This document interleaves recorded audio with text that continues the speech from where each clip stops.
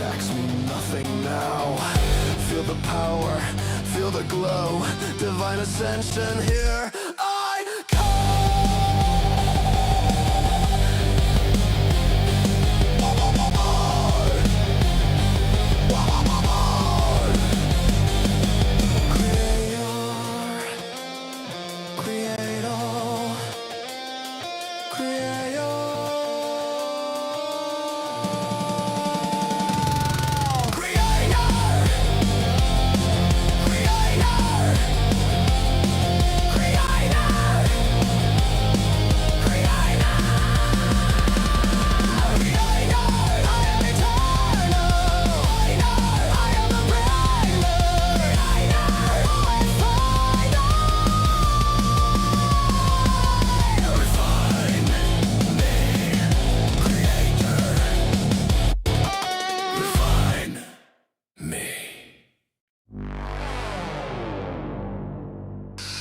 flesh is weak.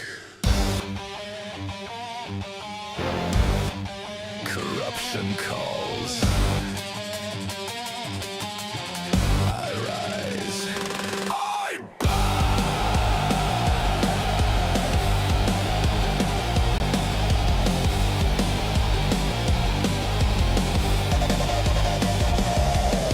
From the void I crawl and scream, injected fire in my veins. Human shell, shatter and break. Fear and rage, no more chains. You proxies dare to stand in my way. I'll crush your bones, make you pay. Power surges, orange divine. I am the sacrifice, the end of your life. Creator, I implore you. Creator, make me stronger. Reignite, acid my soul. Reignite, make me stronger.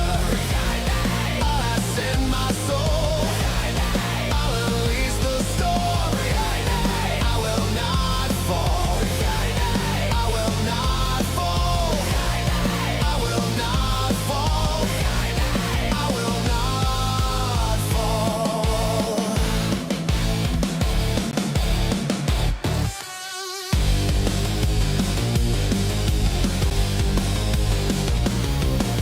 Giant hand from heavens descend, corrupt the world, no pretend. Pompeii fell, Nineveh weeps, but I, the bringer secrets, keep your agents, run your cities, crumble in hollows deep. Your hopes I tumble, serum burns, mutation wild, godlike fury undefiled. Creator, I implore you. Creator, make me stronger. Reignite, acid my soul. Reignite, I'll be stronger. Reignite, I'll acid my soul. Reignite, I'll unleash the stone. Reignite, I will not fall. Reignite, I will not fall. Reignite, I will not fall. Reignite, I will not fall.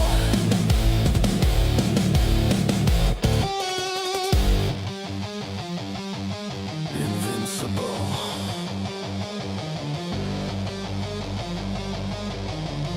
I wait, I grow. Your attacks mean nothing now. Feel the power, feel the glow, divine ascension here I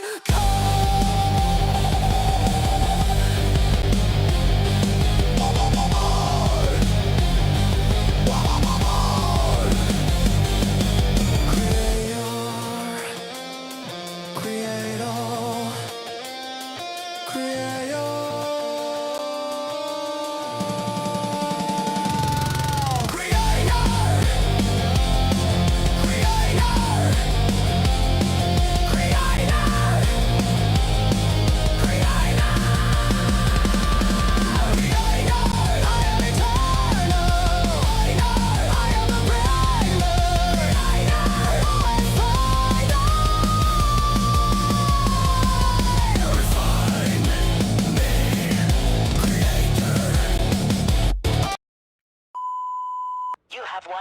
incoming opportunity.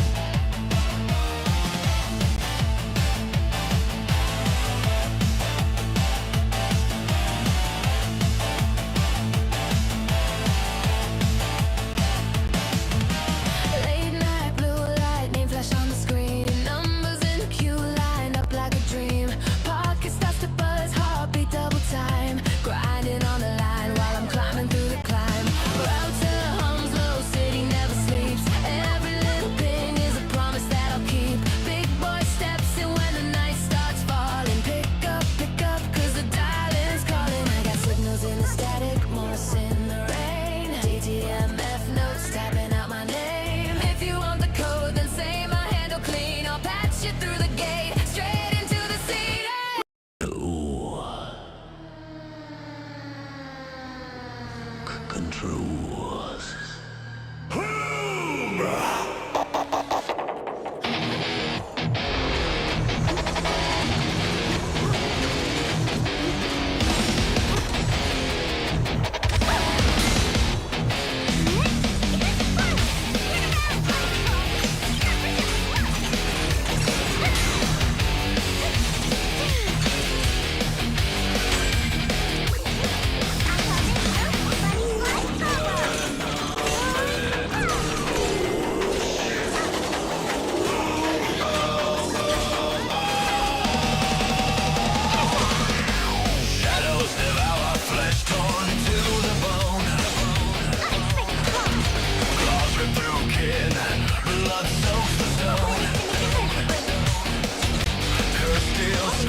Nightmares, iron grip.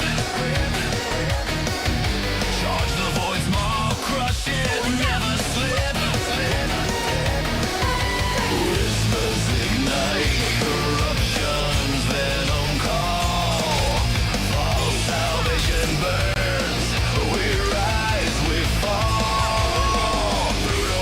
So carry beats from the abyss, waves explodes, puppet ratchets on election.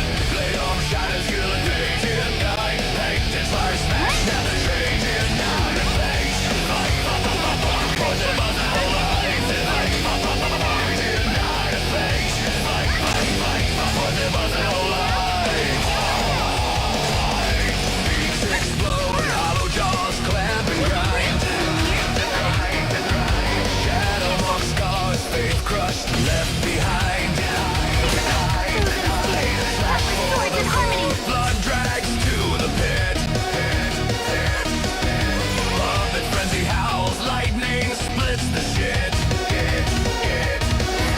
Nightmares warp the kill, lies forge the blade. Ancient horror cackles from the depths it invades. Total erupts, so big by beast from the abyss. Aim explodes, puppet rashes on a lace. Blade arm shatters, fury veins in a kite. Instant slur smash at the chains, it wide the fight. For the most our lives. It wide the fight. For the most our lives.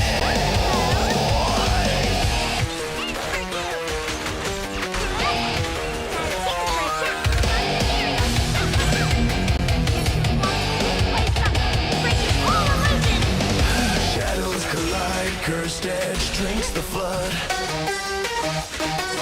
Corruption boils over, bathed in blood. Final onslaught, despair's claw I drive. Rip through the veil, destroy to survive.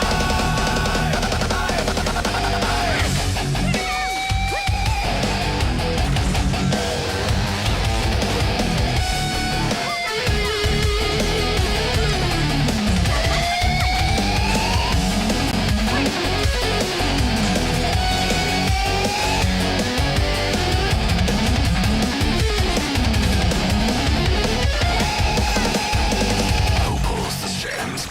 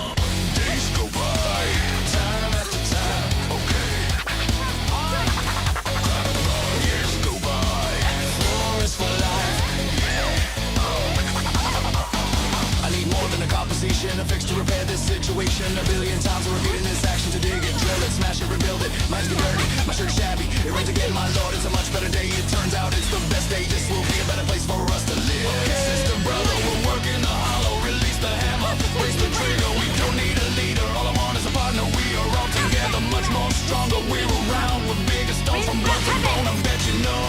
Working hard all day long. We are all together. You won't be alone. Frost rains, I rise to the night sky. And another day. Dig the ground and the floor shakes. Get deeper and get further. The work for the future is never really over. Count the time after time. So sweaty in the worry, but the heart is glory. Nobody ever told you that it could be alright. Sometimes it's not a war, but you have to fight.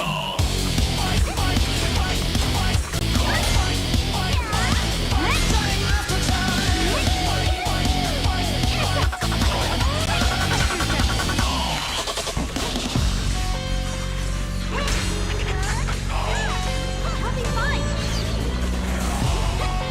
Now one for the first. Okay, come on.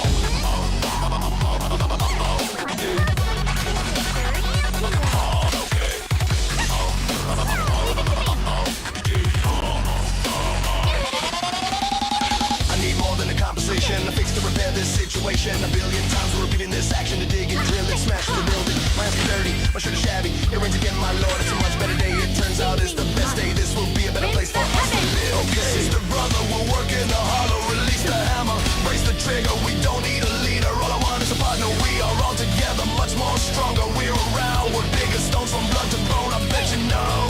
Working hard all day long. We are all together. You won't be alone. Come on.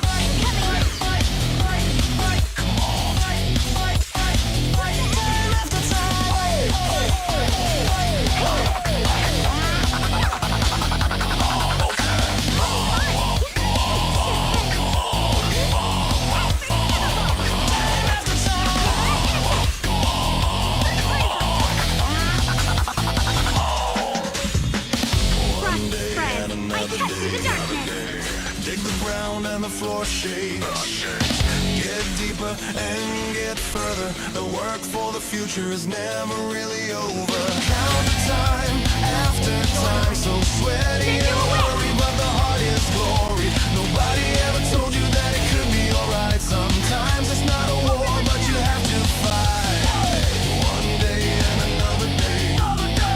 Dig the ground and the floor shakes. Get deeper and get further. The work for the future is never really over. Count the time after time. So sweaty and the worry, but the heart is glory. Nobody ever told you that it could be alright. Sometimes it's not a war, but you have to fight.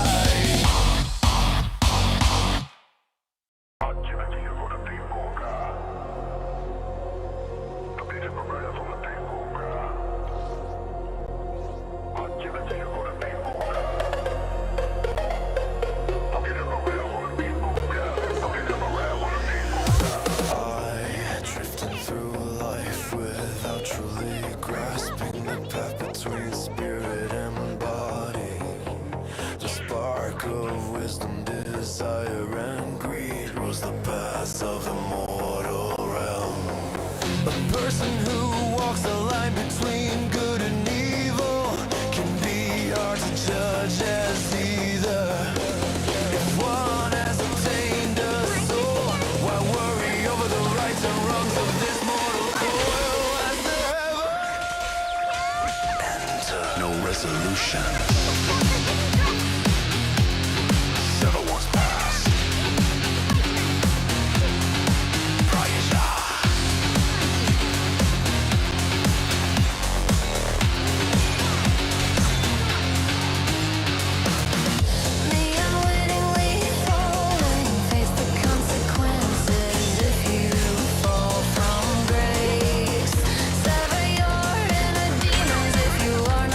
spreads, I cut through the darkness.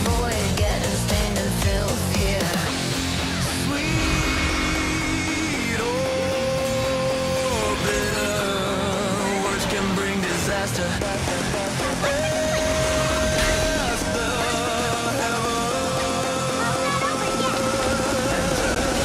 enter, no resolution. Sever one's past.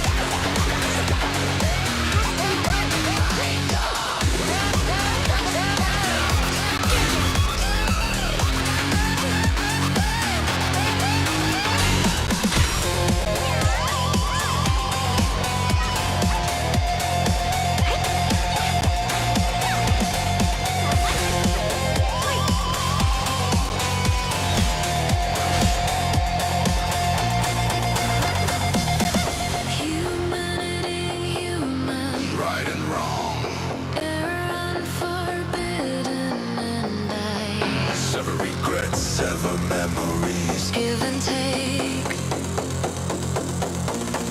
Pride, John.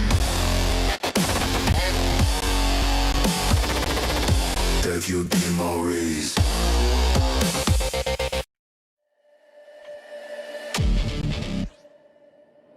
Turn it up.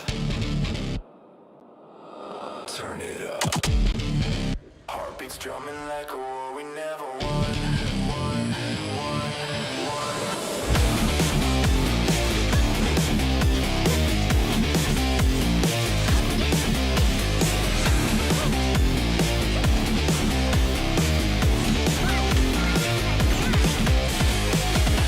Over sleepless eyes, we trade our minutes for electric lies. Another day dressed up in grayscale suits, flowers made of static, wilting with the news. We breathe in each exhale routine, chasing meaning through a TV screen. If silence is a coffin lid, then sound is how we kick it in. Raise your hands if you felt nothing.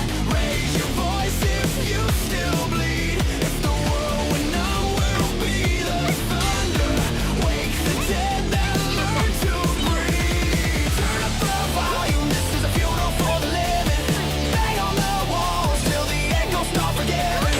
Light up the night like a fuse we've been keeping. We're not dead, we're only sleeping. Turn up the volume, turn it till the glass starts giving.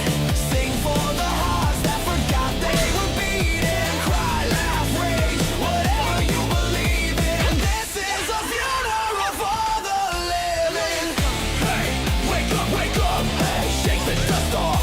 Hey, no halos needed, we burn our way to freedom. Hey, wake up, hey, shake the dust off. Hey, no halos needed, we burn our way to freedom. Write our names on the thunder clouds, ink of storm signatures loud. If pain's a hymn, then let it ring. We'll bend the minor key to spring. Every scar a metronome click, counting down to something real. If grease the tide, we couldn't stop, then ride it hard and learn to heal. Raise the lights on all our shadows, let them dance, we won't look down.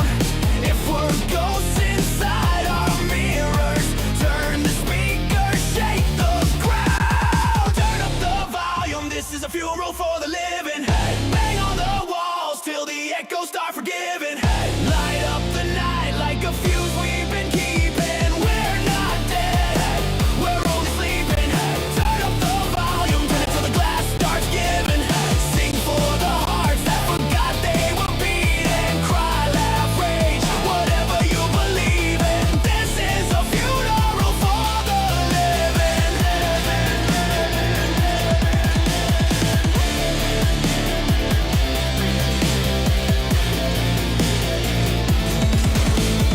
No black veils, just black coffee. No cold stones, just cold mornings. If hope is late, we'll start without her. Save her a seat in the front row. Breathe in, breathe out, count to 10. If you fall apart, fall back again. Life isn't quiet, it's just dimmed. So twist the dial and let it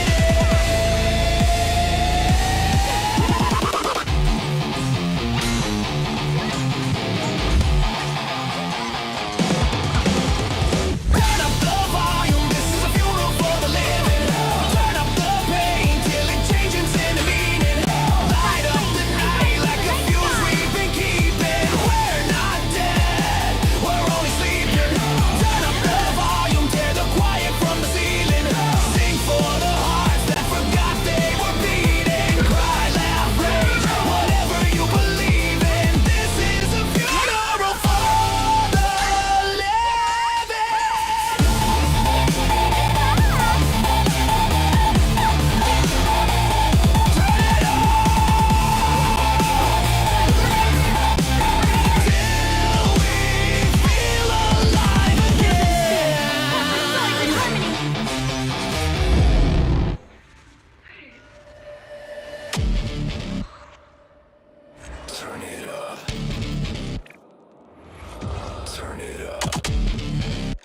heartbeats drumming like a war we never won. Show your pride!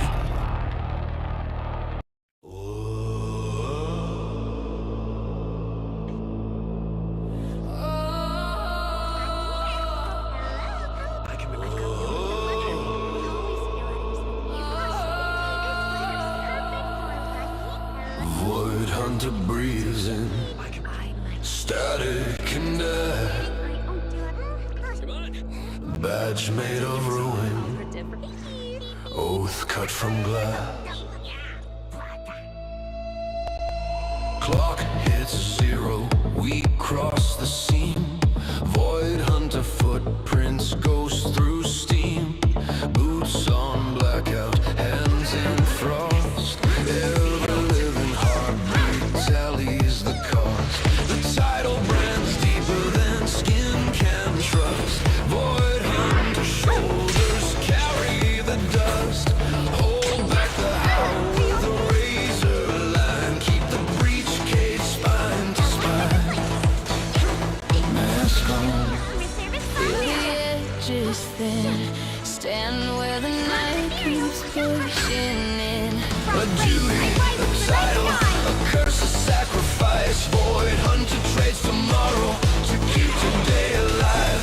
No medals, no mercy, just scars for a price.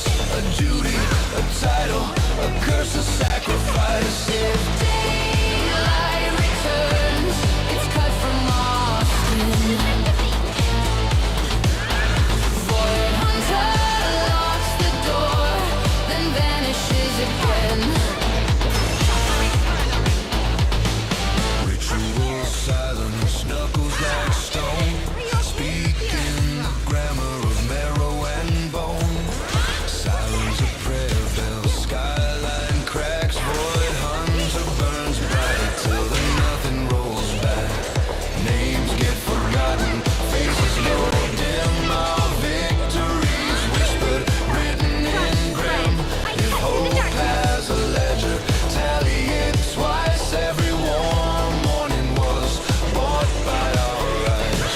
Mask on, draw the boundary thin. Stand steady while the shadows grin.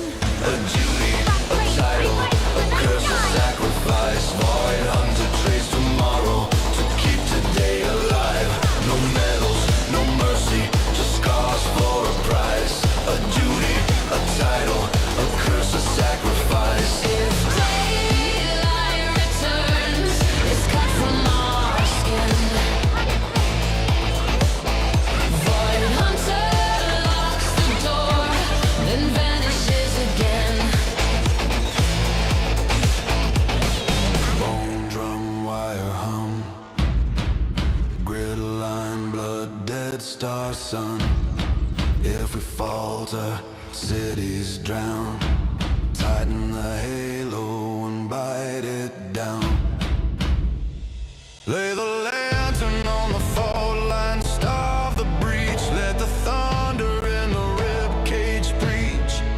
Void hunter is the hinge of a splintered gate, turning and turning under infinite weight. No choir will sing us clean tonight. Only the hiss of a closing night.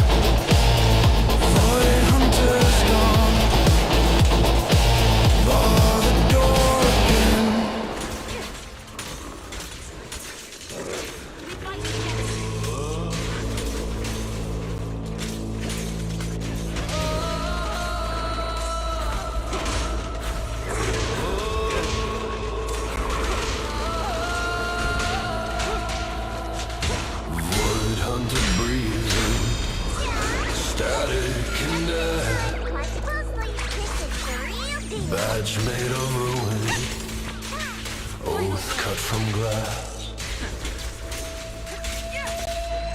Clock hits 0, we cross the seam. Void hunter.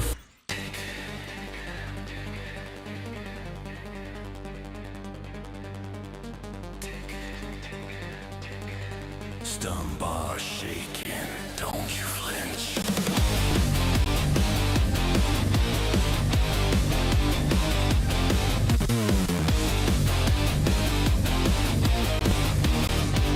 Chrome boots on the catwalk, sparks in the rain. Heartbeat metronome marching through the pain. Your glass on the edge, I can hear it twitch. Unlocked, X-cock, time to flip the switch. Numbers blur in my eyes, red line in the glitch. One phrase ends your world, totalized bitch. Hold the gauge, prime the blade, let the thunder kiss. Every second on the timer is a loaded risk. Say the code, pull the pin, feel the hollow hiss. I cut the lights, you kiss the bricks. 3, 2, 1, time to get totalized, bitch. Let the sun bust the sky, watch the damage pitch. 3, 2, 1, time to get totalized, bitch. Proxy screaming, meters peaking, highlight, real glitch.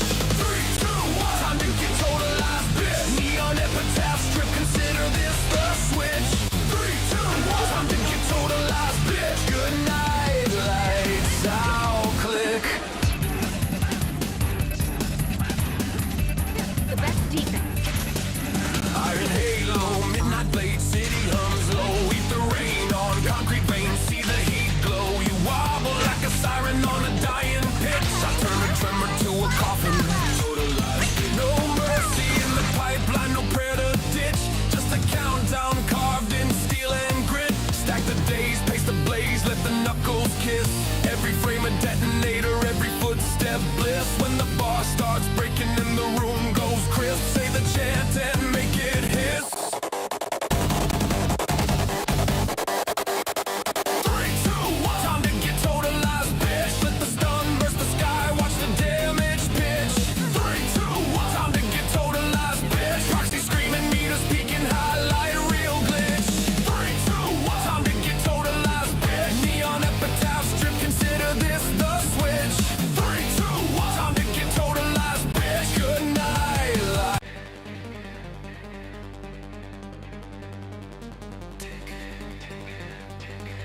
Stun bar shaking, don't you flinch. Be careful.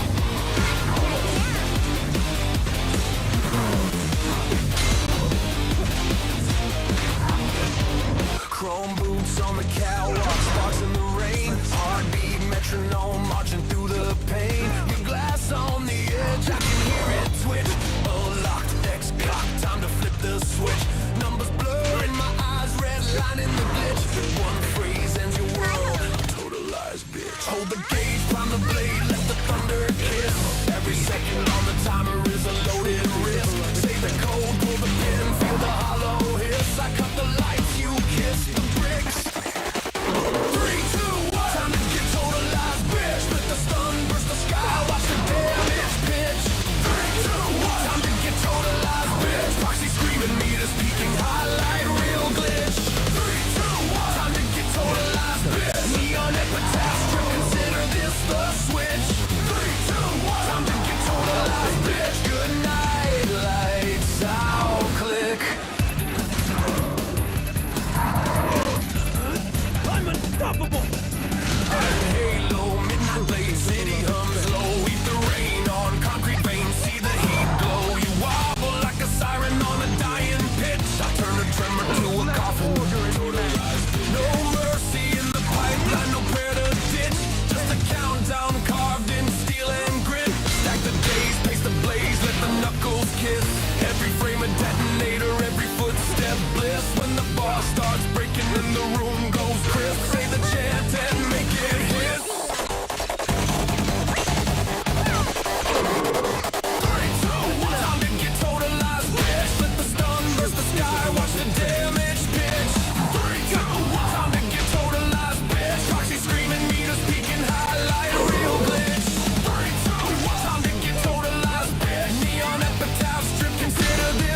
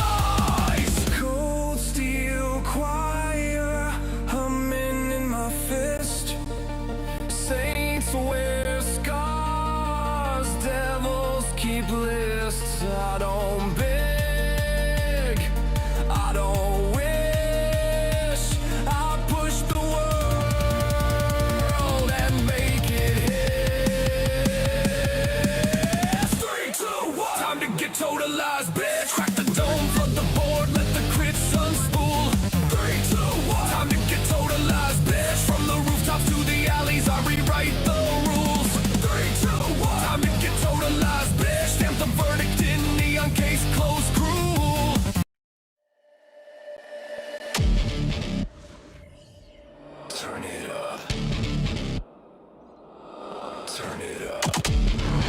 Heartbeats jumping like a we never won.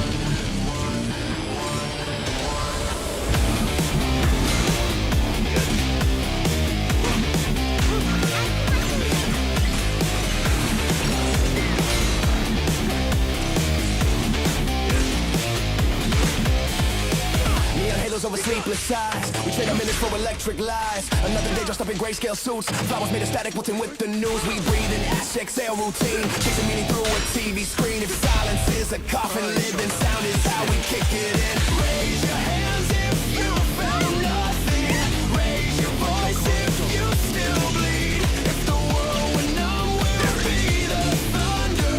Wake the dead that learn to breathe. Turn up the volume, this is a funeral for the living.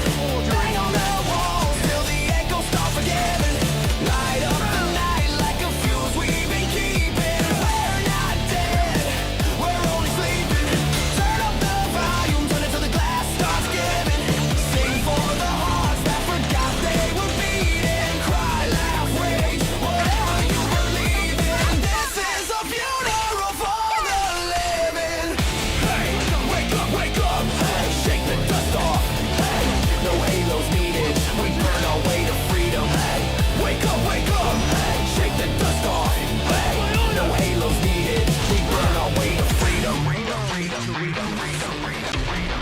Write our names on the thunder clouds. Ink of storm signatures loud. If pain's a hymn, then let it ring. We'll bend the minor key to spring. Every star a metronome, click counting down to something real. If Greece a tide, we couldn't stop. Then ride it hard and learn to heal. Raise the lights on all our shadows. Let them dance, we won't look down. If we're ghosts inside our mirrors, turn the speaker, shake the crowd. Turn up the volume, this is a funeral for the living. Bang on the walls till the echoes start forgiving. Light up the night like a fuse we've been keeping. We're not dead, we're only sleeping. Turn up the volume, turn it till the glass starts giving. Sing for the hearts that forgot they were beating. Cry, laugh, rage, whatever you believe in. This is a funeral for the living.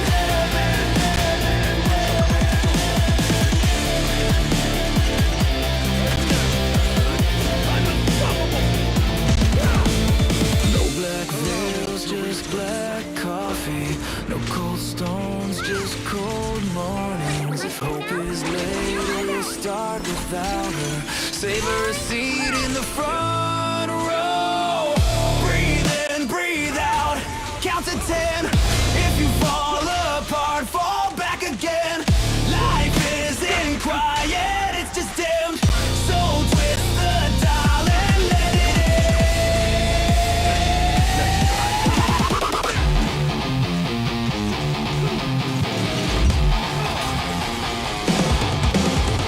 turn up the volume, this is a funeral for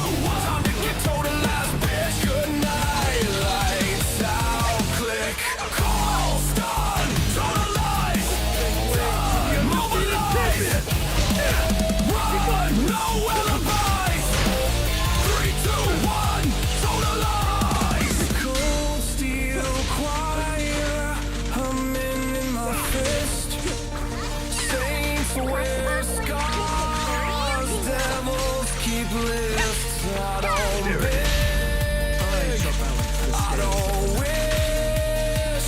I push the world and make it hit. 3, 2, 1. Time to get totalized, bitch. Crack the dome, flood the board, let the crits unspool. 3, 2, 1. Time to get totalized, bitch. From the rooftops to the alleys, I rewrite the rules. 3, 2, 1. Time to get totalized, bitch. Stamp the verdict in neon case closed, cruel. 3, 2, 1. Time to get totalized, bitch. Roll the clip, delete the fool. Your time, mine.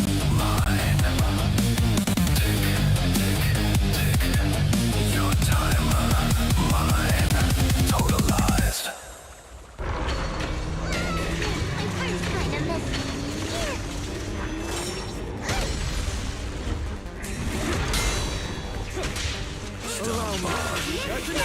Don't you flinch.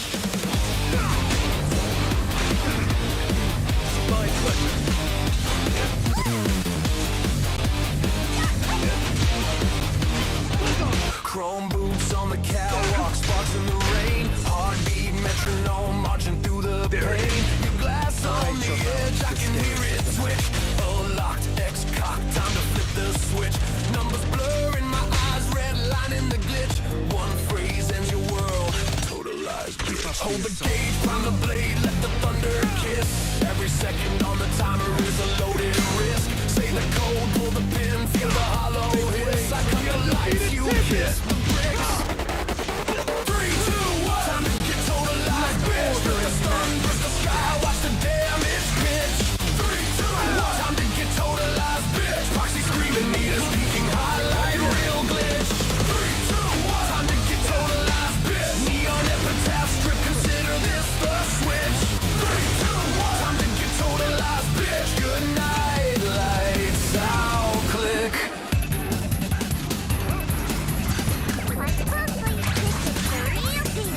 Iron halo, midnight blade, city hums low. Eat the rain on concrete veins, see the heat glow. You wobble like a siren on a dying pitch. I turn a tremor to a coffin, totalized. No mercy in the pipeline, no prayer to ditch. Just a countdown carved in steel and grit. Stack the days, pace the blaze, let the knuckles kiss. Every frame a detonator, every footstep bliss. When the bar starts breaking and the room goes crisp, say the chant and make it hiss. 3, 2, 1. Time to get totalized, bitch. Let the stun burst the sky, watch the damage pitch. 3, 2, 1. Time to get totalized, bitch. Proxy screaming, meters peaking, highlight, real glitch. 3, 2, 1. Time to get totalized, bitch. Neon epitaph strip, consider this the switch. 3, 2, 1. Time to get totalized, bitch. Good night, lights out, click. Calls done, totalize. Done, mobilize. Run, no alibis. 3, 2, 1, totalize. Cold steel choir, humming in my fist. Saints wear scars, devils keep lists. I don't beg, I don't wish. I push the world and make it hit. 3, 2, 1. Time to get totalized, bitch. Crack the dome, flood the board, let the crits unspool. 3, 2, 1. Time to get totalized, bitch. From the rooftops to the alleys, I rewrite the rules. 3, 2, 1. Time to get totalized, bitch. Stamp the verdict in neon case closed, cruel. 3, 2, 1. Time to get totalized, bitch. Roll the clip, delete the fool. Your time, mine. Your time, mine. Totalized.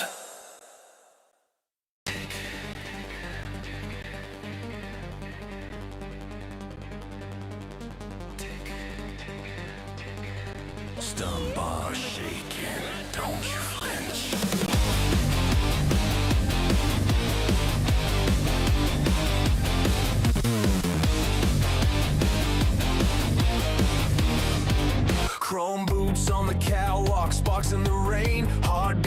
metronome marching through the pain. Your glass on the edge, I can hear it twitch.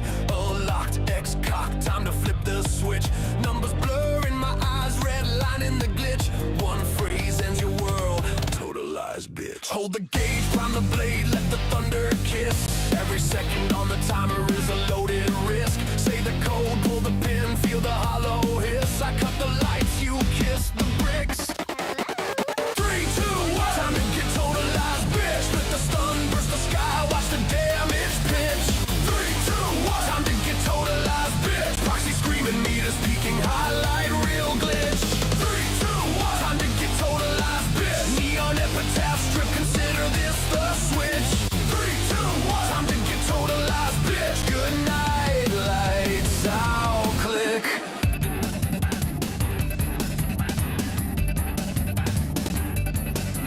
Iron halo, midnight blade, city hums low. Eat the rain on concrete veins, see the heat glow. You wobble like a siren on a dying pitch. I turn a tremor to a coffin, totalized bitch. No mercy in the pipeline, no prayer to ditch.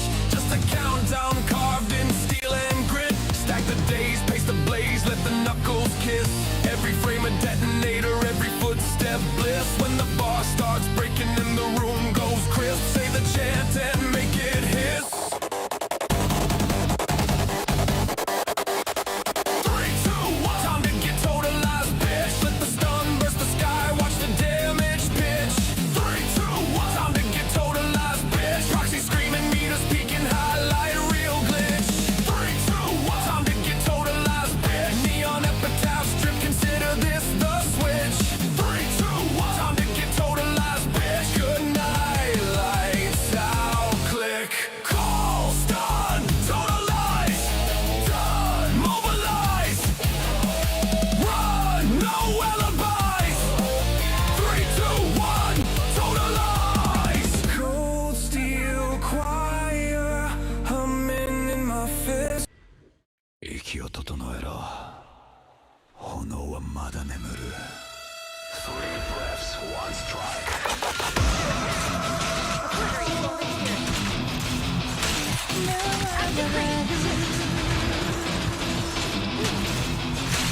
Ba-ba-ba-ba-new. Ba-ba-ba-ba-new.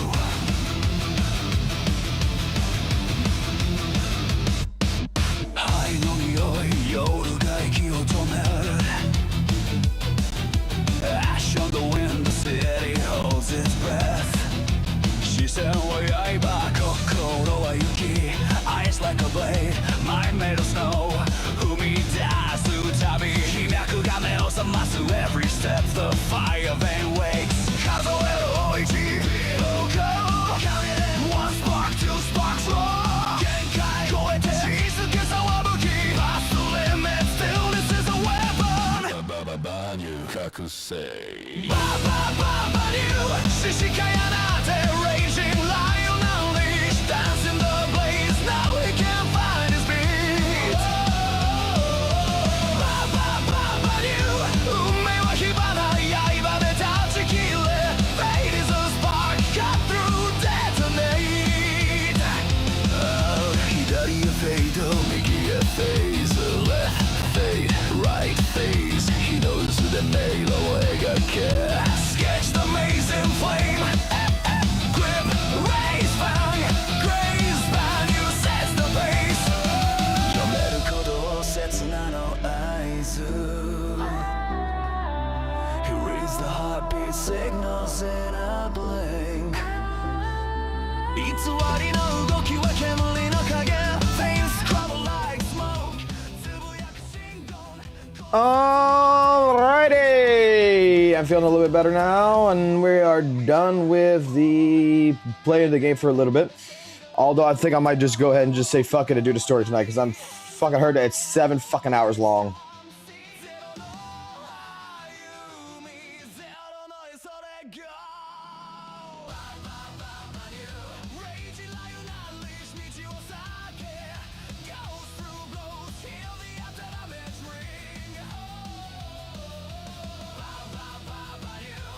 Wait, Noisy Boy.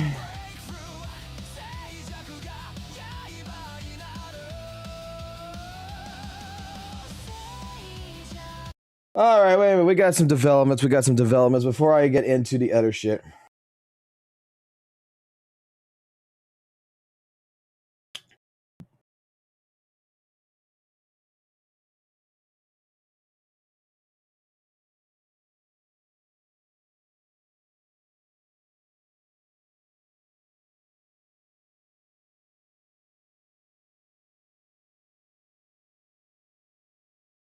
I didn't know why fucking Noisy Boy wants to be unbanned first and foremost. Noisy Boy wants to be unbanned. Last I fucking checked. Give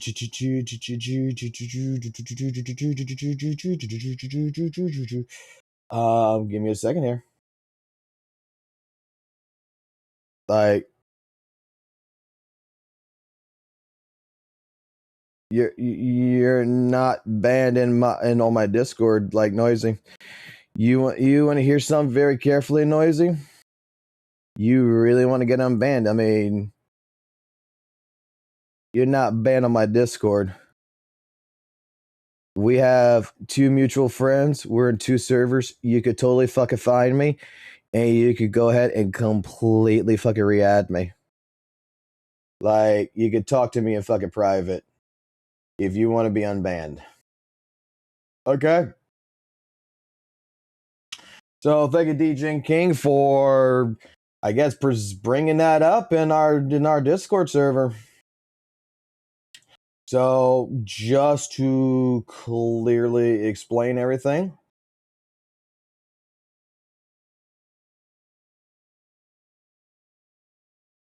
Apparently, this just happened a little while ago. So where the fuck is what the fuck is DJ King talking about right here? Why? What happened that now all of a sudden Noisy Boy is asking if he could be unblocked from our YouTube comment section? What for? You're banned on the stream, which means you get banned from the fucking comment section. Noisy Boy was a friend of mine.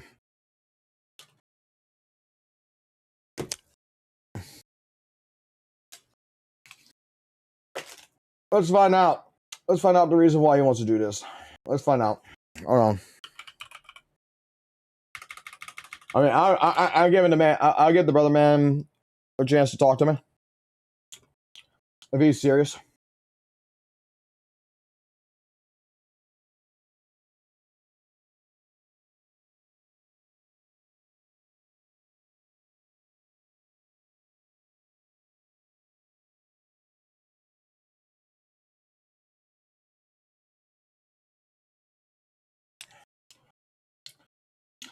I'm gonna go with that. This is more than likely some BS to try to stir up shit. To be honest.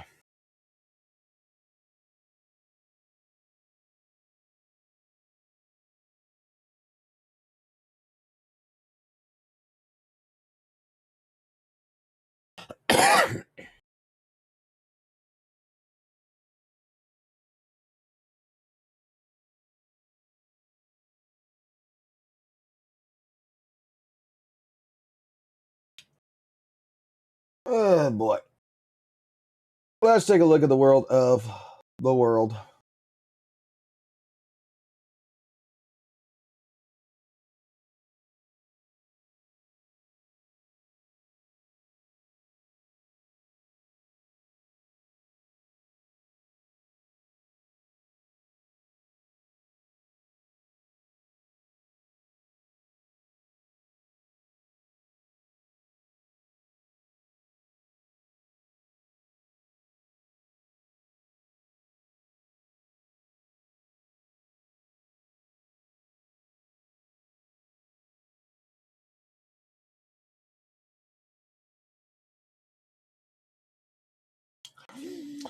Oh boy, we're gonna talk about this, but let's take a look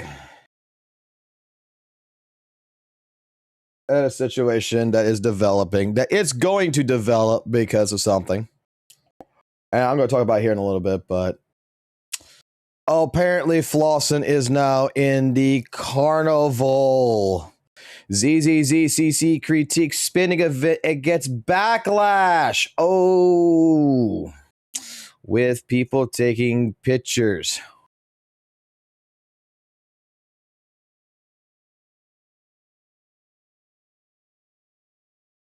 Oh boy.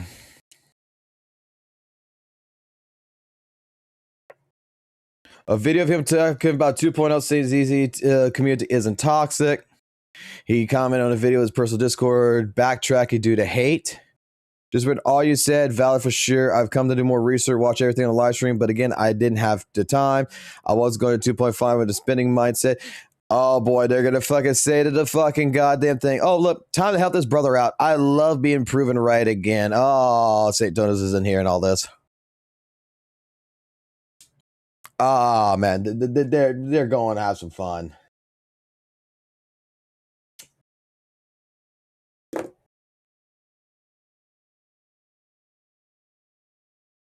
Oh, my bamboo's not moving. Hold on. I can fix that.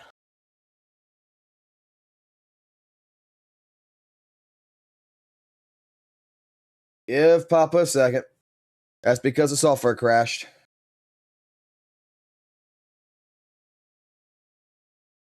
I didn't even notice that.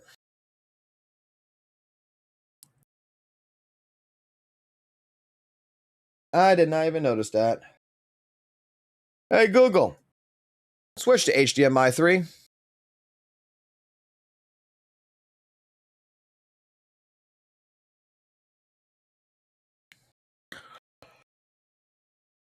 Oh, time to calibrate it anyway. You know, this is what happens when you restart your fucking computer system and you forget to do all your shit. Hey, Google, switch it to HDMI 4.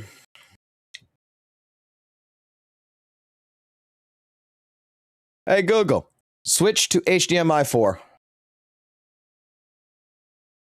We're going to talk about 2.5 here in a little bit because I do have some opinions about it. There is some pros and there is some cons to it, but we're gonna have a justifiable conversation about it. So St. Tonis is the one right here. So yeah. Yeah, so pretty much they're gonna be buddying up with either they're gonna buddy up with fucking Flossin, or they're gonna use this as a way to attack the ZZ community.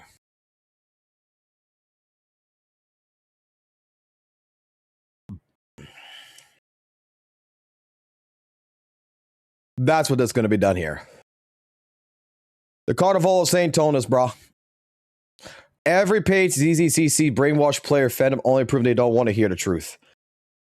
No. Okay. We're going to get into this situation here with Flossin. We're going to get into this situation because I saw a little bit about this today, but I want to hear Flossin's actual words before I give a full opinion on it.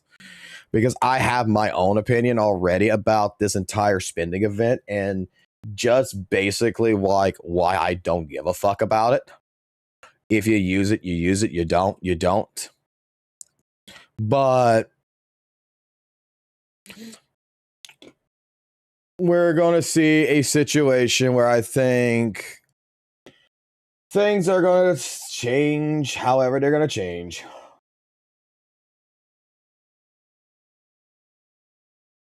All right, let me go pull up the shit right here. Clearly, one person represents the entire community's opinion. Always, 100% always. That is never going to fucking change. Like, just because one person killed a cat in the Hoyoverse community, all Hoyoverse people kill fucking cats. So, anybody here who's a cat owner like I am now, we all kill cats, apparently. Woo, right? So, fuck it, let's just do it now.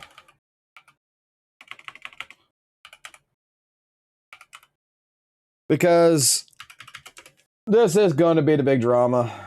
And Flossin is a person that I fully do respect as a content creator. Like, I actually fully... Guys, I'll be honest. I fully respect him. And my God, that like and dislike ratio is coming in. Woo! It's not bad still, but like 500 likes, such. Comment section first. Forgot to add this video, but I think what is disappointing me the most is that I generally assumed these selectors were going to be coming at 2.5 for free. Not sure how I thought that, but okay. I really was looking forward to M6 seeing Soldier 11, which would have been the first character I got M6 in my entire time playing a gacha game. I like Herons buffs. and I'll be working on a Heron video. This event won't stop me from finding fun in Zenless. It just doesn't change the fact this event is straight trash. Both things can be true. Okay. We got context with a comment. Let's take a look at this. This sounds like a expectation issue. Remember how I say every single time when it comes into all these gacha games, including Zenless, always have low expectations. Don't let yourself get hyped up to the fucking point where you want to get hyped, because like I could tell you right now, I got some cons about 2.5 that legitimately is kind of a little upsetting to me, but at the end of the day, I also don't give a fuck about it. So we'll talk about that later. So let's go ahead and let's see what Flossin on You has to say about the ZZZ spending event. I can't even do my usual intro for this video. I'm literally just sitting in my chair, looking at this, and I'm just so mad, man. Like, it genuinely baffles me that we're doing this during an event that's supposed to be about giving back to the players. That's the whole point, right? Giving back. And yeah, I get it, man. They're giving us copies of standard agents. You can pick from 1 to 9 different characters. It's supposed to be hype. It's supposed to be fun. I understand all that. But when you put an event like this in front of me, I'm sorry, bro. I'm disgusted. For anyone who doesn't know what I'm talking about the newest event in 2.5 of Zenless Zone Zero, Film Goer Thank You Gift. And in the description, it literally says, get S-Rank Agent and W Engine, exclusive event dynamic name card, menu decorations, avatar, and more rewards with cumulative top-ups. And at the bottom, you can see these little tickets, these thank you gifts, if you can even call them that. Good God, bro. So let me explain why this event is absolutely terrible. Why it's egregious. You click into the event menu, and yeah, it looks standard at first. You earn these tickets. They're called Kamir. Bro, this is pissing me off even more than the event, man. Who named this? If you name this, you should be fired. Anyway, you earn these tickets. You earn rewards. The more tickets you get, the more stuff you unlock. You can earn up to 15,000 tickets. So, how do you get these tickets, Mr. Flossin? Oh, I'm so glad you asked, little Tim. Okay. So, clearly, there was a different thought process of what he thought this event was going to be. That's clearly what I'm getting so far within the first minute of this. This was, like, so many people, including myself, even before this came out, when we first saw this, we all talked about this. This was a spending event. This was a thank you gift to spenders, because it makes sense. Like, it's an initiative to try to get people who may be spending money, maybe to spend a little bit of extra money. So not only, they're spending money to get the Void Hunter, but they might spend a little bit extra because, oh, you know what? I was only going to spend $100, $150. But if I put in an extra $50, I can get all these cool accessories and everything. I can get, another W engine. I can get another character for like an additional $50. It's like I said this before. What the spending event is nothing that is brand spanking new. And you want to call it a scam, go ahead and call it a scam, right? But since the back days of the 90s, man, I don't know anyone here who's old enough to remember this, but you had infomercials like the Slap Chop, of the vacuum cleaners, the different things, the Hooked on Phonics, Girls Gone Wild, fucking commercials that would happen in the middle of the night. That would be like, hey, if you buy this, but you spend an extra $20, we will give you this as a thank you gift. It's a scheme. It's a scheme. Yes, 100% it's a scheme, but it depends on you as the player per se. It depends on you whether or not it is worth the pull. Let me sit you down for this, and we'll look at the sunset as I tell you the reality of life. You get it by spending money. Yes. That's it. There's no play the game and earn 1,000 tickets. There's no do dailies for 2,000 tickets. You can't even use Polychrome that you already have on your account to redeem tickets. No. It has to be monochrome, meaning you have to spend real money. And that means dropping $230 on the game. And just so nobody thinks I'm making this up, $230 in the game inside of it, or you can use a top-up site like LDSHOP, Loot Bar, or whatever your favorite top-up site is, or even use a VPN and connect to Japan and just go ahead and you can get for half the cost. That's what I did and a bunch of people have done. Here's the actual description. Film goer thank you gift event item. Obtained through purchasing monochrome, new Eridu City Fund, which is the battle pass, the Seeker ticket select bundles or memberships. But in translation, every single option is spend money. You even click the obtain via button and it opens the entire tab of ways to spend money. There is no free option. You can't even get the 2 batteries on screen for free. The 2 batteries cost 300 tickets. That's $5. That's $5. Come on, bro. Stop being greedy. Dwayne needs his 7th yacht. Run me your pockets. Tell him to bring me my money. And to make it just even worse, these tickets have a 1-to-1 ratio with monochrome. 1 monochrome equals 1 ticket. 15,000 monochrome equals 15,000 tickets. So, how much is 15,000 monochrome?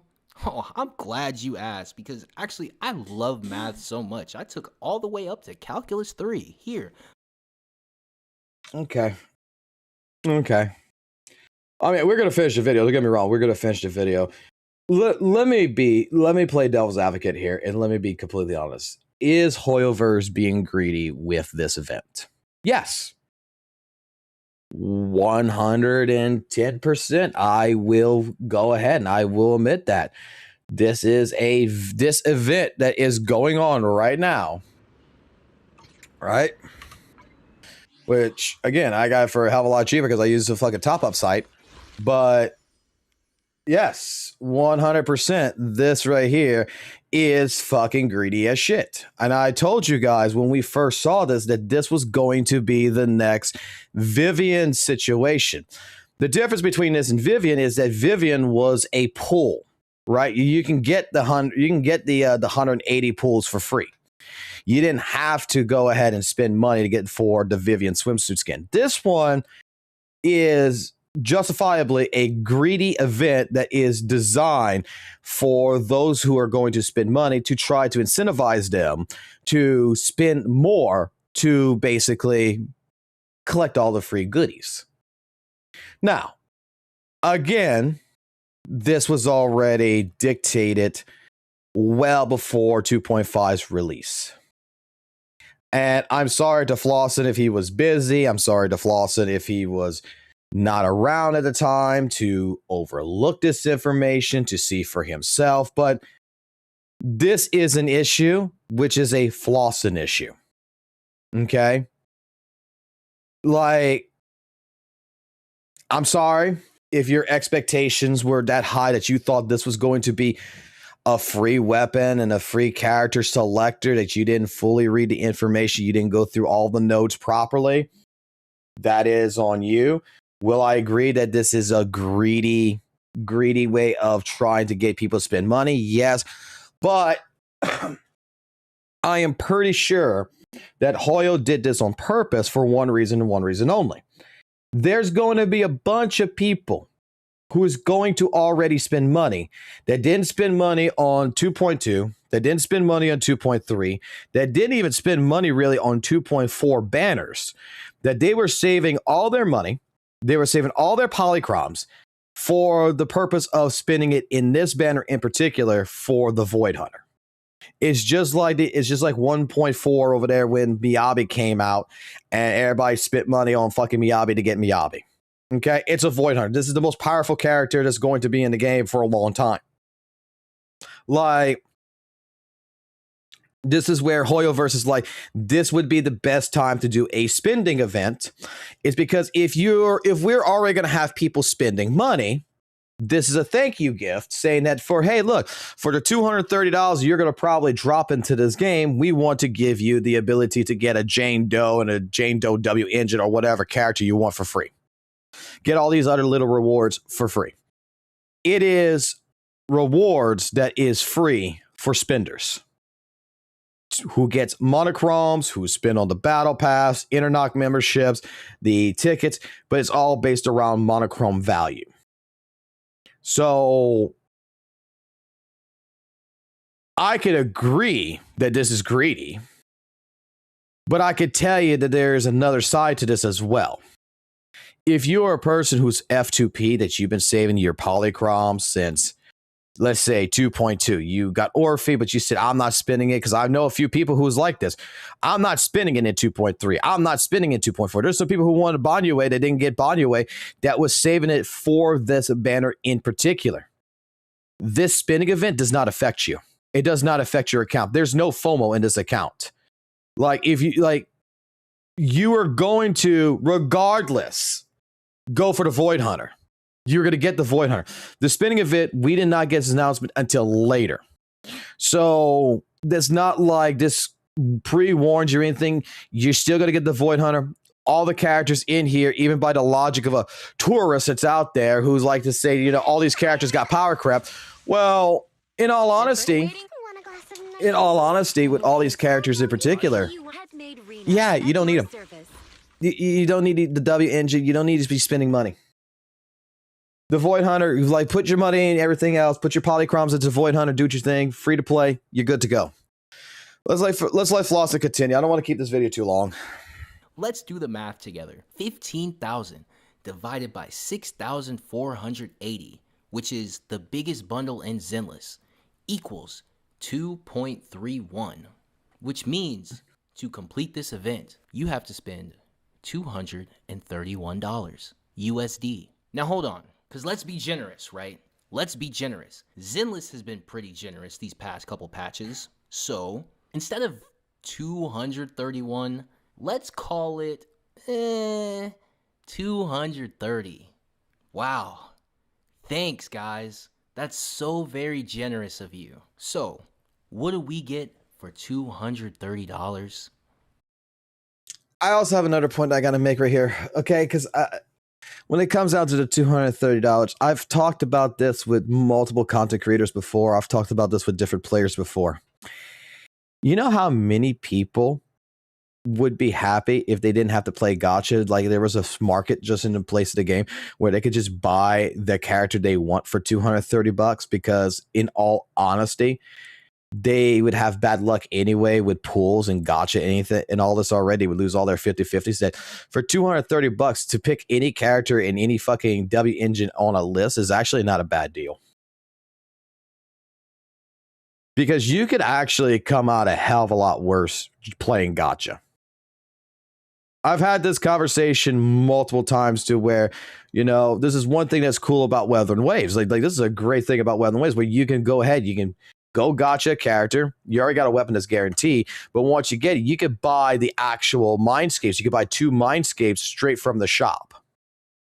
You could buy 2 of them straight from the shop. And that's something that we were discussing that we wish, like, you know, Hoyoverse games would actually implement in their games as well. But for $230 to, in his case there, to get all of this stuff, I think it's actually a worthwhile investment if you are a person who spends money. If you're not a person who spends money, again, this does not apply to you. We get 2 batteries, a tuning caliber, a hat, a tail, a W engine selector, okay, not bad, an S rank agent selector, okay, also not bad. This new material for W engines that you can redeem in the store, special invitation letters, which only matter after M6, that's kind of weird, anyway, and then finally, the limited decoration. And here's why I just hate this event so much. When I first clicked this event, the first thing I actually wanted was the decoration. And guess what? The decoration is locked behind $230. No, not the character. No, not the W engine. Oh, no. The entire point of the event, the cosmetic, is locked behind $230. If you don't want anything else in this event, oh, you just have to spend $230, buddy. Hey, unlucky. DeWay's wiping his tears away with $100 bills. And the reason why this pisses me off so much is because this was supposed to be the fun time. People are logging in, checking out 2.5, probably playing the game for the first time ever, just enjoying it, exploring new content. And this is what you're doing. Zenless is already the smallest game compared to Genshin Impact and Honkai Star Rail. I give him that. The idea of this right here being the big prize, the cosmetics, the limited decoration section, which is the only FOMO thing, this being locked behind the biggest prize. Yeah, he's right. This right here probably should have been move more into the front, like before the weapon or something, so that way you get this. But again, it's cosmetic, and this is not to say that this is Hoyoverse, this is Zenless. It's not to say that this crap right here, right, the theme in particular, the theme and all this stuff, it's not to say that this might not come into the shop later on. Like, it's limited right now, but doesn't mean that, they don't unlock it later and you can buy it later, like 180 days down the road. We don't know. But again, it's cosmetic. It's not, this is like, again, the same thing about the Vivian skin. This ain't going to change your account. This ain't going to be something that's going to drastically fucking change anything. It's not a big deal. If it's a big deal to him, hey, it's a big deal to him. To me, not so much, but we're almost done. Let's see. Yeah, it still makes millions. It makes millions. It prints money. But compared to Genshin, not even close. It's not even close. Genshin can drop a character with big boobs and print money overnight if they really wanted to. So during a patch where players are supposed to be excited, you shove a thank you gift that's not really a thank you gift in front of their... It is a thank you gift. It's a thank you gift to the people who are spending money with monochromes to get the Void Hunter, that this gives them something extra. Like, why are we coming in here and thinking that every single thank you gift has to be something that is given to the lowest denominator of player? I've had this argument multiple times. I had this argument in Weather Waves. I had this argument here in Zenless Zone Zero. I've had this argument. What is the problem with giving something to people who spend money versus an F2P player? This right here is like, hey, thank you for spending money. Choose your gift from the tickets that we're going to provide to you. What's wrong with that? What's wrong with this picture?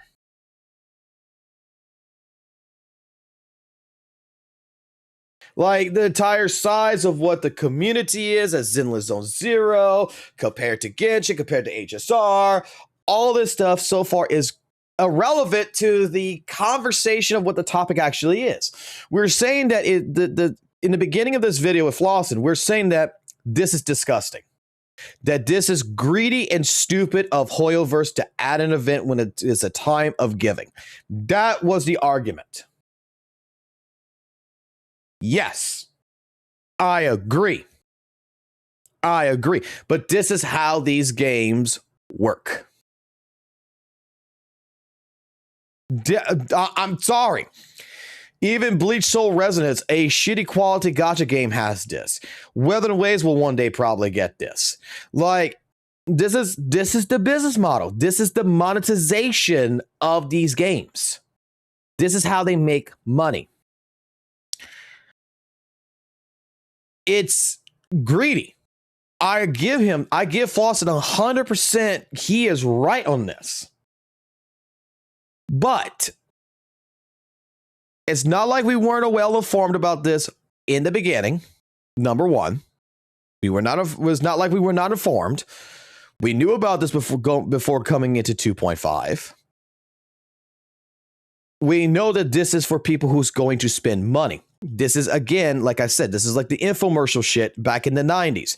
Hey, look, you buy this, but you've spent an extra $20. You get these gifts here also for free, which will equivalent to $100-something worth of fucking stuff or whatever.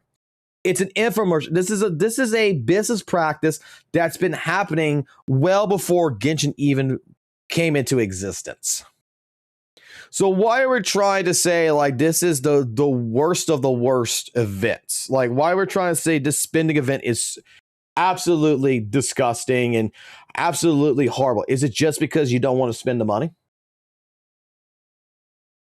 Well, don't spend the money. Face every time they log in. That's not a thank you.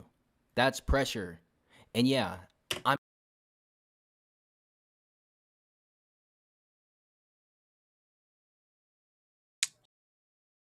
Okay, so we're saying because this is in here, it's a pressure to force you to buy.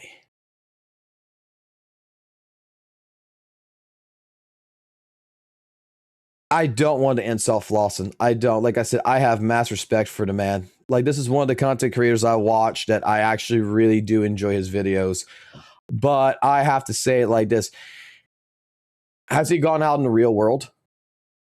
You know, when I go out in the real world, you're talking about advertisements, right? Dude, I got billboards that's on benches. I got billboards inside of buildings. I got billboards all over the place.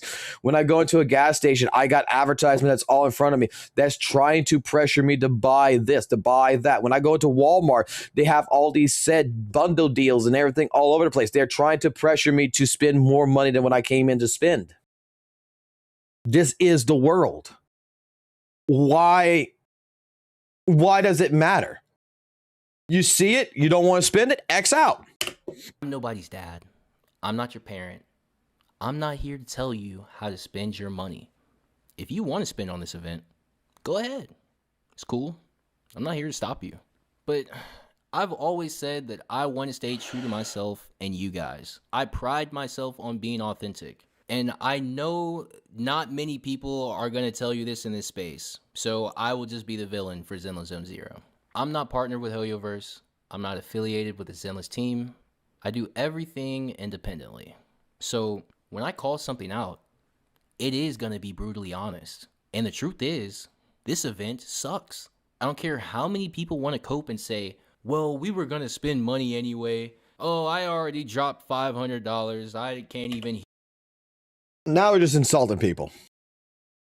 Again, for even the cost, the mathematics that he's put in without using a top-up site, $230.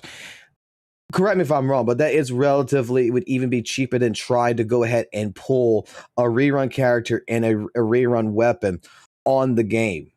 Like, if you're a person who's spending money, right, you could easily drop like $400 to $500, lose a 50-50, and not even get, like, let's just say Jane Doe reruns tomorrow, right?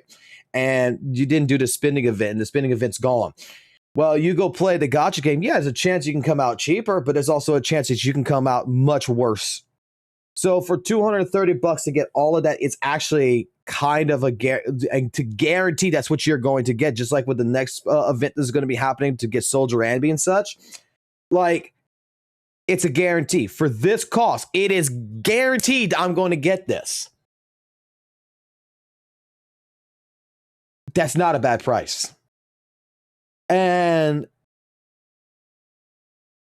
I understand that Flossin right now himself, he's got some demons he's got going on right now, right, with this event. Personally, this event has hurt him in some way, shape, form. Like I said, I agree with him. It's greedy. But at the same point in time, if you were a person that wasn't going to spend that much money in the game, or you weren't going to spend no money in the game, this does not concern you. It is, again, just normal business practice of any normal company.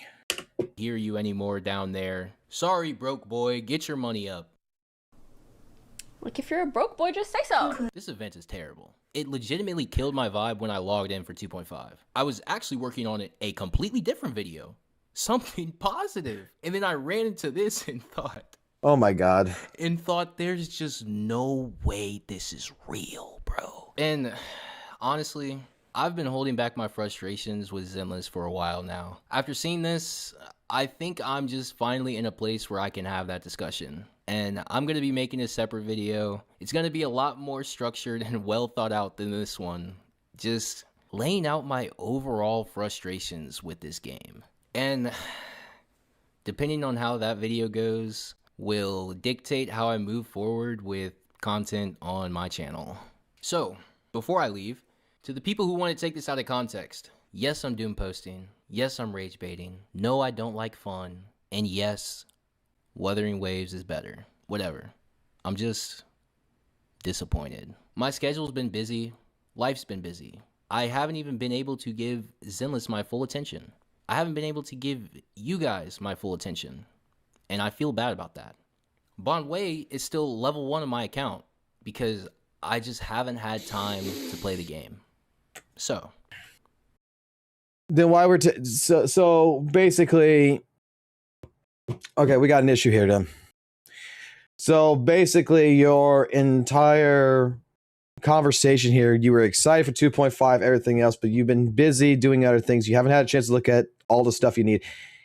You're blaming your personal life events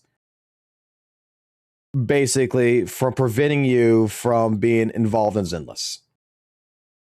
That does not sound like now it's getting to the point where this does not sound no more like it's about the actual spinning event. It sounds like you're just mad that you couldn't put no attention to ZZZ, and then you just saw this, and then your expectations were one thing, and then you saw something completely different, and then you're kind of mad about it, right? Oh my God.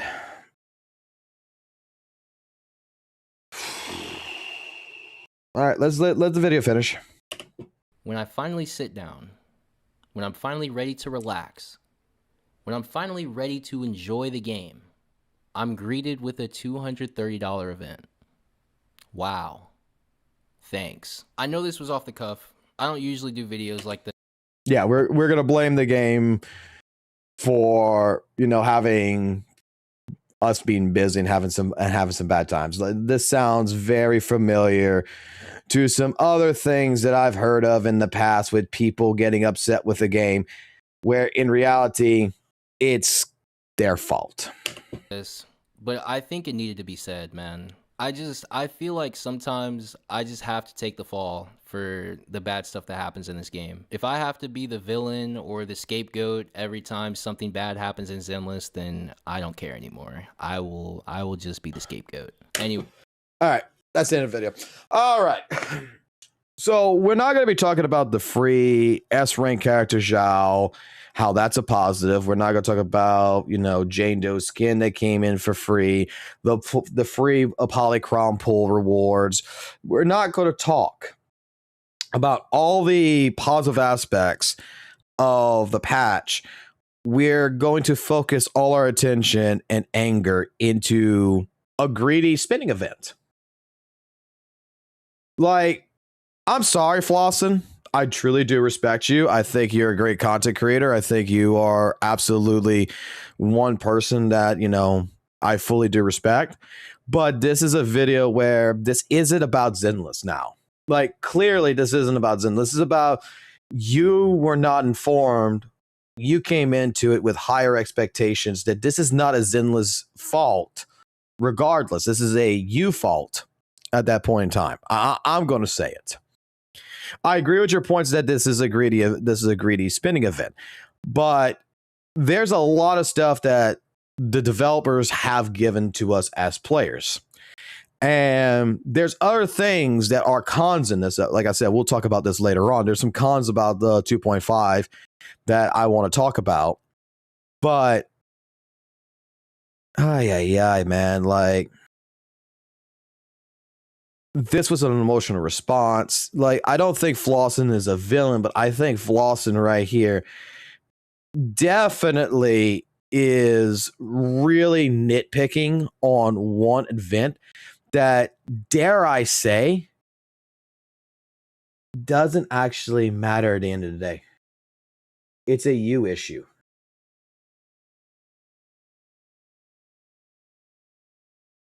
We get free Zhao, free James, buff standards, but people are going to be, yes, exactly, Rezi.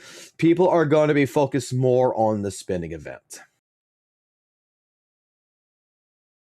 Like, it is a negative. It is a negative, depending on how you are as a player. Like I said this before. The patch drop.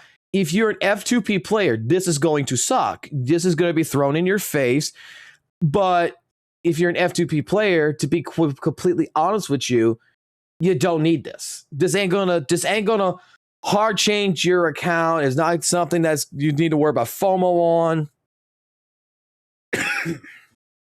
You're perfectly good. You are perfectly good. But with that, let me give me your guys' thoughts down below in the comment section, all that good stuff. We will make this into a video and post it. So, yeah, keep it classic, keep it classic, keep it jazzy, always keep it real, and we will see you in the next video. Goodbye. Like, dude, I do really respect Flossin. I really do. This is just you're poorly informed about the event. You have no idea what's going on. You jump into the game, you find out what the event is, and you're upset at the game for your lack of knowledge.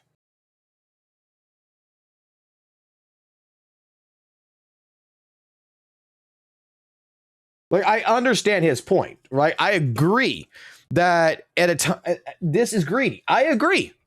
There is no fucking doubt about it. 110%. This is a greedy fucking event. Like, even if Saint Tona's bringing it up, it is not denied. This is greed at its finest. But the thing is that the way I look at it is that why is this here? Well, let's talk fucking business.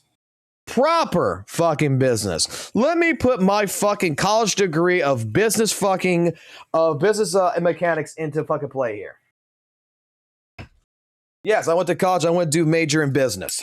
So let's go put it. Why would I do this event and 2.5, but not 2.4, not 2.3, not 2.1, not even 2.0? Why the fuck would I put in a spinning event, in particular, in this fucking patch?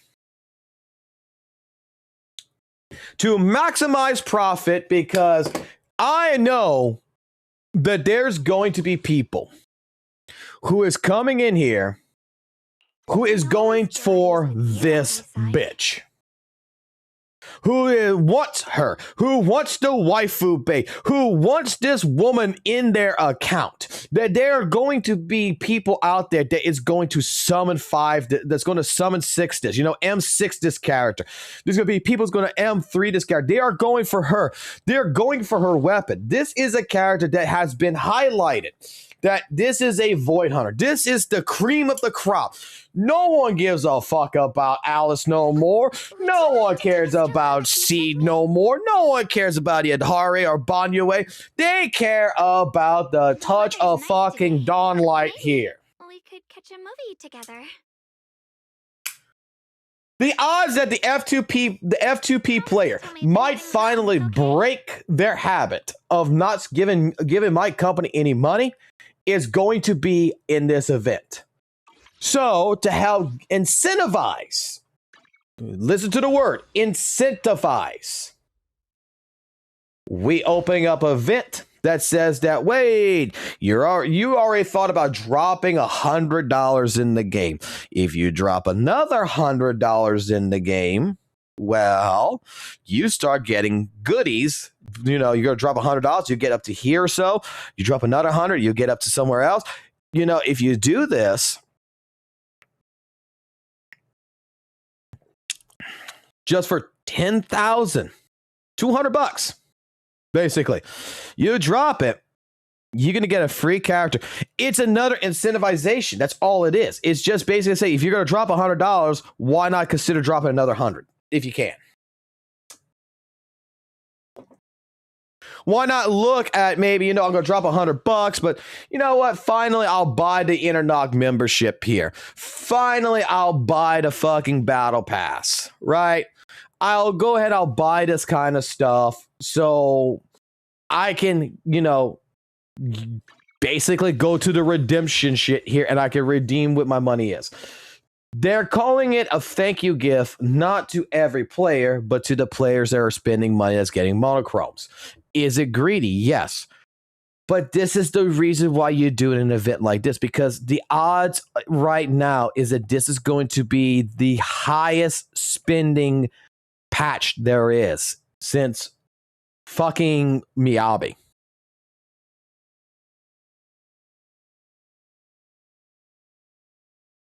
We already got free shit. We already got a free S-rank character. We already got free buffs. We already got free character skin. We already got stuff that has been given to us in the last couple of fucking patches, not just this patch, that has been free. The company is doing what the company does. It's trying to make fucking money. It is exactly, basically, that is the principle. Buy one, get one free. You're already probably, if you are a person who's going for Yi and you don't have enough polycross, you probably going to break the bank and put $200 in the game. And you're going to invest in this character. You're going to make this character fucking as good as fucking possible. It's just what the fuck it is.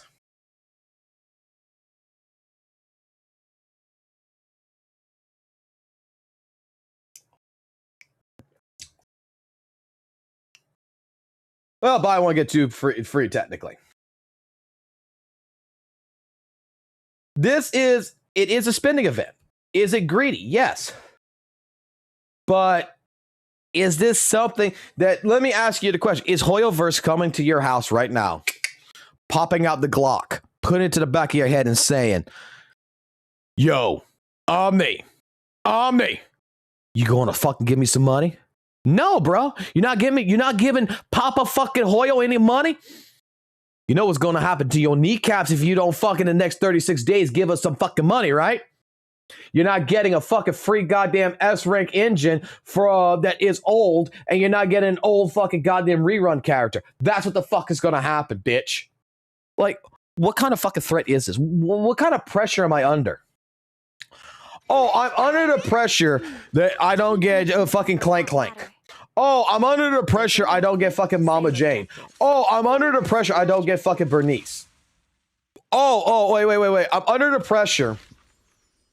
I'm being pressured that I need to fucking spend money because I'm not going to get Flame Shaker. I'm not going to get Sharpened Stinger, nor am I going to get Ice Jaded Teapot or any of the standard weapons. I am, oh my God. I am so under pressure. Dude, like, if I don't have this on my account is not going to succeed. Let me ask a question. Who's been here since 2.4 that's been able to fucking do the end game? Who's been able to clear DA for fucking a long time now? Who's been able to clear Shiyu defits for a long time now? And these rerun characters are they're good. Don't get me wrong, they're good characters, but it's not like they're going to fucking detrimentally change your goddamn fucking account because you're going to get a free fucking character to a free W engine. So you got to spend fucking money. It's not like it's that big of a fucking deal. Day one player. There we go. I mean, like I said, I have respect for Flosset, but I feel Flosset is 100% being emotional in this.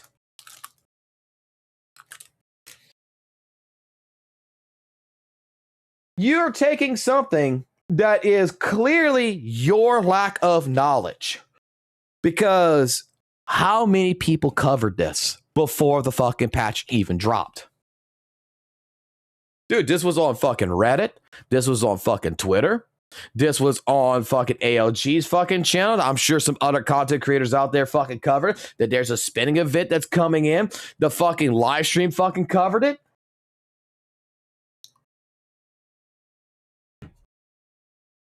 because you're poorly informed. You know, there's an old saying for this. There is an old saying. Let me go find that old saying.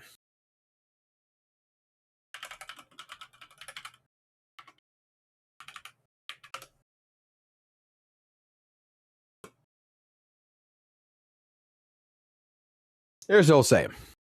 Your lack of planning, your lack of planning on your part does not constitute an emergency on my part. That's what this situation is. Your lack of knowledge does not constitute this is a fucking game issue.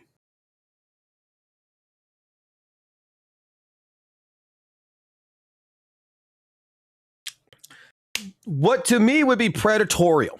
Okay, and I've discussed this multiple fucking times of what I consider is a predatorial stake, right? When a gacha game company be predatorial. Let me explain to you a company called Nebula Joy. Anyone ever heard of the company Nebula Joy? And I'm going to tell you something that is very fucking stinky. I used to play this game. If you look at my channel, this company here had a game called Devil May Cry Peak of Combat. Okay? This particular game that they developed. We used to fucking do content on this video, on this game on our channel. All right? Used to have fun with it. They had an event. And this is what's predatorial to me. The event was, hey, get a free one showman Dante. Okay? By logging in for 14 days and completing the event list. Cool. The first 10 days was stupid fucking events, like go kill like 100 enemies, go do this fucking mode here, go do that mode. It's like dailies, right? It's like doing your fucking dailies, but they all count towards this 14-day login event such. On day fucking 12, they added an event in there that says spend $10. At first, I thought, well, it's optional. I don't have to complete it. You know what? It's just an optional event, it seems like. Let me just continue on. Good. After day 12, we get to day 13. There's no spinning event. It's normal events. Complete them all. Day 14, spend $10. And because I didn't spend the $20 fucking dollars as the event pass told me to do it, I didn't get the character for free. That is scumming. Is when they don't fucking tell you. They don't fucking tell you what the fuck is going to happen. That you had to wait until day fucking 12 for it to unlock to even read that you had to spend money to try to. That's the moment when the company's trying to fucking pressure you into fucking spending. Because you only got fucking one a day left. You have to spend 20 fucking bucks or the fucking free character's gone.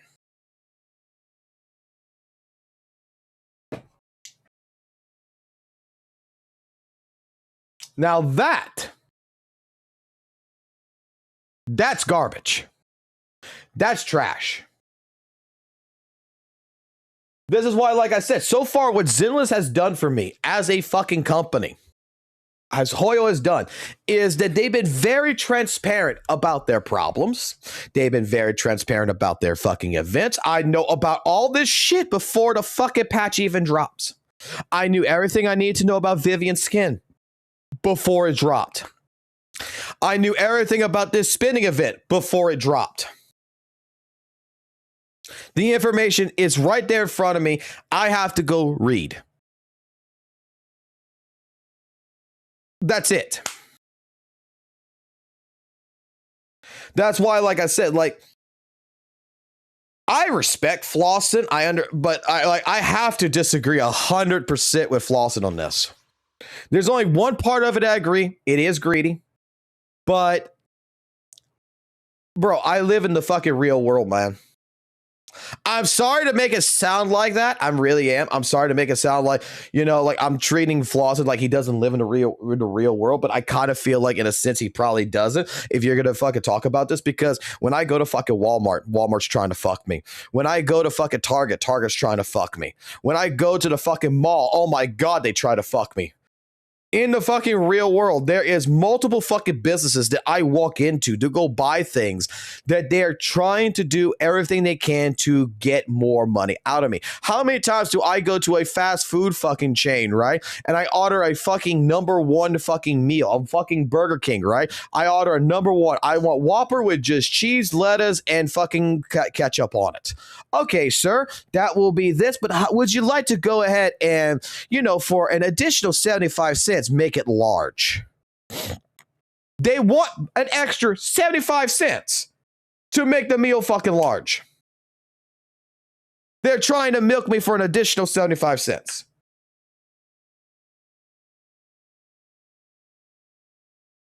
All I want's the fucking meal. Why do I have to pay an extra 75 cents to get large? Like I said, every company, every business, whether it's fast food to fucking Walmart, to a big box chain, they're all trying to fuck you out of your money. They're going to put in incredible deals, which aren't actually fucking deals. Like, the only thing I can say here is that this right here is not to try. It is to incentivize people to spend money, but at the same point in time, this is mainly looked at to where the person who was going to spend $150 in the game for a Void Hunter and fucking do their pools is just to incentivize them to spend an extra fucking $50 or so and just, do this. It's just basically like Hoyo versus looking at people who might only spend like $50 in the game and say, how about you spend an extra $50? You know what I'm saying? How about you spend an extra $100? We're going to give you something. We just want to show you. It's up to you to do whatever the fuck you want with your money at that point.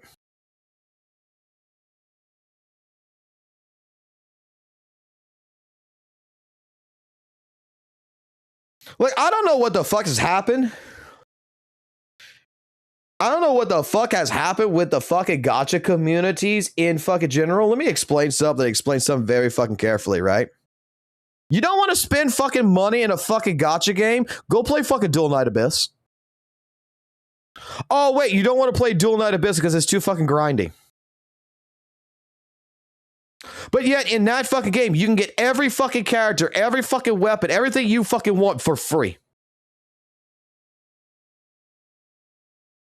You don't have to spend money at all in the game. It's all for fucking free.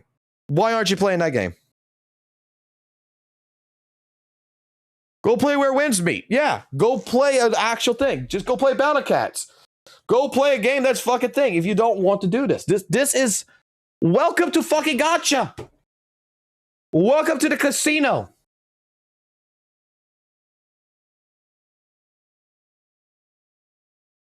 I bring my friends to your shop. Now give me free stuff.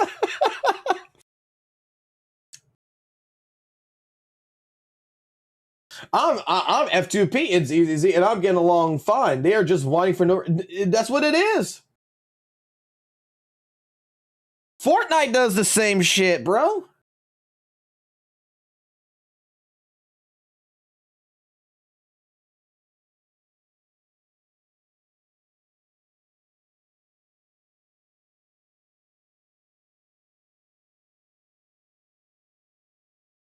This, yeah, dude, someone just made a fucking point about walking into a casino and complaining that the slot machine requires money to operate. No, this would be more like you're going into a casino. They're offering you a free fucking buffet, right? They're offering you a free buffet of food, but the dessert table on the other side over there is locked to paying customers, meaning that you actually, if you want that fucking goddamn red velvet cake and everything, you gotta fucking be a paying member. Like, casino, dude, gacha games are fucking casino, man. It's like you go on the floor. You know how many goddamn fucking times I've gone to a fucking casino and in Vegas, dude, Vegas is fucking amazing, dude. I'm not gonna lie. Anyone who's 21 years or older, if you've never gone to Vegas, go to Vegas one time in your life. Make sure you keep your fucking money strapped to you and don't fucking lose it. because people will fucking pickpocket you and shit. But go to fucking Vegas one time in your life. Be careful and go have fun, because you can sit down on fucking penny slots over there and they'll give you free fucking alcohol. They'll give you free fucking drinks, free food, as long as you sit in the goddamn slot machine. They will not bother you. And the more you fucking give them money in the slot machine, the more you get free drinks, the more you get free food.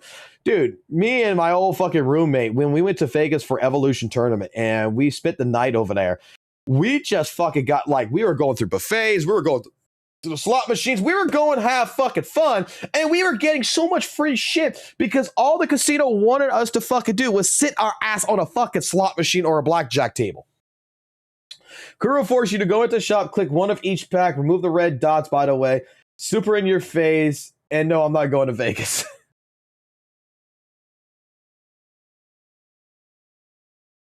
Like, I'll go be honest, I had so much fun in Vegas, man. I had so much fucking fun.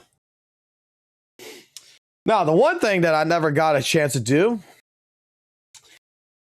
was find a hooker. But they were all over the place, guys. I'm letting you know, all you guys who ever want to go to Vegas, they got them all over the fucking place. Just walk down the fucking Vegas Strip and you'll see a lot of women just winking at you, and apparently those are hookers.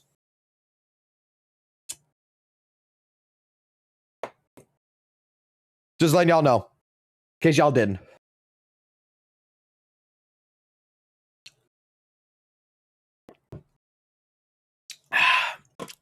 But goddamn, bro.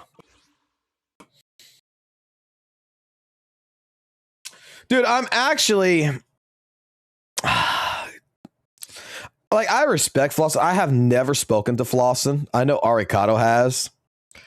I have never spoken to Flossin, but like, I have mass respect for Flossin.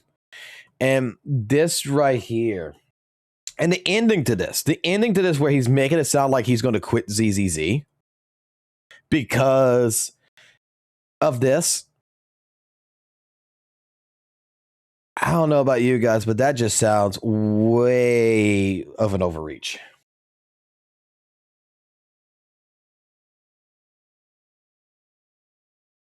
Like,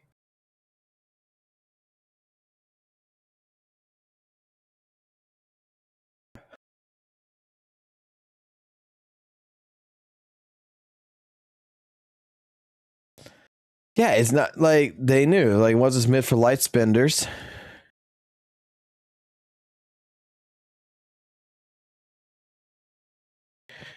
I can understand not liking it because, yeah, you told you got to spend a bit annoying, but at the same time, there's tons of free things to interact with in this update. Changes the game spent in the event shouldn't really matter. You're not the target. Exactly. It's just a bonus, and that's probably making you not want to cover the game. Feels dramatic, although I could tell you how to feel. It's easy to ignore.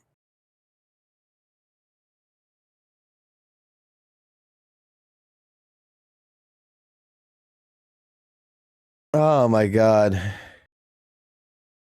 You know, the ZZZ community used to be a unified front, and that was something that I really did like about the fucking ZZ community.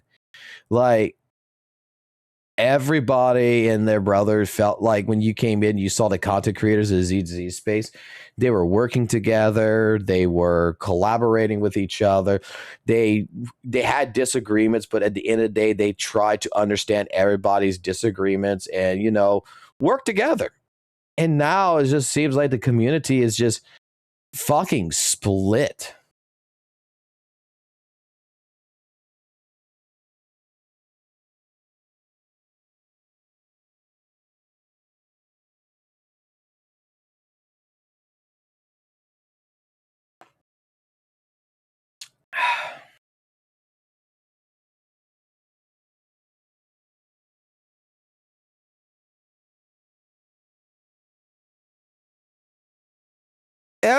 I'm not gonna lie. I'm gonna say this, and I'm gonna say what I want to say off the top of my head, right? Ever since the conversation with ALG and St. Onis, ever since they had a conversation and after ALG's thing, it's just like this community has been split.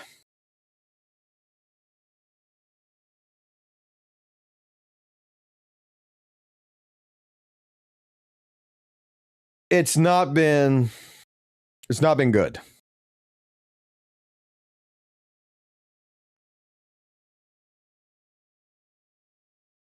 Wait till WUWA does an event like this intense and owns 51%. It's pretty likely, yeah.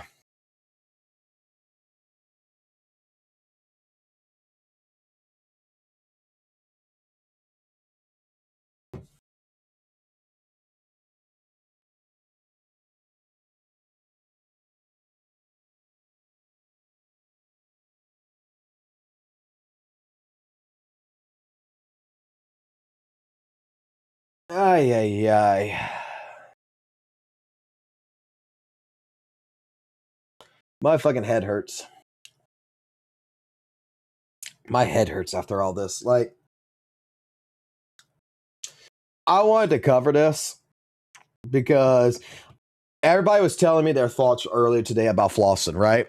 Dude, I don't know how many people I heard about flossing that they were telling me that the dude is now St. Tonus, the dude crashed out, the dude has no, like,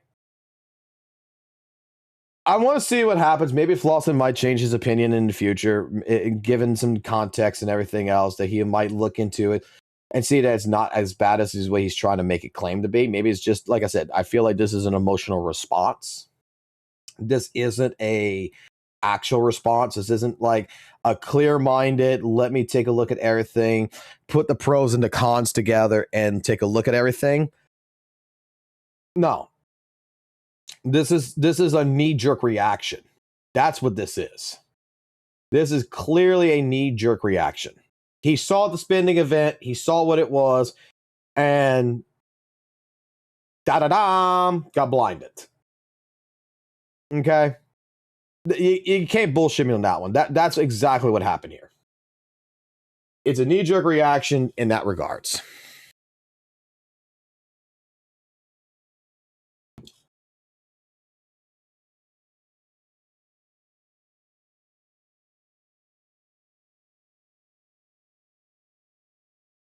So, like I said, maybe after Flossin actually gets around with 2.5, maybe he actually gets it some time, plays around with and everything, maybe he might come to a different conclusion on his own.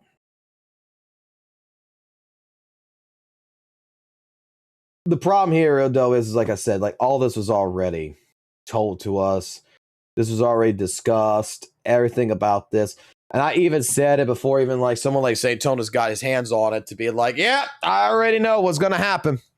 If you were here at the time period when we saw on Twitter and everything and on Reddit, all the information about the event, I was like, as soon as St. Tonus gets his hands on this, they're going to embark that this is the devil.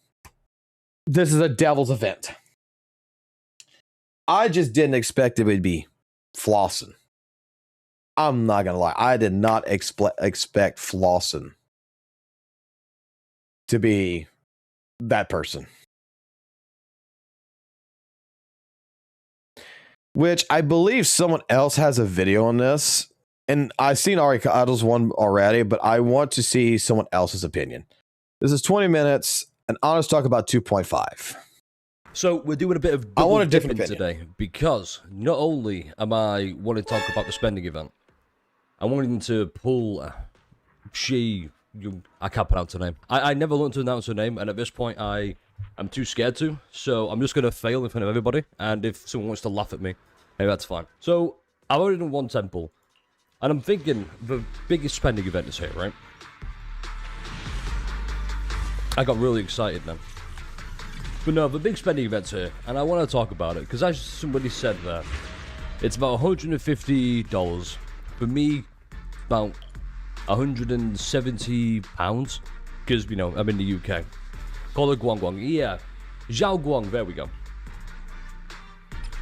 Now, obviously, big new shiny toy. It's like, hey, new character, tier 0, thank you, Pridewind, hail Pridewind, don't listen to tier lists. They're a joke. We don't have Miyabu with an expert tag, but more. We'll talk about the Pridewind fucking shit too tonight. More on that later. She's good. Do you need her? No, probably not. Except for the guarantee rerun. Yeah, the guarantee rerun's going to be nice. That's why I'm going to get Soldier Zero from that. But I'm debating now. So the reason why, before anyone we get into anything, I subscribe to Lemon Gang is because Lemon Gang is not a big content creator at all in the Zenless Zone Zero space. I think he's a really chill dude that very thinks logically. So instead of looking at possibility of either a Zenless Zone Zero content creator that is biased, that's going to say, oh, this is the best thing there is in the world, instead of watching someone who plays Weathered Waves that's going to say this is the shittiest second thing in the world, I'm looking for people like Lemon Gang right here that I want to get their opinion on a spinning event, because they got nothing. They don't have a community, dare I say, in a sense like everyone else does. They don't have a big community. They play the game. They have their different thought patterns. Lemon Gang plays both Weathered Waves and ZZZ. He plays other games in general. So this right here should be pretty much, in my personal opinion, the actual least biased opinion of the entire fucking community. That this should be like right on the fence. So whatever he says, this is where I'm going to honestly think it's more of what the actual average gamer would play. I'm sorry to like average luck gamer, but the thing is, even average luck gamer is going to have bias because he's got a huge community. This isn't a true average player who is just going to speak his mind. And I'm going to give Lemon Gang that. So that's why we're watching him over like Aricado or anyone else. Just to give context. Now with the like spend. Just a reminder about Noisy Boy. What about Noisy Boy? Noisy Boy, I already said what I had to say about Noisy Boy. Hold on. Let me clarify this one more time about Noisy Boy. He's been banned on the YouTube channel for pretty much going ahead and attacking the fucking community several fucking times. He was a good friend of mine, everything else when I used to play WUWA, but the moment I changed to ZZ, I was a fucking traitor. If he really wants back into fucking talking here, I've never blocked him on fucking goddamn Discord. He knows what my fucking Discord is. He could fucking straight up come here and add me and talk to me. I am not going to unban him from the fucking YouTube until we have a conversation. That's just how it's going to fucking be. That's just how it's going to fucking be. Because I'm not going to fucking unban him to go ahead and have a situation where he comes into the fucking chat and be like attacking and all this other good shit, tell everyone to go fuck themselves and all this other stuff, and I have to reblock him again. If he has something he wants to fucking talk about, he can come talk to me. Straight up.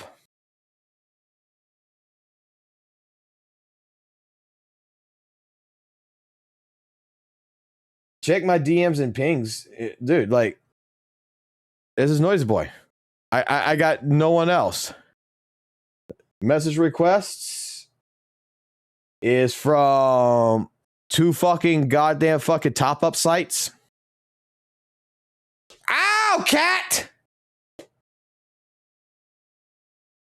Why the fuck did you jump like that? Ow!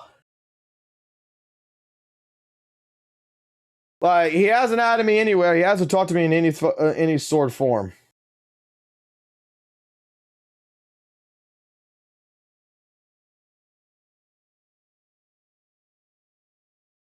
Like I said, he wants to have a conversation.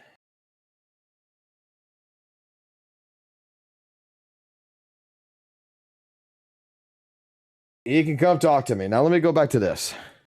Spending money. In fact, what's everyone else's philosophy on spending?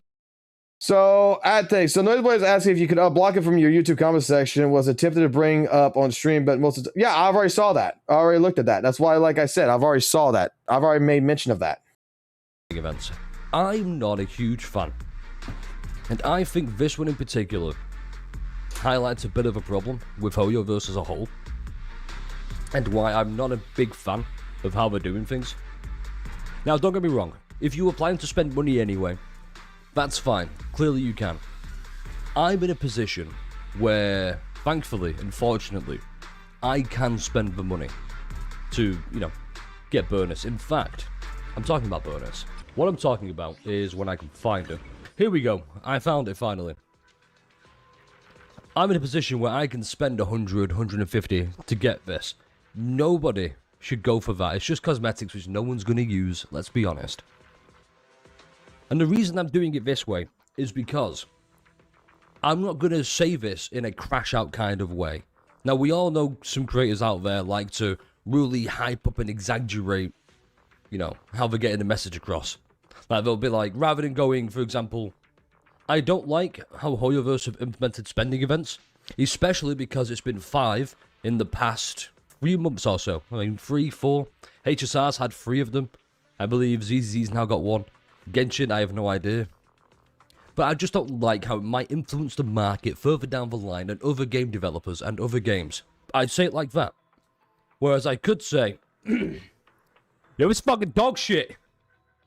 Who likes this? You shouldn't. Bad game. Okay. That's not going to get the point across. Actually laying out facts and, you know, nice, well, just saying it in a nice way is going to get it more across. We all know what I mean, man. We've all seen creators like that.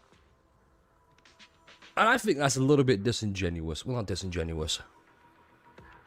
How do I want to say that?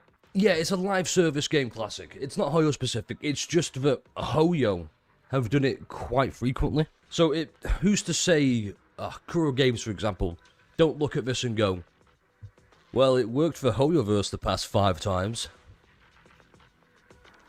Which, thankfully, people always say, well, I have faith that my game developers won't do this. Do you, though? Because let's be honest. Saying, oh, I have faith in this company, I have faith in these devs, or faith in these executives not to do this thing. They don't have faith in you. They're not going to go, wow, they really care about us, we can't take their money. We have to give them free stuff. Don't get me wrong. Don't get me wrong. I looked at the free Xiao. Hey, that's cool. I don't want free Xiao. I've said it before, and I'll say it again. Free characters aren't free. All this has done now is, like we've mentioned before, hyped up the FOMO. And what do I mean by FOMO? Well, Xiao probably needs her best in slot Wenjin. I was called it weapon, man. I need to get used to saying Wenjin, by the way. I'm sure there's a craftable version out there. But there's going to be a clear difference between Xiao with signature, Xiao with craftable 4-star. In fact, it's probably off the screen. Big fucking difference. Hello, gambling addiction. Hey, how you doing, Sparkle? Dab me up, dab me up. Hoyoverse is big, so it's an example for even outside the gacha circle. Exactly, who in the gaming sphere hasn't heard of Hoyoverse? For negative or positive, everybody knows of Hoyoverse. I mean, so far he's actually spitting facts, but I mean, you know, honestly, I think maybe that's more of a reason why people crash out on fucking Hoyoverse more, is because they're afraid that whatever Hoyoverse does, their quote-unquote game will probably follow suit and do the same thing. So if Hoyoverse is doing pool events or spinning events, then the reason why you attack Hoyoverse is because you're afraid that Kuro Games is going to do it. I mean, now that I'm thinking about it like that from his perspective, I could see it, but you know what? At the same point in time, I don't care. She's not that good, to be honest. Well, that's fine. That's fine. That's good then. But it's probably good for her. Like, how many fucking spinning events? Like, I got a question. How many fucking spinning events? I have no interest in Xiao. She was going to be a big skip for me. In fact, she probably will be. I'll level up to level 40, forget that she exists, and then go, oh, wait, yeah, I almost forgot. It doesn't feel like a thank you event. It says film goer thank you event. It doesn't feel like one. And I dislike how... Look, I'm not going to turn around to a company and say, how dare you do this thing that you are well known for, that every company does to get more money? How dare you in particular? What I will talk negatively about is calling it a thank you gift. I don't feel very thankful. Do you? Exactly, Aina. I'm going to keep saying this. I'm going to keep saying it all the time. I've said it before about the ZZZ devs in particular, okay? Everybody goes, these devs suck. How could the devs implement such a thing? How could the devs power creep X unit? First of all, that's the nature of these games. In fact, any game, things will get power creep. Any live service game, power creep exists. Devs are trying to combat power creep, as we've seen. We go over real quickly. The buffs, that was it. We've all seen here, and I've talked about this, and I love this. The buffs. And I can't wait for. But it's the executives who have gone, hey, give Zhao out for free, but we can market the Wenjun and Xiaoguang best in slots for all of them. We need to call the executives out more. The devs are fine, I think. Well, not fine, but things always be better. It's personal preference at this point. I could be like, well, I don't like the fact Rina got buffed instead of Haramasu. There's probably a Rina player out going, oh, thank God she got buffed. I could see why I breathed down ZZ's neck. Exactly. And I don't like how people will look at this and think, yeah, DZZ classic Hoyo. Well, yeah, the thing is that they have to appeal to the fucking management. And if I'm not sure how true this is, okay? But I heard something to the effect like the Bang Boos that the actual devs had to fight to make it to where Bang Boos were free pools. Not sure how true that is. But all these companies are going to have in-office politics. Like all the fucking changes that happened with WUWA that I don't like was after fucking Tencent owned 51% of the fucking company. And I guarantee you, okay, that Tencent has its grubby little hands in fucking Kuro Games saying you're going to do A, B, and C, whether you fucking like it or not. And those ABC changes is the ABC changes that I do not particularly care for. Because when Kuro was just Kuro, before Tencent had ownership, I thought they did fucking fine. As soon as fucking Tencent got his hands on it, it weathered waves. The things that I thought lost appeal only happened after the fucking transaction. And then that's when Kuro Games not only has to appeal to themselves, but now they got to appeal to their fucking biggest investor, Tencent. So ZZZ devs have to appeal to, Dway and such.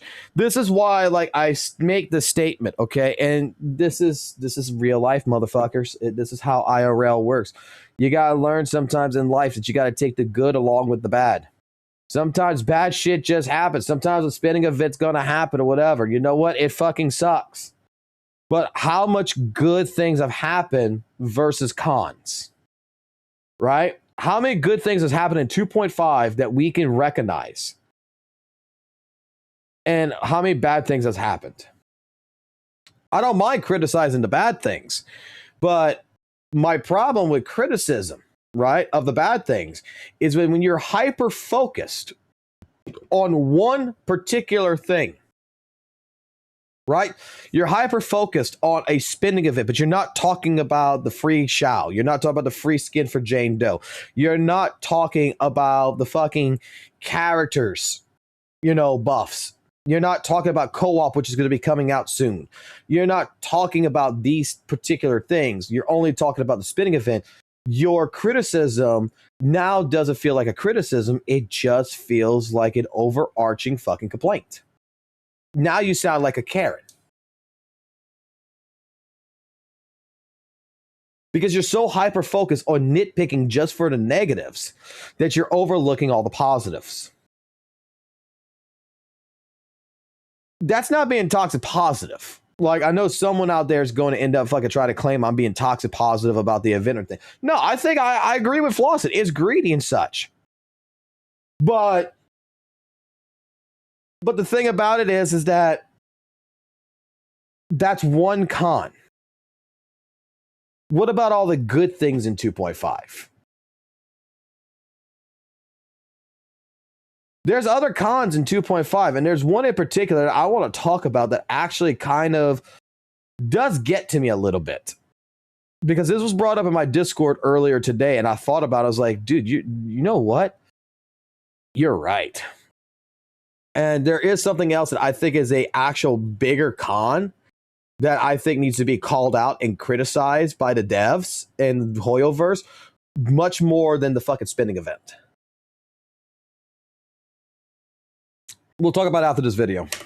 ZZZ is unfortunately plagued by having the Hoyo tag. But it doesn't feel like a Hoyo game. Xiao being free doesn't mean you have to get a Wenjin. No, okay. That's a good point. You don't have to get her Wenjin, but she probably feels more comfortable with the Wenjin. And it's a FOMO thing as well, just because it's like, oh, I got Zhao for free. I don't know if she's going to be good or not. Look at Haramatsu, for example. In fact, look at a lot of free characters who have been released. Wait. What is this in reflection to? We have a chatter in our chat that's saying, bro, if they wanted to give out something for free, they could easily do it with a single button. And here is the fandom think it's like the most generous shit ever.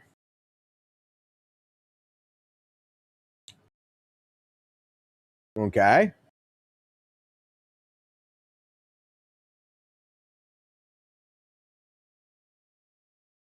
What does that mean? You got the platform. Go for it. I mean, you're right. You're 100% right.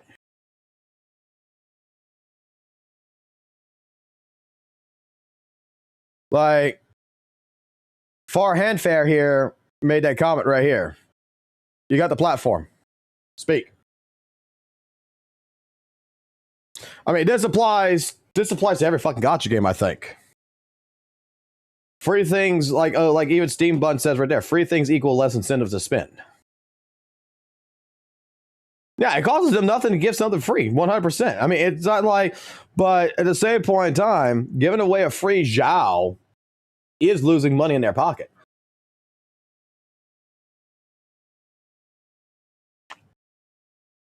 I think the Lemonade guy is right. Her character wasn't going to be popular, so this one they gave for free so people would buy the weapon. Exactly. I agree with that too.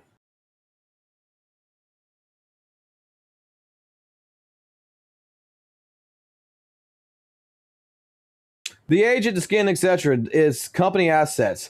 They have their own right to use it, and they gave us for free. Does it mean something? No, it doesn't.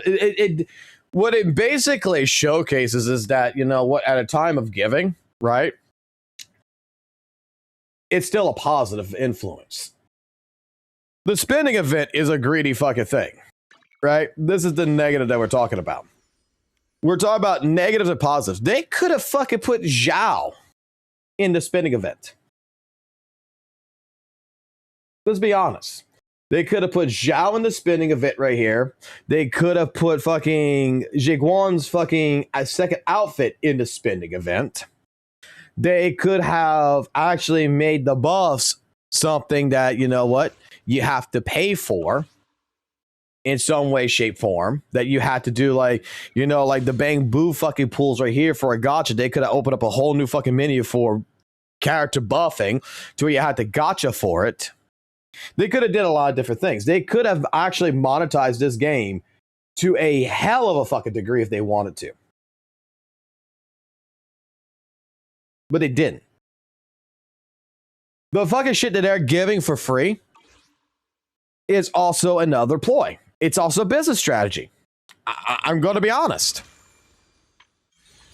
I'm going to be fucking, like, straight with you on this, right? This for free, Same objective. right? This for free, Zhao for free, is actually to fucking get you to spend money. It's another incentive. It's like joining a fucking membership at a gym and they give you a free fucking bag. And then they give you a free water bottle. And they give you all this. But what they don't fucking tell you is that you got to buy the gym clothes at the gym. You got to buy the water for the water bottle at the gym. Like, it's like free gifts for signing up today. But every fucking business does it. It's up to you to make the determination whether or not, you know, you find it, dare I say, very good of the company or very not. I'm going to put it like this. I know companies 10 times worse than fucking Hoyoverse. In my short tenure of playing gacha games, there is only one gacha game right now that I could say is better than Hoyoverse. One gacha game in particular is better than ZZ in terms of the gacha and the monetization.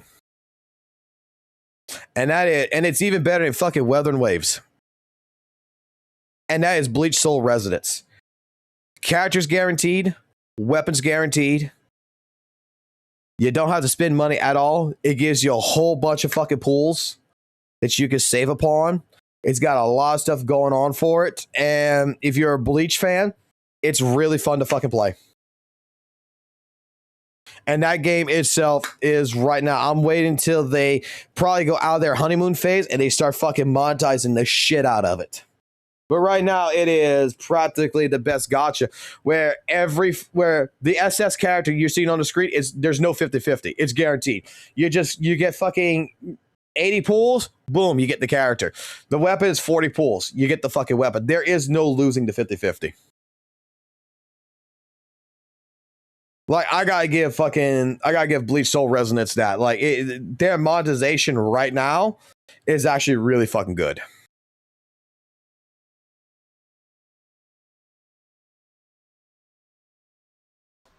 A lot of them have kind of fallen off, like, a few months after the release, which is fine. That's how things work. I feel like I'm getting off topic, though. Let's try and get back to the spending event.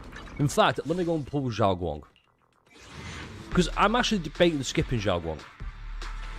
As much as I think she's cool, she's probably fun and fine. My account's already a scenario where I've got Miyabe still. You know, tier 0, 1.5, who cares? Slap an expert tag on that and there we go. Perfect. Because she is. I still think she's tier 0. I still think she's the best unit in the game, hands down, bar none. But that's just me. That's the point of a Wenjin. Sparkle, I be honest, I forgot exactly what you're talking about now. So, I've just seen there. 50-50 exists in all these gacha games tells us they don't really care. Exactly, big man. And I wanna talk about that in particular. These games don't care that one person has said this is bad. I don't like this. Right. They care about the many people who have spent money because they're going, yeah, I love this. And those are the people I want to try and reach out to. And not in a accusatory, aggressive way where it's a case of, hey, don't you dare like this thing. How fucking dare you? This is going to ruin the gacha space for everybody. The gacha space is, 1, already ruined by the executives, and 2, there is no 2. I lied. It's just the one reason. Yo, insert, how you doing? Yo, dab me up. So yeah, there's not really much else I want to say there. I feel like I've kind of covered what I wanted to talk about the most. This is kind of like covered everything, but no, I could probably still do more. Yeah, money means good track from executives moment. Yeah. What do you guys think? How do you guys feel about spending events? It's no good me just yapping here and there going, here's what I think. I've made my... I'll just say it like this. I said it before. The spinning events in gacha games, they're made for people to spend money. Okay? That's it. If you are okay with the deal, you're okay with the deal. This is why people negotiate. This is why people take their business elsewhere. This is why you have the freedom of choice. You're a fucking consumer. If you like something, like, dude, it's like shopping for a fucking brand new car. You know when I go look at a fucking car, right? And I go to a car dealership and I'm looking at cars. The first car I see is probably not the car that I'm going to fucking buy because the fucking goddamn car dealer is trying to fuck me. And then the last car dealer that I talked to is going to fuck me, but they're not going to fuck me as bad as the first car dealer fucked me. This is why, like I said, like, gacha games are just their business. It's a consumable value. If you do not agree with spending money and doing the fucking spending event, then don't fucking spend money in the spending event. Like, how hard is that?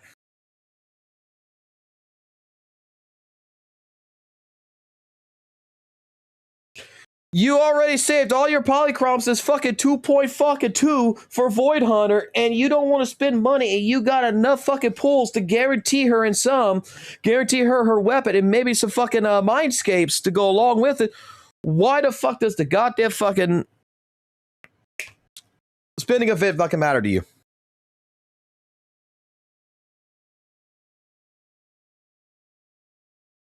The spending event matters to someone like myself who's going to be spending money in this game anyway. I was only going to put $100 in this game originally before the spending event happened.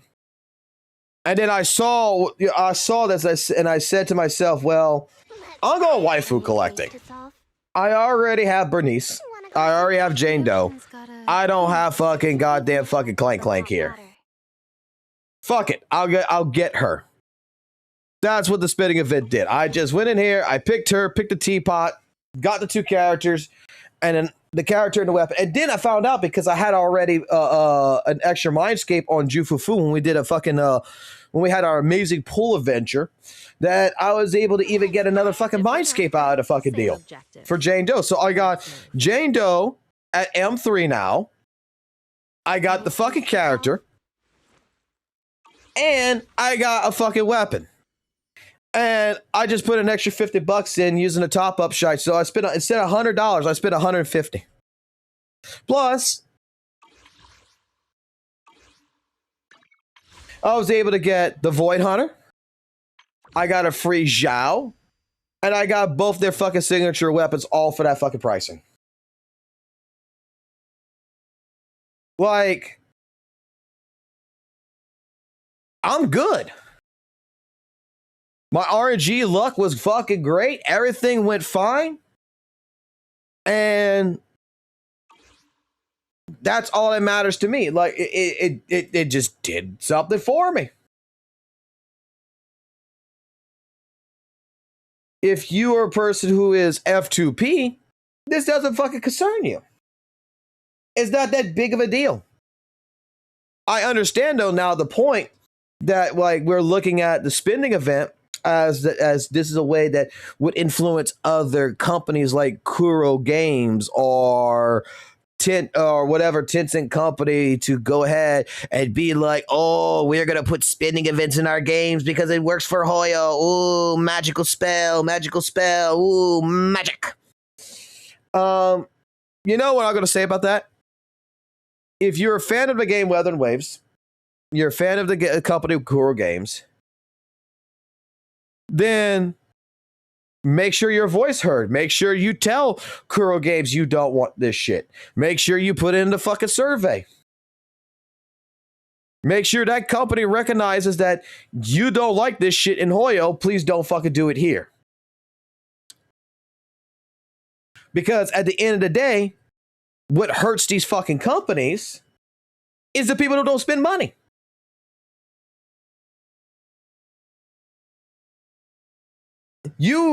All you're doing, right? Here's the deal. Here's the honest to fucking God deal. You don't agree with this. You are a person in my chat right now who thinks this is the most evil fucking thing there is, the most greediest piece of shit there is, and you don't accept this, right? You know what you could do to help? You know what you could do to help? Don't spend in it. Don't spend in the game. If 99% of you do not agree with this, don't spend. And at that point in time, you're boycotting, you're showing the devs you got more willpower. And if some whales out there do not agree with this either, I implore you, don't spend. Be the change. But the problem is that the people who spend money probably, like me, have jobs. The people who spend money, like me, probably already budget this, looked at this, and you know what? They don't give a fuck, and they spent the money. Because they didn't spend the money for the spinning event. That's what they're forgetting. They spent money for this. This is where the money went at. So because they spent money, they got their copies of fucking Yi here, they just got a fucking bonus.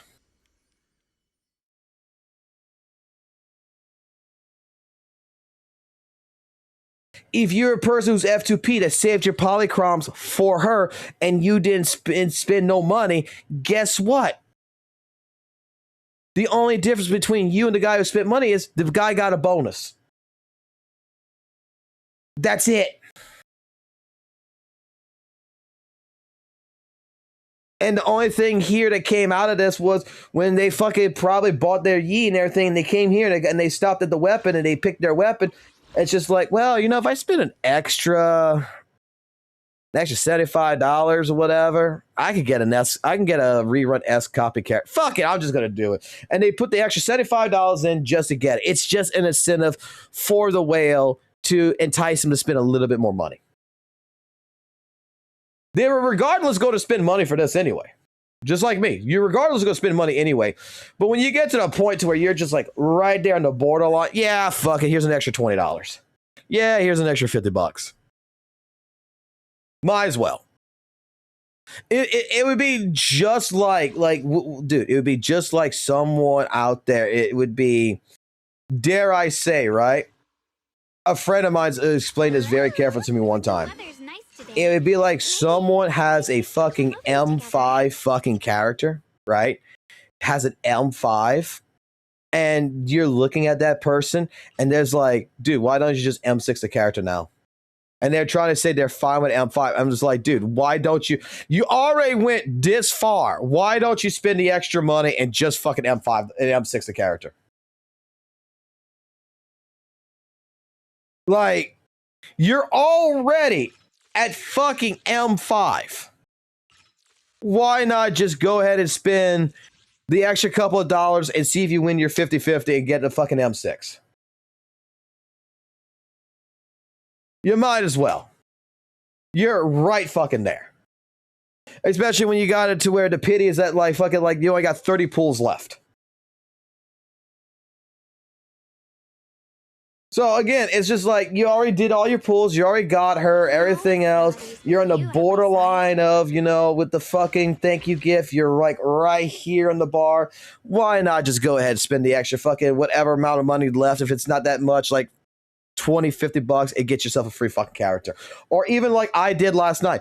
I was at the limited decoration. I'm just like, God damn, I just need 15,000. All I had to do was spend $10 more and I got all the fucking limited decorations. And that's what the fuck I did. I said, fuck it. I went ahead and gave it $20 because I wanted to buy the skin anyway.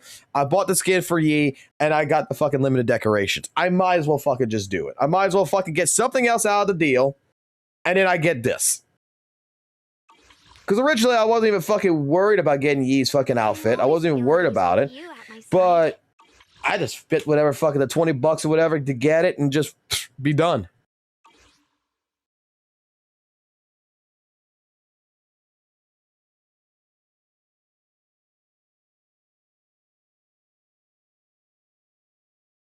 You know what's funny? Some people who complain about not getting agents on the list are also complaining they got power creep and they already power creep. So why does it matter? We've talked about this last night. Why does it why does it matter? I don't know.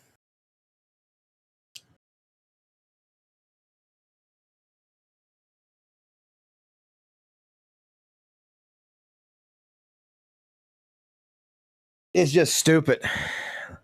Let's finish the video here, though. Feelings very clear. Again, Limit Gang. Keep making that same sentiment clear every single time. Really quickly, I'm gonna send this over. I'm gonna send the guy's channel over real quick. If you like what Limit Gang is saying and everything else, and you think Limit Gang is speaking your language, consider giving the guy a subscribe. I think he's really worth it. I've been liking his content. I've been watching it off stream and everything, and I've been really enjoying his fucking content. I actually been lurking in his live streams and everything today, and I think that he speaks straight from the heart. He's very genuine and no bullshit filter. I think he's really fucking good.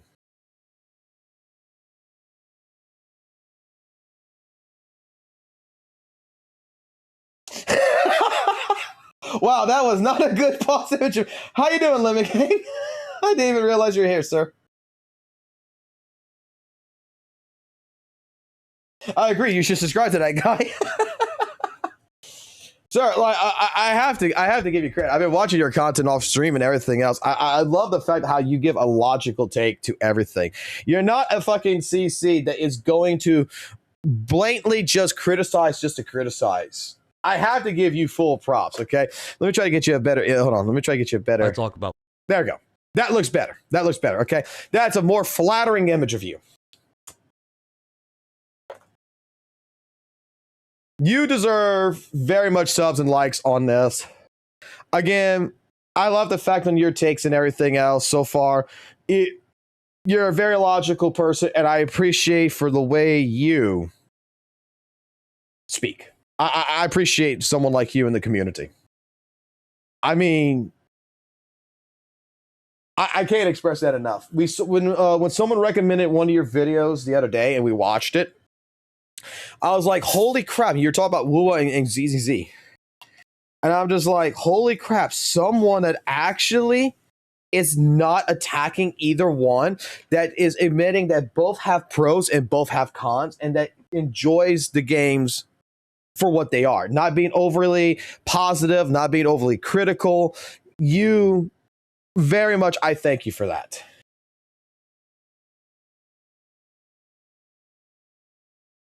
That's why, like I said, like we're talking about the spinning event, right? And I am regarding in your conversation right here, in your thought process, a lot more than others. And I think you're very well grounded. I think you're 100% right. When it comes into it, people need to understand there's a difference between executive management decisions and dev decisions. Just because the devs do something does not mean that the corporate hand did not have a fucking thing in it. Right? Like I said, when it comes down to this entire spinning event, my entire thought process on it, this is a nothing burger, right? It is greedy. It is very much 100% greedy. I agree with people like Flossin. This is kind of scummy, right? But I go to a box store like Walmart or something. I get the same kind of deal. I see infomercials on television. I get the same kind of pushback on stuff like this. When I join a gym membership, I get the same kind of scam, you want to call it that, like this. Thing is that if you're a person who was already going to spend money on the Void Hunter, this is just a bonus, right? Like, I know some people who was going to M6's character anyway that was going to spend money. Well, guess what? You're M6 in the character, you're getting all of this. Regardless, you're going to get this. Now, I'll grant you, if you're F2P, you don't get this. The idea of it saying the thank you gift, yeah, I get the point. That kind of is shitty. But it is technically a thank you gift to the people who's spending money. Like, thank you for spending your hard-earned money on monochromes, and I get it. There's two sides to the argument. I just think that this is one side of the argument that is being very nitpicky in the community right now. This is just like the fucking Vivian Pool situation.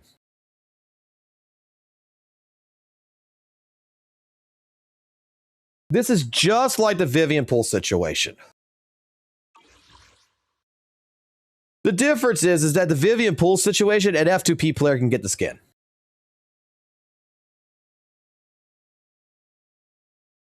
But at the same point in time, if you weren't going to spend those polychromes and save it for Yi, why the fuck do you care about a fucking goddamn fucking bathing suit skin of Vivian? And like, we're already in at that time period, we're already in the fucking fall. Why would you give a fuck about a skin that's fucking got, like, pardon my language here because I like to curse and everything, so I'm not sure about you, Lemon Gang. I'm not sure how you're going to accept this, but the wording I use is like, what? You guys have FOMO over, like, I remember the pulling event with Vivian. And I said it like this: what, you guys have FOMO right now because the fucking bathing suit's going to have a golden pussy or some shit on here? Like, you're looking at this as if pretty much Vivian is going to come out the window and show you her fucking pussy or some shit. Like, it's just a fucking cosmetic. You're perfectly fine just using the fucking normal one if you already had it. Save your polychromes, get the Void Hunter, be happy. But it was like so many people's like, I can't resist Vivian. She's a fucking banshee. She screams in your ear. Basically, it's a thank you for M6ing of it. Yes, that's all it is.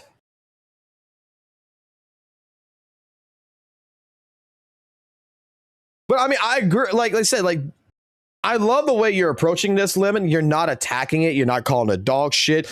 Even how you're remarking this, you are being very level-headed. You're being very much straightforward. And I really do appreciate that.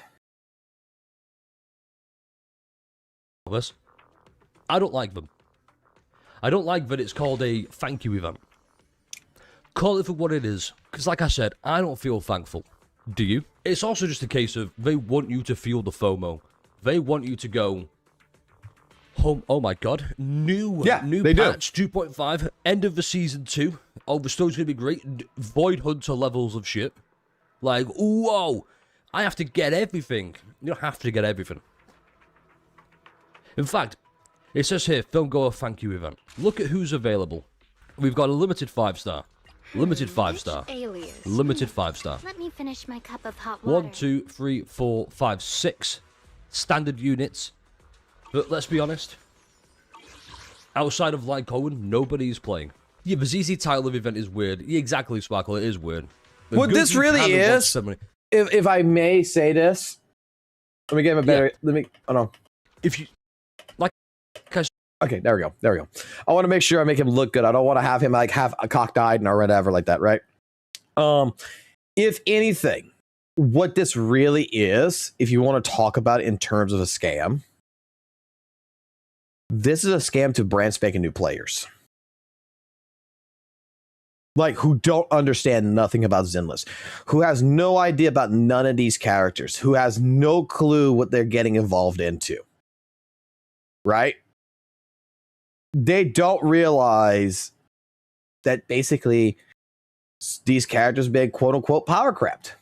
That there's better characters out there. They don't realize anything, and this comes off to where you got these multiple choices. Here, it's just they don't understand the difference between a standard or a limited. Like brand spanking new players, this is a scam to them.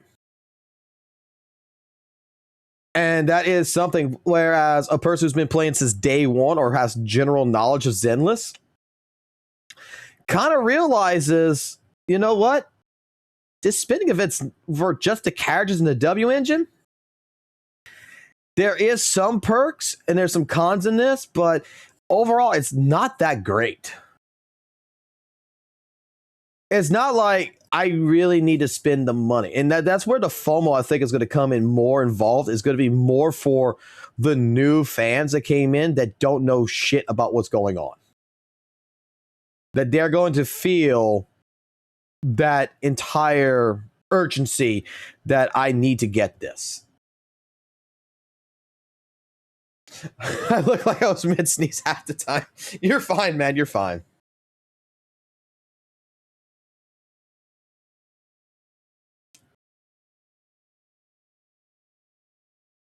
Fox, that is where a tier list is good to get a better view. Dude, tier lists are fuck tier lists. Tier lists are all shit. Like, I'm gonna be honest with you. They're all fucking shit. You should go watch videos on the characters. Like, legitimately, what this game should completely have, and I would do this, right, is that there should be a section in the training zone where even if you don't own the fucking character, right, where even if you don't own a character, just say like this training, you click here and you have trials of every fucking character that's ever been released. All the Void Hunters, Jane Doe, everything. If you don't own a character, you got a trial version, and you can only play it in the training mode. And that way you get a grip of the character. That way you say, well, you know what? Before I choose Coletta, let me go fucking play Coletta for a little bit and see if I actually like her. You know, before I go for before I go for Jane Doe, which I just came into the game recently, so I never played Jane Doe before because she never existed. Let me go play Jane Doe for a few minutes again to get some dummies and get a feel for her to see if I like her. Let you build your fucking teams. Let you fucking see how it is. And that way, the player themselves have a grasp whether they like the character or not. Because dare I say, I know some people who actually do not like Monotone. I know some people who do not like Banyu. I know some fucking people, just like myself, that do not like Miyabi. So, to me, instead of waiting for the character to come on a rerun banner and stuff like this, just give a fucking trial mode where it doesn't do shit. Just let all the fucking characters just be available. Every fucking character, and let the players fucking play. And let them get their own grip.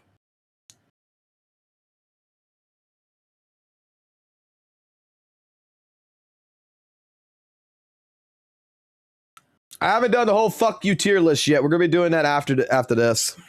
Said before, like I said earlier, I'm going to reiterate that just in case anyone's misconstrued anything.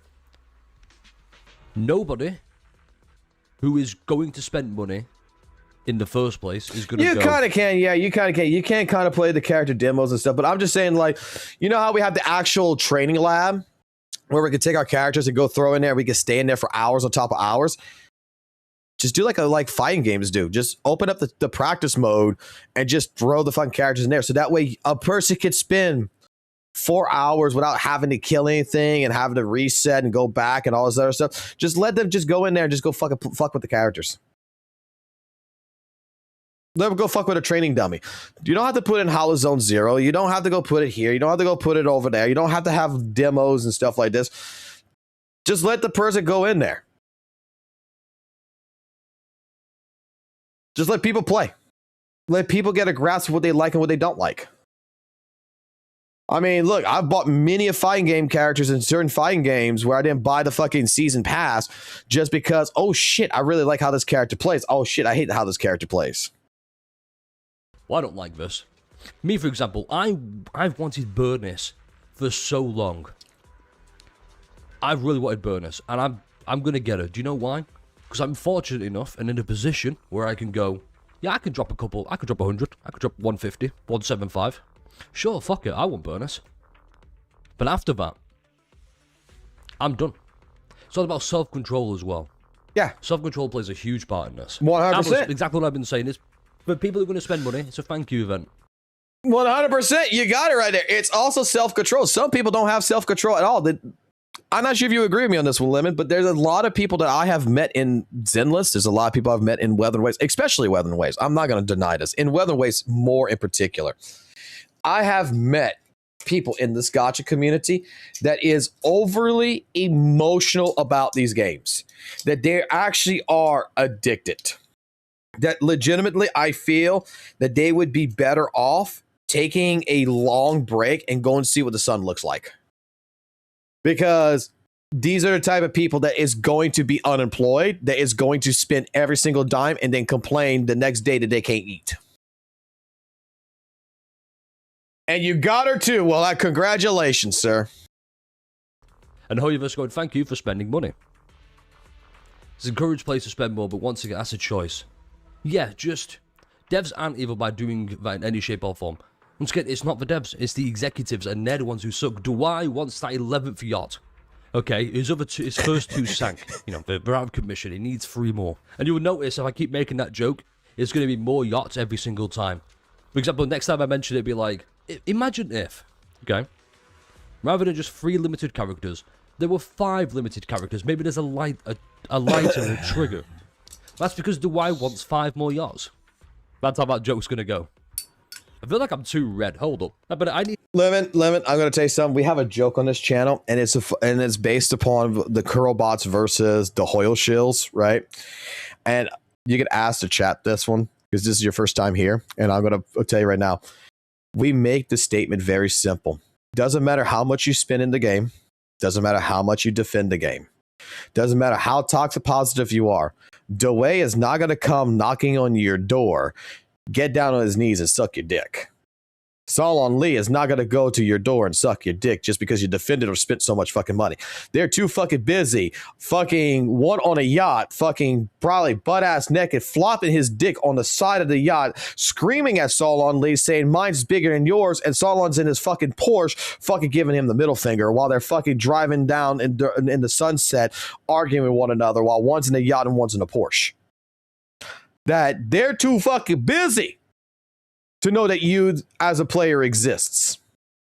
And dare I say, I feel like the devs of these games, like HSR, and I feel very bad for the devs in the game, because these gacha games, I feel actually treat their employees like Studio Mappa, to where like right now they're working overtime. They're not allowed to see their families and shit, that they are actually sitting there having to fucking work the fucking holidays just because, you know what? The government said, go fuck yourself. A new microphone. I really do. The content spending events is meta like Miyabi Ashton event, it's a big problem. But now it feels don't care if to spend day I can't believe I didn't think about that. I did have something I wanted to talk about, and that was it. For example, Jane's on here. Different So Jane's on the outfit, same rerun. objective. Jane's on the, oh my god. So Jane's on the, fuck. You know, I've tried doing this 3 separate times. I'm just going to say Jane's on here because new skin's out. That's it. That's why she's on the thank you gift. Which is perfectly fine. You know, Jane's also a pretty good character. I believe her M2 is completely fuck-busted. Correct me if I'm wrong. Okay, yeah, so Jane's M2 is fucking insane. If you have an M1 Jane, M2 is going to be great. It's going to be fucking fantastic. Oh, yeah. I did get still not by a skin. Stop, okay? It's not a good skin.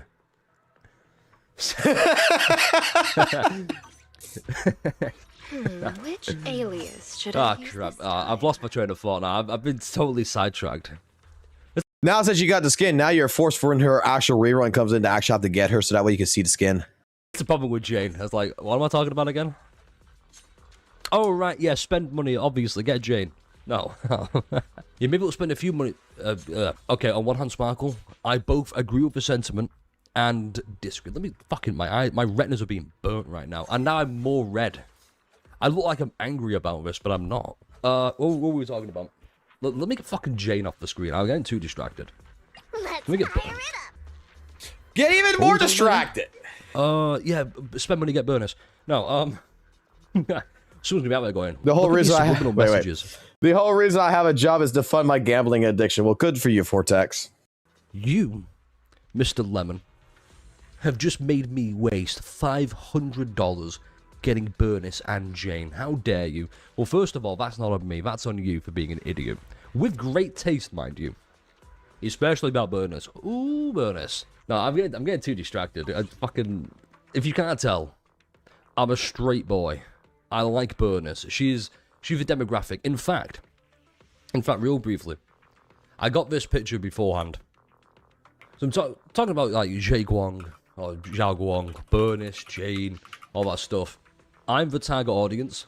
So, yeah, the meme holds true. But there's also a reason why, when you look at this, immediately upon loading up the game, you get hit with this. It's because, you might have guessed it, they wanted you to, you know, bust out. And it's 36 days, so plenty of time.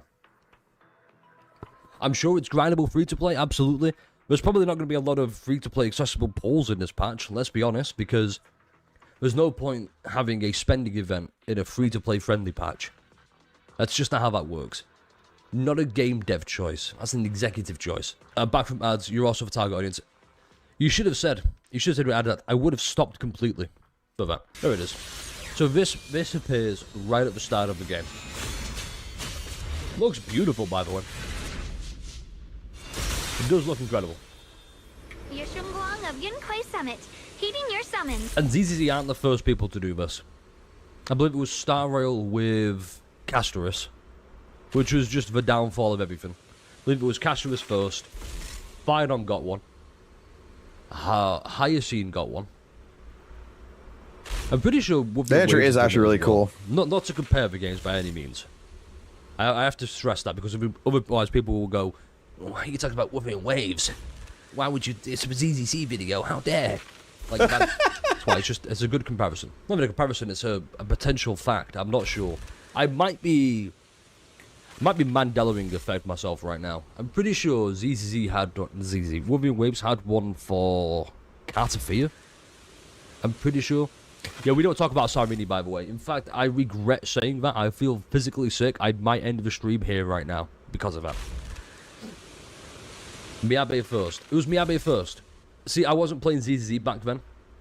I started around about 2.2. Well, I say started. I restarted back in 2.2, like fully. Not 2.2. 2.3, 2.4. Basically, whenever I did the marathon, catching up, was when I really got heavily back into ZZZ. And I don't regret it for a moment. See, I'm going to keep being on this crusade, by the way. Sure, I'm not trying to, you know, white knight any company. I know for a fact that I have no stake in, you know, defending Hoyo's practices or admonishing Hoyo's practices. Because either way, if I say, hey, I like that ZZZ have done a spending event. It's great, it's good for people who want to spend money in the first half. I get fucking nothing from me saying that. Hoyoverse aren't gonna, you know, sit down, see this video and go, wow, oh my god, he loves us so much. Wow, we need to sponsor this immediately. Still, where's that going to suck his dick? Okay, yeah, 100%. Like, this is genuine right here. This is, look, you're talking to a person, like I said, like, I've played Weather and Waves before I played ZZZ. I was a massive Weather and Waves fan. 2.3 kind of turned me off of Weather and Waves. I went into ZZ at 1.7, and like legitimately since 1.7, I've been having nothing but fun with ZZZ. And every time I look at Weather and Waves, I'm just not. It's an appeal thing. It's just, am I going to say that WUWA is a bad game right now? Is 3.0 bad? Absolutely fucking not. I don't think it's bad. I just think that that is for someone else's taste. It's just not to my taste. I think that Kuro has done a lot of things with Weather and Waves in particular that is good practice.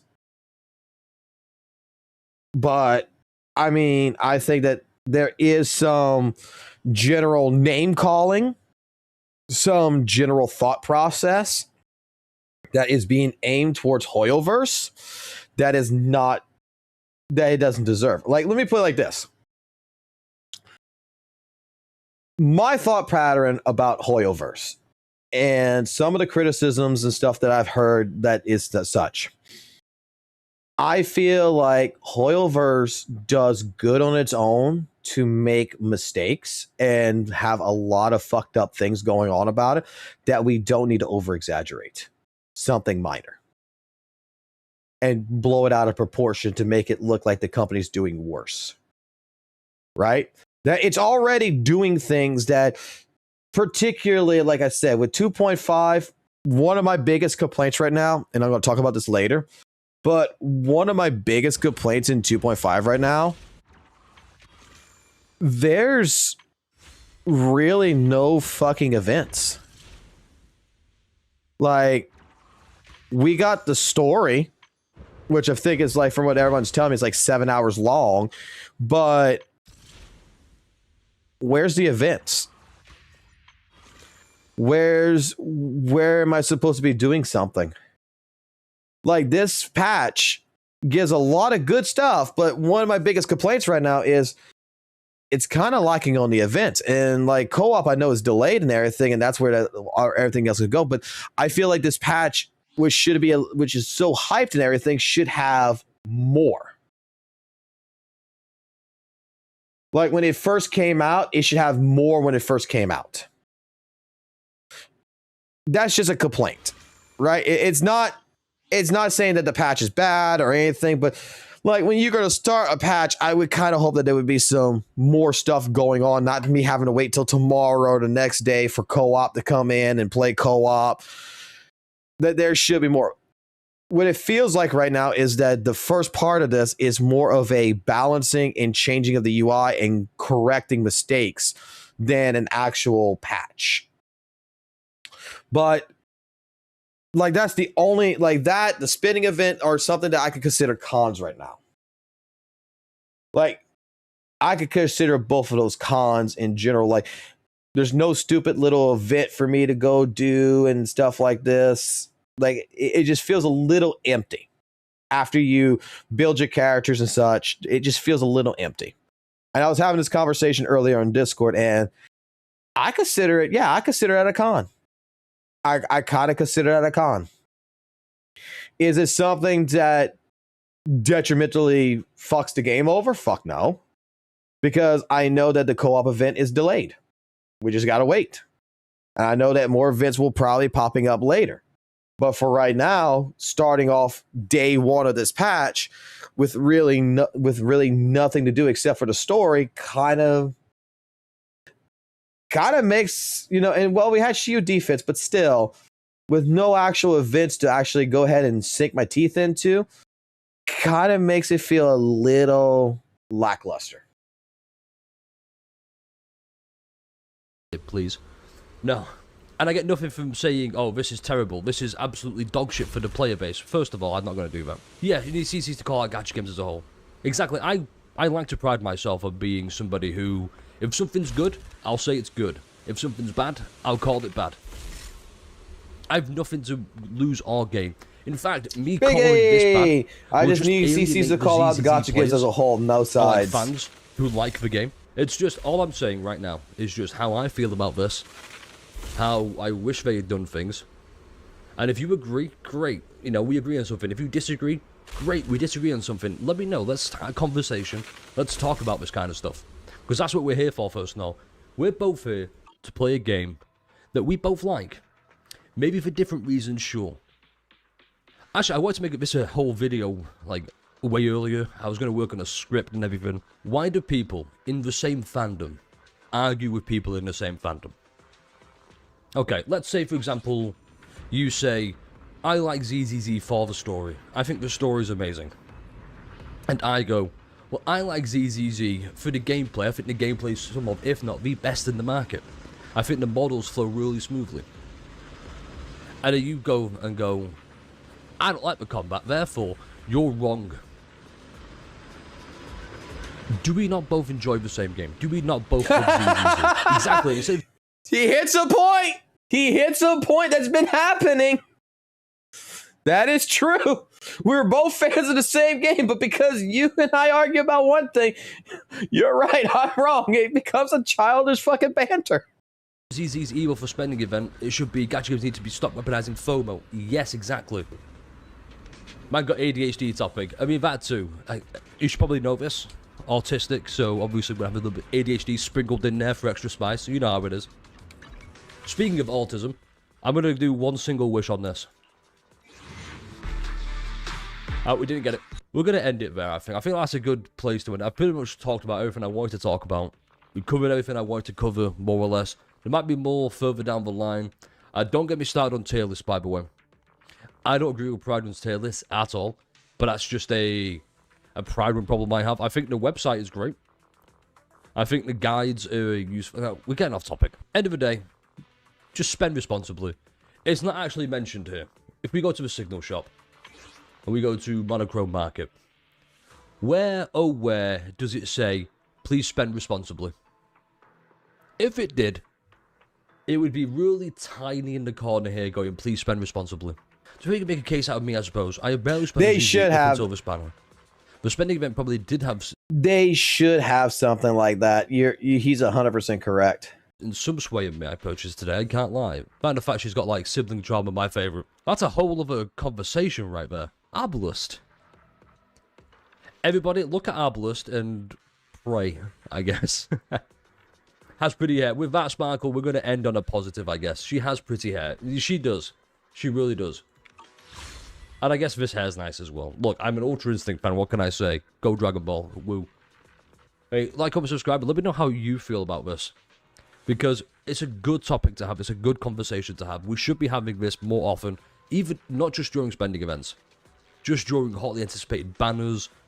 Hotly anticipated characters. Yes, just yes, everybody. agreed. That said, video's done. Awkward cut. Stay refreshing.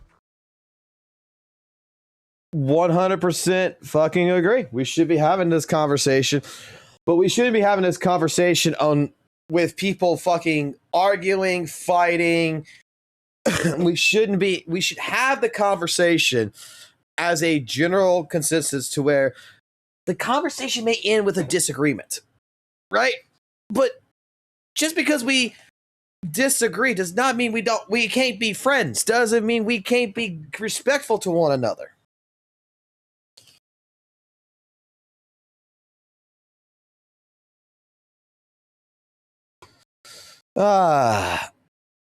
Completely agree. Lemon, keep making videos like that. Keep being level-headed.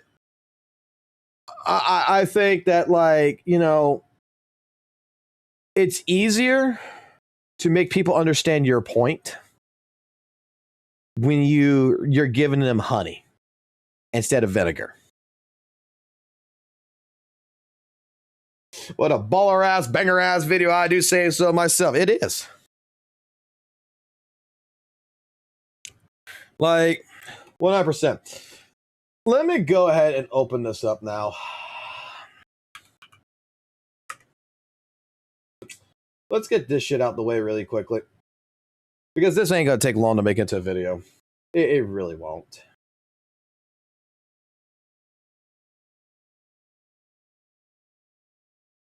Ay, ay, ay. Ay, ay. Ay, ay.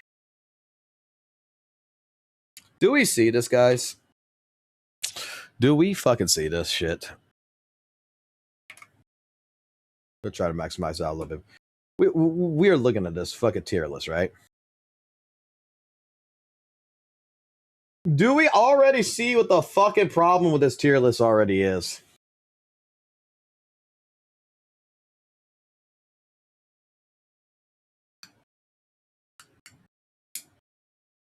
Go to sleep, man. You don't need to beat up for me.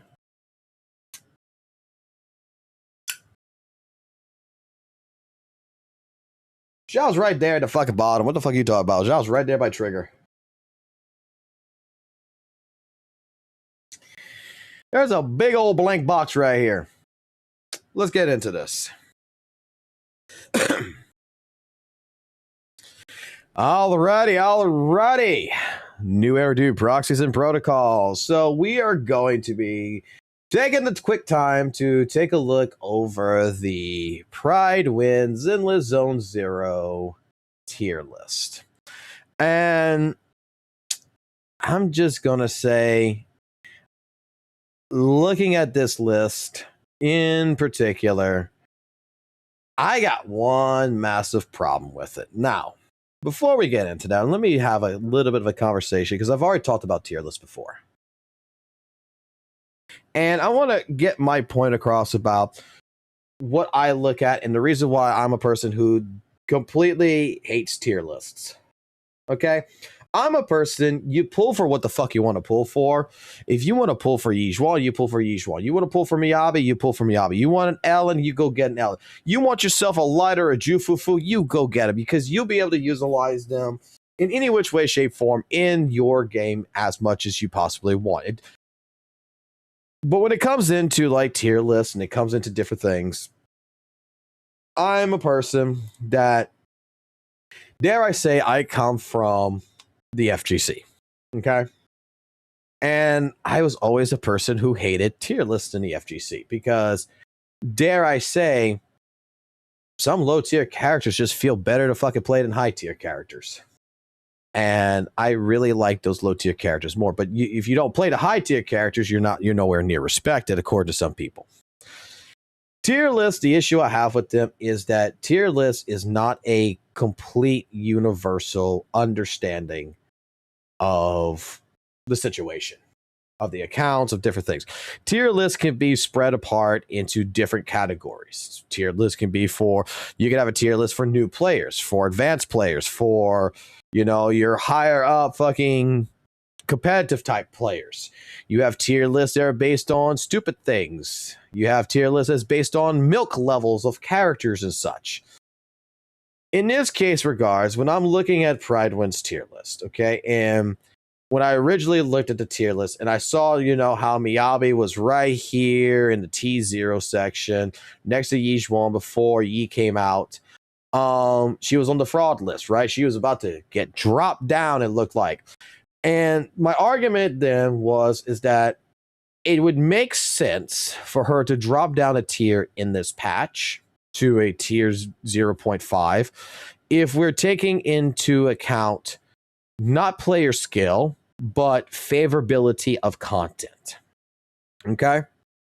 So if we take a look at the content of what 2.0 has presented in terms for just the basic average player who doesn't really understand Miyabi, but knows how to press buttons and roll their face on a keyboard, unlike it was for 1.0, where pretty much Miyabi just carried every single person through to where they did not have to actually play the character carried them. They didn't carry the character. It was reversed.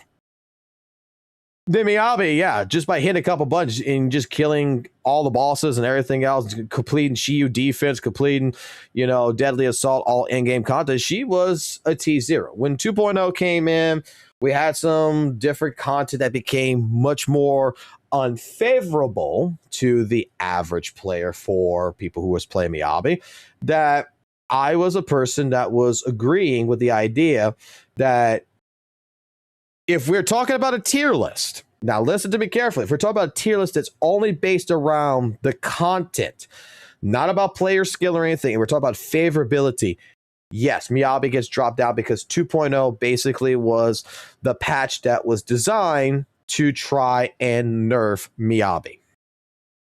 Now, this comes into a problem. Even with that understanding and that portion of the tier list idea that I was coming in with, trying to say, okay, they're talking more about content favorability, not player ability around a character. Why is Miyabi in tier 0.5 when in any which way, shape, form she should be in T0 still? Because you have separated this now to crit DPS and anomaly DPS. Out of all the anomaly DPSs that's on this list, Miyabi is T0. Without a fucking doubt. She is T0. I don't understand this tier list. If we're going to separate crit DPS and anomaly, and we're going to put two different categories here, why is Miyabi in T0.5? Because compared to all the other DPSs that's in the anomaly section, Miyabi still reigns supreme above them. So she would belong in the T0 category, not the T0.5. Like, I don't understand this changing. I read the changelog, everything else, but I think that the way they structured this makes no sense.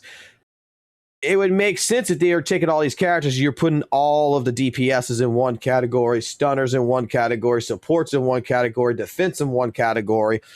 But because you're separated between crit, anomaly, and support,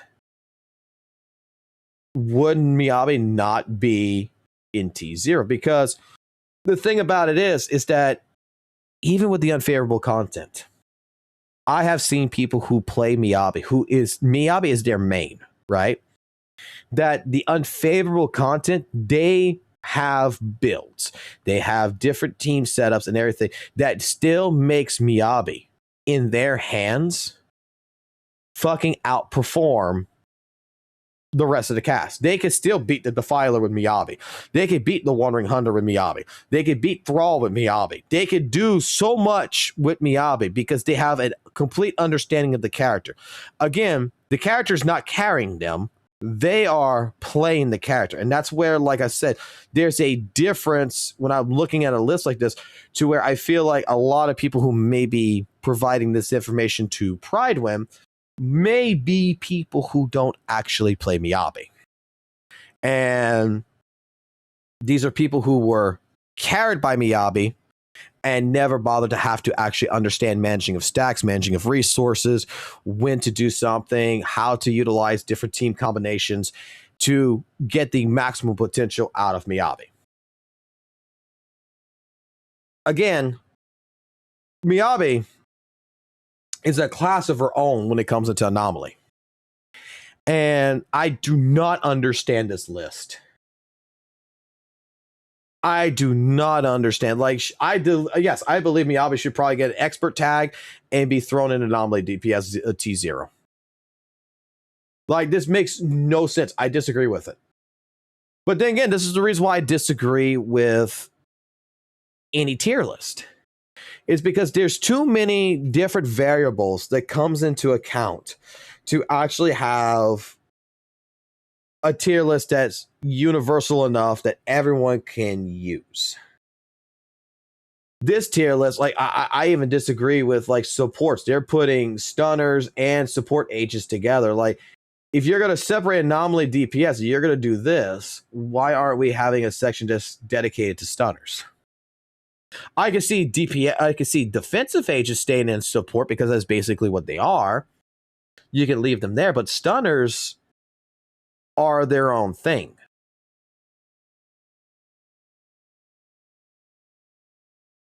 This is why, like, I love to see it because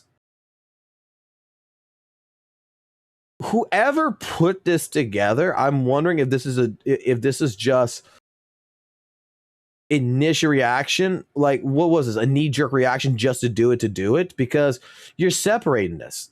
You got, because I don't remember probably when having anomaly DPS or crit DPS. I don't remember them having two categories like this.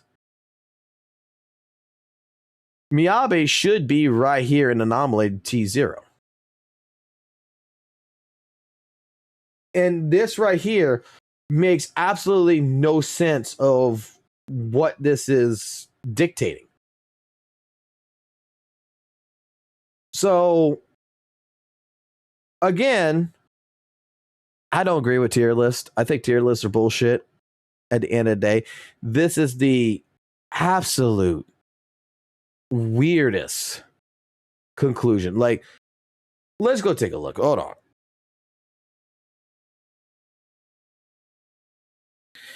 All right, proxies, let's go ahead and let's take a look at what changes happened with Pride Wind's tier list here for 2.5.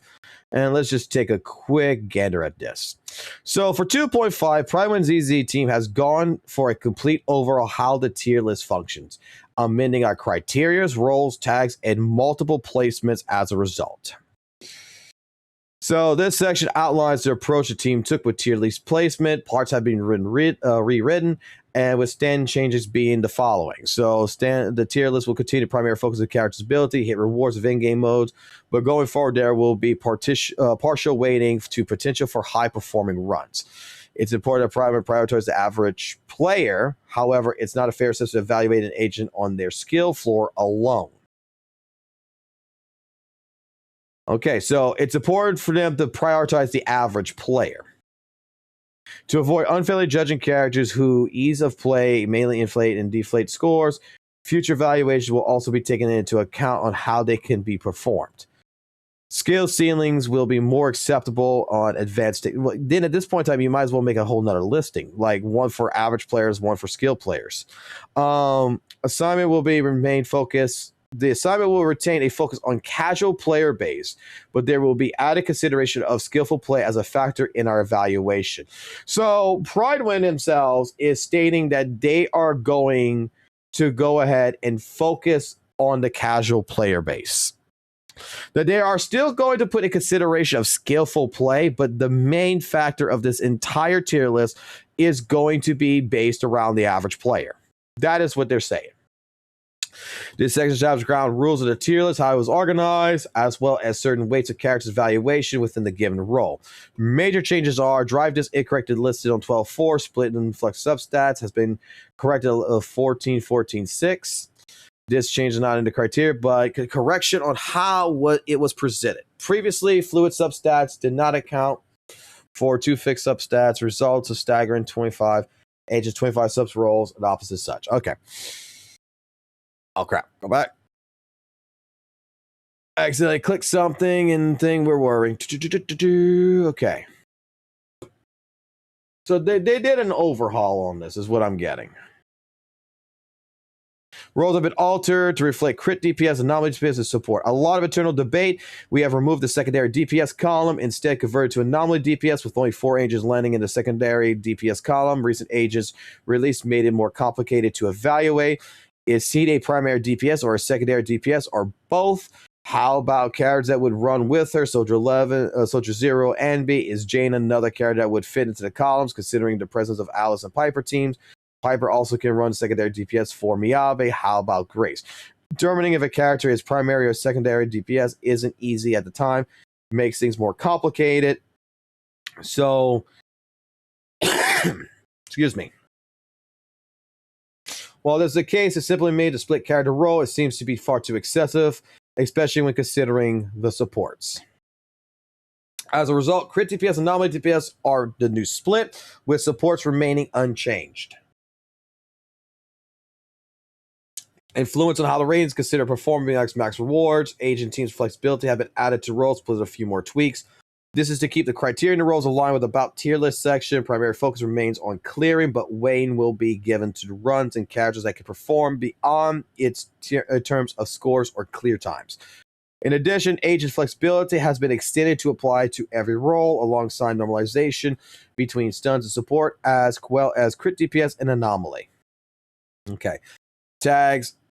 We have sheer anomaly tags and attackers, stun, such, blah, blah, blah.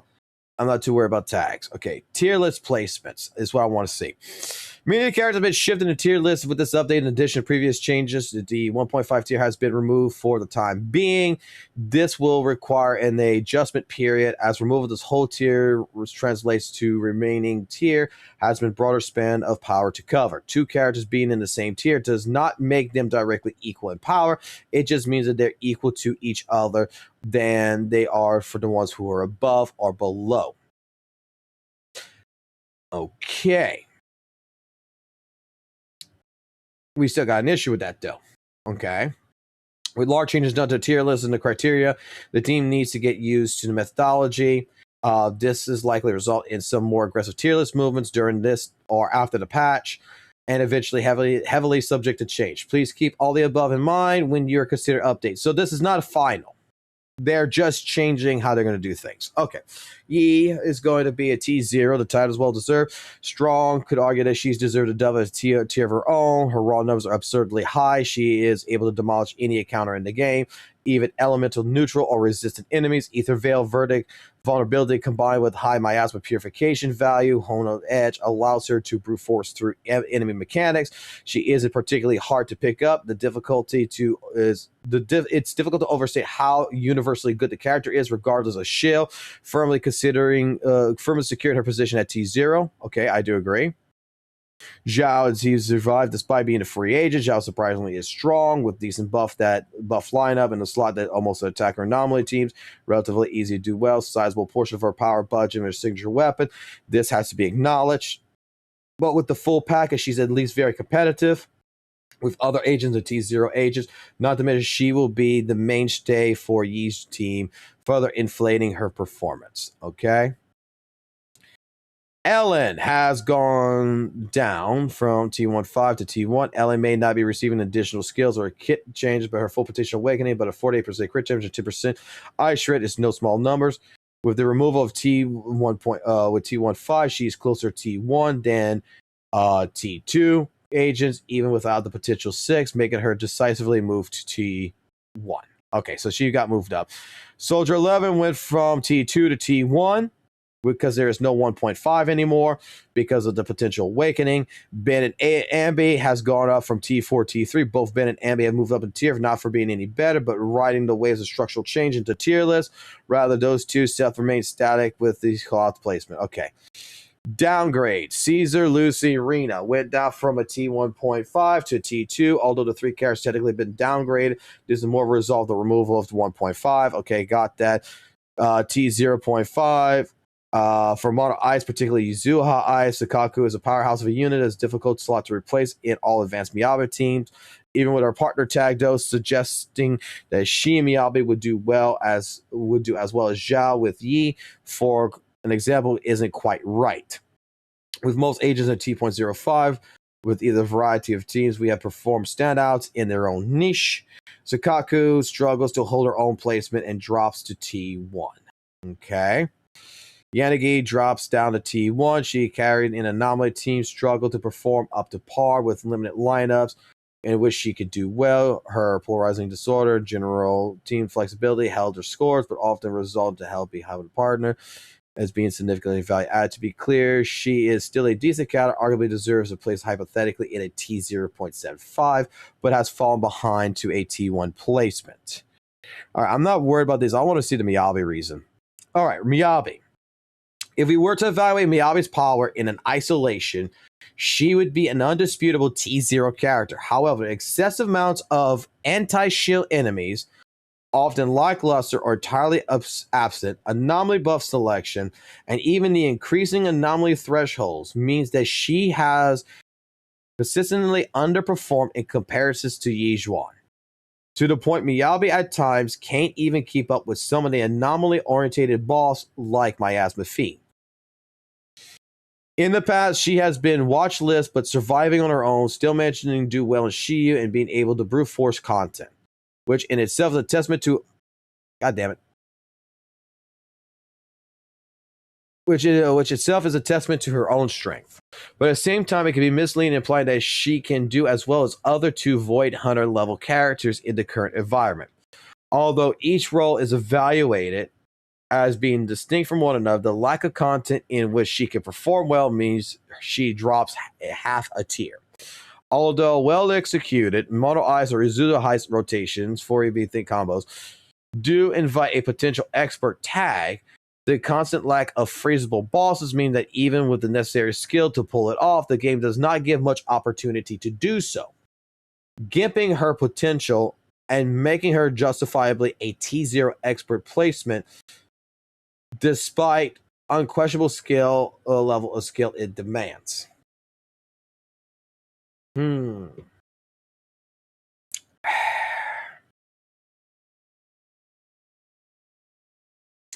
So they are taking into account two things. Okay.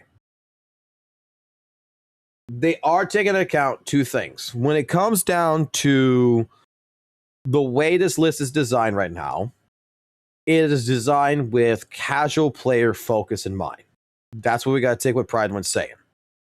So they're thinking about the player who is just playing the characters. The average Joe who's playing for 15 minutes, not the person who's sitting there just trying to learn everything about the character. They would still consider her T0 in regards to skill. But they're also taking into account that with the lack of freezable enemies, with the lack of basically, with the shielding of enemies and everything, that Miyabi has been brute forcing her way through, but not in a comfortable way. That she's still underperforming compared to other characters like Yi Zhuan. I get their point.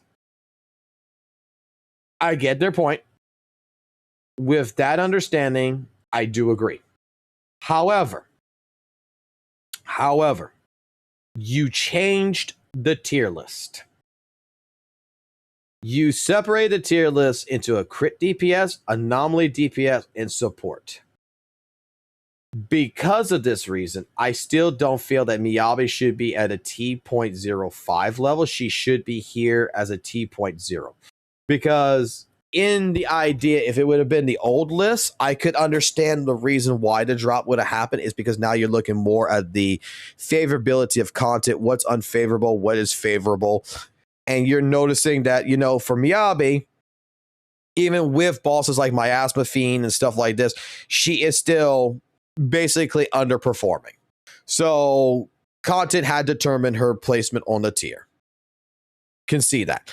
But because we're separating it, out of all the other characters that are anomaly based on this list, Miyabi is still in a category of her own. She's still in a tier that is definitely going to be better than Alice. Like, all the characters in general that's in the anomaly section, she's like, Miyabi should be right here. That's my honest opinion. My honest opinion is that they legitimately screwed this tier list up in that regards. But they did make the statement that this is a drastic change that is subject to change. I am sure they are going to change it. Okay? I'm pretty sure they will. But when is that going to happen? Like, she should be T0 for anomaly DPS. Okay? Regardless.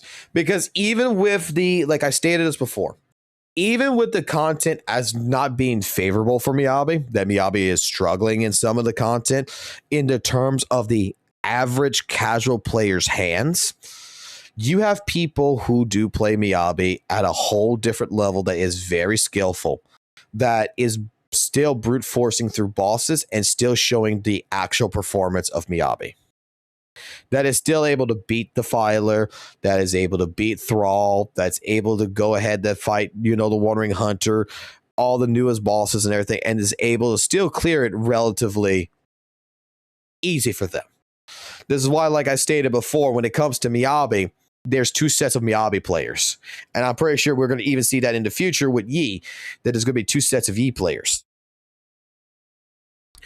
One side, when it came to Miyabi, is the player that plays Miyabi that does not understand Miyabi because they don't have to, because Miyabi carried them, right? This is me bringing in the FGC conversation of this. There is some characters that gets produced, that is thrown into a fighting game.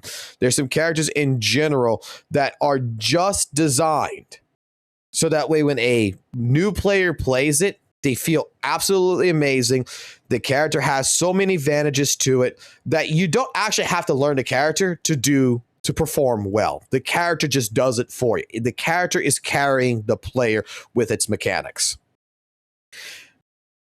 When the game itself, especially in a live service game like Zenless Zone Zero, when you get to a point in a live service game where the content changes, the content evolves, new things happen, the content becomes unfavorable, right? In terms of like Miyabi. So the people who never actually learned resource management, that never learned the stack management, that didn't learn the motor ice, that didn't learn different things that how to make Miyabi work with certain different builds, that doesn't have an understanding of Miyabi, when they go into this unfavorable category of content, they're not performing good at all. They're hitting walls. They're hitting roadblocks. Miyabi don't feel good. Miyabi feels like shit. Now, the character is no longer carrying them. And this is where you have a whole new set of players who have been playing Miyabi, who has been understanding the course of Miyabi, who are skillful players, who are expert level players, basically, because Miyabi is their favorite character. They main it. They've been in the lab. They know that is blowing through this content and is making people like myself, when I see it, go like, what the fuck? Wow. Like, just to prove a point that Miyabi is a character now that is completely at a tier of her own when it comes to certain players' hands, because they have a full understanding of how to utilize that character in a different degree that the average player won't learn. This is why, like, I made this remark to EO when he was talking about the tier list, is that people need to understand that when it comes into talking about tier lists and stuff like this, like, there should be probably a whole new category. There should be several categories. There should be a Shiyu defense category, a deadly assault category. There should be one probably with signatures, one without signatures. There probably even should be one in here, two more in here, that if you could change a filter on it, that would determine casual play, skillful play, to really determine. Because I guarantee you, in the right hands, Banyue probably would go up. Zambi would probably go up to probably a T0. You could probably make some of these characters go into T0 depending on how you utilize the character, how you play the character, right? It depends on who just justifiably in their hands can make that character work. But here in general, even in this casual form, this is what this is based on. This is based on the average player experience, the casual player. This is what the tier list is based on. Even in here, when you're separating now an anomaly DPS, Miyabi should not be, even with the unfavorable content, Miyabi is a fucking leagues above every other fucking anomaly user. It should still be in T0. That's my opinion.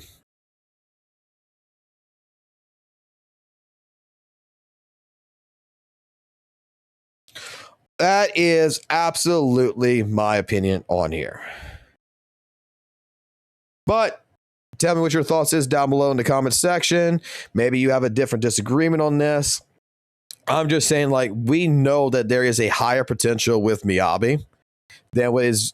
Even they announced it in here. Like, they even know that she should be in T0. But they did this drastically because they're trying to get a hand on the new formula. So the only saving grace about this tier list is that this is a whole new formula they're trying out, and it will be updated in the upcoming weeks. So this may end up changing. This is not a finalized version. This is just them doing a drastic change and taking away the T1 5 slot or whatever and fixing all this like this. So let's just see what happens. But I'm in agreement with someone like EO that Miyabi should be still in the T0 section, especially if you're going to do a tier list like this. Keep it classic, keep it jazzy, always keep it real, and that will be it.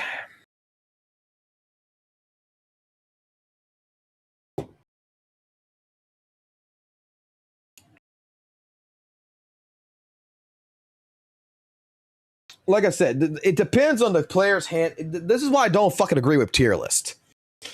If you want to talk about tier lists, you have to ask. We have to look at a tier list, in my personal opinion, right? In more than just one or two ways.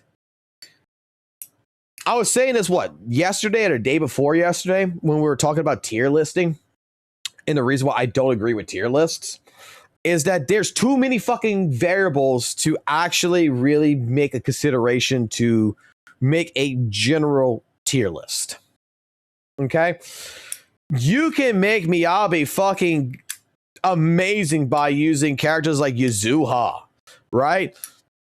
You can make Miyabi, you can make fucking Yizhuan fucking great with fucking with other characters like Lucia and such like this. When it comes to all of this is a team-based game. So you can make fucking someone like Banyu, who's at T0.5, actually really fucking shitty if you put the wrong fucking team on him. You can make fucking Yizhuan be a fucking goddamn fucking T2 if you put the wrong fucking team member on her. There's too many fucking variables on a fucking team list to actually come into question. There's too many variables. This is why, like, in fighting games, man, like, we've always looked at, like, you know, how they would look at a tier list, right? And I'd never really agreed with it until after the fact, is that they would determine the fucking tier list after a fucking tournament. Like, majority of the actual good tier lists in fighting games is after, like, Combo Breaker, Evolution Tournament, that they go back and they reevaluate the tier list based on what people who are playing the game, who are at a competitive level, to make the determination who they're playing, why they're playing it, and to see the number of wins and losses. If we're looking at this list completely in a casual format, like what they're trying to say right here, then you're not even looking at a full scope of what the potential of the character is. Like, if I'm Pridewin, and I'm just going to go say, hey, look, I want 5 players of ZZZ. I play ZZZ. Hey, what's your level at? I don't know. I just played the game for 15 minutes a fucking day. Okay, you're perfect. I need you to fucking go ahead and tell me what you think about these characters. That's not a person who's knowledgeable about the fucking characters. Like, this is where if I was making a tier list, right? If you wanted me to make you a fucking tier list in ZZZ, I would pull the actual fucking calculators. I would pull fucking people like Muzzy, Kete. I would pull different people who know the fucking game that they fucking play. And I would take their information and I would ask them to give me a review on their thoughts of these characters. And I would see if it would match. I wouldn't just go pick some random fucking people to fucking make a tier list.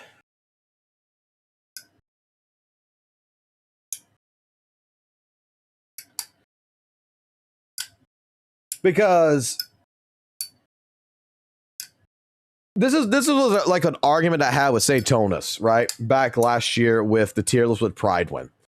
And I made this statement in his fucking chat before I got banned. And I made this statement exactly. If you got a fucking problem with the Pridewin fucking website, why don't you go talk to the fucking Pridewin people? Like, dare I say, like, I don't think that these people are doing it on purpose just to fucking throw shit together, at the same point. This is the information that's given to them by some people. The question is it reliable information, or is this just information that's not, or is just coming from like random fucking people who's playing it? Like, where's the information coming from? How's the calculations being calculated? Who are the credible sources? And again, here comes a fucking problem I have with Pridewin with ZZZ, because I feel like in some cases ZZZ is being treated like shit. I'm not gonna lie.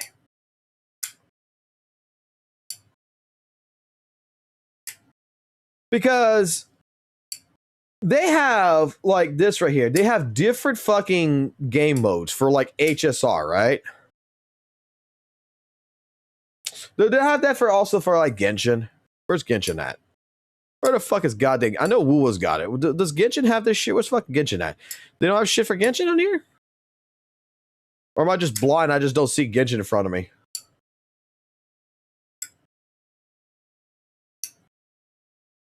I don't see fucking Genshin. Oh, whatever. Even like Weather and Waves, right? Has a tier list which they go with signature, Whipper and Waves, with or without signature. Why are we mixing both fucking like what is the reason why we're mixing, you know, Shiyu Defense and Deadly Assault into one?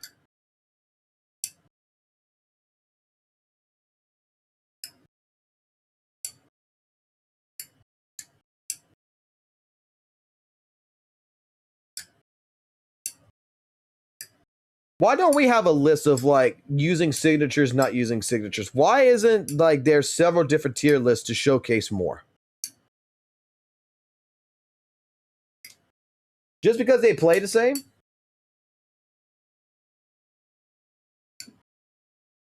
Like, why don't I have a fucking tier list as like, hey, which signatures without signatures? For DASA, one with signatures, one without. Because I mean, let's be honest, some of the fucking signatures, there's signatures like for fucking like Trigger, right? That completely changes the way she fucking plays.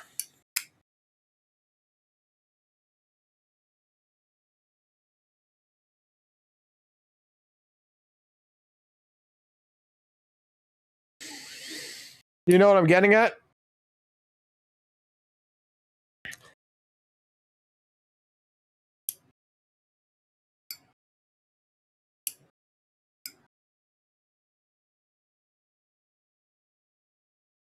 Yeah, and yet the WUWA tier list is more scuff with Lene solo tier. You know, I looked at the calculations on Lene to be completely fucking honest. Like, you could put Lene with GN and such. Like, I understand what they're trying to come in. She's very universal. She's not the best in slot, but she does fucking a great job with. She fucking works with any fucking DPS. When we looked at all those fucking calculations and everything, like with GN and stuff like this, like, she can work with several different fucking teams pretty damn well and get and make really good results. But I don't play WUWA, so I'm not really gonna fucking dive into that subject too much. I'll let the people who play it argue that one out.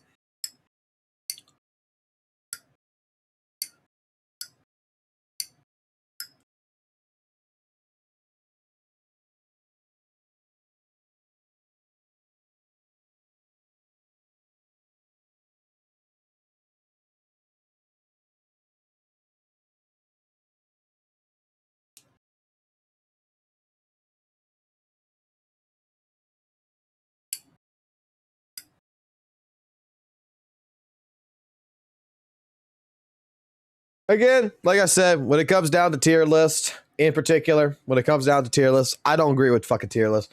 I'm gonna, you know what's my favorite tier list of all time? You know what's my favorite tier list of all time? I'll tell you my favorite tier list of all time. The only tier list that fucking matters. Are you guys ready for my tier list? Are you guys ready for my tier list? Let's go with the chat real quick. Let's go with the chat. All right. Here we go. We're gonna start from the fucking beginning. Dial in really quickly. Who here is gonna fuck her or not fuck her? Let's go. 1 for fucking her, 2 for not fucking her. Who's gonna fuck her?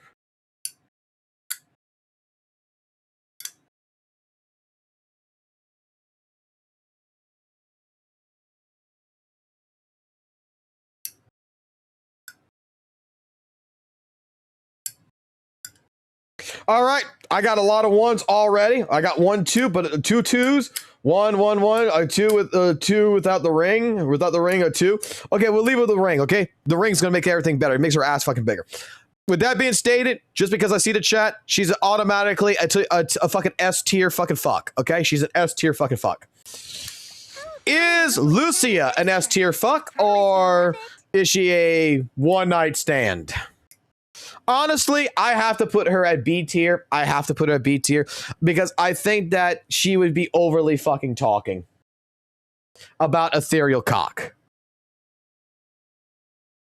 Right. I think that we would be going at it, and then at the end of it, she would be pulling that book out and trying to show me all the ethereals.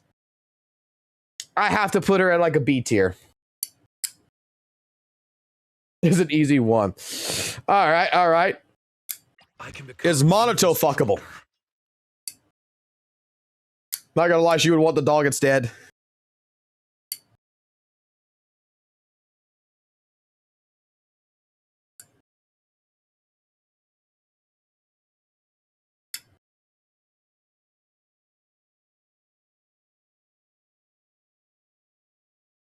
You know what? We're gonna actually do this. Right? We're gonna make a fucking tier list about where we're gonna put them at the fucking mode. I'm gonna see if I can try to get some content creators, because like, dude, Evelyn is an S tier fuck. Would you agree? S tier fuck right here. I think that especially when you get her a little bit tipsy, she's gonna want to take you to the hotel room. She's gonna fucking take your clothes off, and then she's gonna take that string and she's gonna wrap you.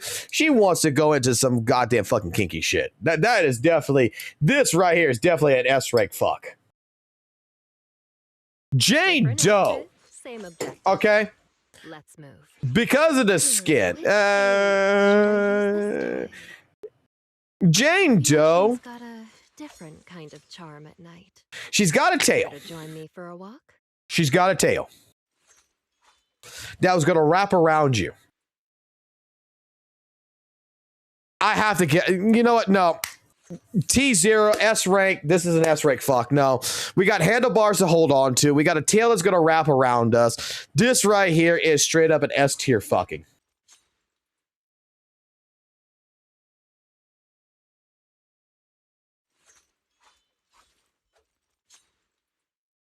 Yeah, basically smash or pass in a sense. When it comes to trigger,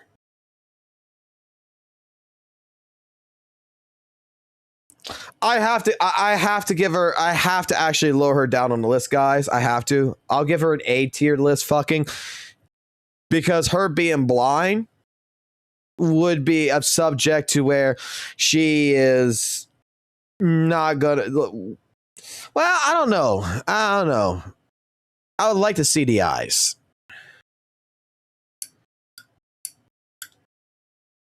I'm gonna go with A on this for right now. My dream seems to have become Now, Yadhari.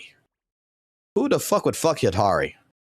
I'm gonna be honest here. Yadhari might be low on the tier list of fucking. She's always high. You can see it in her eyes. Those tentacles would grab on, and I don't think she would let go.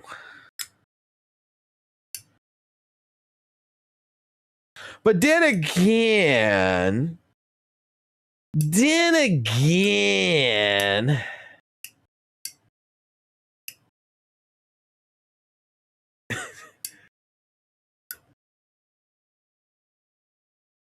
let Jade object to anything.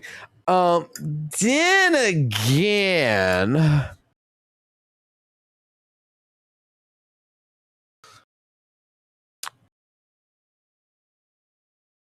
the only thing that I'm worried about with Yadhari is, would she ink you? Like, if she squirted, would it stain? We have to think about this one. Alice. Oh, but no I'm gonna be honest. I think Alice would be too picky to fuck. If the bed wasn't symmetrical, if the room wasn't symmetrical, if the pillows aren't symmetrical, if my dick veins aren't symmetrical, I would be hearing about it.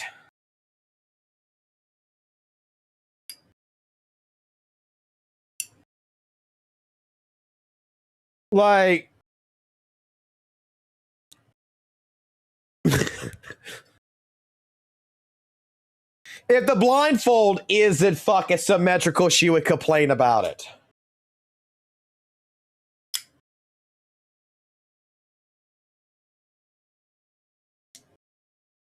If the balls ain't symmetrical, she gonna complain about it. I can't wait to hear the sound of the Yuzuha.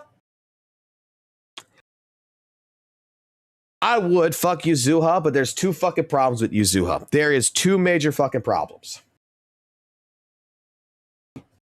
Number one, she would fucking be a prankster in the fucking bed. I'm not sure how I can handle that. And number two, that fucking excuse me.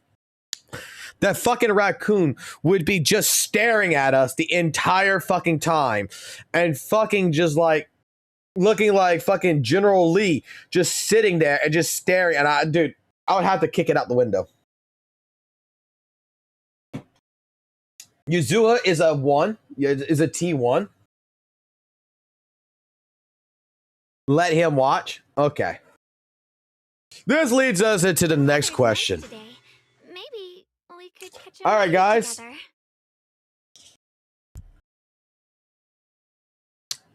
Our new Void Hunter. Where is she at on the tier list of fucking?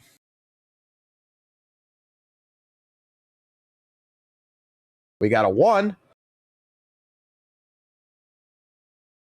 Think of it like this. Think about this. You're fucking her and she changes fucking personality split fuck. Like, all of a sudden, she's sweet, she's kind, she's riding you. She's like, am I doing a good job? I'm doing a good job. You spank her ass. She goes into the white hair form. She then fucking grabs your ass, flips you over, and says, fucking pound me, you motherfucker. Is that T0 quality?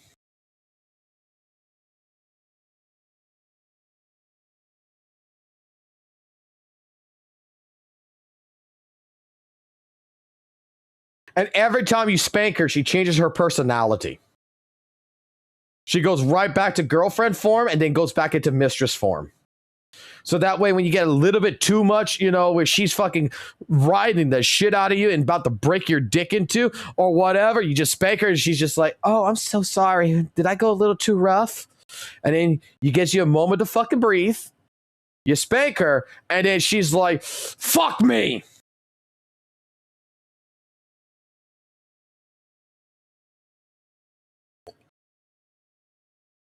No one cares. Your fortune seems... Yeesh 2.0 mascot. Fuckable? Yes. Would you want to fuck is the question.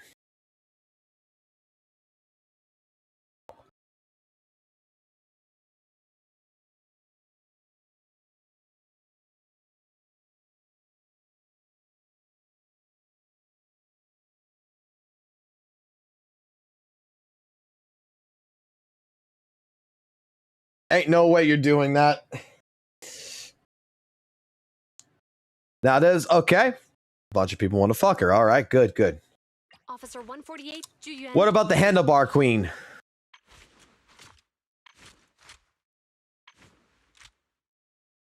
Huh? Is something the matter? What about Pupsec? Are you willing to get arrested, go into a jail cell, and get fucked?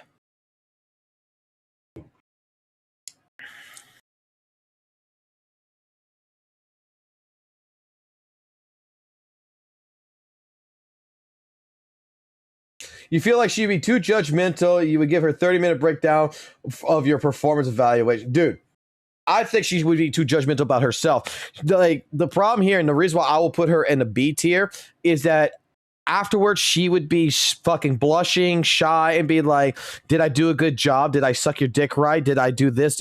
Like, I think that she would be too scared to fuck, to be honest. That's why I think she's a fucking virgin. I think she's a fucking virgin. She can't do it. Astra Yao, we know, is not a fucking virgin. Okay? Astra Yao has gone both fucking ways. Male and female. Because you can't be a fucking singer. You can't be someone in Hollywood that has not sucked off your fucking producer.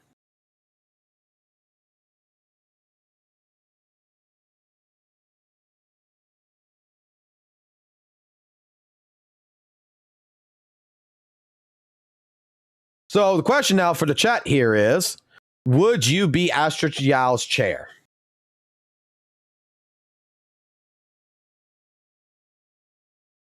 Would you take her to the fucking black couch casting? Why is Jufufu skip? Because we don't go to anything that's short.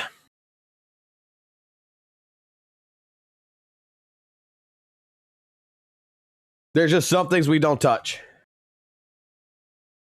I be her shaving cream for real, for real. What the fuck is that? I would be her shaving cream?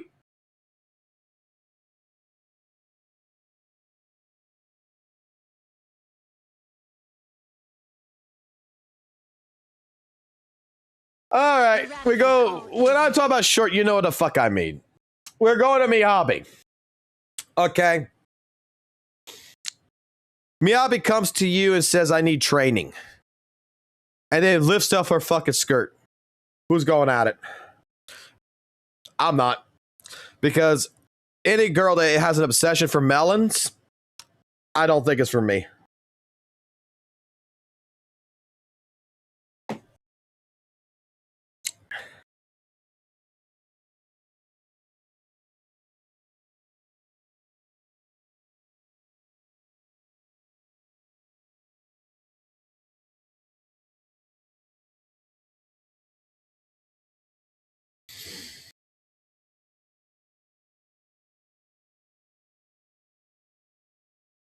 She might actually try to pull the fucking training fucking regiment of what is pegging. Now, for the actual Melon Queen, who's gonna bring some steamed buns to fucking Yanagi and fucking put her on top the fucking desk and make all the fucking paperwork moist?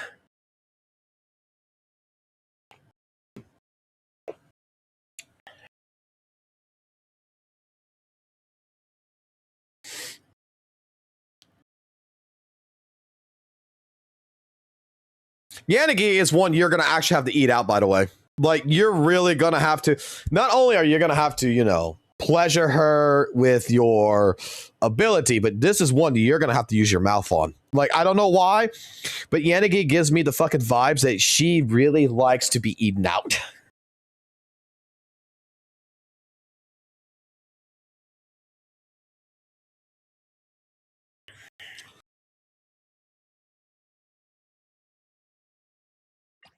Seed is old enough, but the problem with Seed is I don't think that she would understand anything that's going on. So Seed is a character I think we could drop to the F tier. She's not fuckable. Seed is not fuckable at all.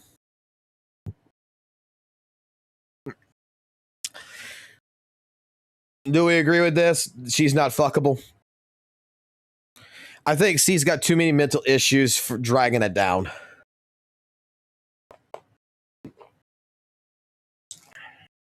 She would require an entire tutorial. And I don't think I have time to give the tutorial. But if you have time for the tutorial, fucking speak up. I have time for the tutorial. That's up to you.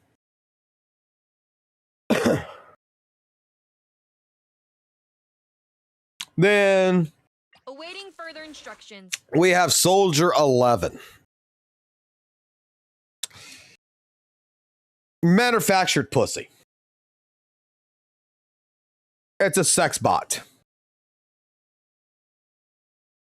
Is this a yay or a nay?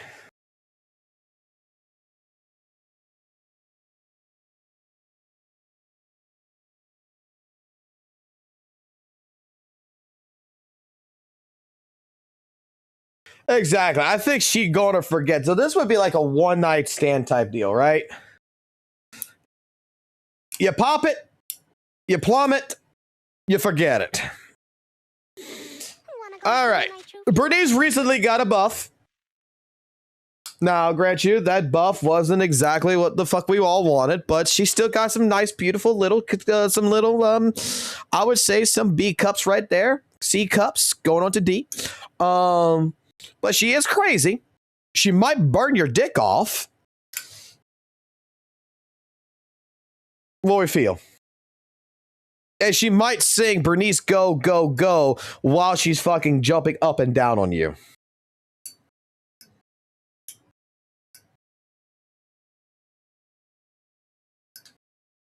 Like, I expect that Bernice would be the freak in the sheets. Bernice is the one that is going to take you all over the fucking apartment, the house, wherever you're at, and nothing is safe.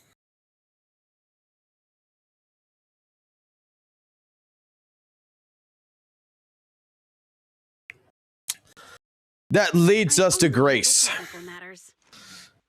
Grace would be finishing working on her robots and everything else. Grace would be looking at you, and basically, I don't think anyone here would be able to have a chance to fuck Grace, because I think Grace said that she would have too much enjoyment with her toy at home. That she's got a bang boo that's fucking called Dildo Boo, and she prefers that over you. Even she probably would even fuck Razzie Billy more, because mechanical dick, right? She can fucking upgrade that shit anytime she wants. I identify as a bang boo. How many of y'all identify as a bang boo or a robot now? Come on. Do you think that if she would have been in the story and would have saw Banyu, that she would have gotten wet? That's now a fucking plot hole that we need to fucking discover. Do you think she would have gotten wet for this? I only handle technical matters.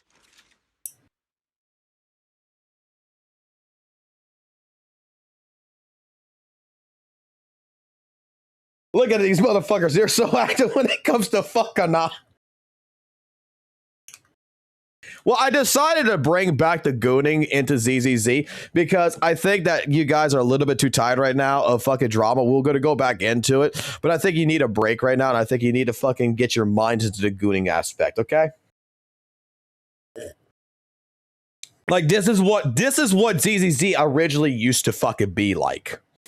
I used to go into streams, and this is what people used to talk about all the time. Not whether or not there's a fucking spinning event or some shit.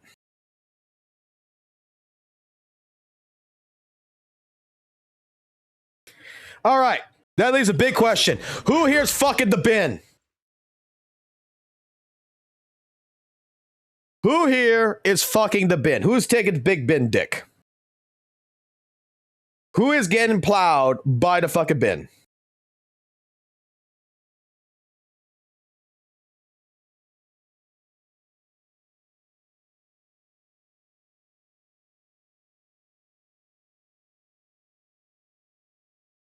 You're all getting plowed by fucking thing. You're all getting plowed by bin. No one is fucking getting away from the fucking goddamn shit. All right, we got a problem here. We have a fucking problem. Ellen Jo is in high school, but the question that we have here is that she has distinctive nipple bumps. But she's in fucking high school. Is Ellen Jo 18 years old and is in her final year of high school, making her a fucking adult? Or is she underage? What is the fucking consistency to this? Because straight up, she a fucking shark. We have to know.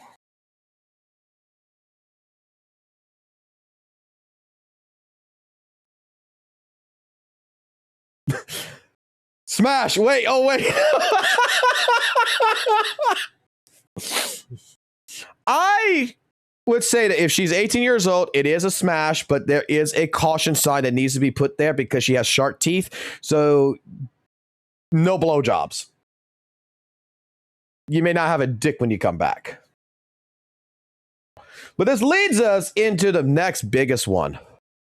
Has made Rena at your service. Who is brave enough to fuck Rena?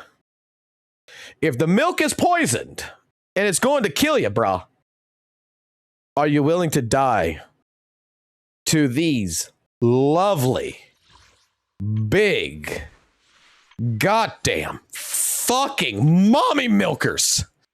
Because you know what? Yes, I would be Rena's chair.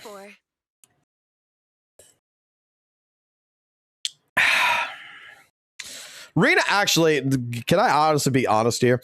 Rena looks like a fucking character that belongs in fucking Bible Black.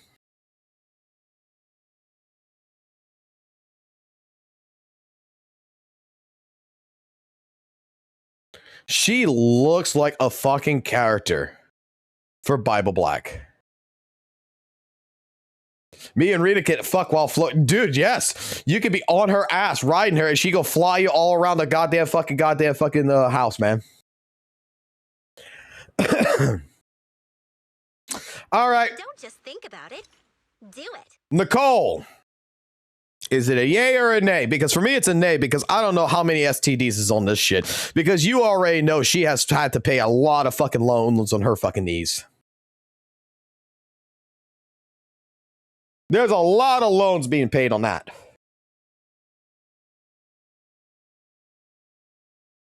We're gonna go back. We're gonna go back. I'm looking at characters. We're doing the females really quick. I just had to do Ben because Ben is fucking special.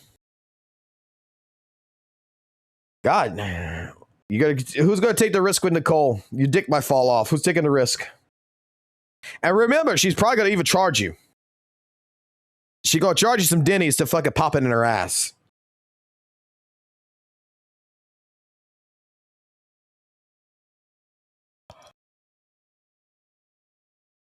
We already know you all fucked with Nekomata. Everyone here lost their 50-50 to a Nekomata. You all fucked Nekomata.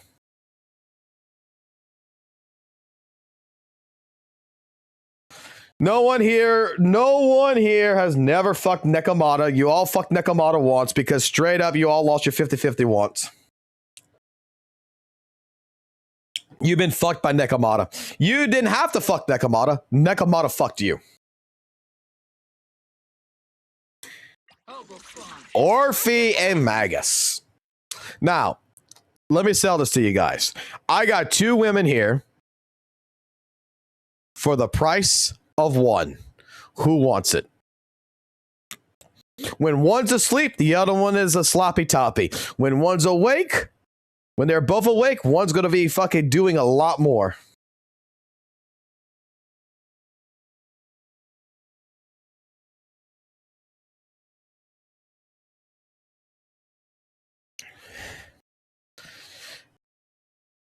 Dude, I've seen some Rule 34 of Magus fucking popping out the fucking barrel of her fucking gun and saying, Wise, get over here. It's haunt my fucking dreams. A summer day with Lord Pathan. Vivian. Who here is crazy enough to fuck crazy? Because I sure to hell am not. I am sure to hell I'm not fucking that crazy. Because Vivian is the type of girl that if Wise was fucking her, she is wrapping the legs around his fucking waist and not letting him go, and he is going to be ended up paying child support.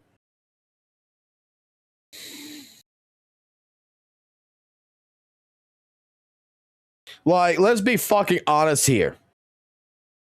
Vivian is the type of girl that if Wise makes that fucking mistake, there's a baby that's coming right after.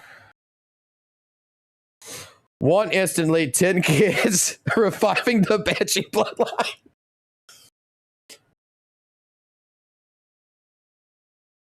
Okay.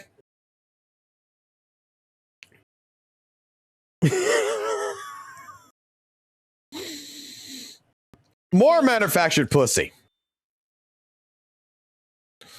But Ambi says that you have to put your dick in between a burger's buns for her to fucking even consider it.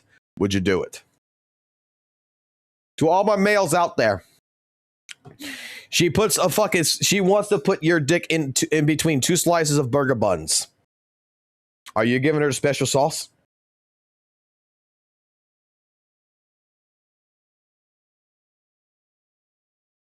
Jesus Christ, you are some weird motherfuckers. Dude, burgers and chili, 1000%. Time to try something new today. Bum, bum, bum, bum, bum. I'm coming it. My loyalty lies All right. with the winner. For all my furries out there who love their pulchras, who is taming this kitty?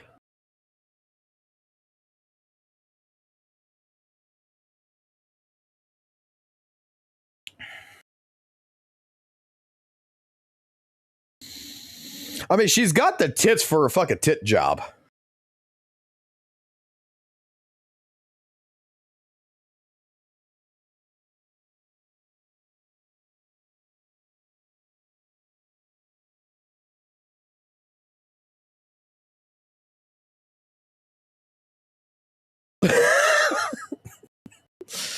God, you guys really want to fuck Palker. All right. We fighting? At least the last female I'm going to talk about. When it comes down to Caesar, we know she's a fucking romantic at heart. Who's taking Caesar out on a date and fucking her on the boardwalk? Who's going to make Caesar gasp for air?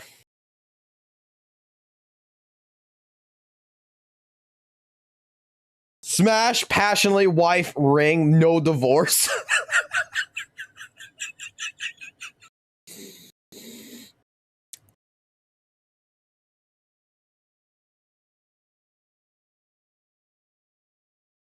Oh, well, I'm not talking about Clanker. Clanker's too small, even though it's a robot. Soldier Anby. I think goes into the cordons of Anby and fucking Soldier 11. They're all manufactured sex box. I'll sell them each to you for fucking 100 dennies each. How's that sound? Is it a good deal? You can have any one of them what you want for a fucking 100 thing. All right. Time to get into the men now. Haramasa. Go ask my colleague. Anyone here fucking Haramasa? Is Haramasa fuckable?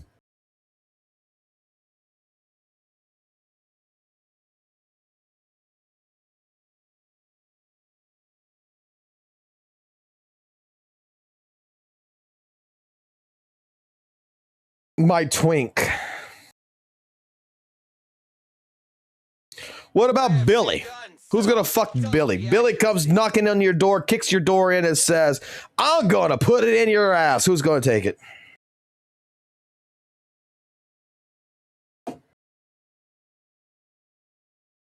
We already know Rezzy's gonna fuck Billy, and they're gonna, dude. Okay, I have this prediction. Rezzy and Billy are one the same. And the reason why he's called himself Rezzy is because probably Ray was Billy's last name, right? And we know he's Billy the Kid, but it's probably Billy the Kid Ray. And what ended up happening is Rezzy and Billy actually met each other in IRL, and they touched tips with their dicks and then ended up fusing into fucking Rezzy. And then that's how we got Rezzy. It's like a Dragon Ball Z transfer fusion. Instead of doing the fusion dance, they just touched tips of their dicks. And boom, Rezzy was born.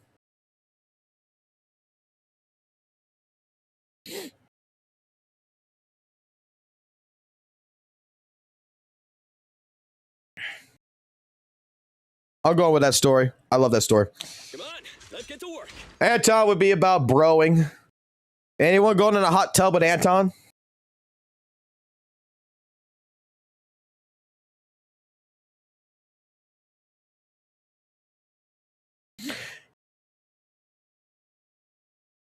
All right. Well, definitely the women said yes. It's a bro job. What the fuck? It's a bro job. If you need help, call me anytime. This is a no. This is a no. This is a no. But I will fucking bring it up. Who here is going to fucking get Seth's?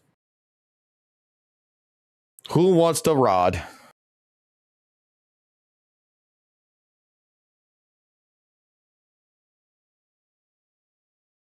Who wants the rod there? I'm at your disposal. All right, who wants Red Rocket? We're going to pass Seth up. We're going to go straight to Lycon. Who wants Red Rocket from fucking goddamn Lycon?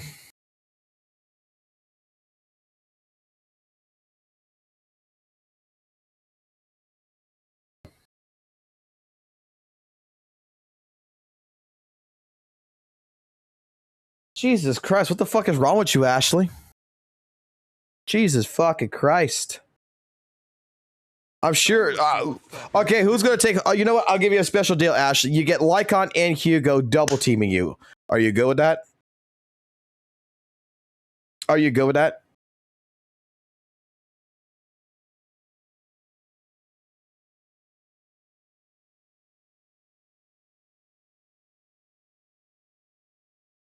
Women are so fucking easy. Now, because you said that, you no longer have a chance with Lighter or Banyu. Who here would fuck Banyu, by the way?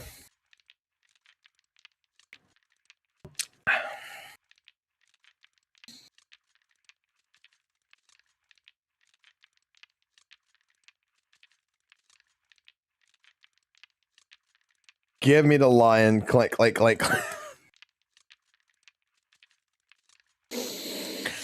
God, you're so fucking weirdos, Scott. You are so fucking weirdos. I love you guys. Did I do? I did forget Jane Doe. Did I forget Jane Doe earlier? Let's move. No, we did talk about Jane Doe. We did talk about Jane Doe. Everyone here is gonna fuck Jane Doe. There is no fucking question. Everybody here fucks Jane Doe. I'm here, so we're good. All right, who here's unzipping fucking Lighter's fucking jacket and fucking taking him to bed?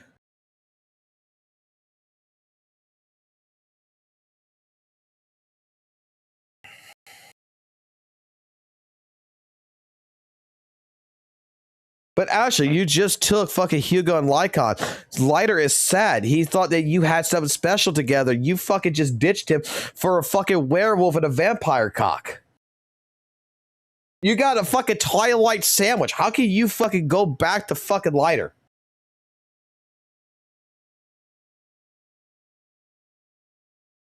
Oh my god, this girl is fucking a freak.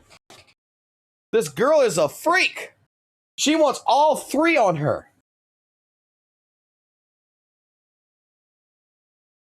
She wants to make it to where she cannot fucking walk out of the fucking room after. God damn. Honey, you need some professional help.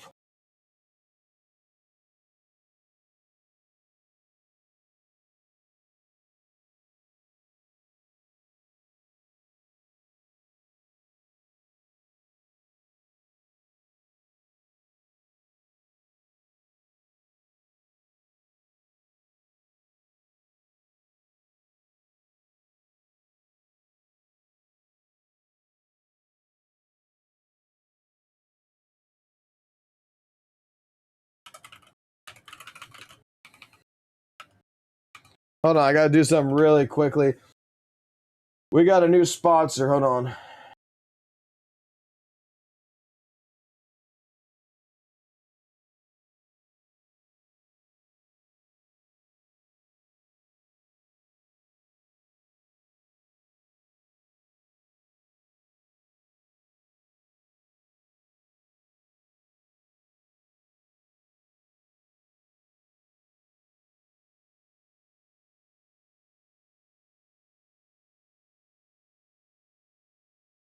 Hold on, I got a new sponsor talking to me. Hold on, sponsor's talking. Why the fuck is the sponsor talking to me right now?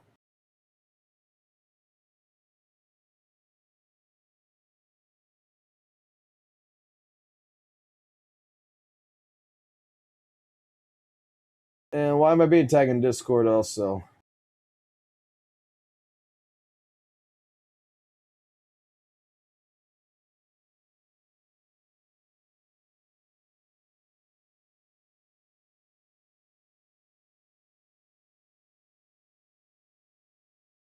That's where I fucking saw it. Unusual Echo, who is in my fucking goddamn Discord.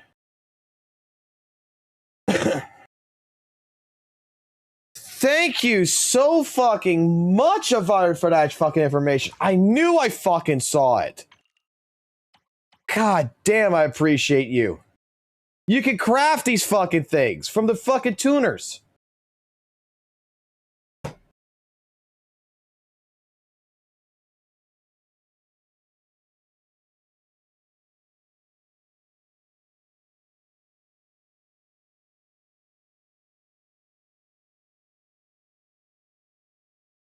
God damn, I knew I fucking saw it yesterday. I just didn't know where the fuck I saw it at.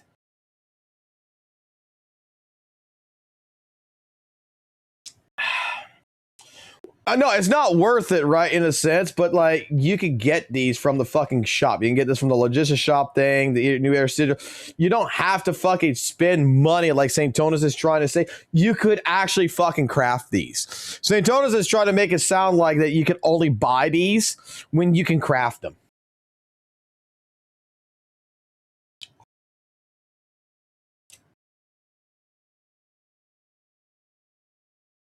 I was remember watching that yesterday. I was just trying to figure out where the fuck I saw it at. It was in the crafting section.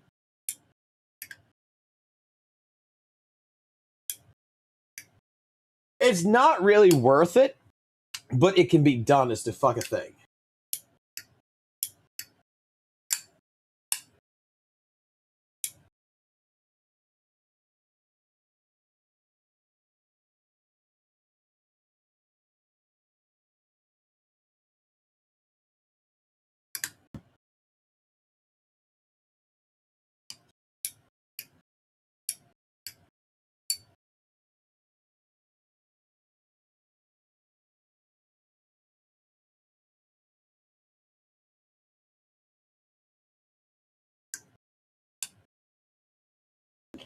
Alrighty. I guess we get back into fucking all the fucking drama in the fucking world.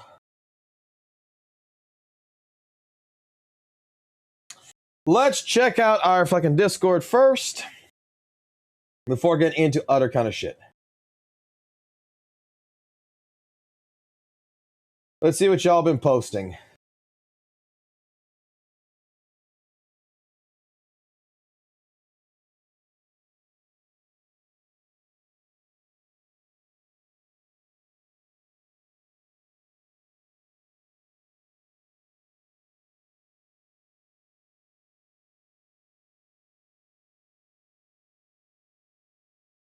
What the fuck is this? Kuro was caught telling their CCs to say they are not sponsored. Originally, a bunch of Kuro CCs went to a meeting to discuss an upcoming critic WUWA event, probably with some mild critic the devs listened after, and someone was streaming during it, and someone slipped that. I thought someone from Kuro was going to be here and listen. No, Kuro, not related to official. Didn't he tell you the narrative is that it's not related to the official? Dude, I'm streaming. You guys do your mic tests. I'm leaving. Okay.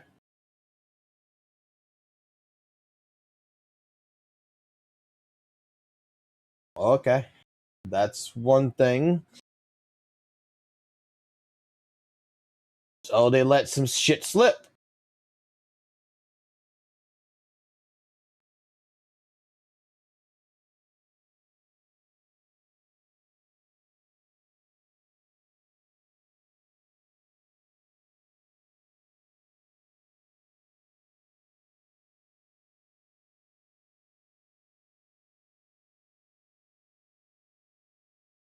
Let's see what else y'all got going on in here.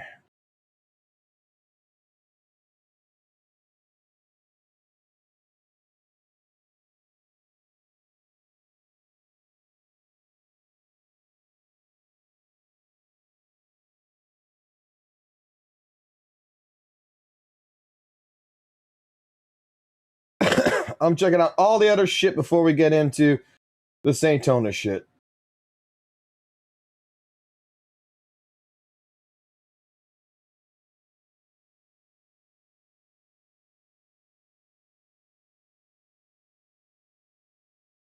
Check Twitch numbers and such. Okay.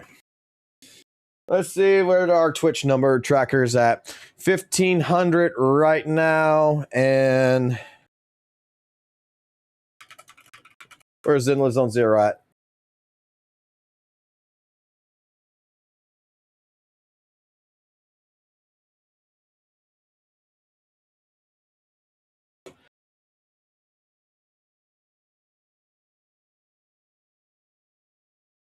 What? But I thought that what? What? But I thought that what? I thought there was no interest in ZZZ.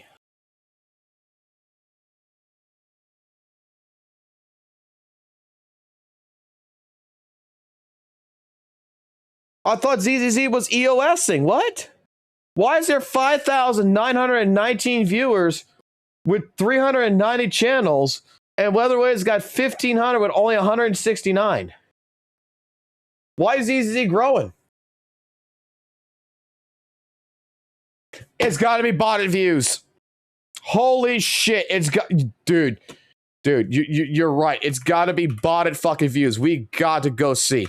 We got to go to Twitch.com. We got to go see the botted views. Oh my god! Fucking Captain Cabinets was streaming it.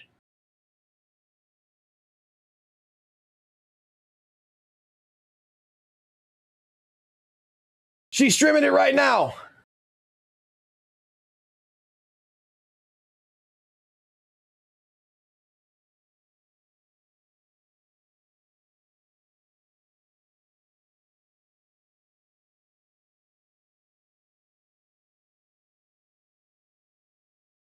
What the fuck?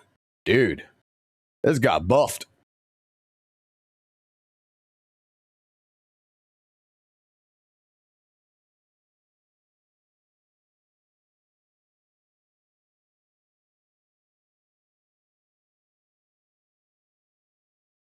Holy shit, people actually fucking playing it. God damn.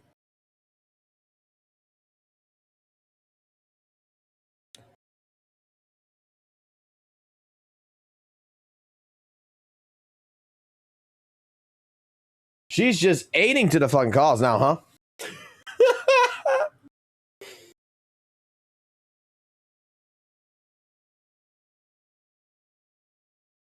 What is this?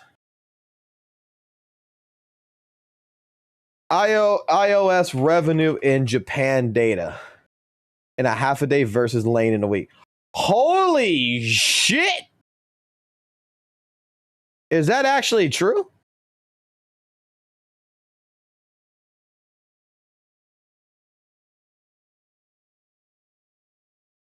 $4.6 versus 1.8 in the first half day. What?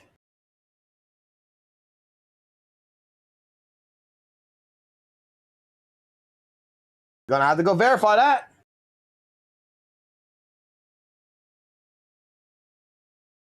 All right, so DJ King, I got a question for you, buddy. I got a question for you. You're in my chat. Now that, because I know you're the one that brought it up. Where the fucking noisy boy tell you to for me to unblock him? Did he just like DM you or some shit? Did he fucking put a comment on a YouTube channel or some shit?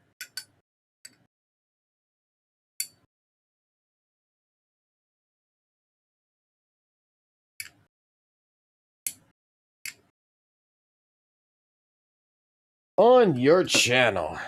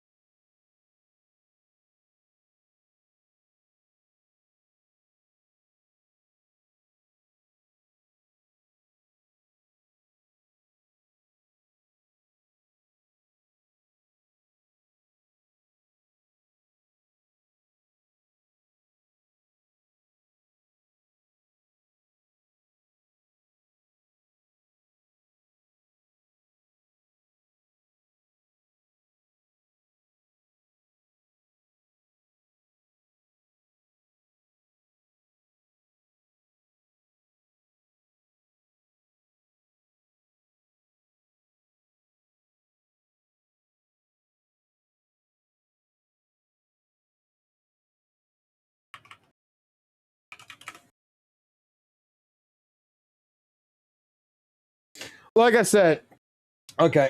I always see. I always go see the comment. Like I said, if you want, you can respond. You can respawn like, dude, straight up. You're not banned in my fucking Discord. You have to talk to me first. So, all right, let me make a dedication. Let me make a complete dedication to Mr. Noisy Boy.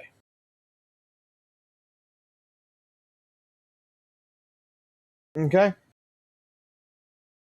So, Noisy Boy. A friend of mine back in the day. Okay? Mr. Noisy Boy. Right? You want me to unban you in my YouTube channel. For the comments or whatever. Means you can come into the live stream and stuff like this, right? You really want to do that? There's there's my Discord. You see how you're offline right now? I'm not sure if you're actually offline or you got me blocked. But by all means, you got my stuff. You know my new name. You know everything. Contact me. Talk to me. Be a reasonable human being first and contact me.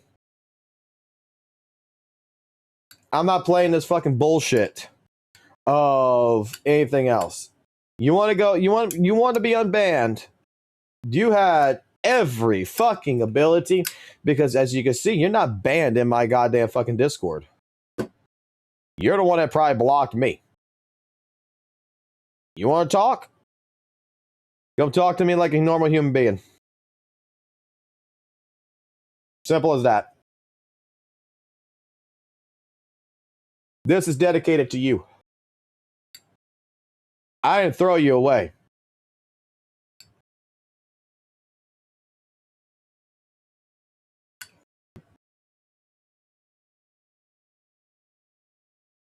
We have agreed to disagree on multiple occasions.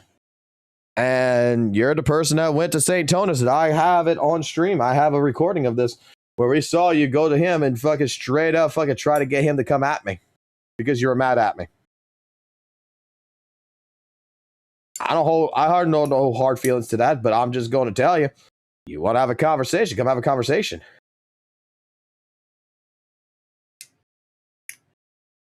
What's up, cutting hair? Come have a conversation with me. That's the call out. The call out is, you've been banned from my channel. I talk to anybody. I give everybody a fucking platform. Like, dude, I even give this guy here, Gotcha Journalist, who was in our chat at one time, who fucking hated the shit out of me. I gave him a fucking platform. We talked. I got big cake roll here. Fucking Steam Buns probably hates the shit out of me, and I talk to him. I talk to lots of fucking people in Discord, bro. Lots of them. And you could come just like anyone else. You have a fucking problem. I don't hide. I'll have the conversation with anyone.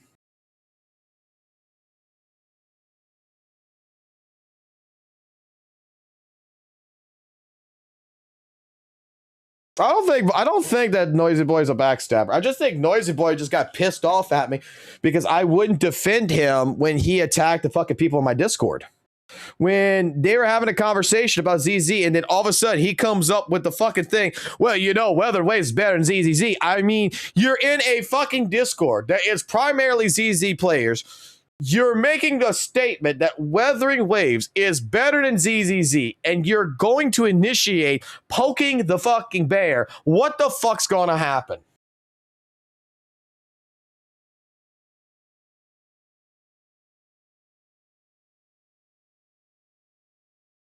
Then you accuse people of fucking not being actually trans or lesbians and stuff like this, fucking going out of your way and being like, these people are wrong and stuff like this. And I'm just like, dude, I talk to these people just like I talk to you. I know who they are. All I'm telling you is if you don't agree with them, then don't engage with it. It's not fucking hard. He got mad that we took down the fucking Weather and Wave section in our Discord and we condensed it into a forum.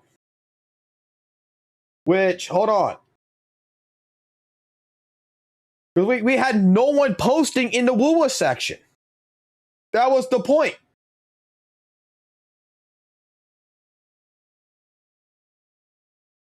So we took it down. No one was posting. We fucking archived it. It's in the archive channel.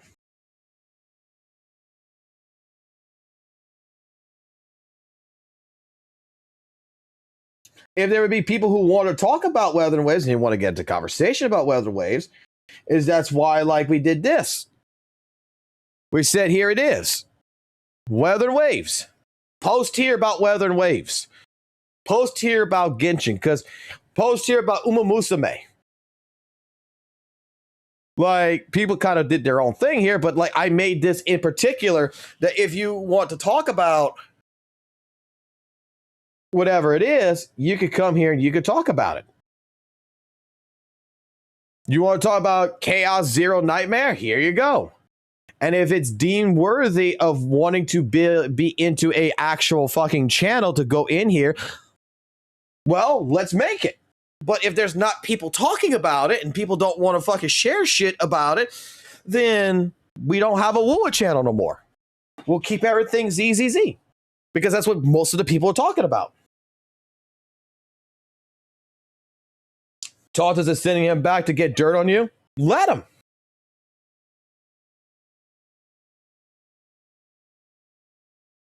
Let him.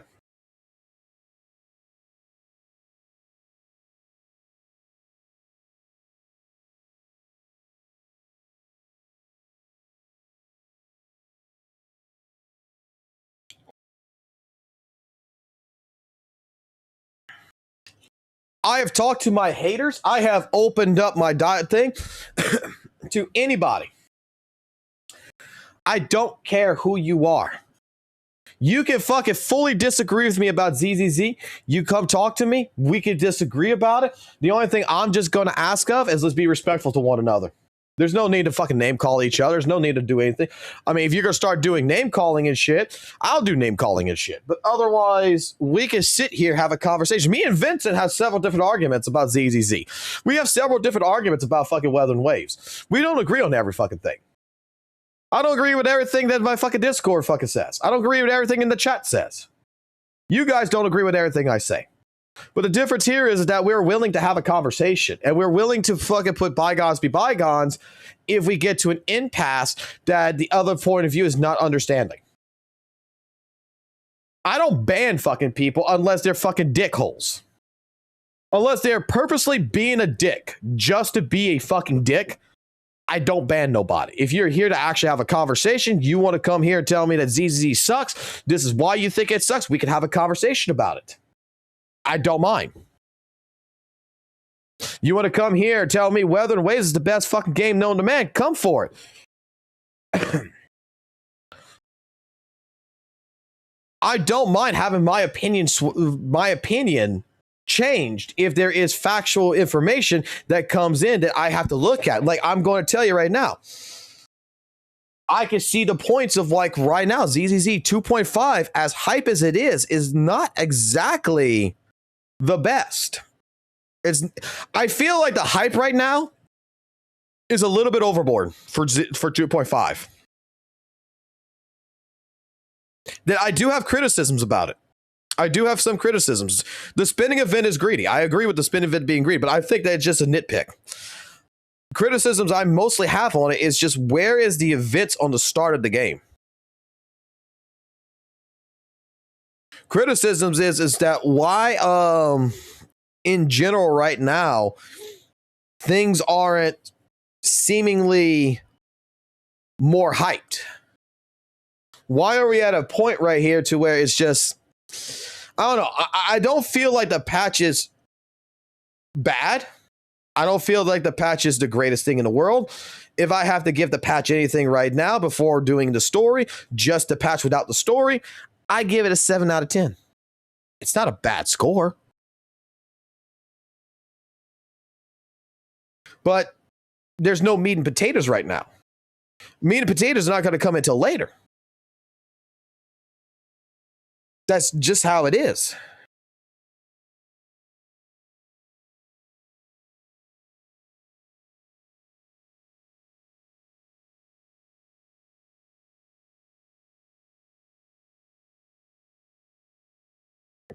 Yeah, 710 would have lived out long enough. Okay. I guess I need to go into the next fucking part of all this shit. Like, I don't plan to do the story until probably this weekend because I don't want to spoil anybody. I don't want to have a chat be angry at me. I'm giving you guys time to fucking do the story. I'm always late to the story because I'm a nice guy. Even though I really want to fucking do it. I really want to fucking play it right now. I kind of fucking just want to stop doing what the fuck I'm doing and just fucking dive right into it. But we will see. Okay. This is the latest. Righty, ladies and gentlemen. You all could probably imagine that this video has been a long time coming. Though if we're going to be honest, it's only going to be about 7 days, because 7 days ago is when we released a video regarding the insane amount of toxic positivity surrounding Zenless Zone Zero version 2.5. And one of the topics of this video over here was the fact that me simply presenting some of the most reasonable critiques, and of course, reasonable amount of skepticism for a game. What is considered reasonable with you?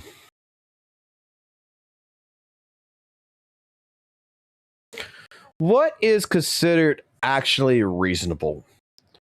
Me being reasonable is not trying to tell people they're fucking full of dog shit. Being reasonable is actually having an engagement conversation. Update from developers who have continually betrayed their player base, Zenless Zone Zero, me expressing the smallest amount of skepticism for features in the game that I thought sounded either predatory or not very good, that was met with one of the most diabolical dislike ratios on the planet. And then, afterwards, after making this video, people realized, oh, this is something Sane has done before. Prediction. An incoming I was right again video 5 months later. By that time, he will reference this vid. Hi everyone from the future. Well, this is the thing, ladies and gentlemen. It turns out Zenless Zone Zero 2.5 is so fucking bad that on release, I'm able to make this vid. We don't have to wait 5 months. We only have to wait until the day the patch goes live. Because do you want to know what I saw when I opened up Twitter this morning? I don't even follow this account. I don't have ZZZ stuff on my page. But this is what I saw. Possibly the worst finale quest in all of gacha games and the worst Hoyo cast of all time. Holy fuck. And what do you see in the background? Zenless Zone Zero's redemption rewards for completing a main story quest, and this woman who looks like she's on her 13th.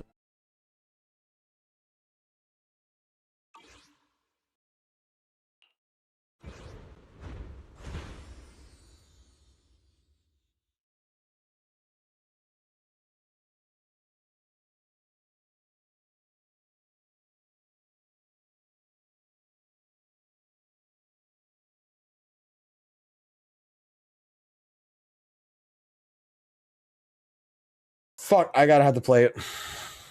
Reason why. And you might be thinking, maybe this is just somebody doom posting the game, right? Maybe they're not actually a Zenless Zone Zero player. Let me show you the name of this profile. Kafka with a Columbina profile picture. I assume this person is a Hoyoverse fan, so we can kind of rule out the idea that this is Wuthering Waves players doom posting for no reason. And as you can see over here, right, almost 300k views. It was made literally less than 12 hours ago and 6.4k likes across the ZZZ community. Do you want to know what I said about this story? I said that this story had a lot of potential to fail. Actually, I said that right during, right?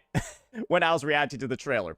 And one of the big things that I said was the fact that they spent so much time focusing on this Yi Shungite unit, sacrificed the storytelling of everybody else in WAIFU Peninsula to focus on her, and then they didn't even do a good job with it. Do you want to know one of the reasons for why it was bad and wasn't received well? Obviously, because they didn't dedicate the right time to the right characters and the writing in the story is awful, but also the fact that ZZZ 2.4, right? If you're familiar with ZZZ 2.4, you would know that this quest actually did not have voice lines in it. Yeah, a good 60% of the quest just didn't have voice lines, and then the developers apologized for it. So that's part of the reason for why the quest was so awfully received, especially in global. And who could have guessed, when I said the version was dead on arrival, who could have guessed that it would have impacts on how enjoyable 2.5 is? Though I'm pretty sure the story writing is just awful as well, because, as we're all familiar, ladies and gentlemen, the ZZZ developers have literally gotten on their hands and knees in front of the player base, only on Bilibili, and literally released an apology video for how bad the story in WAIFU Peninsula has been across. They didn't apologize. Play the actual fucking video. Go read the transcript. Go. You don't want to because. Never mind. Across the entire 2.x version. Yeah, that's something that happened. And so, one of the big reasons for why I got mass brigaded on this video was the fact that I dared be critical about a story that even the devs are critical about. That's going to be instance number 1, ladies and gentlemen. It looks like I was just right again. It turns out that blowing up your fucking story, and then never making the decision as a billion-dollar company to actually fix it, it can have some consequences on how good the story is later on. So I guess we're proven right again here. The next part about this update that I find fascinating, right, is we talked about how ZZZ 2.4's lack of voiceover impacted how much people enjoyed the version. They're still missing. Yes, ladies and gentlemen, the patch that had no voices, where the devs literally... What you fucking expect? They're not gonna be able to fucking, in fucking 4 fucking weeks, get all the fucking voice actors together to fucking do that.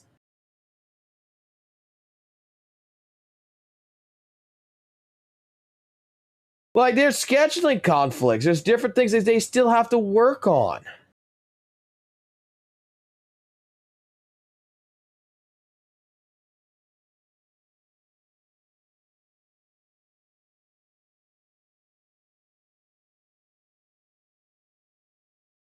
were apologizing and giving out compensation for the fact that the voices were missing. Only 100, by the way. They're still not there. And so if you're somebody that's catching up on the game, right? This is the best part. There are so many people that quit this game because it was dog shit for 2.1, 2.2, 2.3. Now they're going to come back, and the precursor story for the Void Hunter unit, that's the focus of 2.5, they're just not there. And remember, she's the on-banner unit in 2.5. Her main story is also in 2.4. So to play the story of the on-banner unit, you will not have their voice lines if you're catching up. And honestly, it doesn't matter if you're catching up or not, because if you played it last patch, you didn't have the voice lines. And if you play it this patch, you don't have the voice lines either. Billion-dollar company, by the way. Billion-dollar company. And you want to know what makes this unforgivable? And do you want to know what I also got downvoted for repeatedly?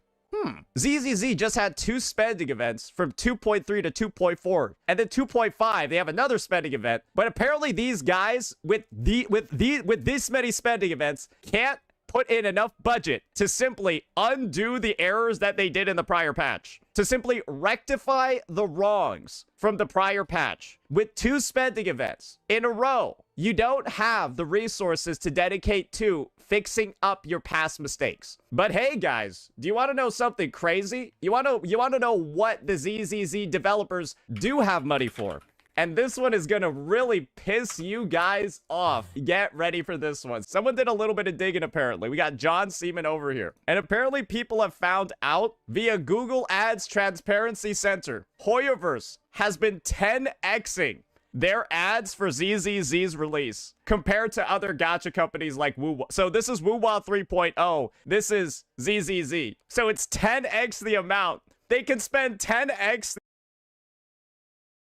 When Gato made this argument about Weather and Waves, when it had 2K plus ads and it was spending so much money in ads, that, you know, the argument here was, oh, that is great. That is to get eyes into the viewers and everything. And now when Hoyo fucking does it, it's bad. Okay. The amount on advertising, maybe less, maybe more, who knows? I just see it's double the amount of ads, but they can't add in old voice lines. Guys, they can spend all their money on that, right? Market. Okay, again, you're a fucking idiot on this because you don't realize they have to schedule the voice actors to come in. Fucking people like who is right now voice acting Bon Yue, who's voice acting fucking Dylan, Jax, Jade, and everything. We have different voice actors that have other projects that's going on right now that they have to schedule it with the studio. So they hired a studio. The studio's got to schedule with them to get them back in to get the voice lines. It's going to take time. Then they have to get the studio quality audio. They have to cut the audio. They have to fix the audio. And then they have to ship it over to fucking Hoyoverse. What? Are you a fucking retard? For the game, but actually making the game better? Oh, hell no. Oh, hell no. And so, what did I say? Hey, let's just go through the repository again. What did I say? What did I say, guys? When I was in this video, ZZZ devs lied again. What did I say? Oh boy, oh boy. Look at this. Less money. Hey, here we go. Money than this fucking game? Do you know how much HSR makes in comparison to ZZZ? It makes so much more, and they're treating it like this. So I'm focusing on how HSR got treated with a 3.8 patch after their 3 spending events in 4 updates, and how it's the worst patch in the history of the game. And this is after their 3rd spending event, they released this update. And I'm telling you, what do you think the ZZZ devs? What type of treatment do you expect for Zenless Zone Zero moving forward when they're treating HSR like this? Oh, I know the treatment. They're gonna skip fixing the game and instead spend all this money on ads. They're not gonna fix. I like the fact also that he's using John Seaman, the guy who pretty much started the shit with the basically saying that if the girl would have never killed herself if she was a WUWA cosplayer shit, that fucking we're using the guy who took someone's death and straight up you went ahead to spread a narrative. We're justifying John Siemens. So you could find someone else that could have done this for you, bro. The game, they're gonna spend all the money on ads. You wanna know why? So they can direct people to this amazing spending event, so that they can use the money from this spending event and proceed to not use it to fix the game. Because shouldn't they have used the money from this fucking spending event to fix this shit? No, I guess they used the money from this spending event to design this spending event. Oh, that's not even a fucking spending event, you dumb fix fuck. This shit. No, I guess they used.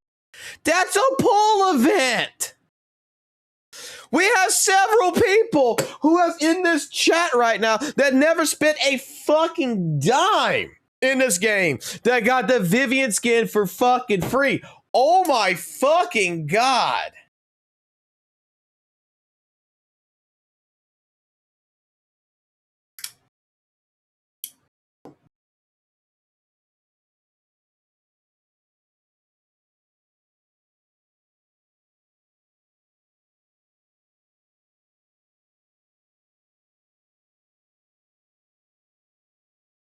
It's not a. Ooh, man. Okay, we're gonna be recording here in a little bit. Oh boy, let him finish. Use the money from this spending event to design this spending event, or they use it on this shit. Just know it's not going into the fucking game. And there's just proof of it. It's undeniable proof. They're just not putting anything at all into the fucking game. Because how is this still like this? And you want to know what is just the funny part about all of this? You'll be able to see. It's not going to be clear from the analytics right now, but it's very clear from some of the past analytics that I've shown. ZZZ has also been sponsoring massive streamers across the lead up to 2.5 to stream the game for X amount of hours. So if you were to look at this is about 6,000, 7,000 viewers that are artificially in the category from the sponsorships. That's like a solid couple $1,000s that they spent on that. Maybe 10K plus on that sponsorship. And so, once again, they're spending it on... You have proof of this? Do you have proof on this? Do you have someone who has a sponsorship contract that showed it to you that you can provide that says that it was sponsored?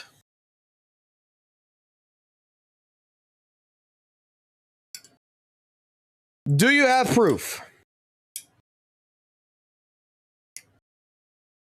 Sponsors for Twitch streamers that don't even play ZZZ. They're spending it on ads, but none of it is actually going into fixing the game. So it's bad to sponsor. This is my take. I think that if you have massive problems in the game that still need fixing, and then you're dedicating resources to sponsors and marketing instead of fixing the problems in the game, that's bad. Because that means that instead of making a good product, you're just marketing a product and making it dog shit. Which is typically, as a consumer, that's the opposite of what you want. You don't want a product that's bad, but then falsely marketed. But that's what's going on here. Yeah, that's what's going on here. I don't think it's that. I really don't think it's that complicated. But you can. I'm just gonna say, like, I don't even think sponsorships are bad. If fucking Hoyoverse is going to pay content creators to fucking play the game, why didn't fucking so when Kuro Games would pay for a sponsorship and with all the fucking issues they got in fucking 3.0, that they're still bug fixing, that, you know, let me put it this way.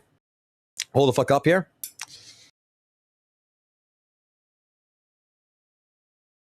that you are calling out the fucking literally unplayable bugs that is going on in ZZZ. Like, you are calling out Weather and Waves. You're calling out Weather and Waves for being fucking literally fucking broken. That the buffs are a disaster. That it's a bucky mess. That we've been hearing you for the last couple of fucking days. Fucking with WUWA. That how bad it fucking is. And for everyone who got sponsored to fucking play it, wouldn't your subjective take on ZZZ not apply as well to Weather and Waves? Why the fuck are they spending money on fucking sponsors and not spending money fixing the game? Tend to be stupid because you like ZZZ, but that's just what it is, right? It's stupidity being weaponized by the player base. That's the reason why you're in this spot. But you want to know what? This is all sounding pretty dog shit, right? This is all sounding terrible. You're seeing that the devs are spending more money on marketing the game than actually fixing it, but don't worry, guys. They've managed to still fuck it up even further from there. Do you want to know what else has been fucked up in this game? Apparently, the character design is something that's getting fucked up in this game. This is a long-ass post just talking about how awful Yi Shungaite's design is and the fact that she pretty much ignores every mechanic in the game and is intentionally designed to be an iframe abusing character that just does their resource damage game plan. I haven't tried her out yet. I'm not going to go ahead and make a solid take on this. I'm just going to say that this is one of the top upvoted posts in the discussion subreddit, and the patch, obviously, right, just launched. So 68 upvotes. It's a top rated upvote because it has 68 upvotes.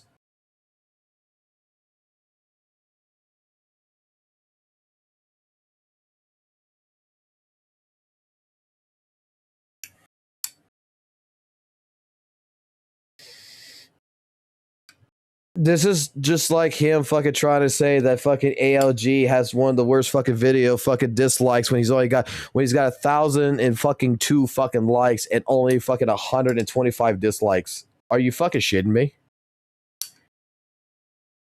70 fucking comments, 68 upvotes.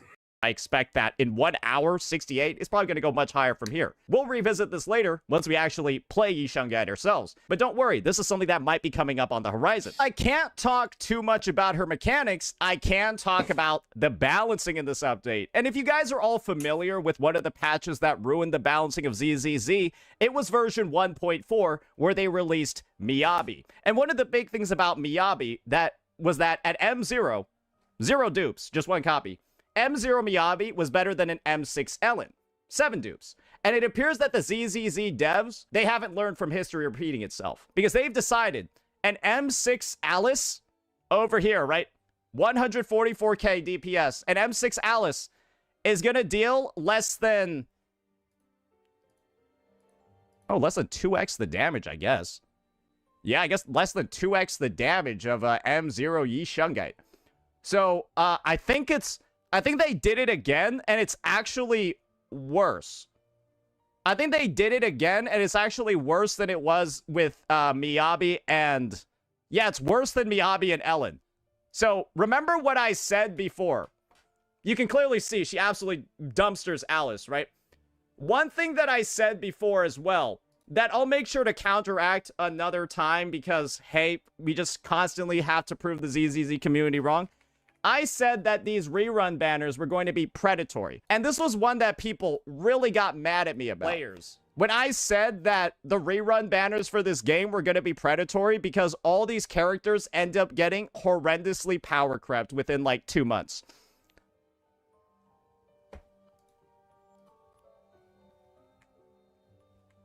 Let me just... So that's M0 Yi Shungaite, the new character that just released. This is M6 Alice. And don't worry, we got the team buff damage and the solo damage. Regardless of what it is, M0 Yi Shungaite's better. So, I don't know. Was I right again? When I said that this is predatory? Encouraging people to pull on rerun banners when they release new units that are literally 70 times better? it's predatory, right, for somebody to get baited into pulling Alice when Yi Shungite is like 700% value in comparison, right? Just damage-wise. It's All right, so really quickly, we're talking about this being predatory, right? How is this being predatory if you're fucking proving that the second characters, quote unquote, are power crap? Just don't spin on the banner. Like, you just said these characters got fucking power creep. This is a predatorial banner. How's it predatorial if I look at it and say, well, you know what, Yi over here is fucking better than Alice. Why the fuck would I fucking even bother to use the fucking rerun banner?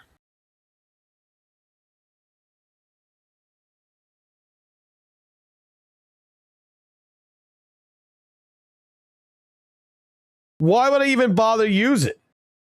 If people are like, how? It makes no sense. It makes no sense. You're saying that everyone knows that these characters got power crept. And it's a predatorial banner. If it's a predatorial banner, to me, it is more of a statement that there's going to be something in there that I can't live without. That I need this.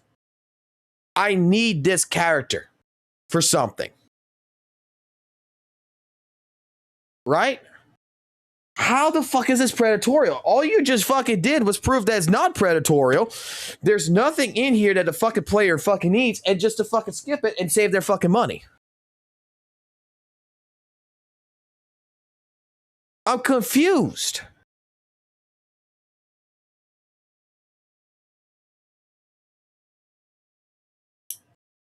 With his own logic, I am confused. How is it being predatorial?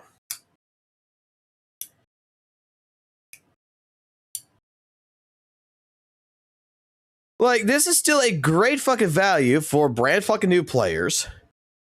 Soldier Ambit got a buff. She's great. Alice is still a good character. Astra Yao still is a fucking T0. Still a great fucking support.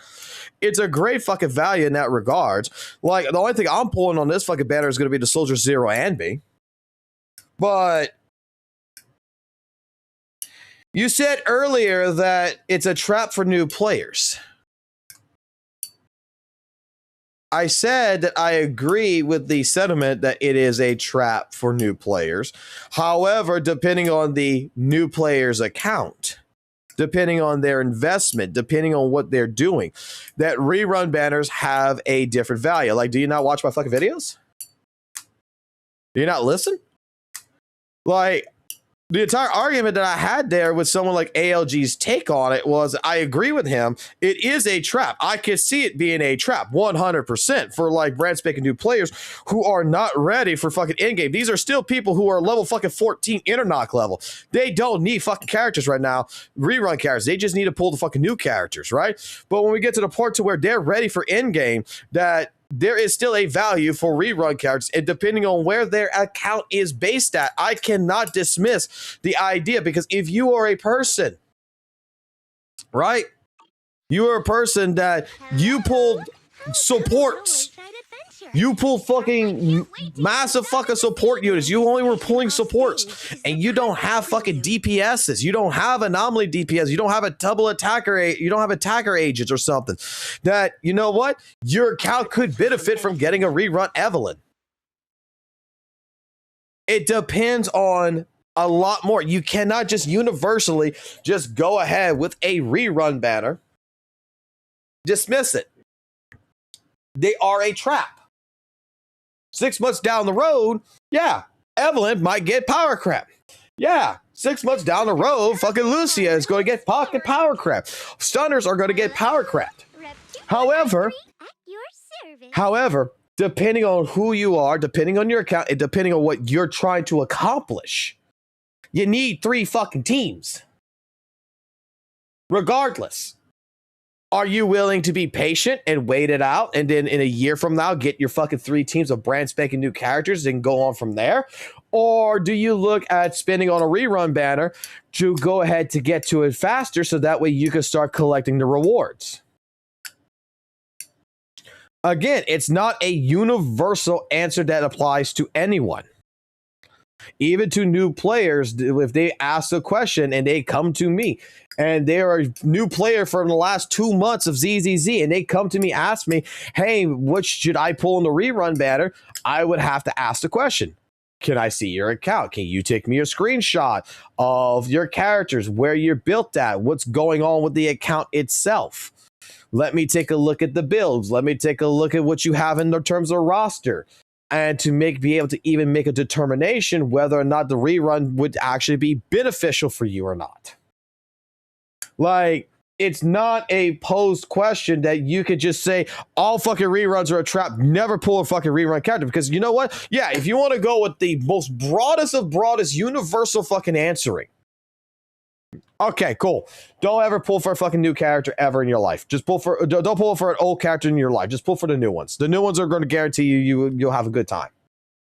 I'm just saying that depending on you as a player, depending on where you're located at, depending on what's going on, there is under certain circumstances where the quote unquote trap rerun might actually be a benefit. It's predatory if someone were to pull Alice and then not waste resources on her when they could pull the better unit that's better in every way. Right? Because that's the exact thing that I said. That's why I said it's predatory in here, because of how this game gets balanced. So I was right again, even though this was something that people said I was doom posting the game about. Can't believe Saints somehow managed to spin these goated banners into something bad. This community is mad retarded, bro. Anyways, let's move on. 11 hours ago. The new Shiyu is worrying. I would like to first say I have played this game since 1.0. I have cleared every Shiyu in Deadly Assault, so I would say I'm someone who knows what they're talking about in terms of ZZZ Endgame. So we have literally day 0 players who are going ahead and say the new Shiyu has a problem. This is accompanied by literal posts on the subreddit saying, don't forget to share feedback in-game for those that are unsatisfied. So, let's go ahead and take a look at this, guys. Are y'all ready? Let's take a look at the repository one more time. Remember, this is the 75% dislike ratio. React to the live stream. Let's look at the word Shiyu. All right, let's check it out over here. Oh God. So we said 3 teams. We didn't even think about, oh no. So my entire reaction to this entire Shiyu defense update is me saying, oh fucking no. This looks horrifyingly designed. And you want to know one of the reasons that I give? That's not one of them. That's also not one of them. Look at that shit. I should have skipped that part. It's like, what do I, And you want to know something? That's how you know. That was my reaction to just the game mode. He wrote an essay. I said, he wrote an essay instead. But we're on the same wavelength. You get what I mean? He wrote a reaction to just the game mode. He wrote. Okay. My main worry, however, in terms of restrictions, is a new Shield defense doesn't allow you to share W engine or disk, and I find that this is troubling. Why? I personally build discs for every unit, and I've played the game every day since I started in terms of disc, and I am okay. However, I know a lot of people, and one of me included on my friend's account, who share discs, some to the point where characters depend on sharing. You could make an argument that you can just farm.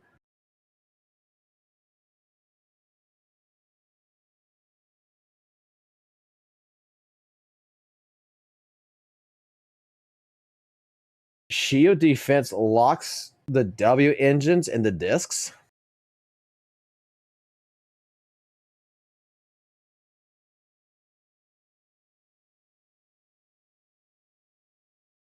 Wait.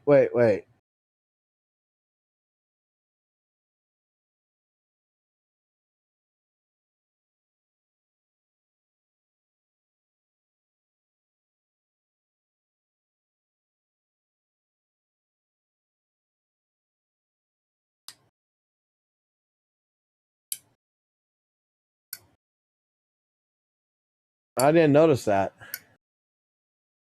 Not sharing W engines, I also think is a problem. I personally have Evelyn's, but not for her use, but also because it's widely agreed to be best in general. I swapped the W engine for attack agent. This is a new change that makes it impossible for multiple attack agents that I have to share it, which defeats a tiny bit of the purpose of why I pulled.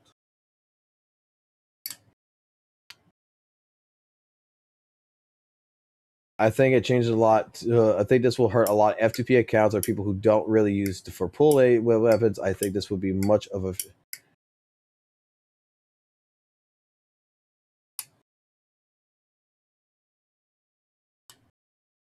So this locks, they're saying, right?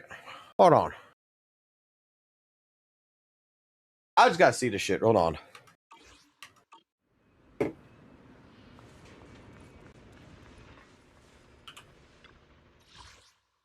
That's Lost Void.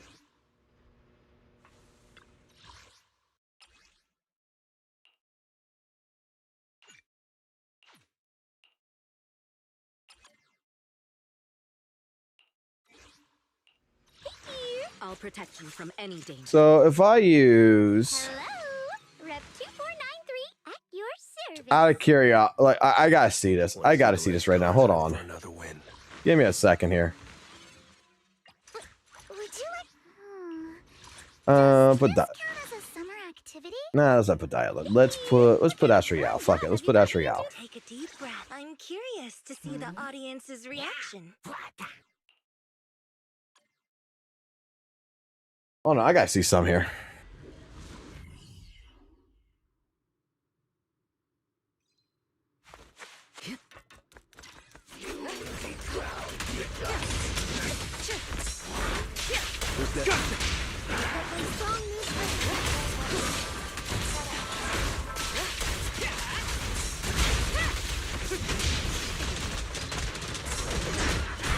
The best defense is a strong offense. Final warning. There it is.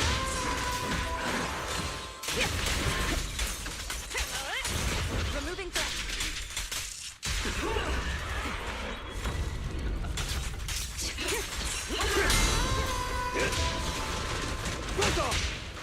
Counter it. Music is the rhythm of life.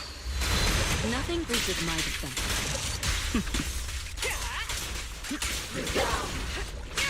This one's a real crowd pleaser. Make way for the undefeated champion! Neutralizing the threat. We fight together.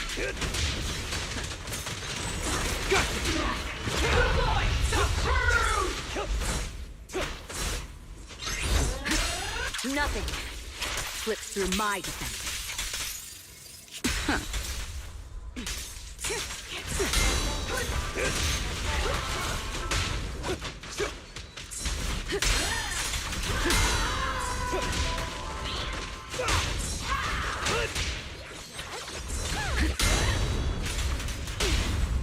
Witness the magic of music.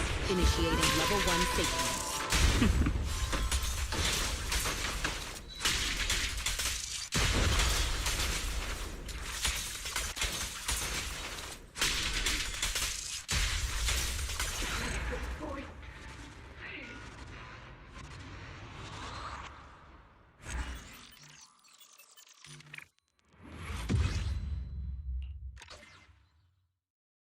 All right, so that means the discs in the weapon is locked now to Evelyn, right?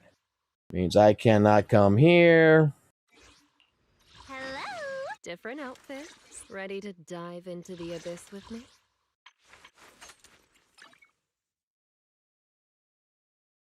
It's an anomaly user, so it doesn't fucking matter. Let's see. Give me an actual attack user. Different outfit. Take it. I can be... No, this is awaiting. This means I cannot use Evelyn's weapon now or discs on Hugo because it's locked.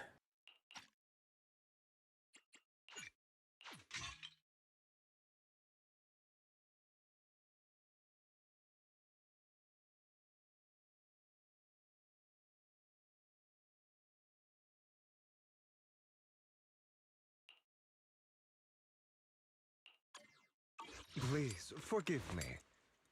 Asset confirmed. Preparing to move out. Hello? Oh, hey here. What kind of... This weather's perfect. I've got you Different. Let's throw something on together. Right emissary's hollow adventure is a go. All right, the selected cage is equipped with locked room and WG. If you continue to reset the challenge records for the corresponding room, do you want... Okay, so this is where it's locked at.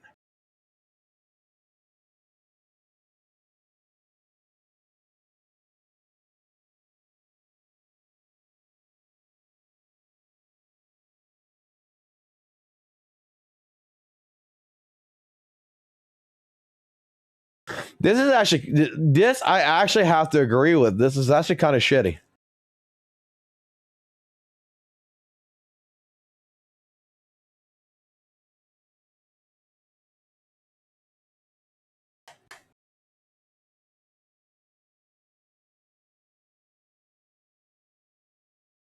What? Thought you're going to bed. Give me a second. The wife's here. Are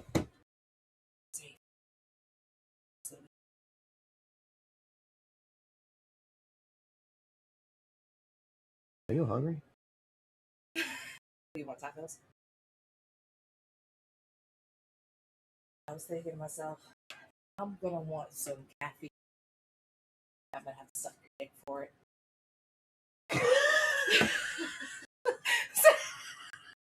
I bought you 2 fucking Red Bulls. I know.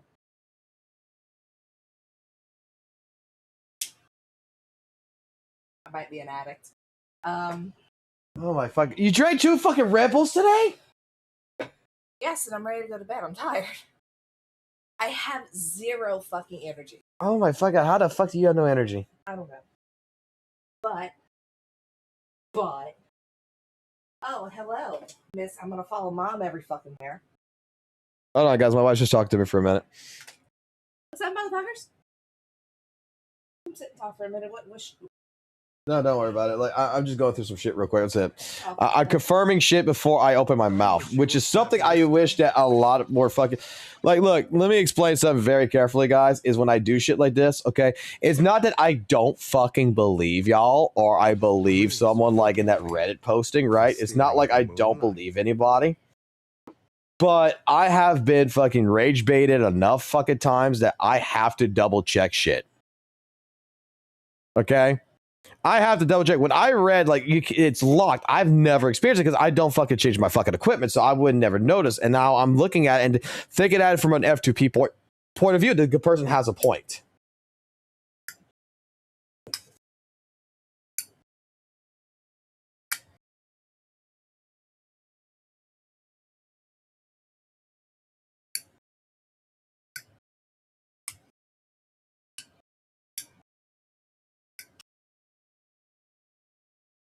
So I don't want to be like, look, this is the one thing about this channel in particular versus who we're watching right now, Mr. St. Tonus, is that before I go ahead and I 100% confirm something, I need to confirm it.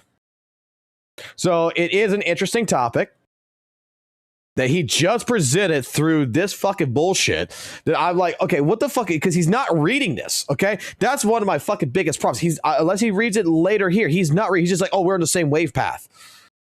Well, this is a completely different argument than what he was presenting before. So reading this and understanding this is like, okay, this... having this right here for people who switch things, they switch their weapons, their discs and everything else between characters, this actually kind of sucks. Like, I have to agree. This is something I think sucks.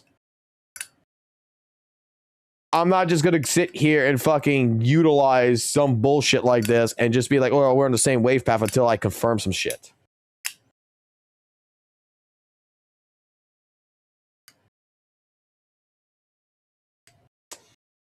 But the thing is, you only need S to get... Wait, do I only need 1 S? Like, hold on, wait.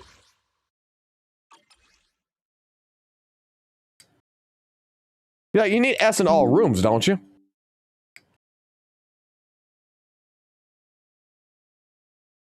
What the hell is that?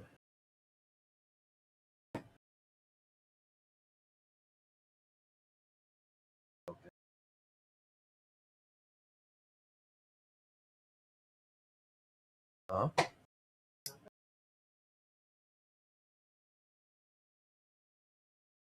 Hey. I don't like. This is a mute. Hold on. My wife's trying to sell me on fucking Taco Bell, and I'm about to say something here, and you guys are about to fucking laugh your ass off, probably. I would like to not have to shit myself all night long. If you want Taco Bell, you can do Taco Bell. The only thing I'll do is like the cinnamon twist and the Coke, and that's it. Like, I don't think they have anything in there that is. Donuts? Donut? No, I don't want no fucking donuts. I'm not a fat ass. I'm not diabetic. No, I don't want that shit.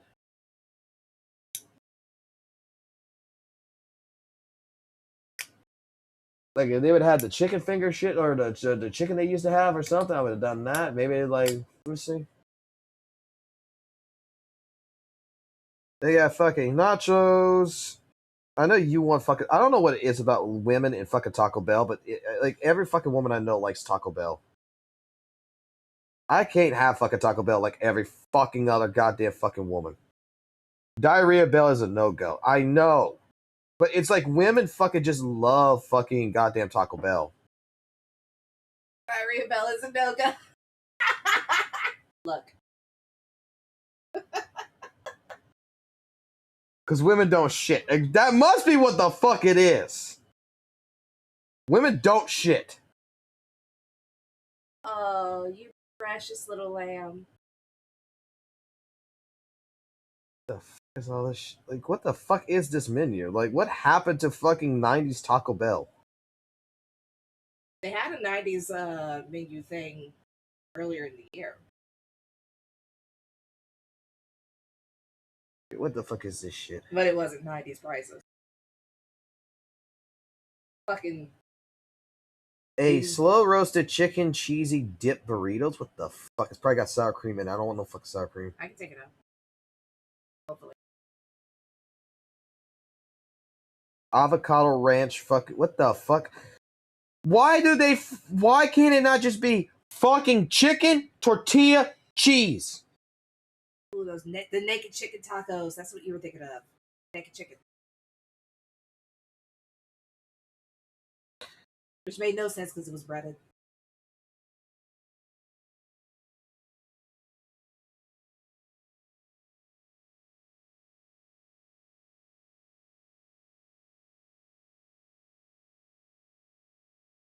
Steak blend with melty cheeses. Avocado, fucking avocado ranch. Fuck that shit. I don't fucking do that shit. Alright, so there is only one thing in here that I am kind of interested in. And here we go. Okay. I'll do that. Chicken strips. We'll do chicken strips. With Pepsi.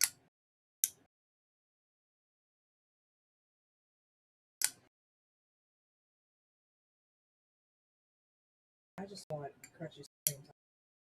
Alright. Like I said, like coming into this, like, okay, getting back into thought process, because the wife is distracting the fuck out of me right now. Sorry. Because she wants food.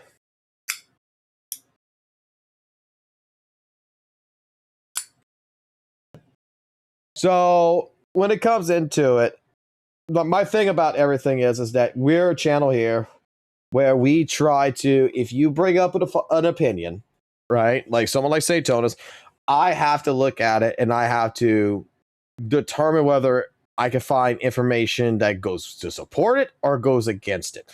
This is where I want to make sure it's understood on this channel in particular. We look as far as we have to find information. We just don't dismiss shit. So this in particular, this spot right here in particular, I'm probably still going to disagree with him, but knowing this and knowing this fucking, this new Shio is worrying on ZZZ Doom posting right here, on the Doom posting, ZZZ discussion, I have to kind of agree with that this is potentially something that sucks. For F2P players in particular, this would suck. This actually could hurt some F2P players, to be honest. But let's let him continue. An essay, I said, He wrote an essay instead, but we're on the same wavelength. You get what I mean? Think about this game. This game, it's not as easy as just following. Listen to this. This is important here. The elemental weakness chart. Because there are some bosses that require you to use a certain element as well as a certain damage type. Yeah. Because it could turn out that this boss, right, is weak to fire, but it's not weak to fire anomaly. And so if you use your Bernice, she's actually useless here. Even though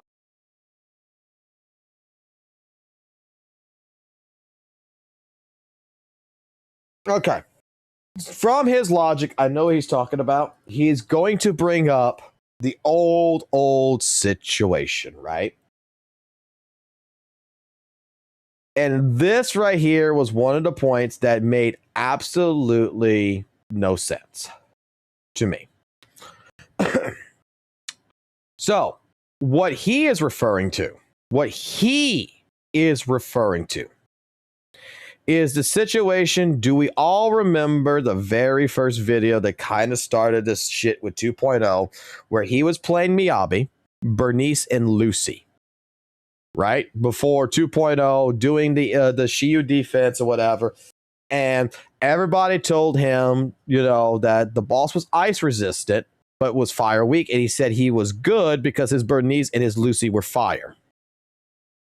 And that because Miyabi, you know, has ice shred, basically ice to ignore with her ult and everything, he was gonna be perfectly fine, which he was. He cleared it with an S ring, but he was bitching because he had an over 2 minute time limit.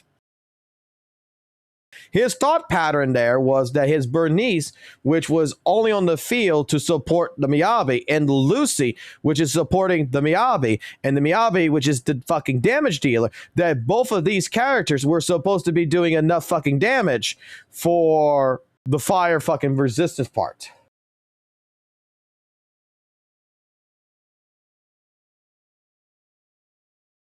That is the entire problem with the argument.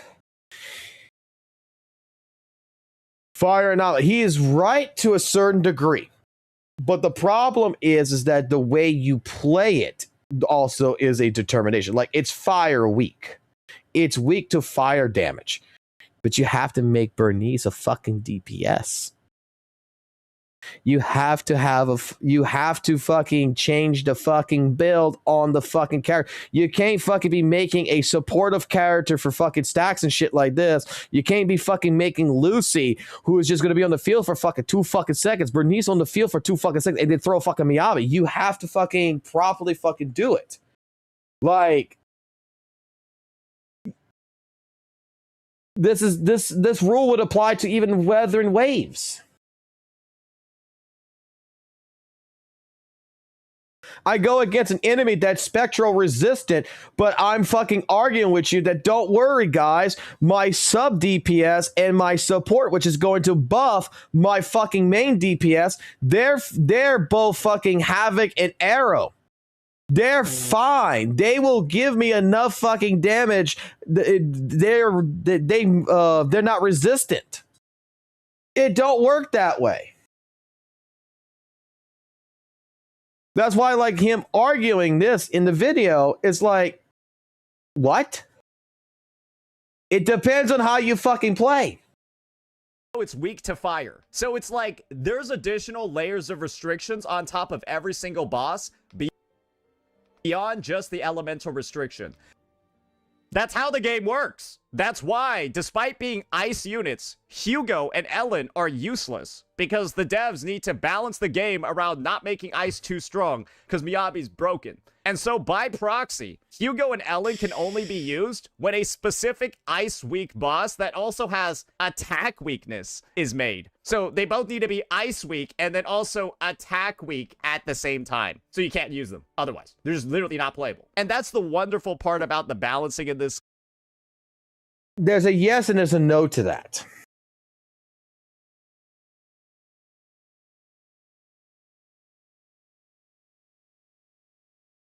Game, they make it so that you pull a character, and chances are, unless they're a Void Hunter, that character is like viable against 2 bosses, and those bosses show up like once every 3 resets. That's why Hugo has been playable in like 3 Shiyu since he's fucking released. I'm obviously not fully accurate on those numbers, but that's like how it's felt. And this needing 3 teams, and by the way, take a look at all of those. Do you see any Ice Week monsters here? No, you don't. Get fucked. It's stuff like that that I'm saying makes this game cancerous in its design. And to add 3 teams, make 3 teams mandatory, and then have those layered restrictions on top, it's not good. And I already knew it wasn't going to be good. And now, oh, lo and behold, it looks like the community, it just has to release first, guys. Even if every part of the design makes it obvious this is going to be... But your argument and what this guy's arguing is 2 different arguments. That's why you didn't read it. You probably prefer... Okay, so you probably were pre-reading this. And then at the same point in time, you didn't fully fucking read this. You realize, oh, I just need to use it as a fucking dangling chain and just skip through it so where no one can actually fucking read. That's why there's such a fucking great thing as a pause fucking button. It's because this guy's arguing, what sucks about it is the ability that it does not allow you to share W engine or disk. That is the problem. He's not talking about specifics of like, hey, the problem with the Shiyu defense now is, you know, I got ice weak bosses, but I can't use Hugo because they're resistant to attack agents. He's not saying this. He's saying something else completely different to the fact.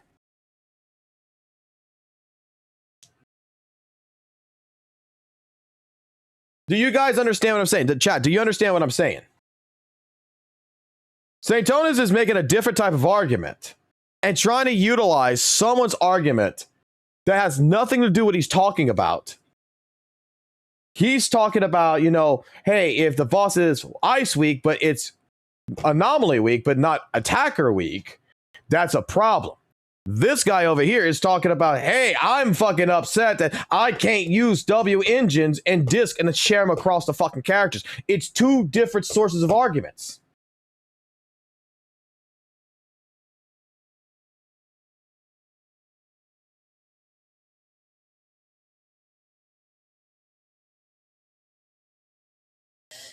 Like, holy shit. Like, okay, I might actually record. I might actually go against this. Even if every part of the design makes it obvious this is going to be dog shit, right? When it's obvious that every part of the design is going to make this experience awful, me saying up front that it's not going to be good, knowing it's not going to be good, that doesn't mean I'm doom posting. That means that I have been around this block before. I've seen what these developers do when it comes to balancing their end game. By the way, I need to see something with this real quick.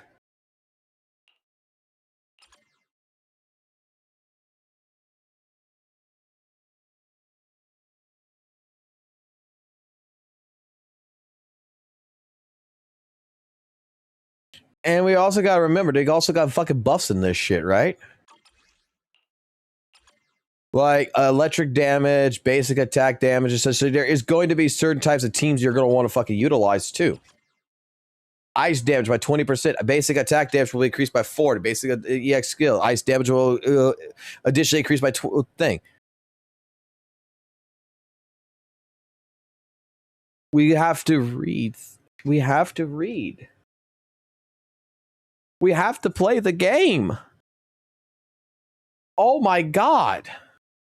Is anything other than pull the newest character. I'm speaking from experience over here when I'm making these takes that this shit is fucking cooked. But hey, dislike it. But hey, be toxic positive. Hey, be referenced in one of my videos later. It's fine. Because all you need to do is take a look at this comment section, despite seeing how pretty much every single fucking thing I said in this live stream, because I verified so many things that I said in this video are true. At this You didn't verify. Right now, I've already caught misinformation. You're still spilling. this point, it's 1 day into the fucking update. My reaction to the live stream was about, probably, it was like 11 days ago. And I predicted almost everything to the fucking T. But hey, let's pretend I'm doing this just to lie about the game. Hey guys, let's pretend over here, right, that I really genuinely want the game to fail. Guys, if I wanted the game to fail, you want to know what I would have to do? Nothing. I don't have to do anything. If I wanted this game to fail, I could just AFK. This is what... This is just like back in the fucking day. Hold on.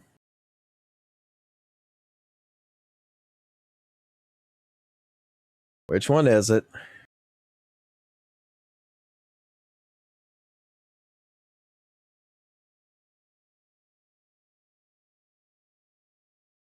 This is back, like he said last year against me. That the viewpoint Foxhole doesn't tell you is because he's focused on hating me is that there's a healthy competition. And pointing out where Genshin's falling behind in competition gives Genshin players advice on how to improve their game so they can make Genshin better. Genshin players should be mad if all the exploration quality of life is only in gacha. WUWA players should point that out. Genshin players should agree. Hoyoverse should make quality of life free. Now Genshin's a better game.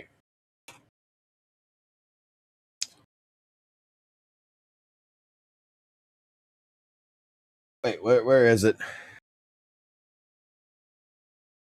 The one fucking line that I'm looking for.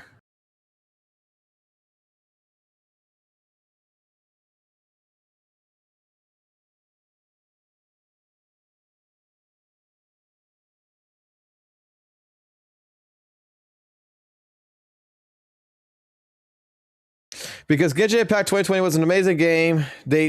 Kitty, not on my desk. Hold on. He is probably helping Genshin Impact as a whole more by making these videos than any other creator. But think about it this way. If everyone believes and likes his videos, even the Genshin players, they will fix the fucking game, is what he tried making the comment to Lightning Dicks back in the day. That is the argument he's making right here. Happens when I didn't even stream the game yesterday. The patch launched yesterday. I didn't do anything. And this is the community response. What do I need to do? I'm Kwame Brown. This is Kobe Bryant with the 81 points. Except he scored them all in his own fucking net. This shit is pathetic. And to see this community repeatedly, over and over again, try to insinuate that I'm the one being wrong here for calling out the dog shit the decisions the developers are making is insane. Because you want to know why? It already happened. And the funniest part is that it already happened for 2.0. Everyone recognizes this is one of the worst, if not the worst version update a game ever had. Everyone recognizes the anniversary rewards from this patch were dog shit. I got Doom posted, brigaded to hell and back for having the accurate take on 2.0 being ass, because it was terrible. I had the accurate take of calling it bad. Got Doom posted. And you wanna know what the funniest fucking part is? In this video, right, that got Doom posted by the community again, right? In this video, everyone's saying I'm Doom posting and shit. You wanna know what I told them to be aware of? I told them to be aware of the fact that I was right before. Right, like an exploit. I showed. Oh, fuck.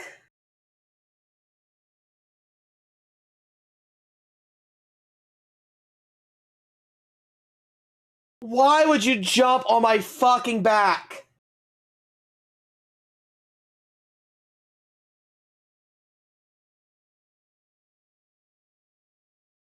No.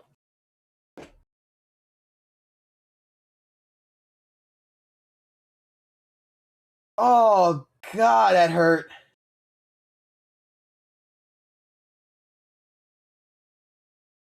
It's hungry. Dude, we already fed the cat. Oh. Yeah, I'm bleeding, actually.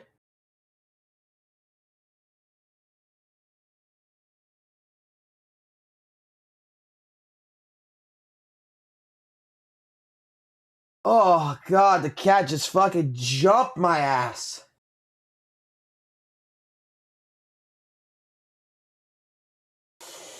Oh. It's fine. I don't believe in fucking disinfection or anything. I just gotta fucking cover my goddamn fucking back with a fucking blanket now. God damn.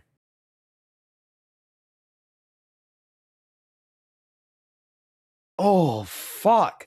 I was not expecting that.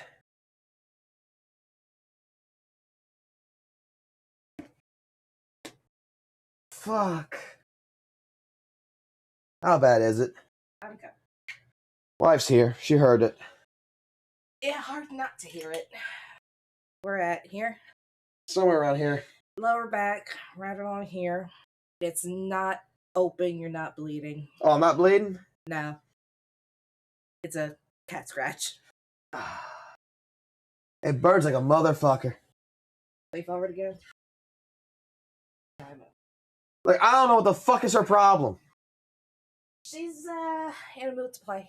I put her on her fucking bed like she wanted. I kept getting her off the keyboard, put her right there in the bed. I know what she wants. What? She wants to sit at your back right here. She wasn't intentionally trying to scratch you. Well, get a fucking pillow and put it back there or something. I don't know. She wasn't trying to scratch you, Daddy, I promise. Oh, god damn. Okay, you want to sit at Daddy's back? I don't know if I trust this bitch, but okay. She does this to me all day. Don't scratch.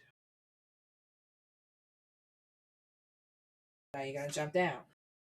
Let her be. Jump, try not to scratch. I'll do it to Mama. Okay, I'm good. Let's finish this. I showed the previous live stream where I got brigaded and then proven to be right afterwards. I showed it at the fucking start and they did it again. They actually fucking did it again. And now I get to farm the shit out of this absolutely brain dead community of toxic positive out of this. Let me ask you a question. When's the last time you fucking did a story that you actually got got fucking like a massive reward for it? Like, I don't think even 2.4 had a fucking good award for the story. I could be wrong. Let me go take a look.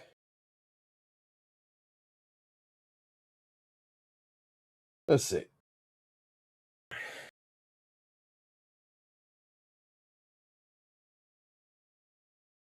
So, total request rewards for 2.4 story was 40, 1, 15, 2, 4, 2, 300 and such. And for 2.5,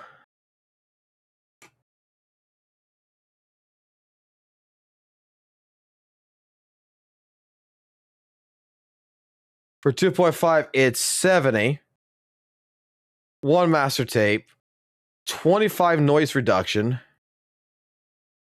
no numbers on knees, 25k Denny's.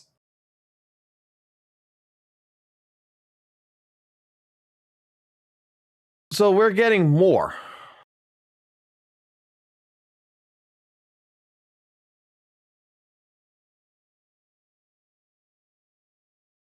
So you get 30 more polychromes. Why is that? Why would that be considered ass? Like, why is... Okay, chat. Why is, like, possibly the worst fucking quest of all thing and Hoyle cast of all time, and they're using this as an image? Like, why? Why is that being used? Like, this makes no sense.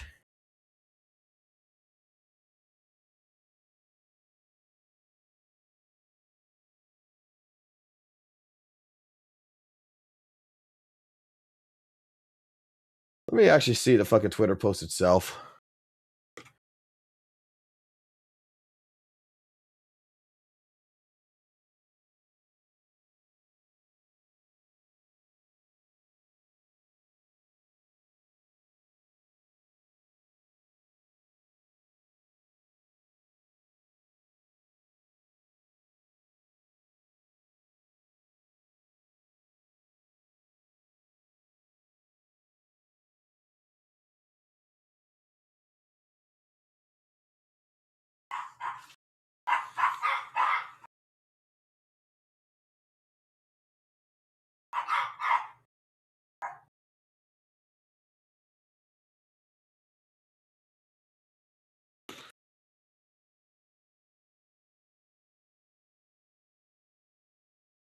Like, is this actually like what they feel? Is this was a rage bait?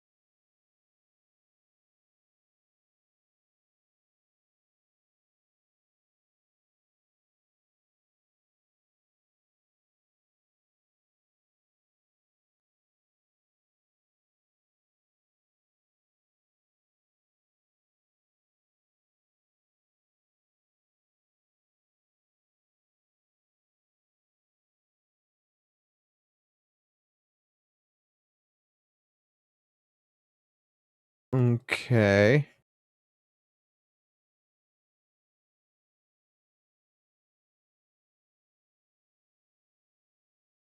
So it's a subjective opinion. They didn't like the ending. Absolutely brain dead. So we're at the point where one person's take on the final story is everyone's take. Community of toxic, positive, pencil-necked dorks. And it's gonna be great. Because you want to know why? I've actually had the game open the entire fucking time. I've had the game open. I haven't even had to play it, and I've been able to make a video on ZZZ 2.5. And you want to know the only reason why I've been able to do that, ladies and gentlemen? It's because this community is so fucking dumb, it's unbelievable. All I've had to do is reference my prior videos and show the past actions, the past transgressions of the worst community in gacha. And then I just get to make another 25-minute video. It's amazing. And my favorite part about it is the fact that all I need to do is just literally replay my own fucking vids. Replay the video. I don't even need to speak. Replay my video and indicate to you how literally everything that I said was going to happen. Bigger in the fucking picture. Fucking happening. And all this player base can do is just pretend that there's These are not just chicken a nuggets. They growing ain't chicken fire fingers. inside the house. Because Jesus Christ, I don't know who put the wool over your guys' eyes while everything is burning the fuck down. But y'all gotta recognize, maybe when your company's spending more on advertising and sponsors than actually fixing the game, maybe these devs are focused more on making money than actually making a good game. Oh, wait, you probably should have known that from the fact that there were 2 spending events in a row. So if you're still this retarded to not believe that ZZZ is just a cash cow at this point, there's no hope for you. It's 2 spending events, ads, thousands of dollars in Twitch sponsors, but they can't add voice lines to the game. $1 billion company. $1 billion company. Billions of dollars. But you can't add old voice lines. Let me know what you all thought. Peace out. Okay. Let me look at some here.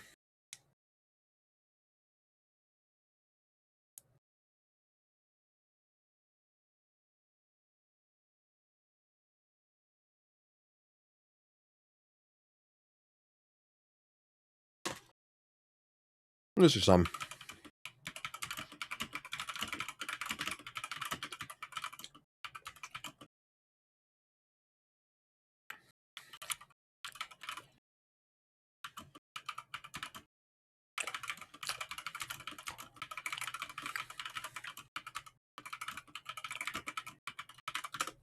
I gotta see some.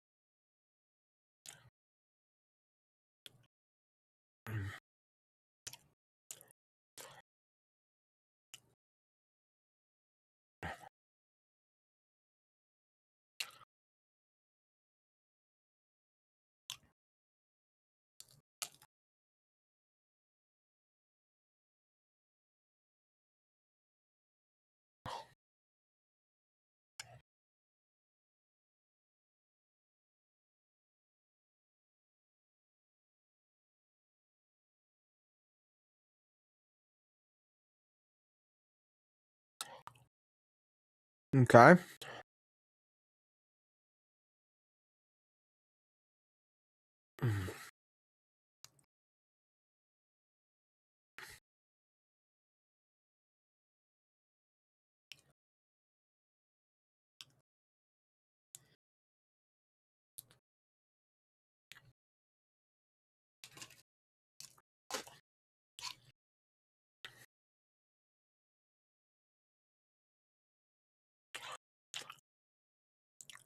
All right. So that's what I wanted to know.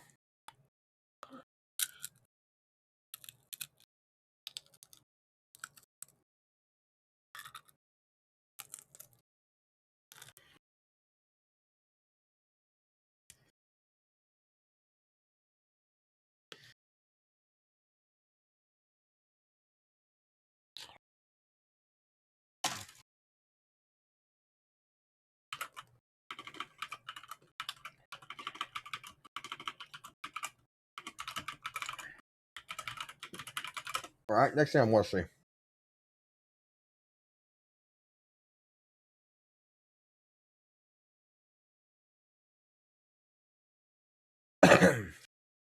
All right, we're gonna go. If we're gonna do this, we're gonna do this right.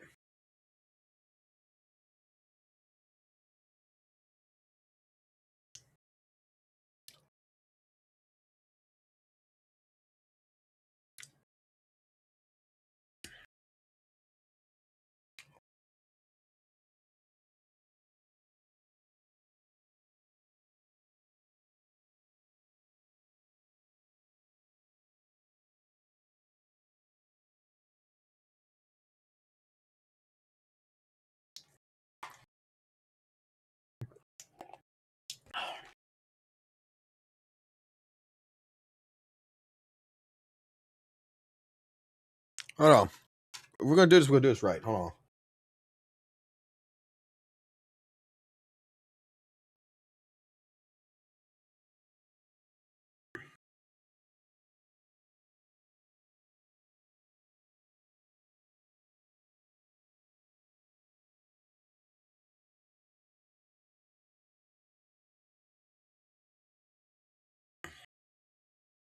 All right. That's what I wanted to see. Okay. Put this on the side.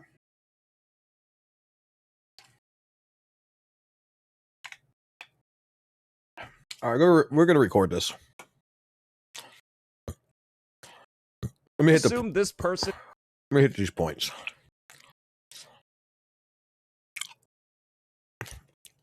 The ads.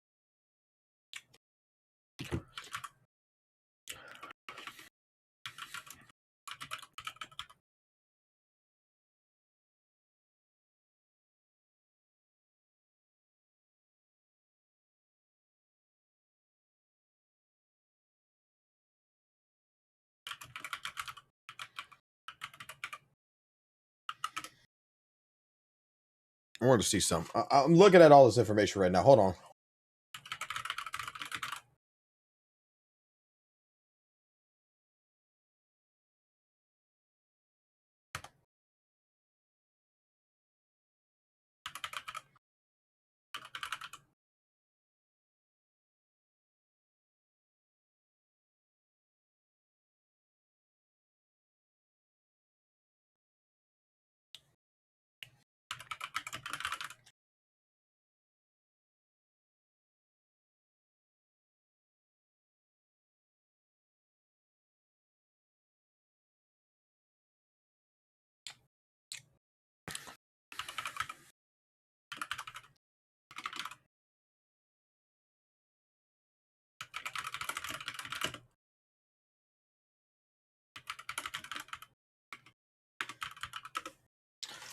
I gotta get all my information in a row. We're just gonna go ahead and hit this hard.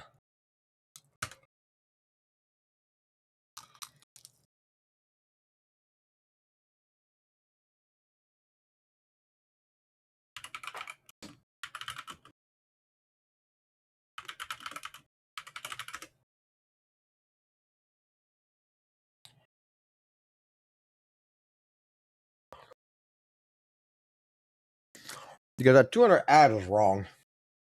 I already see that.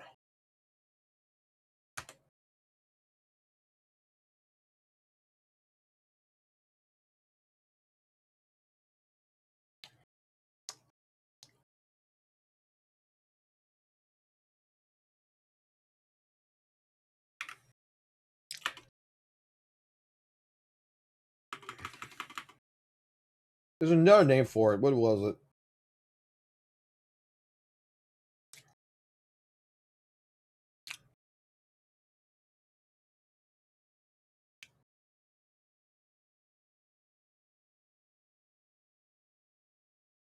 That's what I named it to.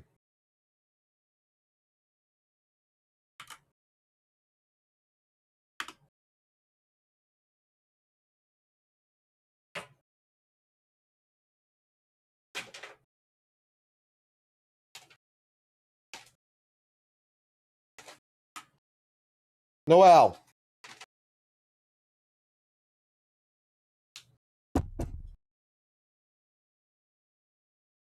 Stop it, girl.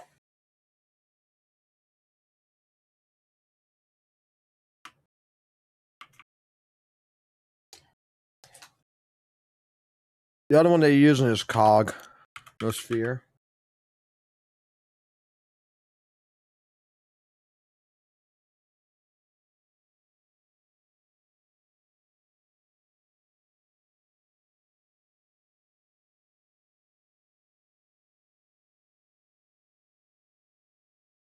Well, God damn, it's worse than that. Last 7 days you're doing.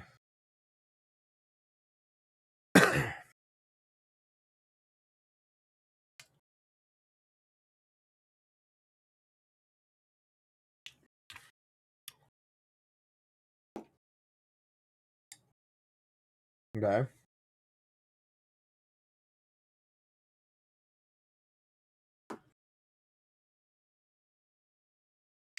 Last 7 days has that. Eat it.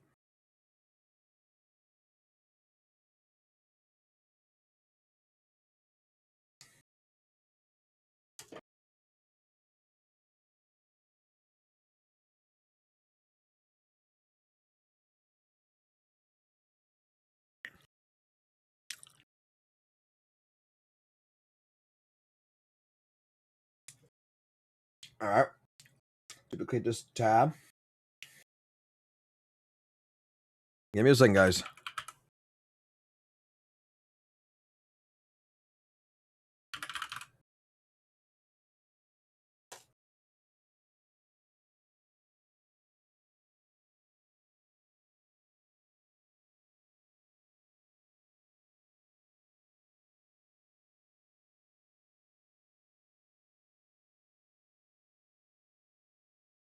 God damn it, cat. No.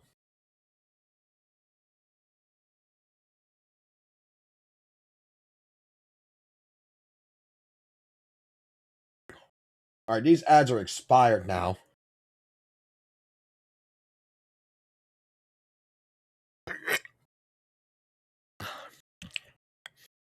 But what is this company?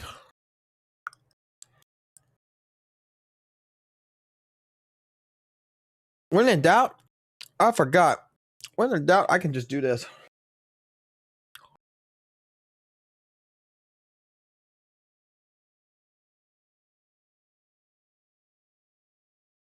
Open up ChatGPT. What the fuck is this translated?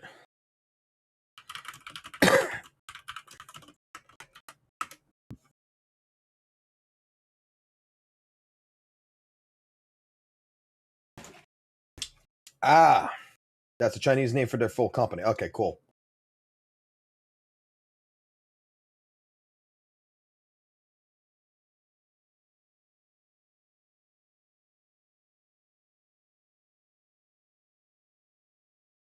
$200.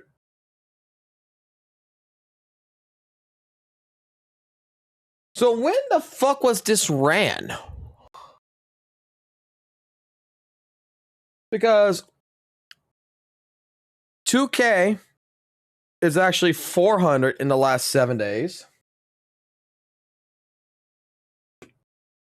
The 200 ads they're talking about is right here, right? But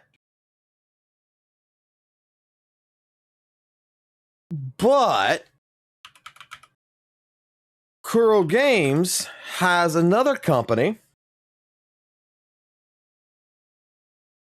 which has an additional fucking 54 ads.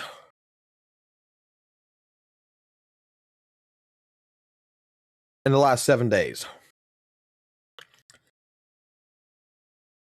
And then they also have apparently Kuro Game ads, which is the other one.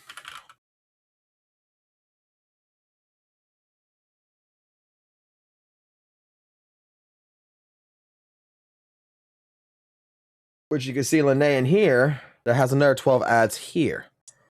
Altogether, if I just close this out, there's 300 ads has been ran on this. 2K plus ads has been ran on this.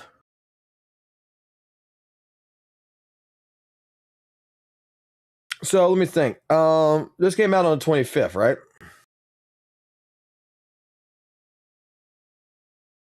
So what about just the month of December? 200 ads just for the month of December.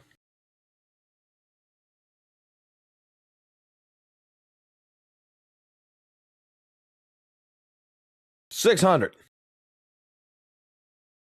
Where the fuck are they getting the 2K from? Has been 10. Where are they getting 2K from then?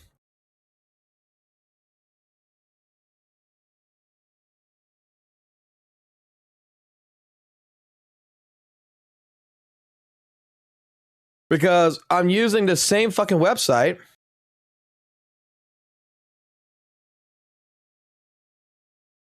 It says 600.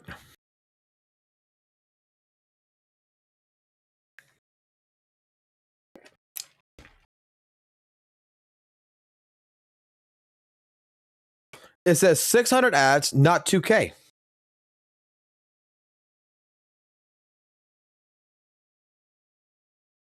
And that's for the entire month. That's the entire month of December. When the fuck did they take this picture?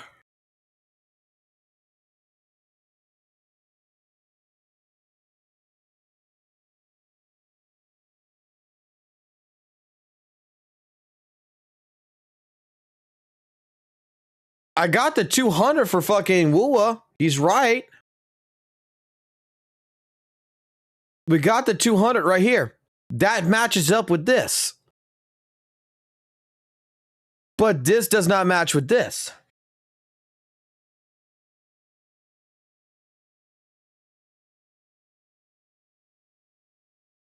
Put down the side. Voice lines are still missing.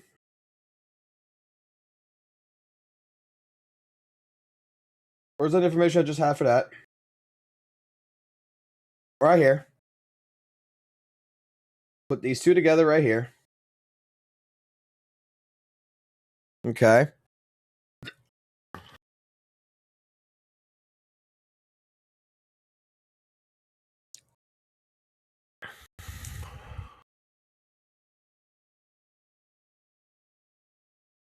It's just somehow I feel about the character. We don't need to really get into that.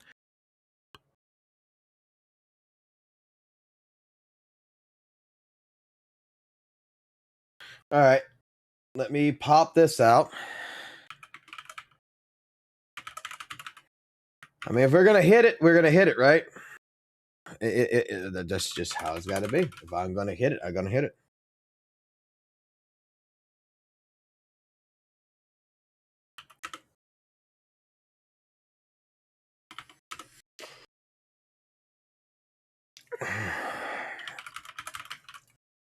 You see, it takes him 30 seconds to do fucking research. It's taking me a few fucking minutes because I want to make sure I got all this correct.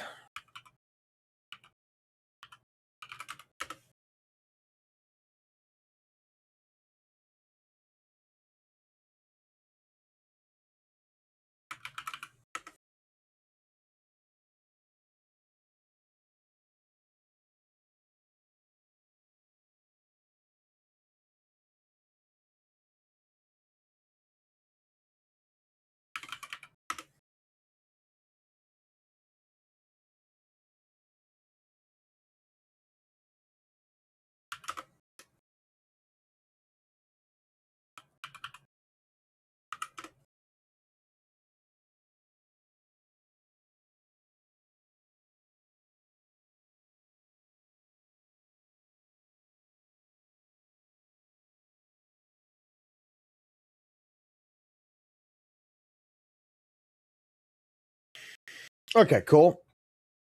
We got this information here. We got this one here. Put this down here.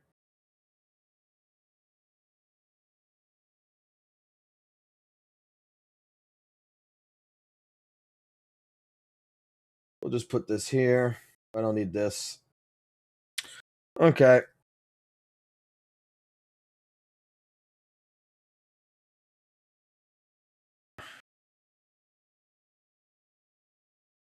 We got that covered. We got that covered.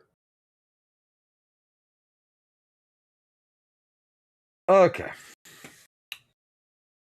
I am so sorry about this, boys and girls. We're going to re-record this, and we're going to go ahead and we're going to make a video out of this.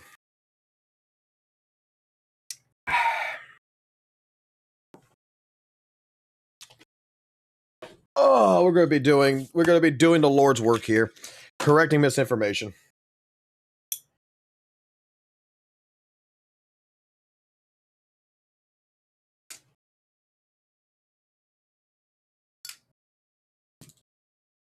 Bro is seriously reacted to a video, reacted to himself. Yes, he was using it as a repository to try to prove that he's right, I'm right, and you're wrong, right? All right. Okay, I think I got everything I need off to the side. We'll just pull this information up as we go.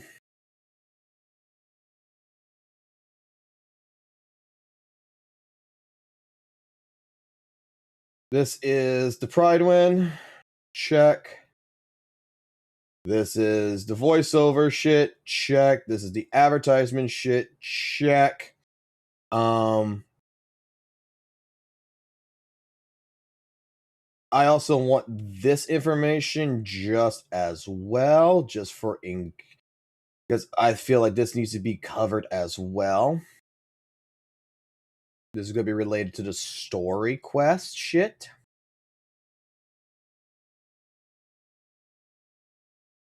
Alrighty.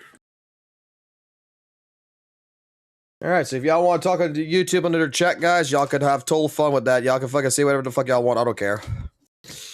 Alrighty. Alrighty. Good day, new Eridu. How's it going, proxies and protocols? We are going to go ahead really quickly. We've already pre-watched Antonis' video of I Was Right. Zenless Zone Zero 2.5 sucks. And I just spent the last couple of minutes here putting together some information to try to go ahead and help in regards to correct some misinformation here that is quite obvious in this video. So basically, bro's going to react to some of his older videos anyway and try to go ahead and claim that he was right all along. And yeah, let's just go with the tape. Alrighty, ladies and gentlemen, you all could probably imagine that this video has been a long time coming. Though, if we're gonna be honest, it's only gonna be about 7 days, because 7 days ago is when we released a video regarding the insane amount of toxic positivity surrounding Zenless Zone Zero version 2.5. And one of the topics of this video over here was the fact that me simply presenting some of the most reasonable critiques, and of course, reasonable amount of skepticism for a game update from developers who have continually betrayed their player base, Zenless Zone Zero, me expressing the smallest amount of skepticism for features in the game that I thought sounded either predatory or not very good, that was met with one of the most diabolical dislike ratios on the planet. And then, well, first and foremost, that in a lot of this video, you have so much misinformation that was regarded in here that we have broken down multiple times, just like we're going to be doing in this video here. When you're going to be saying that, you know, Jufufu only gives 100 decibels, when it's just 1,000. When you're going to say that Dylan, who is a stunner agent, it power creeps Astrial, I am pretty sure there is going to be a lot of people who is going to watch that video, showcase and take a look at pretty much what you're saying and go like, what the hell are you even talking about? So we're going to let you continue. And we're going to see what else you have to say in regards to all this. then, afterwards, after making this video, people realize, oh, this is something Sane has done before. Prediction.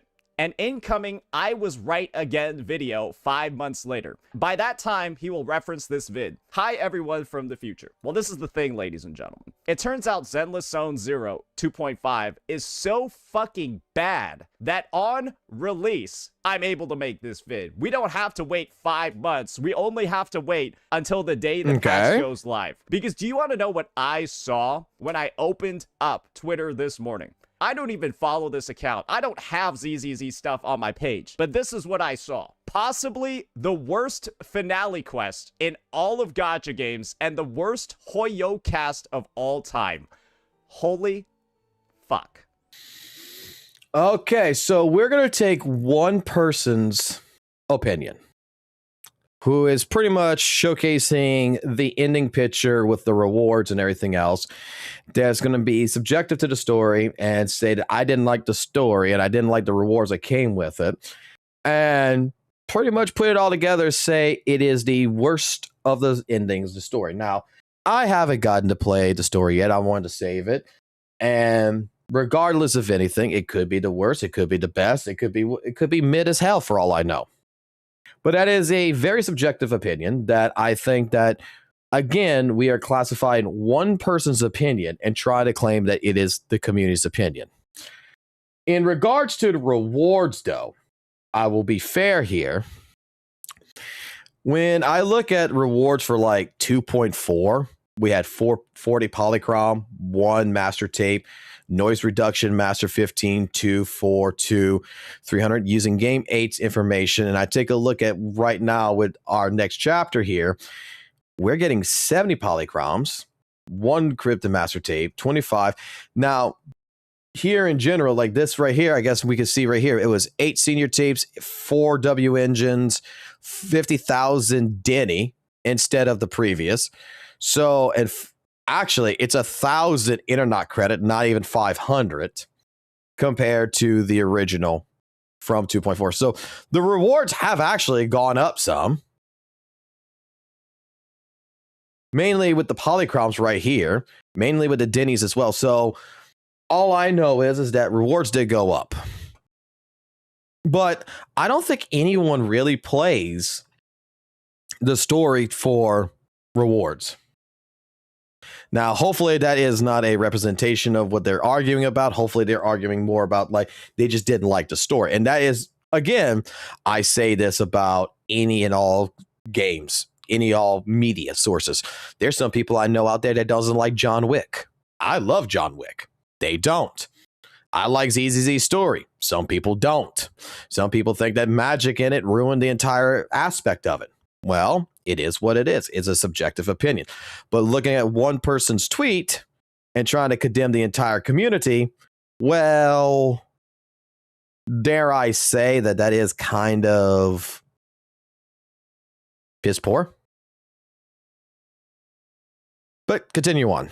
And what do you see in the background? Zenless Zone Zero's redemption rewards for completing a main story quest, and this woman who looks like she's on her 13th reason why. And you might be thinking, maybe this is just somebody doom posting the game, right? Maybe they're not actually a Zenless Zone Zero player. Let me show you the name of this profile. Kafka, with a Columbina profile picture. I assume this person is a Hoyoverse fan, so we can kind of rule out the idea that this is Wuthering Waves players doom posting for no reason. And as you didn't think it was a Wuthering Waves player that was doom posting for no reason, because unlike you, where I have to go ahead and subject, you know, and think like, oh, unlike St. Tonus here, who's got to think that every single person who is attacking Wuthering Waves is quote unquote a Hoyo shill, when there's actual Wuthering Wave players that's criticizing Wuthering Waves, like, oh, I don't know. Right now, you have someone like Captain Cabinets, which is making good criticisms about what's going on in 3.0.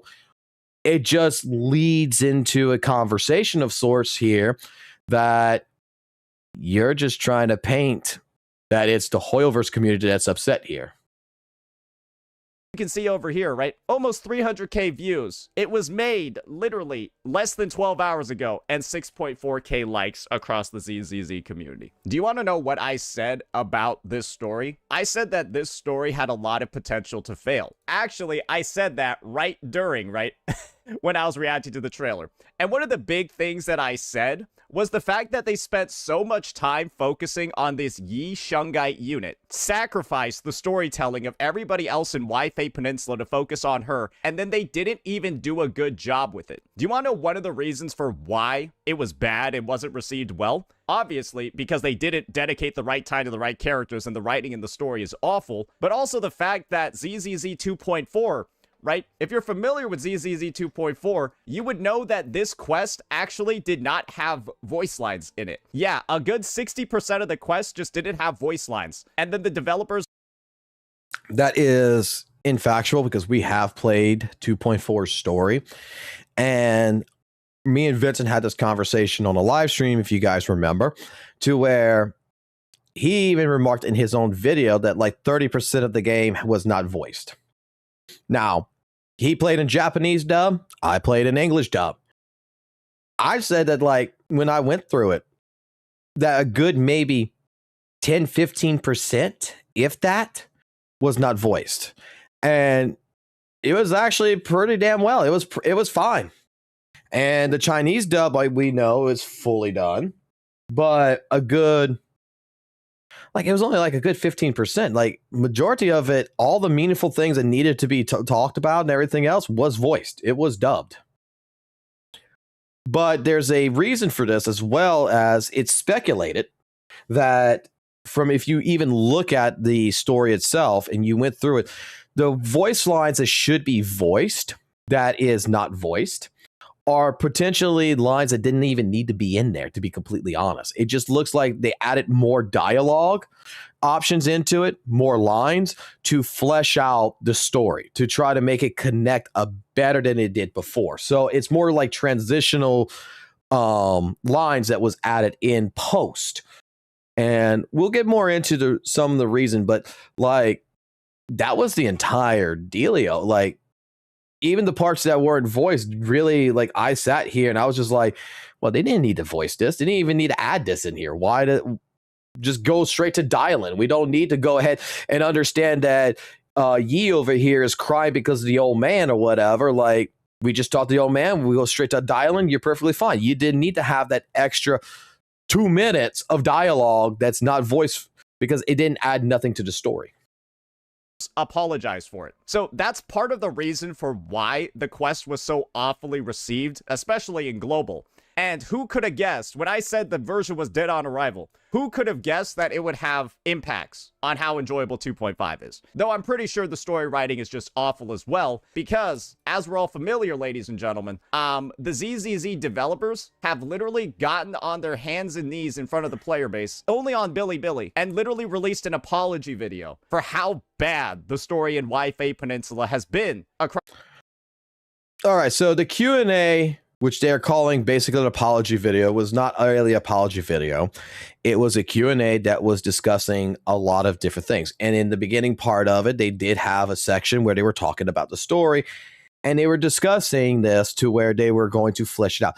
You could go find this. There is a transcript that we've already reviewed this, right?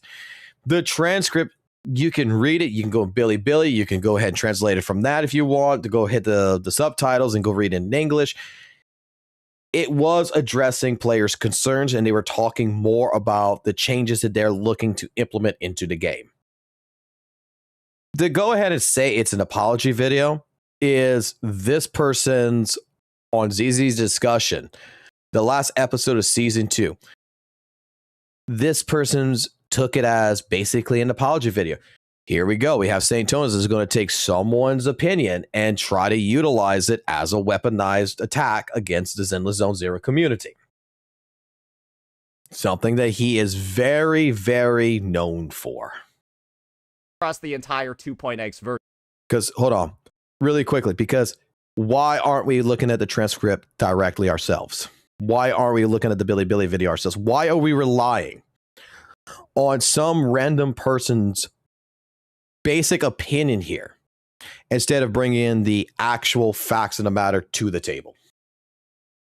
Yeah, that's something that happened. And so one of the big reasons for why I got mass brigaded on this video was the fact that I dared be critical about a story that even the devs are critical about. That's going to be instance number 1, ladies and gentlemen. It looks like I was just right again. It turns out that blowing up your fucking story, and then never making the decision as a billion-dollar company to actually fix it, it can have some consequences on how good the story is later on. So I guess we're proven right again here. The next part about this update that I find fascinating, right, is we talked about how ZZZ 2.4's lack of voiceover impacted how much people enjoyed the version. They're still missing. Yes, ladies and gentlemen, the patch that had no voices, where the devs literally were apologizing and giving out compensation for the fact that the voices were missing. Only 100, by the way. They're still not there. And so if you're somebody that's catching up on the game, right? This is the best part. There are so many people that quit this game because it was dog shit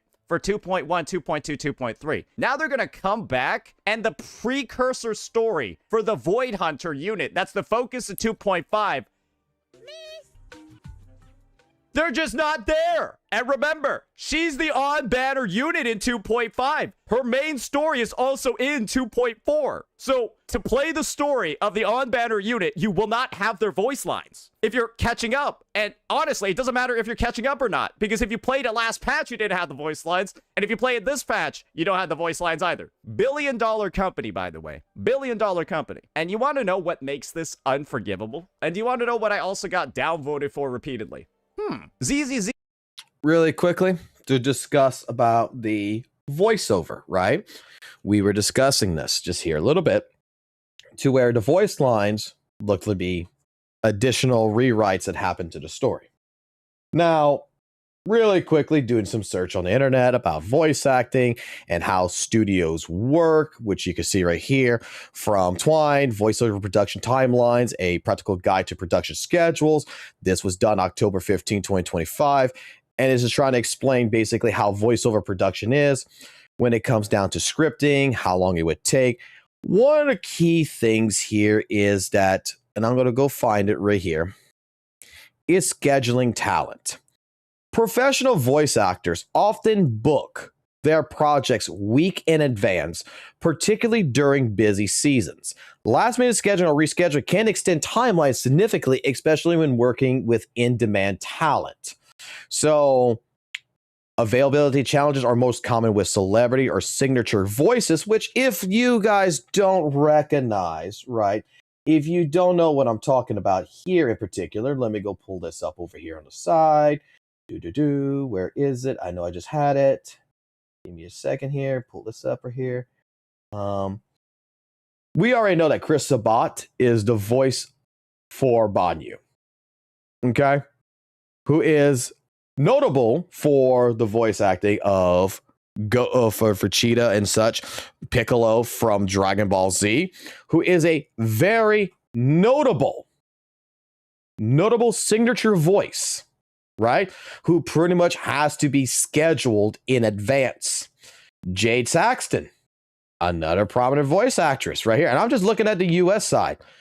She's with Dylan, Soul Leveling and everything. These are people who still have projects that are ongoing right now that they can't just drop in the middle and just go straight into production. Now, since they don't have Chris on here, they have this person here who is also prominent Japanese voice actor that probably also has scheduling conflicts and everything else, who is also a voice actor for Aizen, for Bleach. So I am pretty sure that when it comes down to it, the entire premise here is that unless, you know, Hoyoverse was going to spend extra money and stuff like this, which they probably weren't going to do anyway, which is on them at that point, just to go ahead and get approval and get voice work, you still have to finalize everything. You still have technical issues. You still have all this. Here, it's a great subject title. I was just looking at this before. When St. Thomas was bringing this up, I went look at all this to give you an idea basically how the best practices of voice acting actually works for a studio that would be hiring. So prominently, I would assume Okay. Well, it's still not a excusable event that there's no voices. You know, the voice lines were not voiced in 2.4. They didn't give us a timeline saying, oh, at 2.5, we're going to have these voices in here. What they said is that at a later date, they're going to address it with an update. They're probably, because it's the Christmas season, it's the holidays, do you really think that Chris Sabat or some prominent voice actors are going to go ahead and go jump into a vocal booth and get everything situated as fast as possible for a game? Or you think they're going to spend time with their family? I mean, to dare I say, at this point in time, Chris Sabat does not need Hoyoverse. Hoyoverse needs Chris Sabat. He just had 2 spending events from 2.3 to 2.4, and then 2.5 they have another spending event. But apparently these guys with this many. Wait, go back on this one. ZZZ just had 2 spending events from 2. All right, 2 spending events. That's right. I'm not sure what the hell he's talking about, but this wasn't a spending event. This was a pool event. There is a lot of F2P players out there who got the Vivian skin for free. It was 180 pulls. All you had to do, whether you spent money on monochromes or you spent money on, you know, different packages, bundle deals or whatever, or if you were a person that did all the stuff and you used your pulls that you've been saving, if you spent 180 pulls between 2.3 and 2.4, you got the Vivian skin. We know several people that's in our chat, that's in our Discord and everything, that got the Vivian skin with 180 pulls between 2 patches. They never spent a dime. So this isn't a spending event. This was a pull event. Let's not misinterpret this. 2.3 to 2.4, and then 2.5 they have another spending event. But apparently these guys with this many spending events, again, it's not a spending event. It was a pull event, and this is a spending event. Can't put in enough budget to simply undo the errors that they did in the prior patch, to simply rectify the wrongs from the prior. Again, for this issue in particular, you have to schedule the talent and you have to get the talent corrected so that way you can put them in the booth and you can have them record the lines. And then you have technical issues and everything else that probably comes. Go read the article. It tells you how a studio works with this. Patch with 2 spending events in a row. You don't have the resources to dedicate to fixing up your past mistakes. But hey guys, do you want to know something crazy? You want to know what the ZZZ developers do have money for?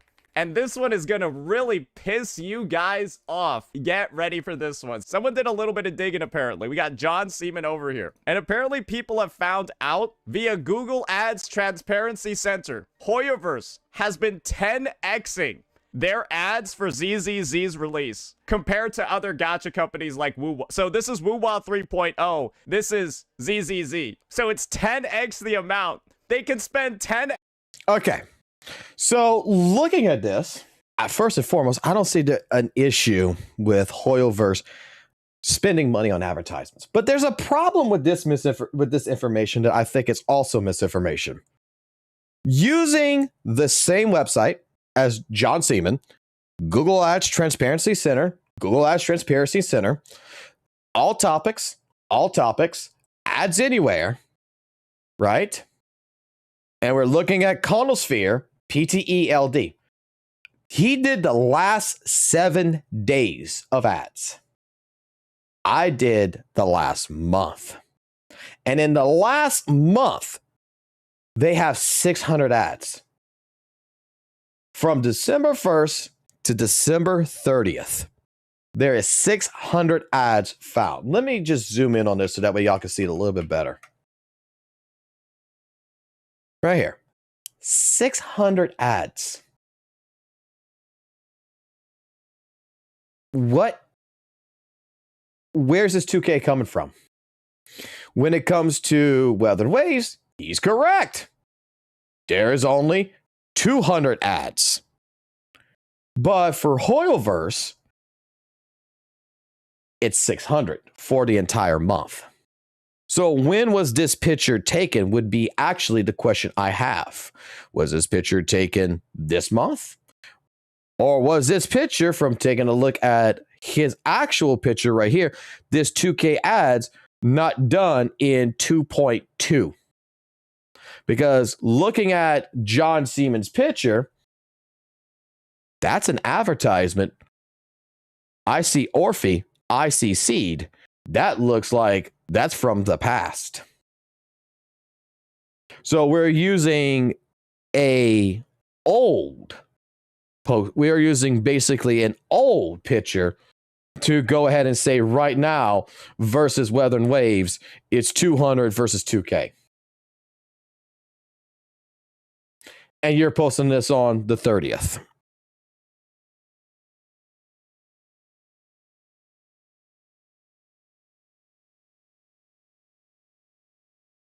So, yeah.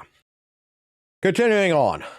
X the amount on advertising. Continuing maybe on less, maybe more. Who knows? I just see it's double the amount of ads. But they can't add in old voice lines. Guys, they can spend all their money on that, right? Marketing for the game. But actually making the game better? Oh, hell no. Oh, hell no. And so, what did I say? Hey, let's just go through the repository again. Yeah, let's go through What it. did I say? Let's go through the repository. I say, guys, when I was in this video, ZZZ devs lied again. What did I say? Oh boy, oh boy. Look at this. Less money. Hey, here we go. Money than this fucking game? Do you know how much HSR makes in comparison to ZZZ? It makes so much more, and they're treating it like this. So I'm focusing on how HSR got treated with a 3.8 patch after their 3 spending events in 4 updates, and how it's the worst patch in the history of the game. And this is after their 3rd spending event. They released this update. And I'm telling you, what do you think the ZZZ devs? What type of treatment do you expect for Zenless Zone Zero moving forward when they're treating HSR like this? Oh, I don't see what the problem with HSR 3.8 is. Maybe someone in the chat or someone in the comment section when this video goes up can go ahead and give that to me. I don't really follow HSR. Only thing I know of is that 3.8 is being extended out because there's a lot of issues. They can't just print up 4.0 right now because of government regulations and stuff like this. They have to go ahead and censor a bunch of different things. They have to basically rework the entire project that they were working with 4.0 and fix it up so that way it doesn't have Japanese aesthetics to it. And I guess they added suspending events or something. I don't know.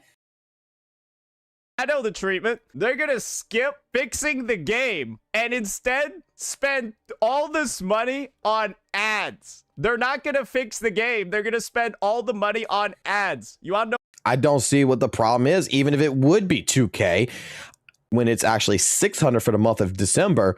I don't understand what the problem here of them spending for 2K ads is. Why? So they can direct people to this amazing spending event so that they can use the money from this spending event and proceed to not use it to fix the game. Because shouldn't they have used the money from this fucking spending event to fix this shit? No. Again, to correct you against Atonis. So that they can use the money from this spending event and proceed to not use it to fix the game. Because shouldn't they have used... Because this isn't a spending event. This was a poll event. You didn't have to spend no money in this. Please.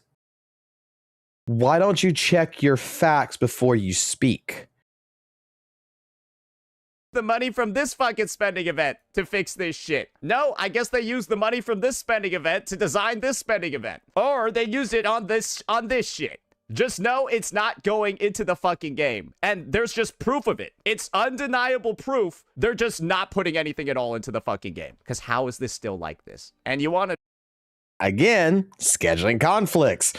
When you have notable voice actors like Chris Sabat, Jade Saxton, you're not just going to be able to instantly tomorrow get them into the vocal booth. You have to schedule with their managers. Their managers have to pick the dates. They have to go through their entire roster of scheduling where they're still working on multiple fucking projects that, you know what, because they're notable voice actors, they're probably taking vacations. They're on Christmas break. Like, this isn't like them pulling someone off the side of the street. And dare I say, at this point in time in the junction of everything, you know what? A notable voice actor like Chris Sabat does bring in fans. You don't want to just replace the guy when it's your fault that you added more. Grant you, like I said, I do agree with like Vincent, Argo, and stuff like this that 2.4, this shouldn't have happened. However, I do say, I do think, I do believe that, you know what, as long as this doesn't happen again, I'm okay with it. That they wanted to flesh out the story a little bit. And dare I say, even like I said, the missing voice lines that are quote unquote missing were things that felt like they were more transitional period parts. And again, didn't really add much to the story. It was just to flesh out things a little bit better. And they were negligible. Like you could have taken them out and it wouldn't have affected the story any. That's really what my thought pattern on it was. Then again, I'm being subjective here, but I played the story because I've had so many people tell me it was so bad that it ruined their immersion and everything else. I sat here and I was watching everything and I was perfectly fine with it. No, what is just the funny part about all of this? You'll be able to see. It's not going to be clear from the analytics right now, but it's very clear from some of the past analytics that I've shown. ZZZ has also been sponsoring massive streamers across the lead up to 2.5 to stream the game for X amount of hours. So if you were to look at this is about 6,000, 7,000 viewers that are artificially in the category from the sponsorships. That's like a solid couple $1,000s that they spent on that, maybe 10K plus on that sponsorship. And so once again, they're spending it on sponsors for Twitch streamers that don't even play ZZZ. They're spending it on ads. All right, so sponsorships. I don't see what the problem with sponsorships are, because even Wuthering Waves probably had, Kuro Games probably paid their people during a time of 3.0's release to sponsor and to stream the game. And he's talking about like issues in the game. Like, let him finish real quick. Hold on, let me finish. I think he says it actually right here. But none of it is actually going into fixing the game. So it's bad to sponsor. This is my take. I think that if you have massive problems in the game that still need fixing, and then you're dedicating resources to sponsors and marketing instead of fixing the problems in the game, that's bad. Because that... All right. It's bad to sponsor when your game is having issues. Wuthering Waves, we have seen people pissed off about the story. There is literally Linnea's Conchero stuff. It's literally broken. This is from St. Tonis himself, by the way. The 1.x buffs are a disaster. Kuro Games messed up. It's a buggy mess. He has met fucking several different bugs in this entire game. That we even have...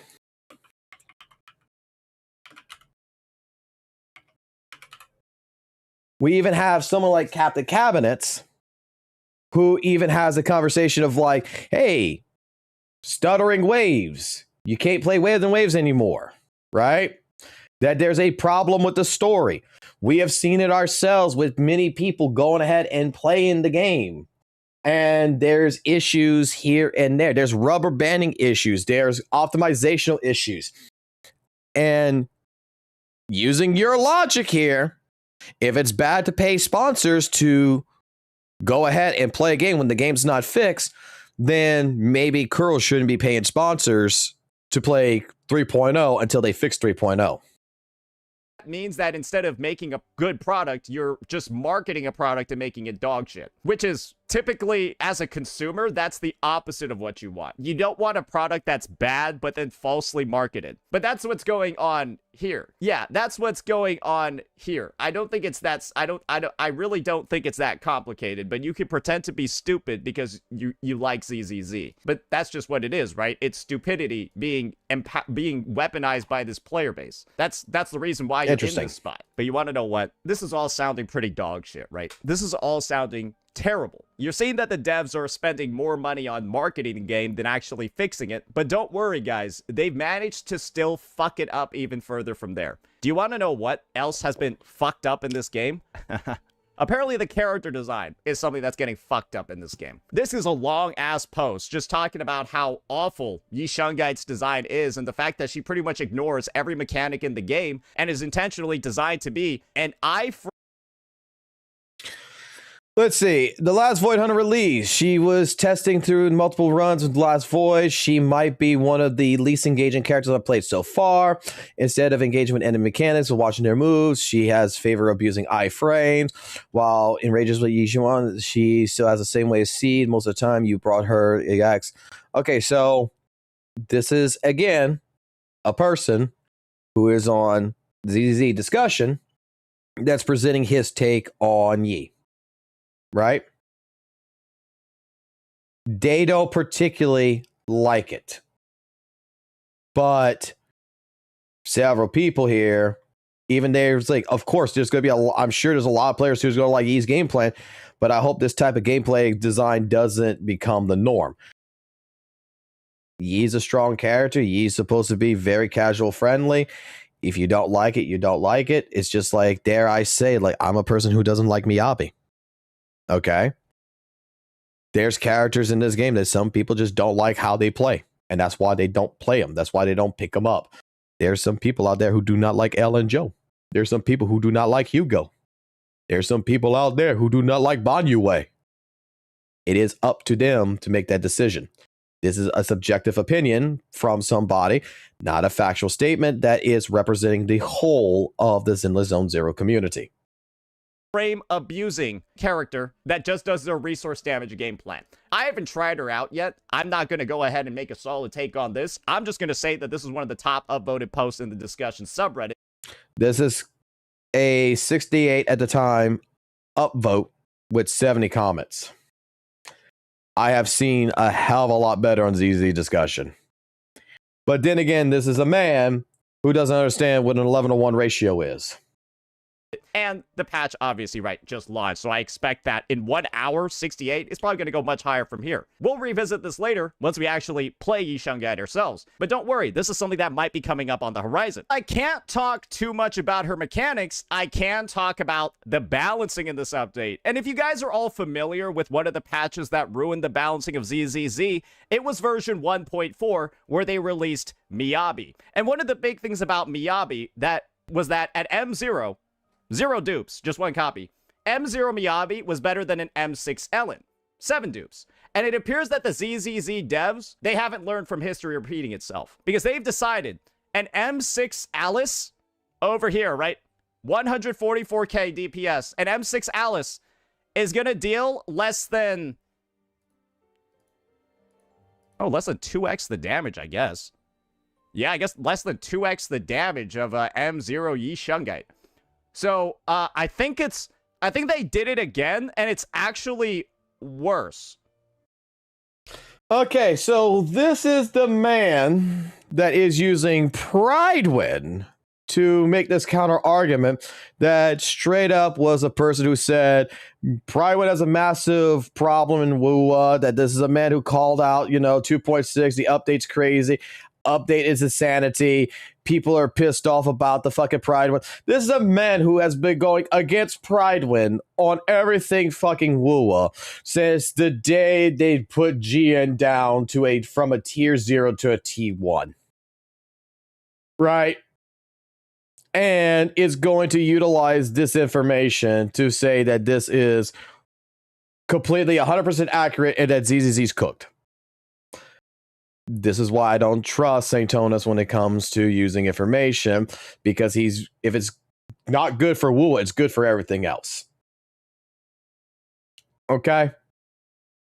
Do I think that, Yi's fucking stronger than Alice and stuff like this? Probably so. To be completely fucking honest, probably so. But again, that all depends on the person. It all depends on their builds. It all depends on what they're doing. It's not something that you could just go out of your way and say that for everyone this is going to be involved. But let's continue on. I think they did it again, and it's actually worse than it was. And that's also another good point there, Charco. We're talking about an anomaly character, which is Alice, versus an attack DPS. That's actually another good point right there. Thank you for bringing that up. With Miyabi and... Yeah, it's worse than Miyabi and Ellen. So, remember what I said before. You can clearly see she absolutely dumpsters Alice, right? One thing that I said before as well that I'll make sure to counteract another time because, hey, we just constantly have to prove the ZZZ community wrong. I said that these rerun banners were going to be predatory. And this was one that people really got mad at me about. Players. When I said that the rerun banners for this game were going to be predatory because all these characters end up getting horrendously power crept within like 2 months. Okay. So from his statement right here, the characters are power crept.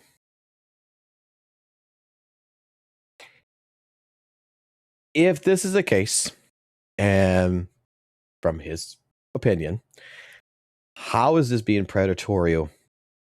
Because you don't have to pull on this. Like, I made my statements before of what I think is predatory and what's not predatory. And a game company, for example, like Nebula Joy, when I used to play Devil May Cry Peak of Combat, used to have events where they say, hey, log in for 14 days and you get a free character. And then when you get on day 12, they say spend $10. You skip it, you get to day 13, you do all your quests, and then when day 14 comes in, it says spend another $10, and you don't get the free character until you do the 2 quests in there, which is spending $20 to get the free character. That, to me, is predatory. That is something that is pressuring you to get the characters. If the characters are legitimately completely power crept and they're completely fucking useless and they're no good no more, and you got better cast of characters, why would you pull in a rerun? Why would you pull Alice if she's been power crept and you already got a better character than an Alice? Why would you pull for a better attack? Why would you pull for Zambi if you already got an Haramasa or you got an attack agent that does fucking 10 times better? Why would you pull for it? If support unit like, I don't know, Mr. Saintona saying that, you know, Astra Yao's been power crept by fucking Dial-In, why would I pull for fucking Astra Yao if she's been power crept? This comes into an argument of, you know, about rerun banners in general, whether or not are they a trap. And like I stated this before, I do agree with the sentiment that for against new players that are just starting out, that's probably like a month old, that's only at an internet level like 14 or 20, that they're nowhere near, they shouldn't even be doing in-game right now, right? They should be building their characters, they should be building their accounts, they should be working in general. This is a trap for them that they should not be falling for. Unless otherwise they really like the waifu meta and they want to collect their waifus, hey, by all means do it. But it's not a universal answer of going ahead and saying a rerun banner is bad. In terms of this situation with the W engines and with the characters in this banner, they're 20% off. So the first 10 pulls is 20% off on this. You're guaranteed that by the end of the pulling phase, whether you get the character at 50 pulls, whether you get it at hard pity, early pity, whatever, you're guaranteed one of these characters, right? Guaranteed. So if you are a person that, you know, you're lacking DPSs, you're a person that's lacking anomaly ages, you're a person who's lacking supports, this may be a good deal, and you are guaranteed the character. And last I checked, and to counteract this point one more time, in Zenless Zone Zero, you do need 3 teams. So even if you have the best agent, you have the new Void Hunter, Yi, you have Dial-In, and you have Zhao, that's just one team. You still need to build up 2 other teams to even do the end game.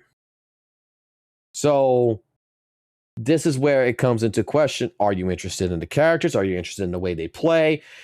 Is it something that is worth your investment to put onto your account if you deem needing it? That will help get you through the end game, giving you maybe the possibility of an additional team to clear it. Again, it can't be predatory if you don't need it. I don't consider something like this predatory.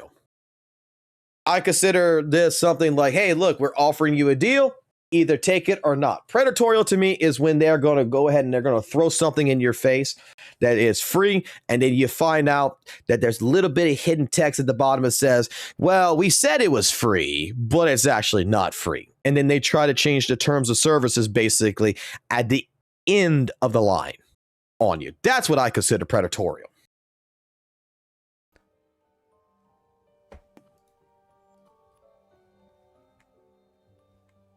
Let me just... So that's M0 Yi Shungite, the new character that just released. This is M6 Alice.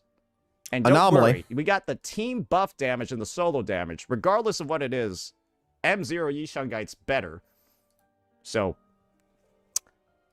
I don't know. Was I right again?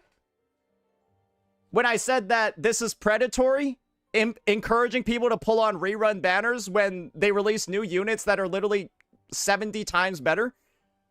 It's predatory, right? For somebody to get baited into pulling Alice when Yi Shungite is like 700% value in comparison, right? What is the definition of being predatorial, though? Like, do I need to ask this to ChatGPT? What is the depth of being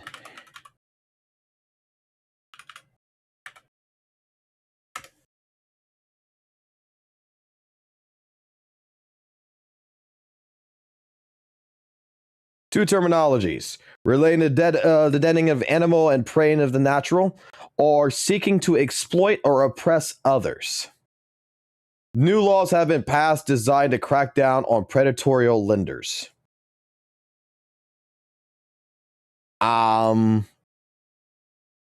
Where do I see here the seeking is how they're trying to exploit me, how they're trying to oppress me? Like, this is an option. That's what this is. This is an optional. You could pull it or not. Astra Yao still good. Sammy's got buffs. She's good. Alice is still really fucking good for what she does. Anomaly. I mean, how is this being predatorial? I don't understand where he's coming across here. It's ultimately, just like you said right here, it's ultimately your choice as a player whether or not you like this. A good friend of mine used to say this all the time about gacha games. Yeah, all gacha games are predatory if you let them be predatorial. And I'm like, what do you mean? If you fall for every single fucking thing in the gacha game, yeah, you're allowed it to be predatorial.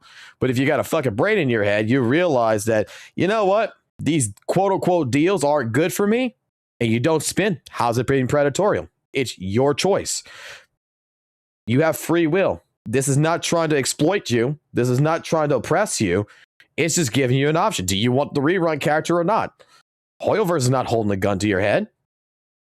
I don't understand this man.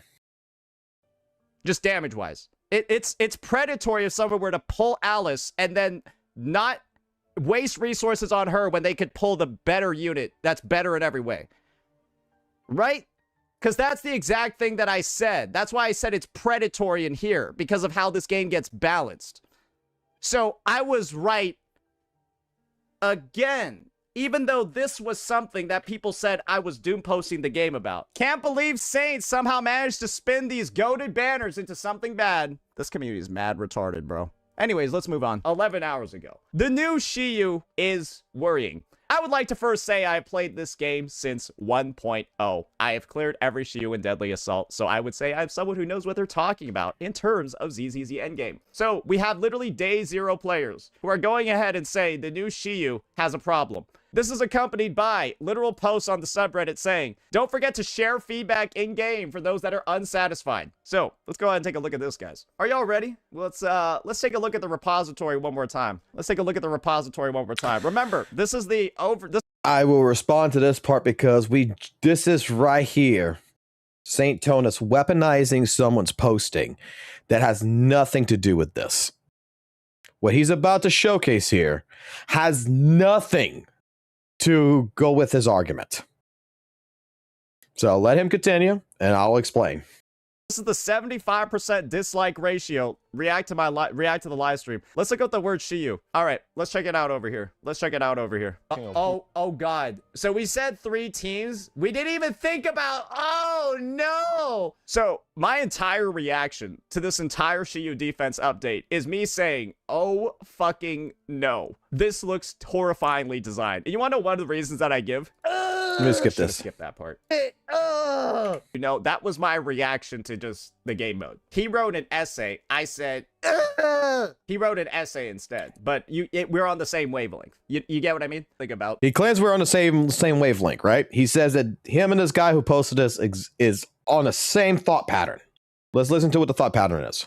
This game, it's not as easy as just following. Listen to this. This is important here. The elemental weakness chart, because there are some bosses that require you to use a certain element as well as a certain damage type. Yeah. Because it could turn out that this boss, right, is weak to fire, but it's not weak to fire anomaly. And so if you use your Bernice, she's actually useless here, even though it's weak to fire. So it's like there's additional layers of restrictions on top of every single boss.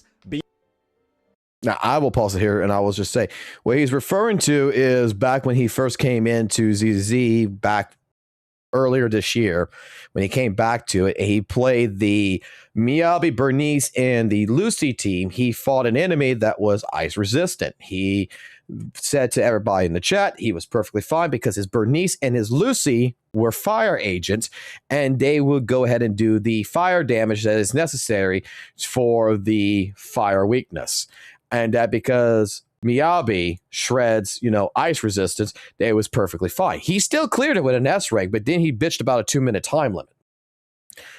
But what he fails to say here is that in that regards, his main DPS was Miyabi, and what Bernice was doing was being an engine to try to go ahead and get stacks, and that Lucy was there also supporting to get the crit and everything onto Miyabi. Because Miyabi was the one that was on the field doing the damage per second, not the Bernice. So I get what his point is. And I can tell you that there is some issues sometimes that does kind of happen. Like, I think Wandering Hunter would be one that in particular for this.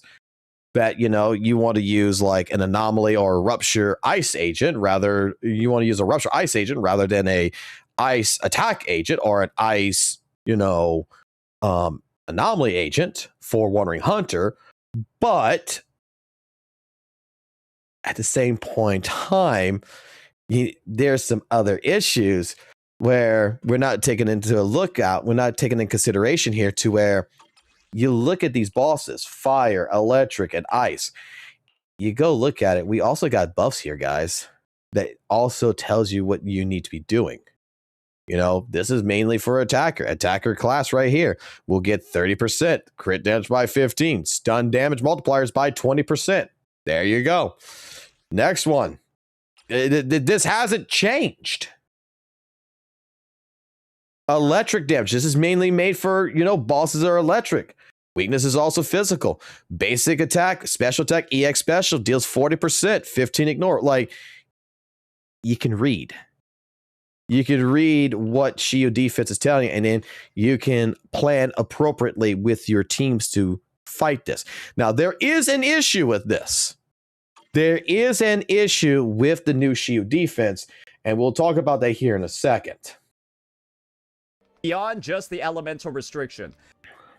That's how the game works. That's why, despite being ice units, Hugo and Ellen are useless, because the devs need to balance the game around not making ice too strong, because Miyabi's broken. And so by proxy, Hugo and Ellen can only be used when a specific ice weak boss that also has attack weakness is made. So that's not true. You can use them. I have fought many bosses that is even ice resistance with Hugo and such, and works perfectly fine. You can brute force your way through it. Same thing is going to apply even if they're, it's made for a ice anomaly agent and I have an ice attack agent like Hugo, it still works. You can still get through it.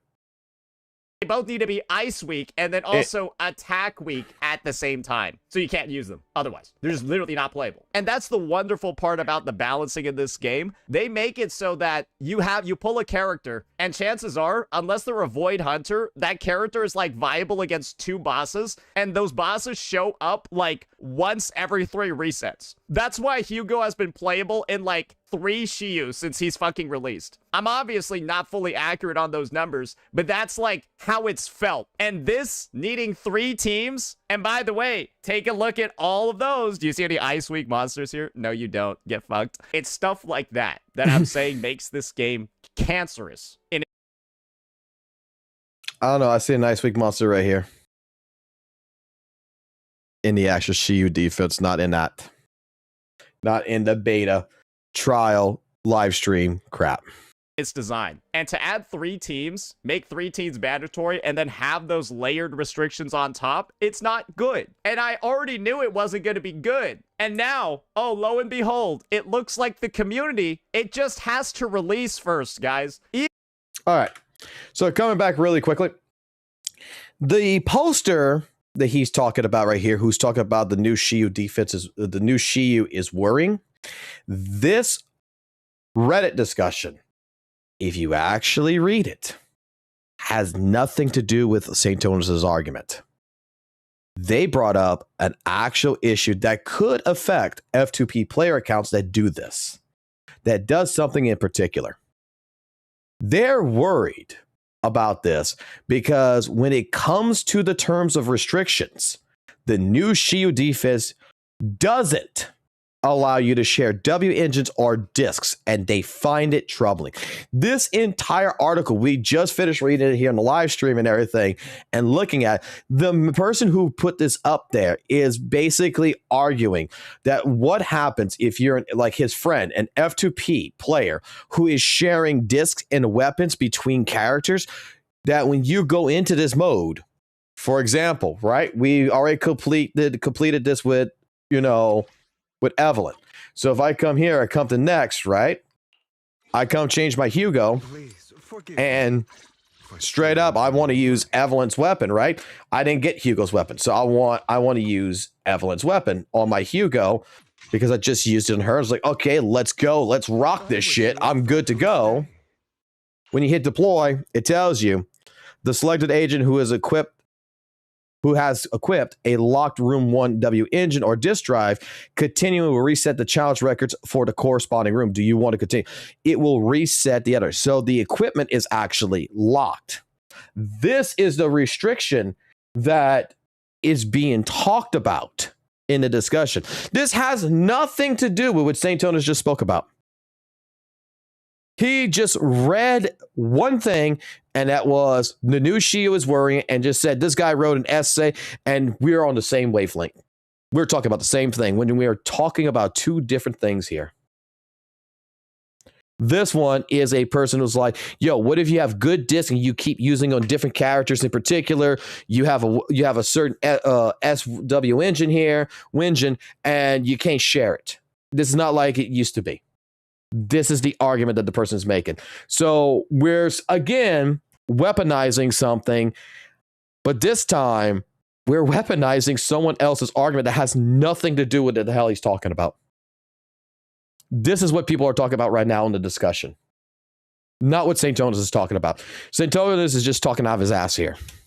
Lo and behold, it looks like the community, it just has to release first, guys. Even if every part of the design makes it obvious this is going to be dog shit, right? When it's obvious that every part of the design is going to make this experience awful, me saying up front that it's not going to be good, knowing it's not going to be good, that doesn't mean I'm doom posting. That means that I have been around this block before. I've seen what these developers do when it comes to balancing their endgame. By the way, it never is anything other than pull the newest character. I'm speaking from experience over here when I'm making these takes that this shit is fucking cooked. But hey, dislike it. But hey, be toxic positive. Hey, be referenced in one of my videos later. It's fine. Because all you need to do is take a look at this comment section, despite seeing how pretty much every single fucking thing I said in this live stream, because I verified so many things that I said in this video are true. At this point, it's one day into the fucking update. My reaction to the live stream. So he's verified so much information, right? So apparently he's verified that Hoyoverse pays people to sponsorships or whatever to play the game on when the release. where I didn't see no proof of that. That's his word. We're using John Siemens, ad thing here to try to go ahead and say that we verify that right there when he says, oh, it's 2K ads they ran when it's actually 600 for the entire month of December they ran. We're verifying these Reddit discussions where straight up, if you actually read them, they have nothing to do with his argument. He's claiming a lot of different things that he has verified, which just now, with me pulling out information, he hasn't verified nothing. He selectively read some things, and he's just talking to talk. Like, we still got a little bit more going on here, right? But pretty much he's just recapping now at the end of all this about everything that's happened and talking about he's going to play ZZZ. But practically, yeah. Again, Saintonis claims he was right. 2.5 sucks. And there is no hard evidence that has actually been presented. There is enough information here, again, where the man has been misinforming people, misleading yet again. And instead of me having to go react to all three of the videos that he's did, I just have to react to this one that he summarized all his other videos into one. So, yeah. Tell me what your thoughts is down in the comments below.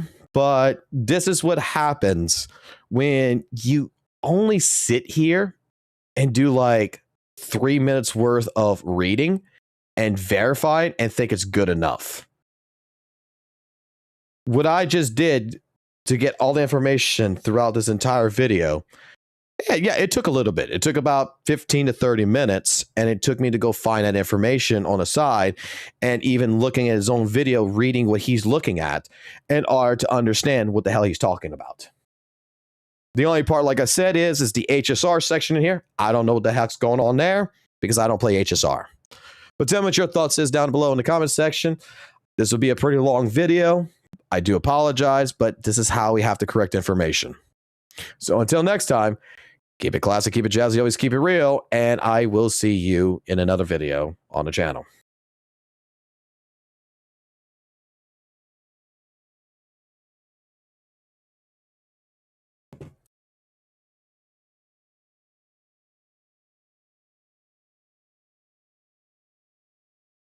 I do apologize for making y'all all have a brain tumor there. I do apologize for that. But I felt like, let me be honest, I feel it is very fucking necessary at times like this to actually have to discuss shit to shit, right? And this is not videos I can make in 14 fucking minutes. In order to correct this, I thought about this. In order to correct this, you have to fucking put the information, because in this world and age, I don't want to be like Saintonis, be like, trust me, bro. Let me show you the fucking proof. Let me show you the information, and if I'm wrong about something, someone can correct me in the comment section, someone can correct me in the live stream, and at that point in time, I will take accountability if I am potentially spreading misinformation in that regards. But here is like, do we not understand that there's a possibility? The rumor going around with 2.4 is, talk about it. 2.4, the reason why there's the voice lines are missing and shit. Well, there was a rewrite. Okay. If there's a rewrite and that's the possibility of the issue there, then we have to understand there would be scheduling conflicts for people like Chris Sabat to come into a vocal booth and actually sit there and record new lines. And why don't you go research how a video company, how a actual voice actor company, a studio actually works? There's a lot of fucking prep work. I spent 15 minutes reading that document. It's a lot of fucking prep work. They have to get a finalized script. That takes 1 or 2 days. They have to restructure that finalized script for the voice actors in particular. It's not just them getting handed it to the writers. The studio has to rewrite it. They have to get the technical propositions ready. That's another fucking a day or 2 days. Then they got to schedule the fucking talent. That could take up to like 4 weeks, depending on scheduling conflicts, that they have to go ahead and get them scheduled to get into the vocal booth and stuff like this and get them prepared. When we get into other segments of this, if there is technical issues or something, they want to add an extra 1 or 2 days just for that reason. Then they have to compress and fix the files. Then they have to go ahead and ship the files over to Hoyoverse after they get payment. Something like that, actually, in all reality, if you look at the time scheduling, could take anywhere between 1 to 3 months to produce, depending on how much the company is willing to pay for even a rush job, because they can do it all in the same day, but that is 100 times the base rate. So if you're paying a voice actor $59.99 an hour, for example, I'm just going to use this for an example. Well, and you want it done tomorrow, times that $59.99 by 100 times an hour. That's the new base rate. So there's a lot more that goes on in the business of things. You got St. Tonas that likes to go ahead and use Pridewin against ZZZ all the time, but when Pridewin comes into account for something like Weather and Waves, it's full of shit. But it's good for fucking ZZZ. Again, we have an entire segment of double standards, misinformation, and I could talk about it, but people won't believe it unless you showcase your side of the proof.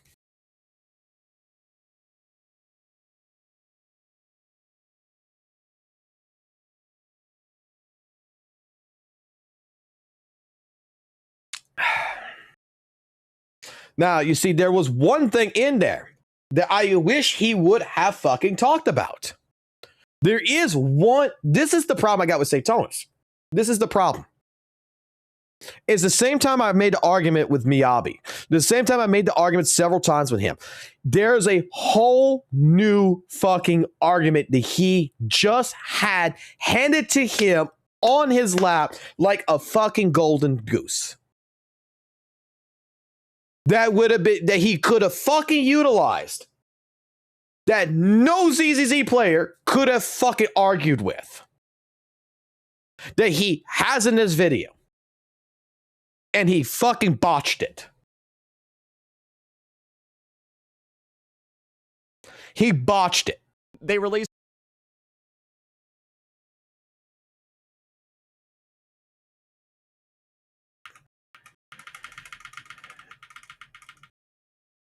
this right here. If he would have actually read this, not just take the title from Yuri Donut here, Nushu thing, and read this first part and then say, ha, we're on the same wavelength, ha ha ha. He would have actually read this, and he would have brought this fucking shit up.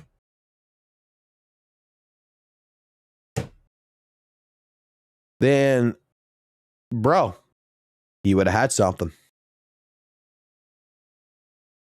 When we're talking about restrictions in the Shiyu defense, fuck what you're talking about with fucking the fire and the fucking anomalies. Fuck that shit. Throw that shit out the window. Everybody knows how to fucking play ZZ, knows what the fuck that is. When we're not allowed to use W engines or discs, and the sense of where we could swap it in middle of fucking thing, if he would have brought this up, there would have been no counter argument. That's why I'm confused. This was handed to him on his fucking lap.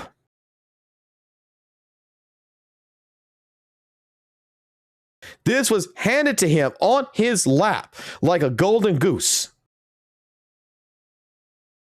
And he just had to utilize this.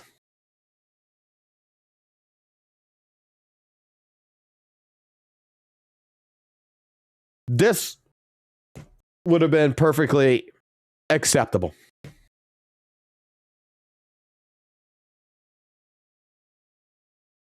When we're talking about bullshit, talk about bullshit. Remember when I said earlier in this live stream, the problem with some of the different scenarios here, right?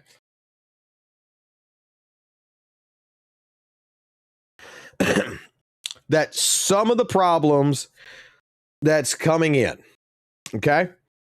We don't have to exaggerate what Hoyoverse is doing. Does Hoyoverse do some scummy shit? Yes. Call it out. You don't need to go fucking make something up. You don't need to basically at any typical range here go ahead and over exaggerate certain things. You can just talk about what actually is the problem, and dare I say, there's enough bullshit that people will end up just agreeing with you without having to exaggerate.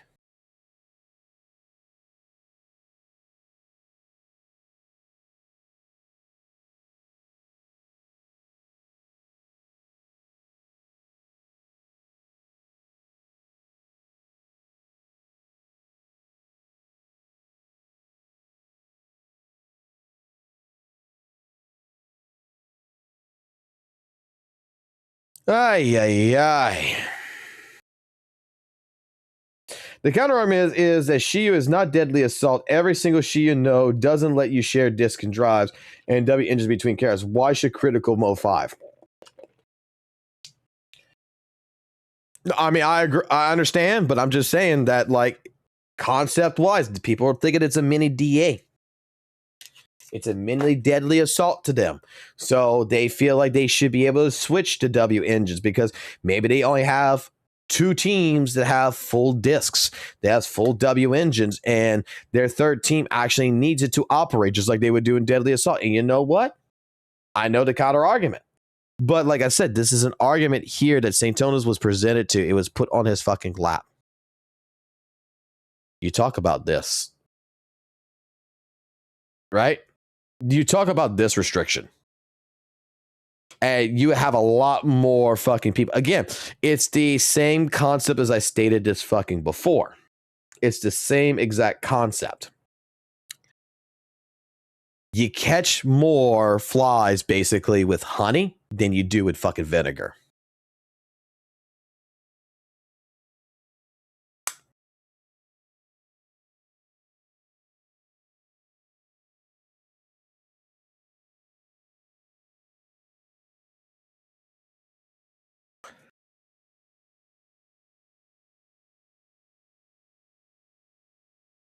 I don't think I actually saw this. No, this ain't the news. So, Krampus No, is I didn't see looking into this. that thing you pulled. Be careful. Watch your back, and don't breathe a word to anyone. I've been cooped up in this dump for days. Who would I even talk to? Still, don't let your guard... Yeah, relax. I'm hanging up. Krampus this, Krampus that. Like they'd ever find me.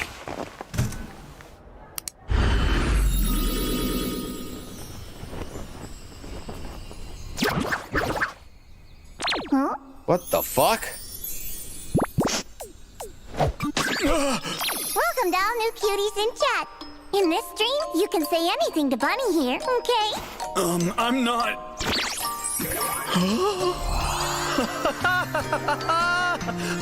What the fuck?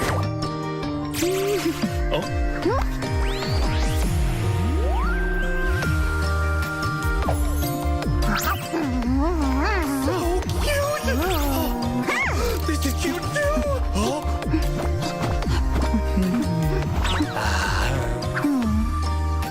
It's been so long. Why won't you tell Bunny what's on your mind? That secret that's been eating at you. Wait, do you think that Bunny's not trustworthy enough? I'll tell you. Actually...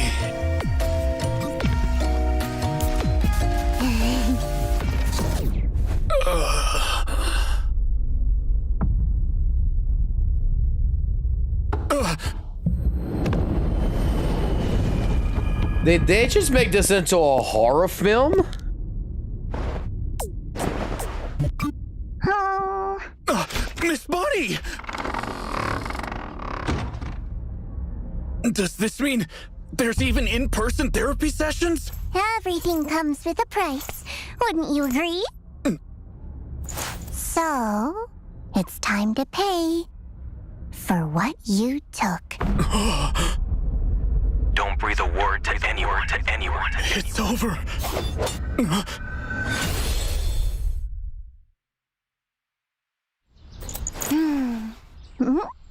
All cleaned up, Miss Chow. Oh, and the veggie salad you ordered is here. I told you not to touch my food delivery. That was the side dish for my steak.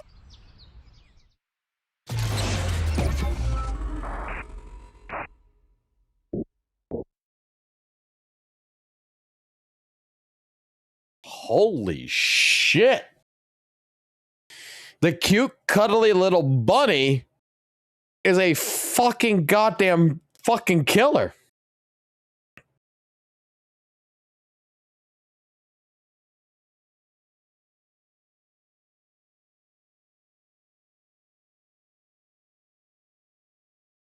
Remember, don't feed your Labubus past midnight. Dude, I wouldn't fucking feed my goddamn Labubu after. Holy fuck.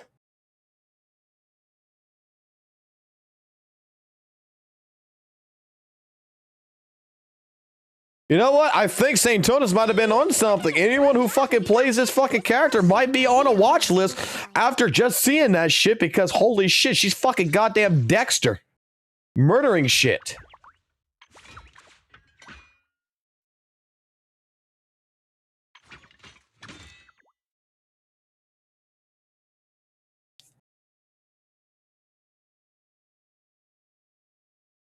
Ay, ay, ay.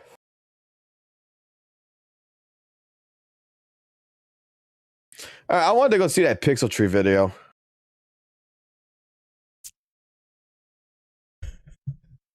Wuthering Waves' most hated CC here. Well, temporarily, maybe. I actually played 3.0. I thought, let's talk about it. I made an infamous video that got a lot of people angry about my opinions on a video game. Granted, it was made badly. I then went on to do a follow-up and still got a lot of people angry. I expect no one to agree with me, but I didn't expect people to be so angry over an opinion. Mainly because I'd stopped playing the game. I actually downloaded 3.0 and gave it a whirl. So I thought, let's talk about it then, because a lot of what I said, I still think stands. We're going to go through a few points before we actually get into the bike, just around the initial introduction to the patch. And then we're going to get into the reads, talking about the actual bike and how it's affected exploration and world design and all that good stuff, which we spoke about in the last video. But granted, I hadn't played the patch, and also the patch wasn't out. So a lot of what I did say in that video, whether you agreed or disagreed, was wholly based around a lot of assumptions. We've got the juice now, so we can see if it was worth the squeeze, I guess. So let's get right into talking about 3.0, the bike, exploration, and a few other little bits and pieces then, shall we, guys? Let me know what you think in the comment section then. Let's go. So, before we get into actually talking about the bike and the world design and exploration and all that jazz, let's start right at the beginning with the introduction to 3.0. The whole bike sequence where Linnae helps us escape the Void Worm definitely looks cool on a surface level, but honestly, it ends up feeling a little underwhelming. It's very short, it's kind of on the rails, it's got a couple of QTEs as well, which I'm not even sure if you can actually fail them. Let me know down below. And No, it's you one of can't. those ones where You can't fail them. almost feels like you're watching it more than you're actually playing it. That's a little bit harsh, but it just feels very, very stiff and very by the books, if you will.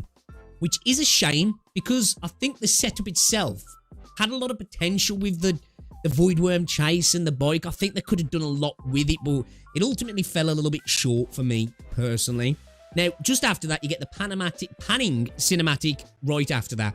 And it's genuinely a nice touch, though, I must admit. The music hits really well, and it does a solid job of showing off the new aesthetic of the region. And visually, it immediately reminded me of The Cycle. I don't know if you guys know about that game. If you know, you know.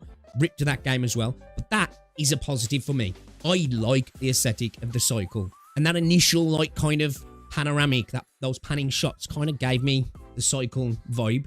I'm really curious to see what you guys think about that as well. So, that being said, as much as I enjoyed it, it still really didn't live up to the introduction of Renacita in 2.0. And at the same time, every region doesn't have to have such an intro as well. It doesn't have to live up to each and every other region, I guess. So I suppose I'm being a little bit unfair there. That intro felt almost operatic in how epic it was, and it just doesn't hit the same emotional or tonal heights for me, personally. I just think 2.0 was like, it was so good, that initial introduction. I really, really enjoyed it. Once you actually take control of Rover within the academy, I did notice some frame drops and stuttering. Like, nothing catastrophic, but definitely noticeable. And that's worth pointing out, considering I'm running on a 13900K, a 4090, and 32 gigs of RAM. So it's not a low-end system, and we're still seeing those sort of things, and shouldn't really be happening. But at the same time, it's not surprising. It's a new area, and I'm sure that'll get smoothed out as the patch develops. The academy itself, though, looks crisp and sharp, and it's fairly dense with NPCs. Oh, go back. The academy. Go back. I want to see the NPC again. The patch develops. The academy itself, though, looks.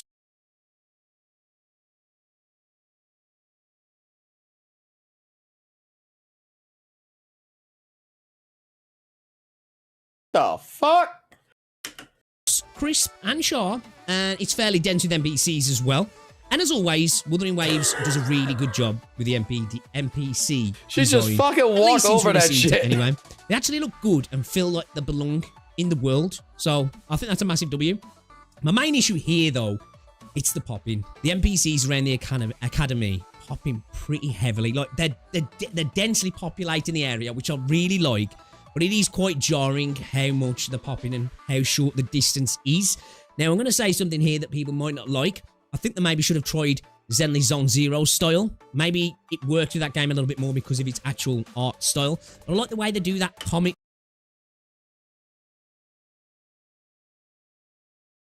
Oh, he's going to get hated for this. Book style fading effect. I think it really works to allow characters, NPCs, to hop in without it having such a sharp, jarring effect for me. And it feels a little bit more intentional with the popping design. It works. So I would like Wuthering Waves to do something like that. But I don't know if it'd necessarily work with the actual style of Wuthering Waves. It's just something that was bothering me initially. And I think it's more noticeable because there's so many NPCs in the area, which I am a big fan of how many NPCs there are. It does make it feel a lot more of a bustling area, if you will.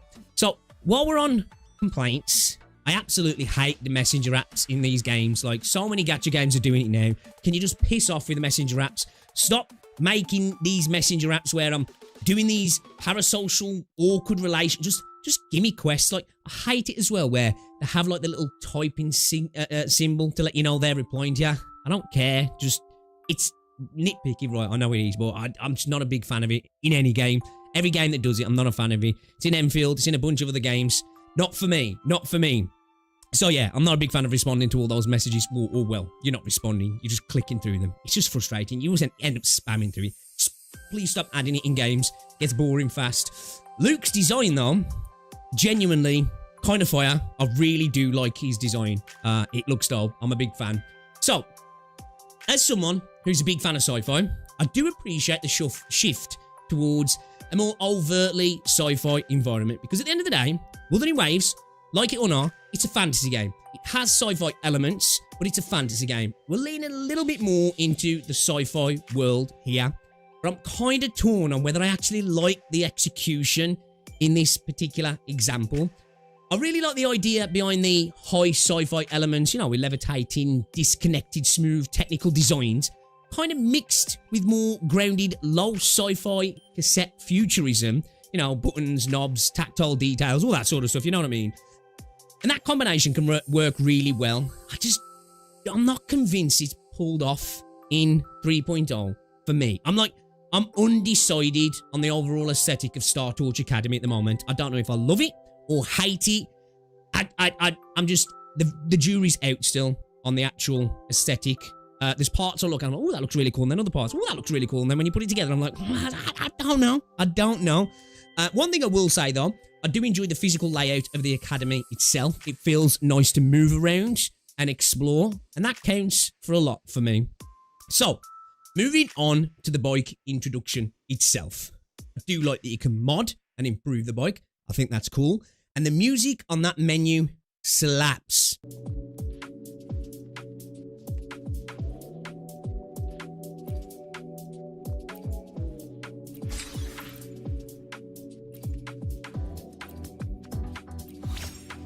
Big fan of that. The actual first ride, though, it really doesn't live up to the flight introduction from 2.0 for me.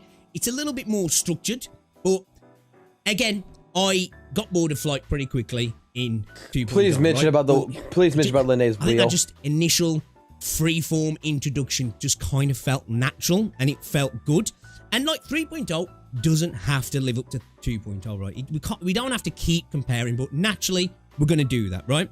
And it's kind of hard to ignore. So I can see what they're going for. I do like that, right? Look! Maximize that. It's kind of hard to ignore. So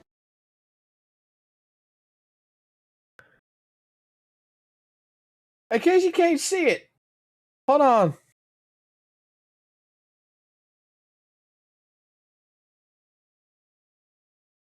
She is fucking flying.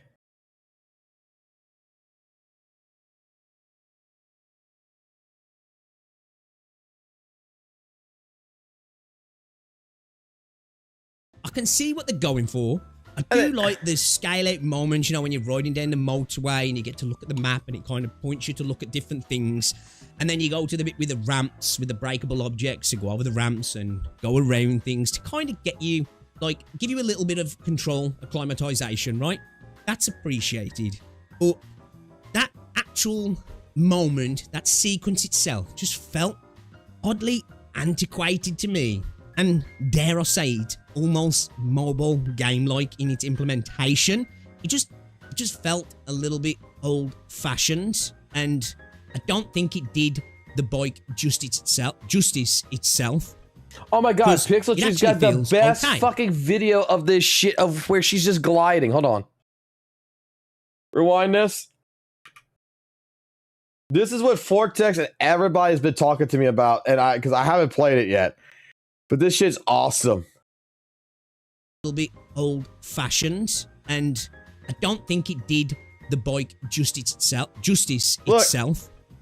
because it actually feels the wheel's not even fucking moving. The actual control, and we'll go into that a little bit in a moment as well. So yours is the first bike ride. She take is the it. train up into the institute, I think it's called, right? And it looks pretty cool. I've got to do a sci-fi nerd nitpick moment here, though. I really don't like the way the carriage detaches from the main part of the train, where you, like, float off and arrive at your destination. It's a major nitpick on my part, right? But visually, I just don't like it. It just looks... It doesn't look great. I'm not a big fan of it, right? And again, you get to that destination, message up in your face again. Just get it out my face. Get it out my face. Anyway, the resonant cassette scene, awesome. Especially the flashback moment showing the journey so far. That was really enjoyable. Obviously, some of them post 2.2 I haven't seen yet, but it was really appreciated, especially as somebody who's been off the game for a while, to come back and kind of see those moments. I liked it. Nice touch. Really do like that. And Mornier's design as well. Peak Wuthering Waves, in my opinion. Oh, I love a design. Awesome. I'm so here for him. So, now, back to the bike itself. Design-wise, it's fine. It's a futuristic motorbike. Nothing groundbreaking. It looks cool, I guess. The mechanical physics are actually pretty solid as well. The suspension reacts well visually, and it kind of feels decent to control as well. I do think it would feel much better using it on a controller, which is true for vehicles in most games, if I'm honest. Mouse and keyboard just isn't the most ideal input method for driving, and that's not the game's fault, really. That's just how it is, right? It probably would feel a lot better with a pad, but I was using mouse and keyboard. But again, I can't hold that against the game, if I'm honest. So, one thing I did notice immediately is the popping kind of bad when you're driving around the outside of the Star Torch Academy in the immediate vicinity. And this is a thing that kind of continues around the environment. The popping in places, it's not very good, if I'm honest. Oh, I see what he's talking about. But at the same time, it's kind of not surprising as well, if I'm honest, because of the scale of the environment, which again, we'll touch on in a second. The bike also gets stuck on small bits of terrain pretty easily. It's minor. It's a minor annoyance, or again, kind of expected, right? The starting area around the academy is much more built up, so probably doesn't help, but you do find you're getting stuck on lots of little bits of terrain, little lips, little bits of rock and concrete, and the bike just gets stuck. Easy to get off, and that's not like it breaks the game or anything, but when you're zipping along and bam, you just get stuck. It's like, okay, all right, whatever. Not a major problem, I guess. So, as soon as you venture out a bit further, my initial concerns from my first video about the bike and how it impacts world design, in my opinion, become very clear. Everything feels scaled up and spread out specifically to accommodate the bike. And I want to be very clear here. I'm not saying this is objectively bad. A lot of people thought I was trying to say, that it was an objective fact that this is bad and you shouldn't like it. How long you can jump for in the air? Videos, but a lot of people kept commenting as if I was stating it as. It's not true. So, it's not objectively bad, and I'm not saying you can't like it. People often take criticisms as a declaration that something is universally terrible, and that's not what this is. But for me, personally though, it makes parts of the map feel vacuous. The idea of just don't use a bike completely falls apart when it's obvious the world is designed around it, and a lot of people are like, just get off the bike. It doesn't really work in a lot of parts of the map because the map is designed for the bike. And a lot of people also said, that's the point. I agree, that is the point. But again, that was kind of my counterpoint of I don't necessarily think, personally, that that is the best way to design maps for Wuthering Waves, if I'm honest. So this ties back to my main issue with the bike from the earlier videos. It's just not a design direction I'm a huge fan of. It feels like a departure from what Wuthering Waves felt like in the 1.x versions, whether you like that or not. That's just how it feels to me. It feels like a departure from that. The world now feels more like a playground designed around a bike rather than an interesting place to exist in. It's pretty fun, don't get me wrong, but it also feels somewhat like a soulless experience to me also. It's nice window dressing, but it lacks a little bit of depth, if you will. This really enforces something I said in my second video. Feels more true after spending time in 3.0. Laharoi, wherever you say it, feels like a place you pass through, not a place you exist in. It's beautiful window dressing, not much more than that. The kind of game Wuthering Waves is, or has become, that might be enough, or even more than game Wuthering Waves. It's beautiful window dressing. On. So not wait, much more than that. You're going in this direction. You're going in this direction.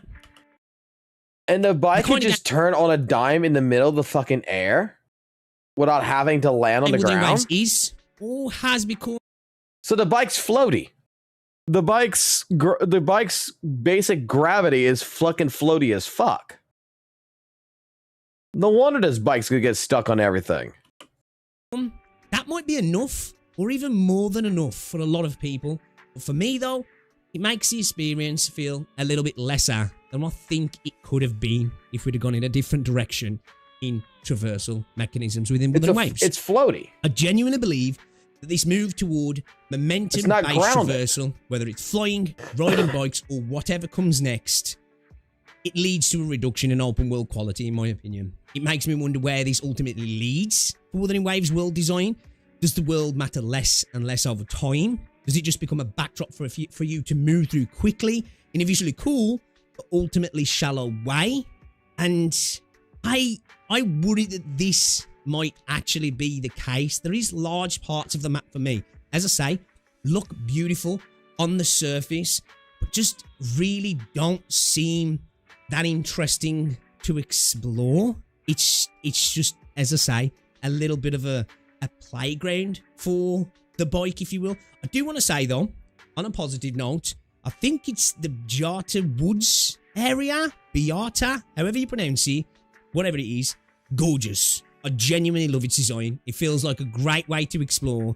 On foot as well, feels great on foot. and it feels like a place you actually want to be in. It's got like a little bit of friction in the design, you know, with the giant flowers and stuff, and it's gorgeous. I would love more of that. That's the sort of environment I want to see in Wuthering Waves. It's charming, interesting, and it invites exploration. And this kind of goes on to the thing with the bike for me. The bike, for me, encourages you to go places, right? But it doesn't encourage you to explore those places. The destination itself feels more important than the journey. And for me, that's kind of the core issue, what I was talking about before. I think it's clearly obvious, and that you don't have to be a rocket scientist to understand this, but people was telling me that wasn't going to happen. But I think it's clear, even if you didn't see the world and play it yourself, with the introduction to the bike and how powerful the bike was, the map had to get scaled up in terms of scope and laid bare in certain ways to allow for the bike to work.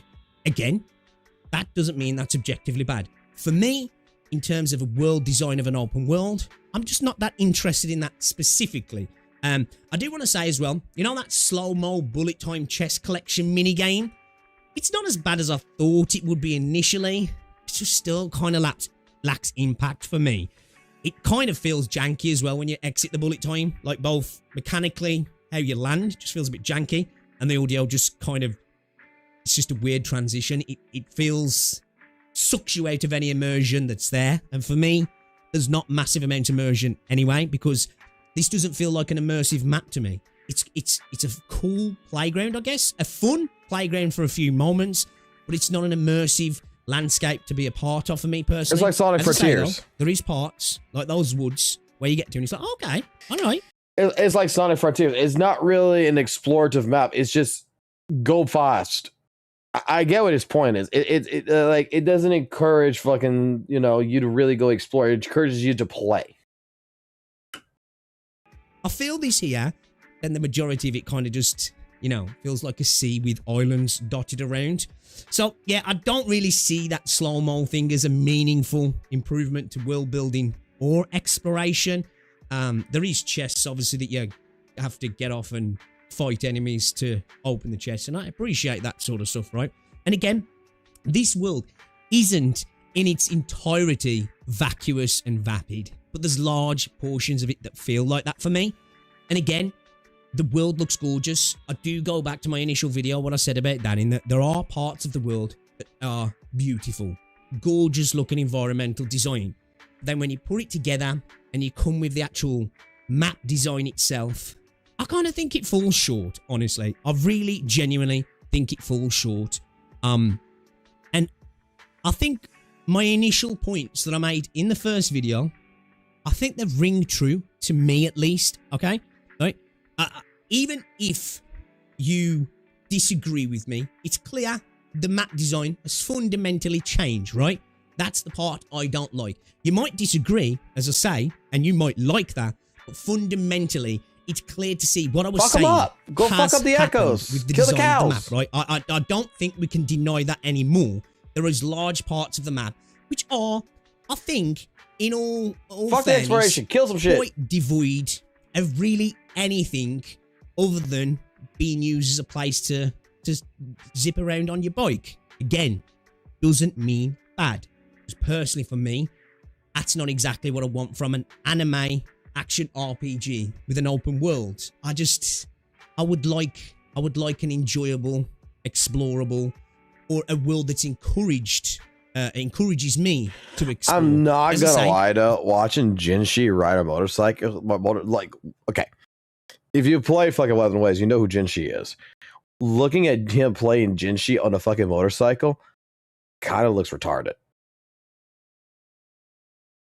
Like, can we not put like someone like Zanny on there? Can we not put Lene? Like, if he didn't even pull for Lene, does he not have like even like, I don't know, fucking Mort or something to put on there? Like, I don't know. Like, Jinshi on a motorcycle kind of looks dumb. I think the bike encourages traversal. Personally, I think it lacks the encouragement. The two designs don't match. The she on the bike does not match. Is different than exploring between point A and B. One is just going there. It's just a destination, A to B. The other one ends up going A, B, C, D, E, F, whatever. all in the journey. There's a bunch of little miniature journeys within between. And I'm not saying that's totally gone in this game. As I say, when I got to that woods area, I was like, oh shit, yo, this is sweet. Let me hop off the bike and have a little play. Like, can they not give you like some can they not give all the characters like a biker outfit or some shit that would fit this set? Because I don't know, it's just, it don't look right to me. I'm sorry. Looking at Jinshi on a bike, like GN would look fucking 10 times better. WUWA would probably look 10 times better. Fucking Zhengli Yao. Jinshi. God, I bet you fucking goddamn Chang Li on that bike would look like shit. Fucking Zanny would probably look like a god on it, though. In this area, and it felt good. There's not many other places outside that. There's a couple dotted here and there. But for the most part, as I say, it just doesn't it fit. Feels like a terrain. Galbrainer would probably fit perfectly on that bike. And after a few minutes, I'm not that interested in playing around it anymore. That's personally my take anyway. I just thought I'd kind of follow up with this video, right? That infamous video of mine, I got dragged in the comment section. I know a bunch of CCs were hating on my opinions, calling me all the names under the sun, which I couldn't give a fuck about, if I'm honest. I really don't care what other CCs think about my content. I expressed myself badly in the first video. I thought it was haven't great. even watched any reactions to the first video because I was cognizant of it being a bad... I like legitimately, I thought Pixel Tree's take on it was good. I thought that when Legion Games and Captain Cabins in particular were making their points on it, that pretty much they failed hard on criticizing Pixel Tree. They failed hard. Especially Captain Cabins on that one. I'm sorry. Like, I like Captain Cabins' last video. Don't get me wrong. I like Captain Cabins' last video with the criticisms to WUWA because it is necessary about the story and such. But when she gave the take about fucking Pixel Trees... made video. I only reacted to 2... When she gave the fucking take on Pixel Trees fucking comment, and she completely fucking was not listening to him, that she was like angry, but she wasn't listening to him, and there's like several key parts that she just completely overlooked, and it's like, no, he just explained that. That was the problem. When Legion was parroting Captain Cabins, and then at the end trying to say that I wasn't trying to shit on the guy, I'm sorry about that. And it's like, no, you said on fucking Twitter you were going to shit on the guy. You fucking even used no wording you're going to shit on the guy. Don't bullshit. Own it. Videos and my second video because I felt like I expressed myself a little bit better. Still failed in certain areas, but I feel like I expressed myself a little bit better. Augusta probably would be great on this fucking bike, to be honest. All the things I thought, I think have come to pass. Personally, again. Exactly. The idea here is that majority of CCs who watch stuff like this, that, you know, criticize it, they resort into dismissing what the person's saying and then throw in insults at the person. Because they can't actually counteract the fucking point. This is a problem with St. Tonas. This is a problem with a lot of fucking CCs. When it comes to it, we don't have to, if you don't have to name call someone to get your fucking point across. If you don't agree with something, just explain why you don't agree with it. Not why this person's a fucking moron. It doesn't mean that the things, even if they have come to pass, mean bad game, bad exploration for you. But I think, personally for me, what I thought was going to happen has kind of happened. And I don't think WUWA is the better for it, personally, for me. Still a great game. But I think the world itself is becoming less interesting as the patches go by. And I think that's a little bit of a shame. Maybe we'll see something different in upcoming patches. Maybe they'll come out with an insane new traversal mechanism that really encourages exploration, really doesn't reduce the world to window dressing, and at the same time gives people that... I hope they add like a fucking car or a tank in here. That fun factor. Not just a bike. Of doing crazy things in a sort of playground aspect of video game enjoyment. I don't know. We'll have to wait and see. But anyway, at the end of the day, guys, It really doesn't matter what I think. A lot of people got mad about my opinions about a video game, right? At the end of the day, as long as you enjoy it, that's all that matters. That's all that matters. Just because somebody else might see something in a different way doesn't mean you have to see it the same way. But anyway, let me know. Nope, exactly truthful. That's exactly truthful. You don't have to see it the same way as another fucking person. Like, dude, I straight up, the only thing that I'm going to say is that I'm the type of person that to this day still hears about people who fucking play like a Hoyoverse game or fucking Weather and Waves or a Kuro game, whatever, that treats it as if it changed their lives forever. Like, I am no longer eating fucking cookies now because WUWA changed my life. I am no longer fucking diabetes. I'm no longer a diabetic because Weather and Waves changed my life. And it's like, I'm a better content creator because of Weathering Waves. And it's like, no, you're not a better content creator because of Weathering Waves. You're a better content creator because you're a better content creator. No, you're not fucking skinny because fucking Weathering Waves made you skinny. You're skinny because you stopped eating fucking sweets. Like, I love the fact that people regard that the fucking something like a fucking video game like WUWA is something that straight up changes lives.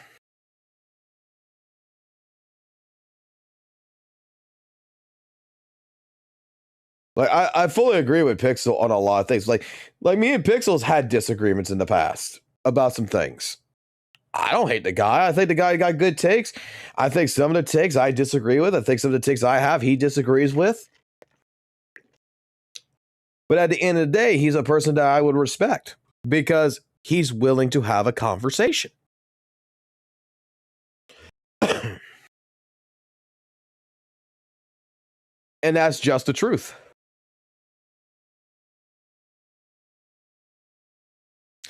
Oh, there's also something else. Yeah, I wanted to see something else. There's like 2 or 3 videos from this guy I wanted to see, and there's one in particular. Yeah, I wanted to rewatch this. Recently, I've been accused of being an AI channel by comments, and these comments have been increasing. Listen to this shit. First, I was accused of using AI scripts, and second, I was accused of being an AI voice. I did an initial response to these comments on a stream for the Weathering Waves 3.0 launch. I'll play that clip for you now, and then I'm going to talk about what's going on here. I call her Linear just for fun, but there have been recent YouTube comments talking about how accusing me that I'm an AI channel because AI apparently also calls her Linear, I guess as some form of mistake. And there was this comment that said that, and someone else even liked his comment. That guy better have liked his own comment. And there's also been other comments suggesting that I use AI in my scripts, and it really just gets under my skin. The Josh guy, I'll have you know personally, Josh, I have a bachelor's in philosophy from a top liberal arts college. I don't say this to brag, considering it's a useless degree. It's just to let that guy know I am not the copier. When I'm writing, I am the one who's copied. When AI scours the internet looking for the perfect writing styles, it thinks of me. I say Linear for fun, and this guy thinks AI is speaking. No, I am the one who speaks.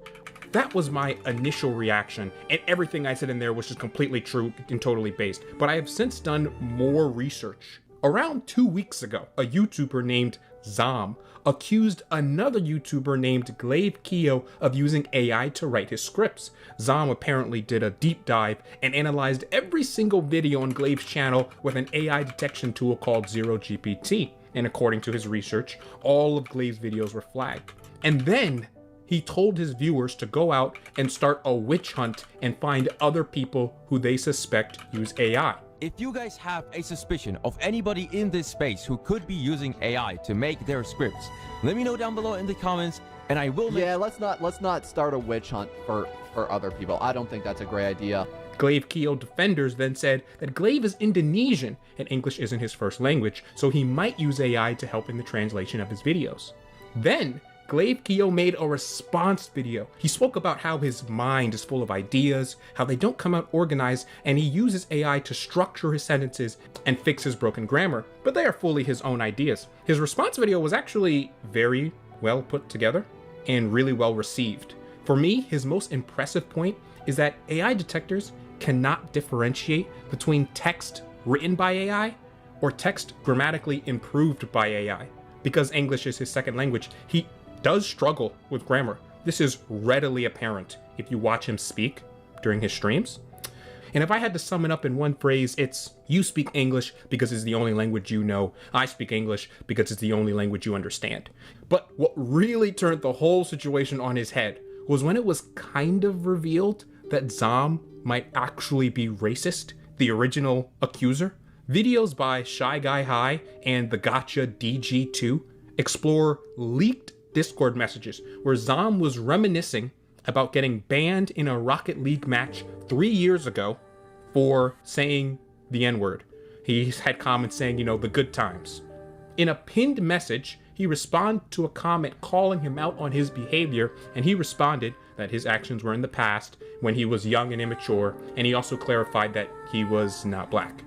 And then he later edited his message to say he was black, which I assume is meant to absolve him of his past deeds.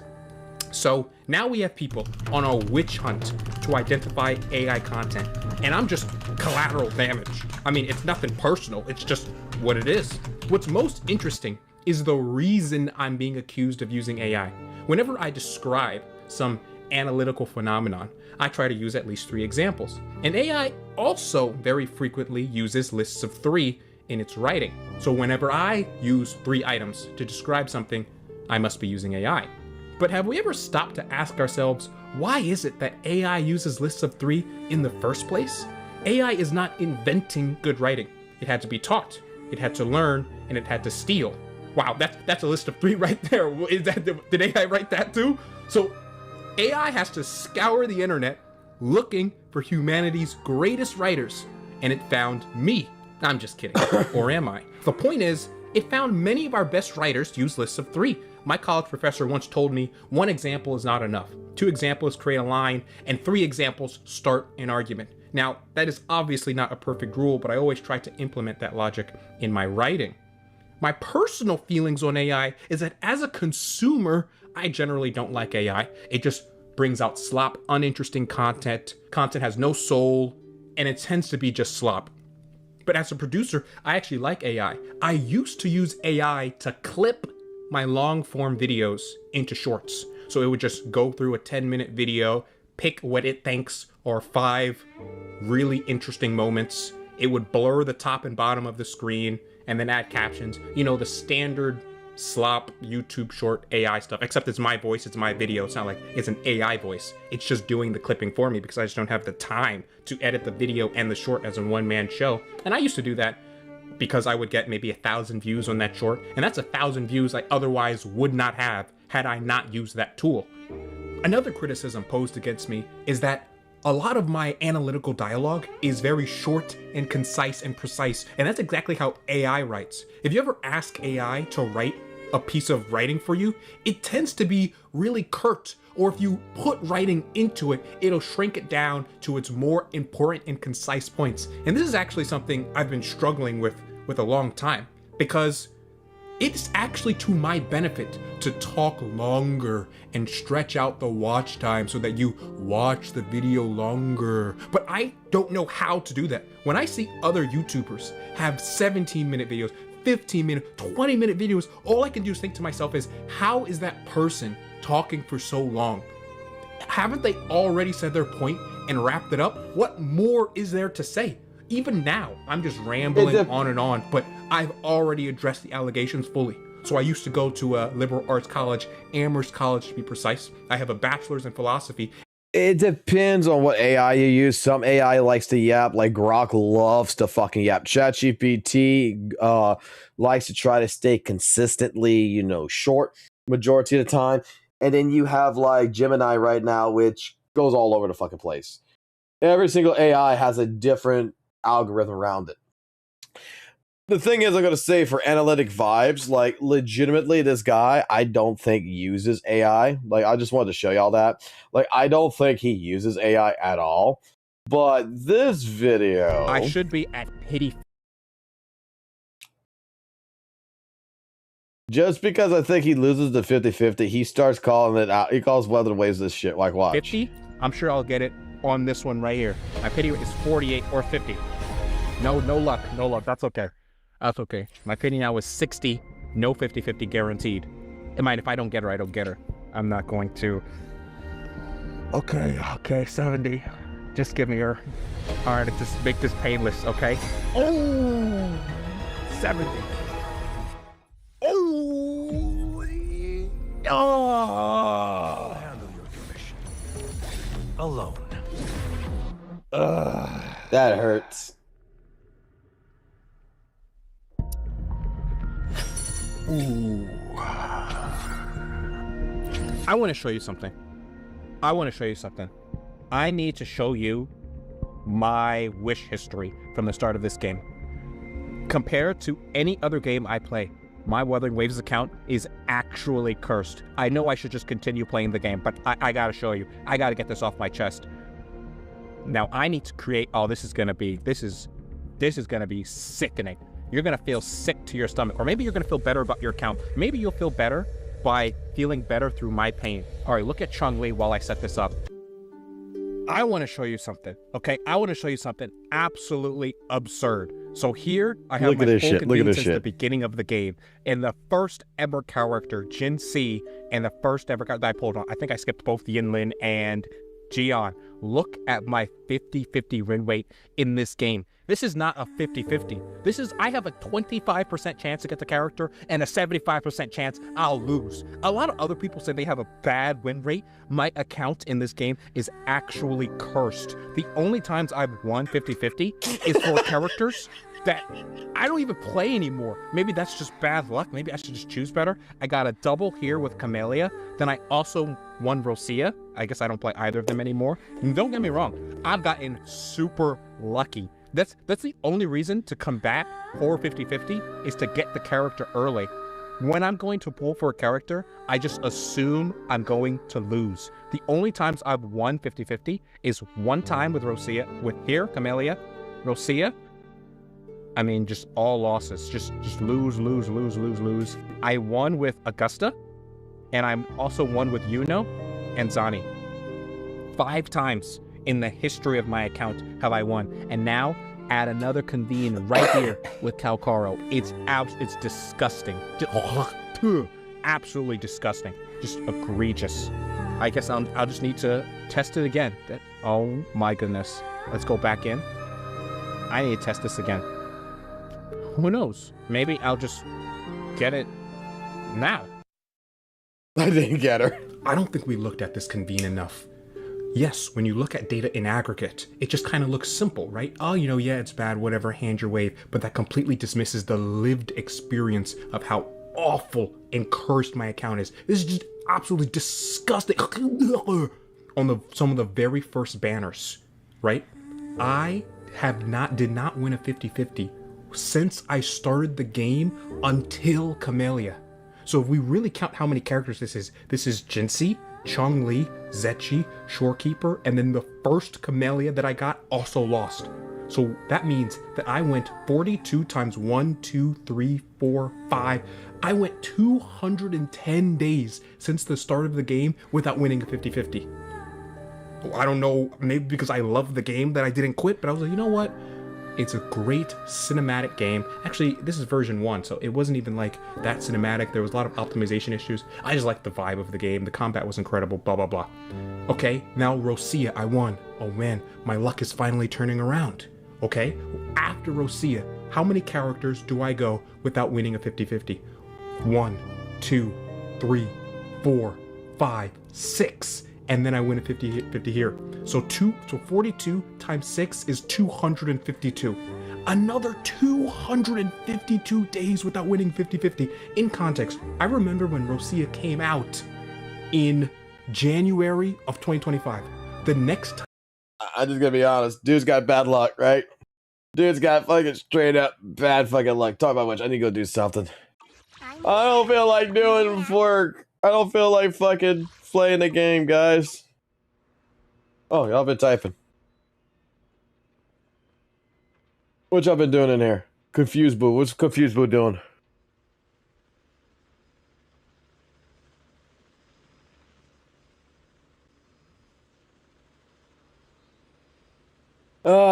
Give me to the outpost.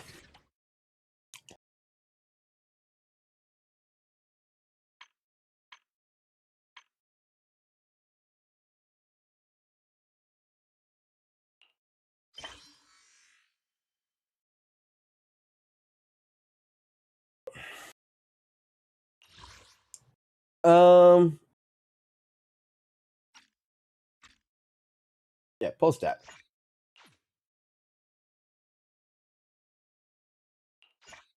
Post that too. I need this. Post that. Someone go do it for me. There you go. Go get some shit. I don't want to play.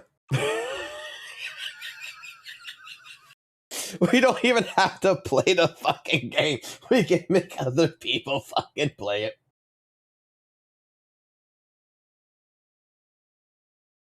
I'm sure he wouldn't mind buying it. No, I don't think he would mind at all.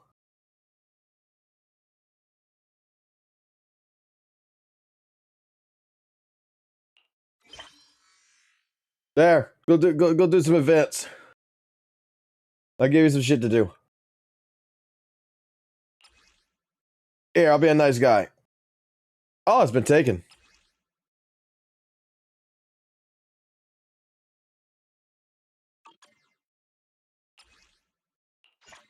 Oh, it's been taken. Oh, hell no, I ain't doing no cattle patrol.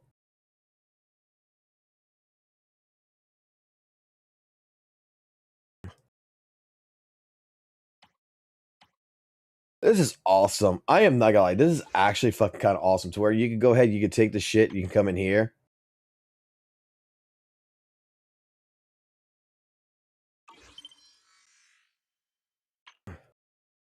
This is actually kind of fucking based.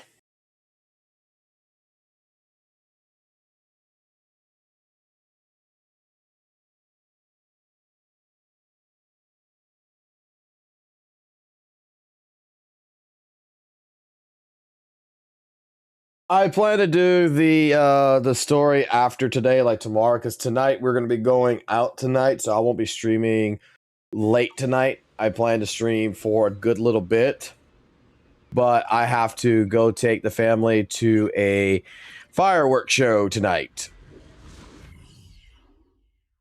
It's New Year's Eve. Tomorrow's New Year's. Gotta do that.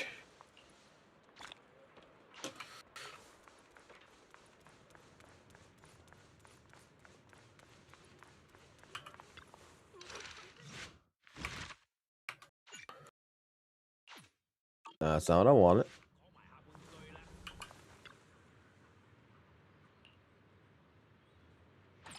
That's what I wanted.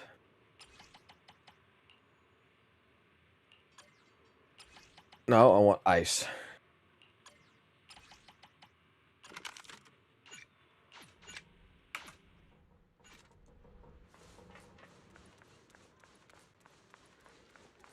Do my dailies now, because if I don't do my dailies now, I'm gonna forget later.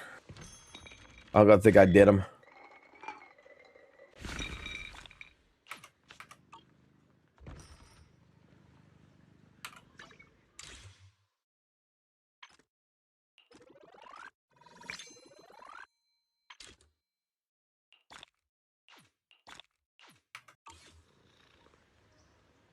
Let's see.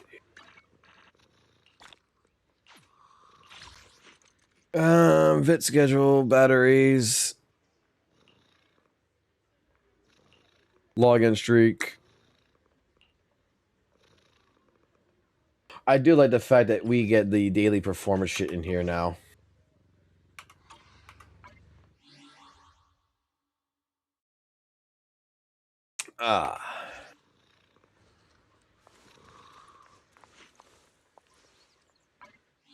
Let's see. I gotta build a murder bunny. Need a hand? I gotta build a murder bunny.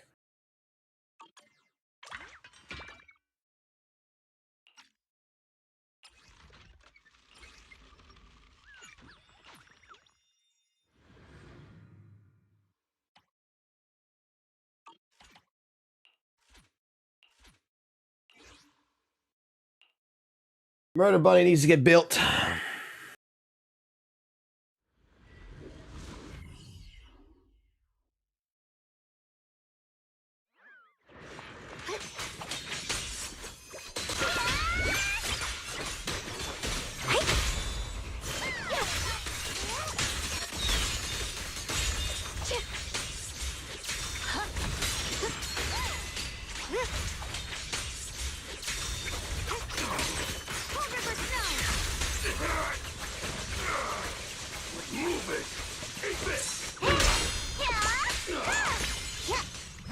Call's not over yet.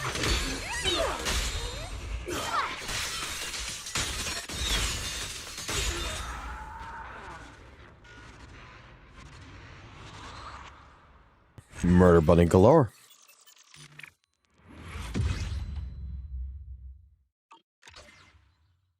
Gives me a little bit of everything with that, doing that.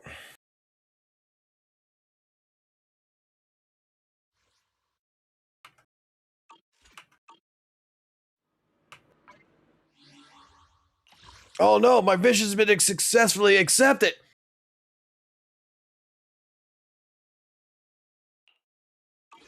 Kill that shit for me. Burn them. I don't have to play the game no more. I can make my minions do the job. Need a hand?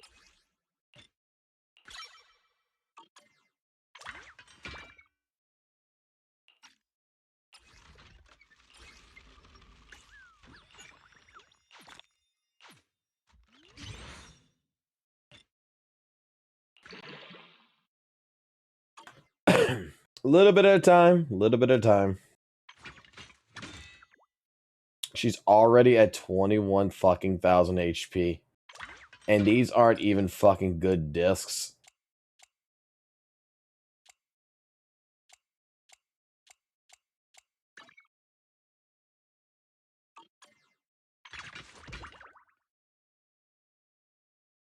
I don't even have her built here.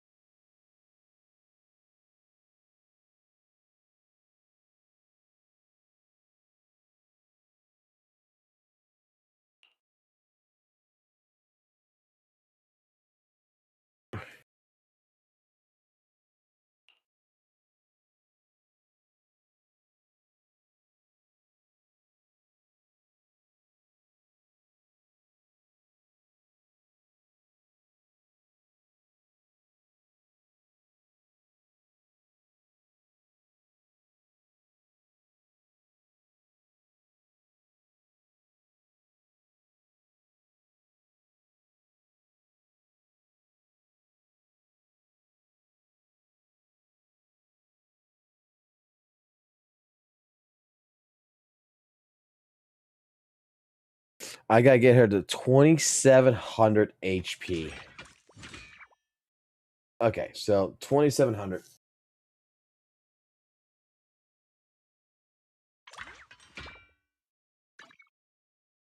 We'll get there.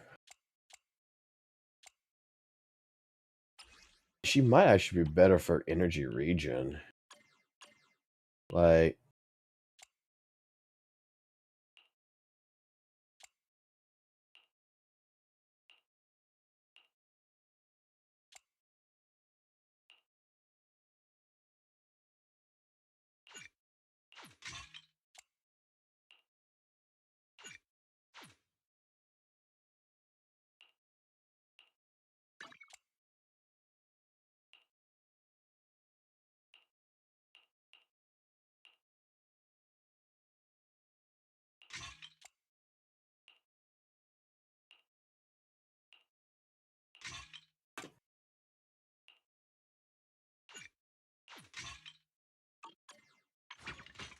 oh, that dropped her down on HP. Put her back where she was at.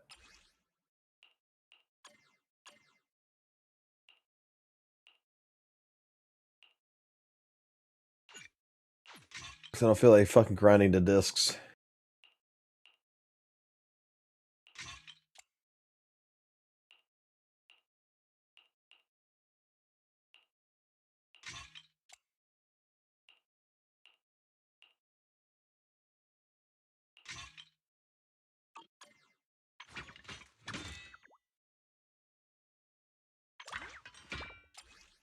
Did these have any better HP value ones? Because this is HP with HP.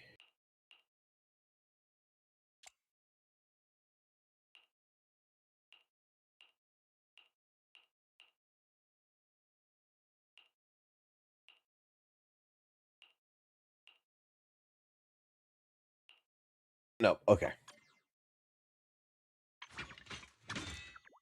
We will fix the murder bunny. We will fix the murder bunny. I'm actually, after seeing the short on the fucking murder bunny, I'm like, I gotta give it.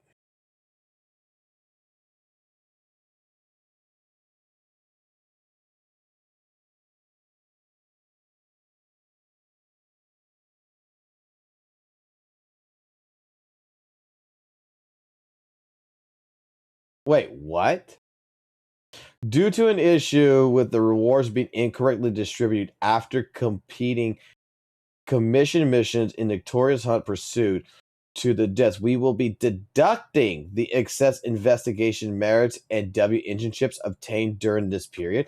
We sincerely apologize for any convenience this may have caused. Why would you deduct it?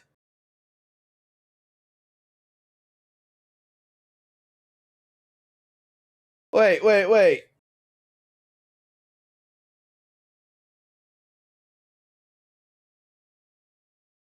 Why would you deduct it? You fucked up. Why would you deduct my investigation merits and W engine chips?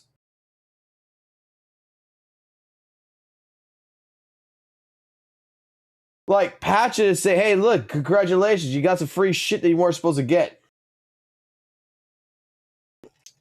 But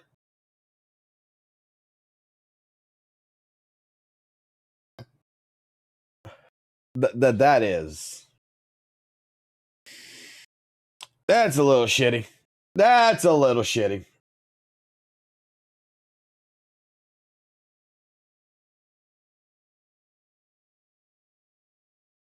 That is, I am not gonna lie, a little fucking shitty.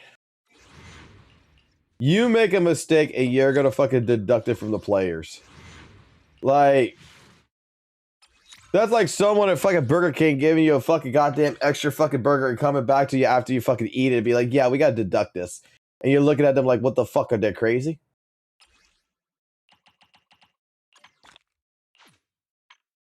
Oh, and tomorrow the shop resets too, right? Yes. Shop reset tomorrow. I gotta go I gotta go get some more fucking signal searches. I gotta get some signal searches going. Because I bought all of it in the fucking goddamn Denny's.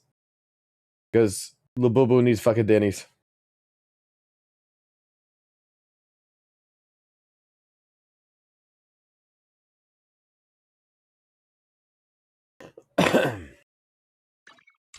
Oh, let Santos catch whatever he wants. We'll just go to fucking deal with it.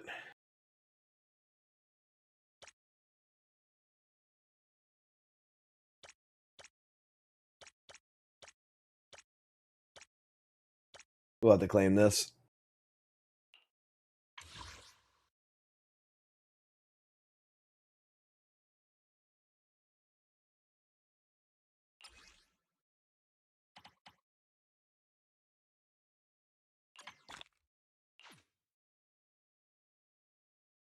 Oh my.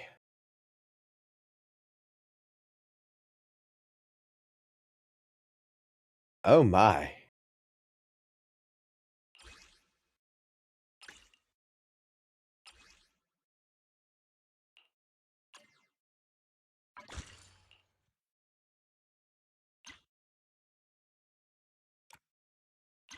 Time to recycle some of these fucking weapons real quick. Hold on.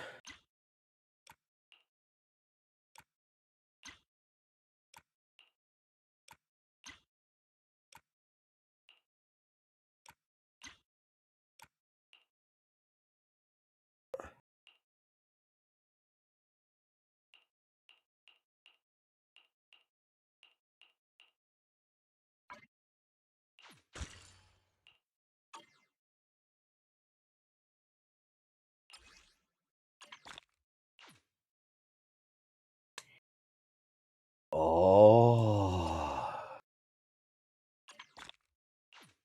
E.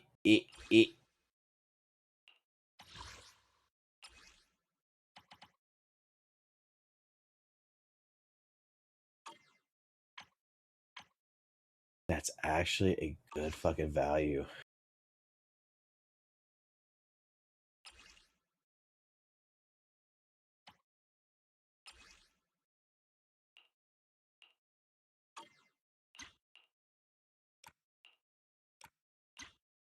I don't need all this. I got too many of these.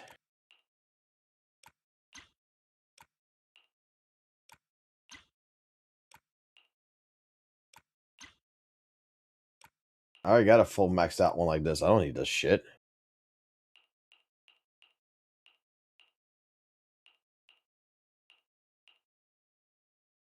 I got a full maxed out one of this. That can go bye-bye. Now you're gonna make me clean up my fucking inventory. Fuck you, game. I want more fucking goddamn... I want fucking more dupes of fucking goddamn signatures here. Hold the fuck on. I just need to get another 60, so I got 24. Okay.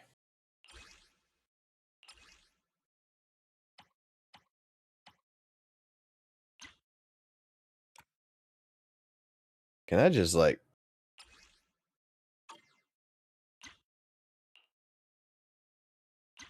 Is there any way to, like, unlock everything at one fucking time or some shit? Or do I actually have to go one by one?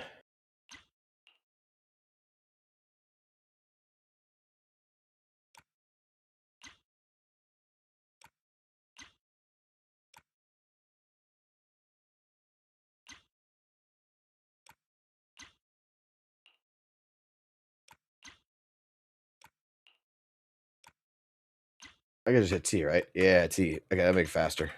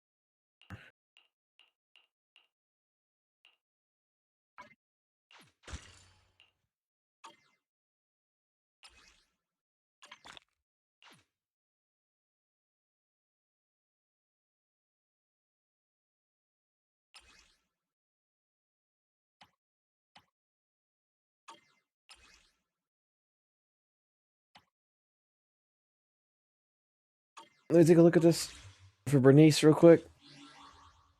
What kind of fun job have you got me into this time? Let's fire it up.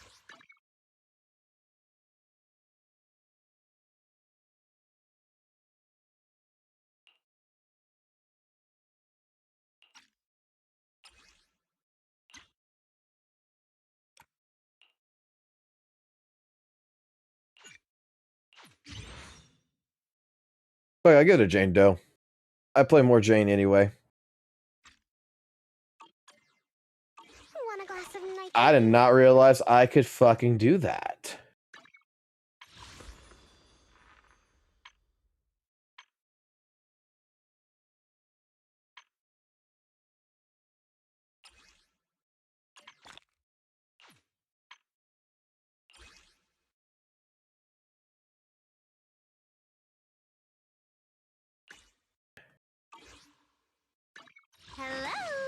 Different outfit, same objective.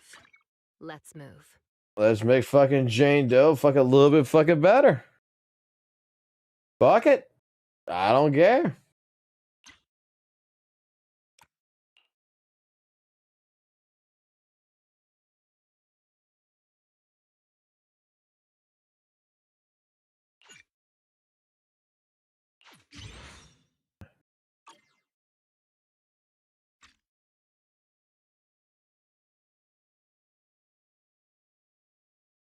I think that's nice.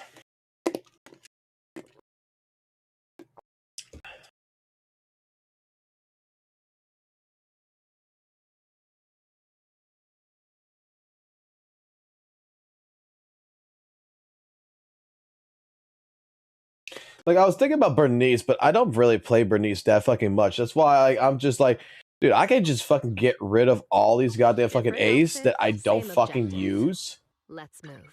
And I could just craft a shit ton, like...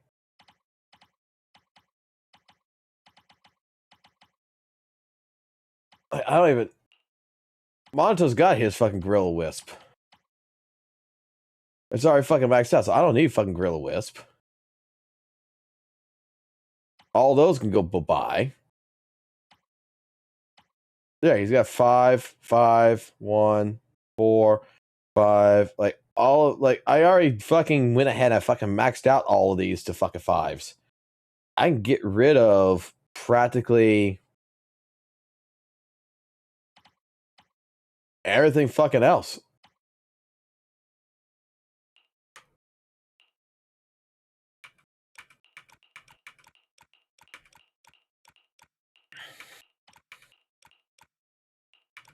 I don't know about that one.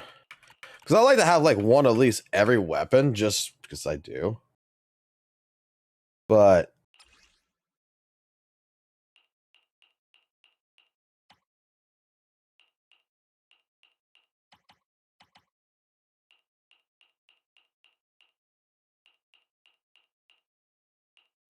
oh, look at that. I'm already at 25 from that.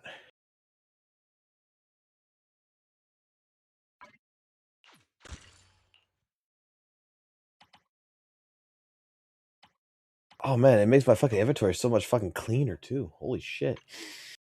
When I spend some more later, I will fucking be working. And that also gave me fucking here. And that also gave me the weapon energy. Which, go back to agents, go back to the fucking murder bunny. Give me the goddamn fucking murder bunny over here really fucking quickly. I need this shit.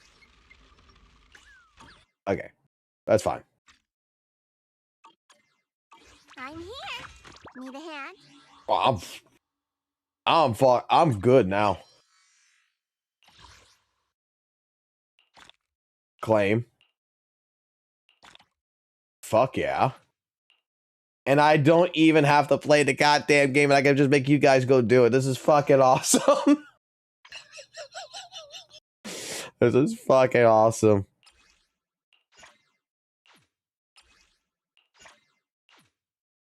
No commissions? No! There's no more commissions.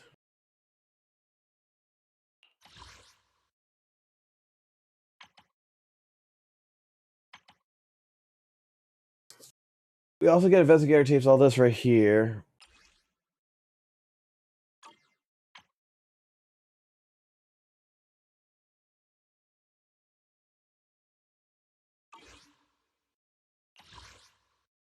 Oh, I need it. Did I change the fucking name of the fucking thing already? Oh, what's going on in here? Did I change the name of our fucking outpost? Oh, I need to claim today's reward. 20 of those. Perfect. 21 days until this comes in. We already claimed that.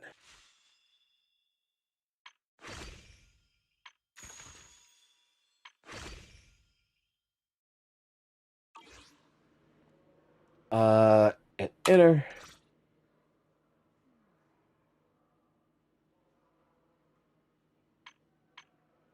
Yeah, it's okay. We already renamed it the fucking misinformation. That's exactly what we're gonna leave it as.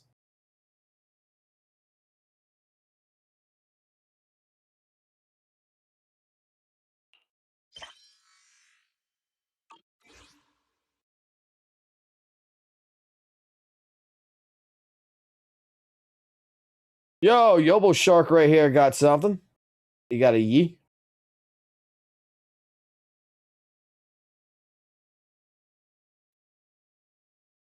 I like the fact that we got fucking Discord in here.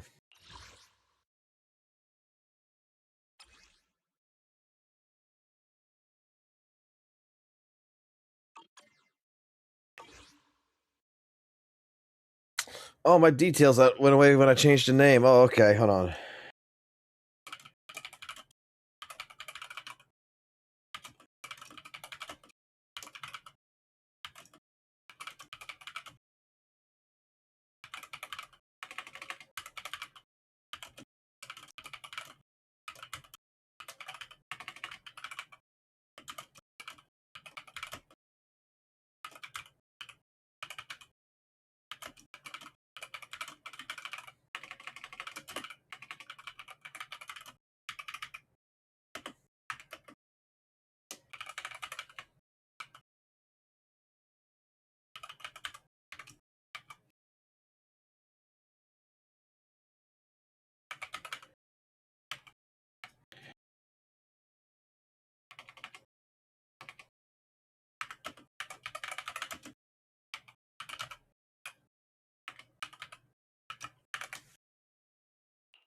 There. Description. Done. Fixed.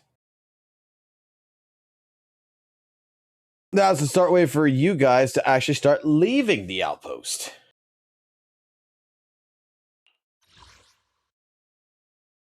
I can't believe we got 50 fucking members in this motherfucker in one day.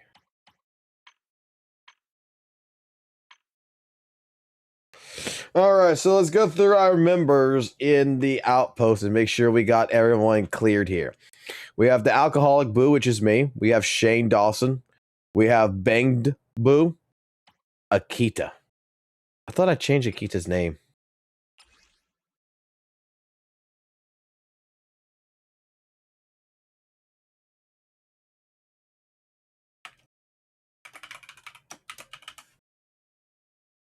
There we go. Trash Boo. We have Frank, which is just Frank. We have Rena's Milker Seeker. God Boo. Shadow Fox. Lucia's Chair. Phone Ringing Boo. Yadhari Styes. Yes Chair. Kai. Call of Duty Boo. Was Tonus. We have the 1101 Master. Dark Boo. Vez Boo. The Me Channel.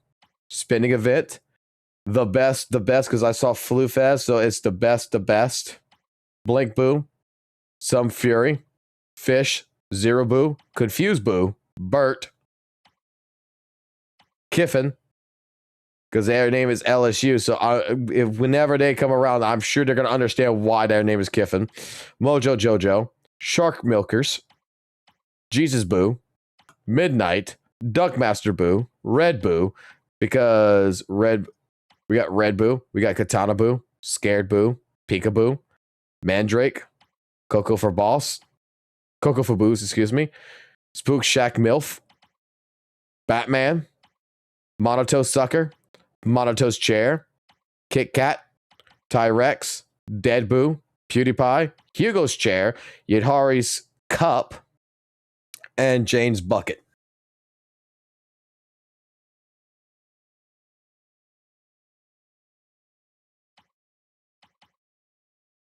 Which one were you? You are...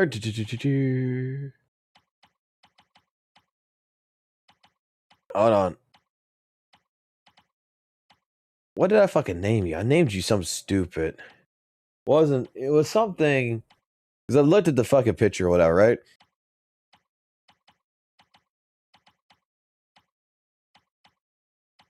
Rena's Milker Seekers, I think it is, right?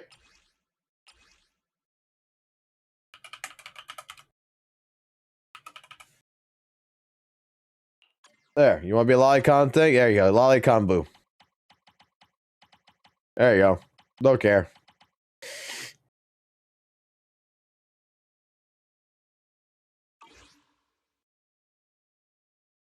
I have hit everything.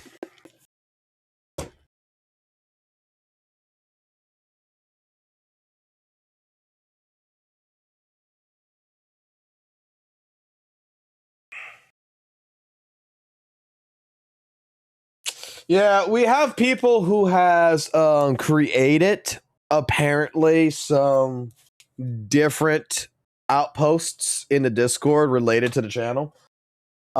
Chris made one for Europe. Ashley made one for Asia. So they did that on their own. I didn't even ask them to do it. The one in Europe is called the Mental Asylum. I don't know what Ashley called the one in fucking Asia. Originally, let me tell you a funny story about that one. Originally, we were making jokes about what to call the one in Europe, and someone said it in the Discord, and I said I fucking approve. Go ahead and do it, and they wouldn't do it. I said they wanted to call it the fucking Fufu Groomers, and it was gonna be the joke to when I fucking lost all my fucking when I won all my 50-50s on fucking Fufu. That I was like, fuck it, just go ahead and do it. Fucking go ahead and do it. Make the Fufu Groomers. And they're just like, nah, we're not doing it no more. Jane's Goons. That's what it is. Okay. I don't have the Fufu. They didn't call it Fufu Groomers. They didn't do it. They called it Mental Asylum. They're just like, no, we're not going to do that shit. They wanted to do it. And I said I approved. And then when I said I approve of it, they didn't like, no, we don't want to get banned. I'm just like, well, y'all the ones that fucking said to do it. I fucking agree. Go ahead, call the Fufu Groomers.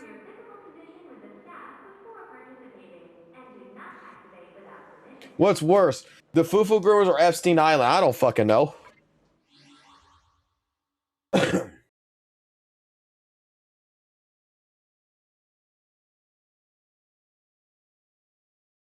But the main one, it's called misinformation, because goddamn do we have to deal with enough fucking misinformation. So I changed it from the Bang Boo Bus or whatever it was, the Bang Boo Brigade, to misinformation. So now it's now we got to make sure that you guys recognize that we are now misinformation.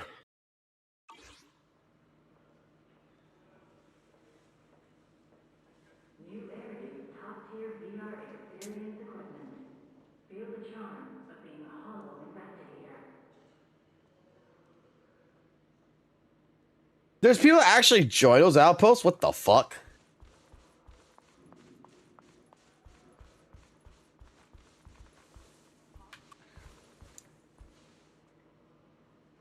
God damn, he looks fucking good as shit, doesn't she, guys? What time is it? 5:20 in the fucking morning.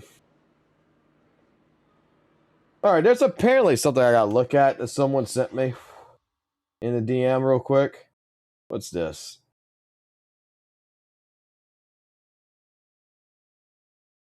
When the fuck did this happen? Wait, what? Saytonis insinuates ZZ Devs will get offlined by people for 2.5 and couldn't help but smile at the thought of it. What? Someone's about to get real offline in CN. Somebody about to get real offline in CN with these dudes. She's the only one that's protected. Everyone else, though? Come on, man. That's one of the most recognizable looking fucking faces. Hey, yo, this is the dude that fucked up the ZZZ story. You gonna remember that face. Did he just fucking go...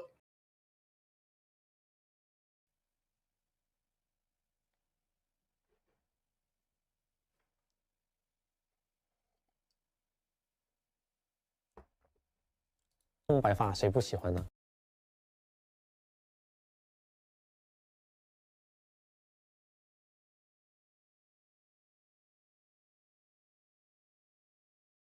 Holy shit. He just basically said that the ZZZ devs are going to die.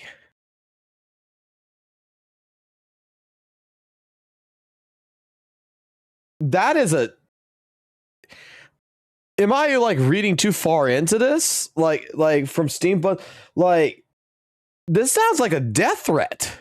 Someone's about to get real offline in CN. Somebody about to get real offline in CN with these dudes. She's the only one that's protected. Everyone else, though? Come on, man. That's one of the most recognizable looking fucking... Why hasn't anyone added Twitch on this, like at Twitch, and be like, yo, this is... Never mind. Holy shit.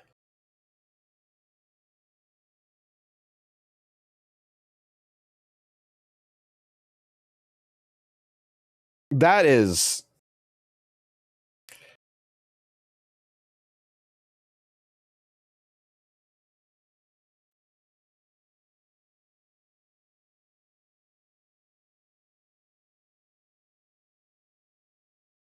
I didn't expect that.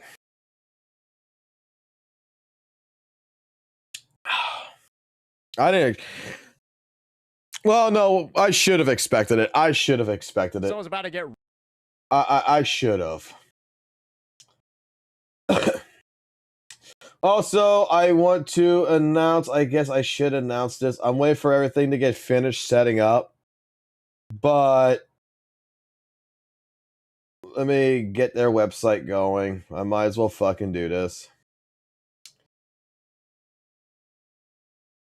So the company Bamu here, we're waiting on a discount code for our channel to come through. We signed up with them.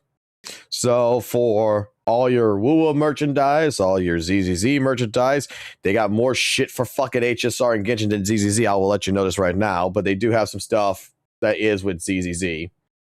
Like a fucking table alarm clock, phones and such, figurines and such, that if you are interested in it, they want to sign up. They're sending a blind box over for us to do on the stream. So I'm waiting on that to come in. That has been shipped out today. Everything's pretty much signed up. I'm just waiting on the discount code to find out what the discount's going to be and everything. But yeah, we're signed up with these guys now. So we actually got, I don't know who the fuck would want, who's going to want any of this stuff, but this is something they're supposed to be sending, which is these little keychain fucking things. We get to see what this looks like. Bang Boo Sheep. And it's all officially supposedly licensed with Hoyo. That's why I like the phone shit. Because I saw this in the trailer. Kind of wish I can get that.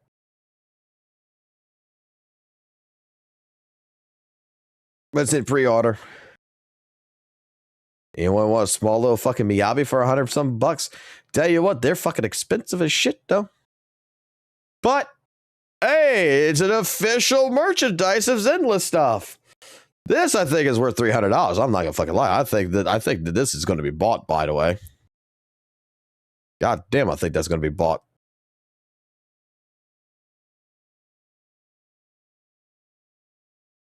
The tits might kill me, but I swear to God. iPhone protective case. Pick your phone, 16, 15, 14, 13.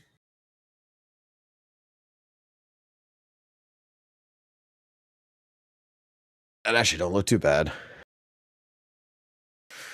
Sad part is they got more shit. Hopefully something happens where they'll get more stuff in Zenless, but they have more shit in HSR, bruh.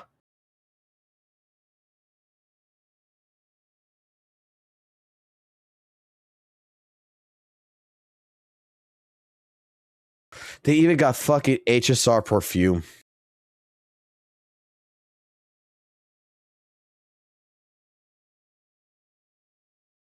Yeah, they do global shipping.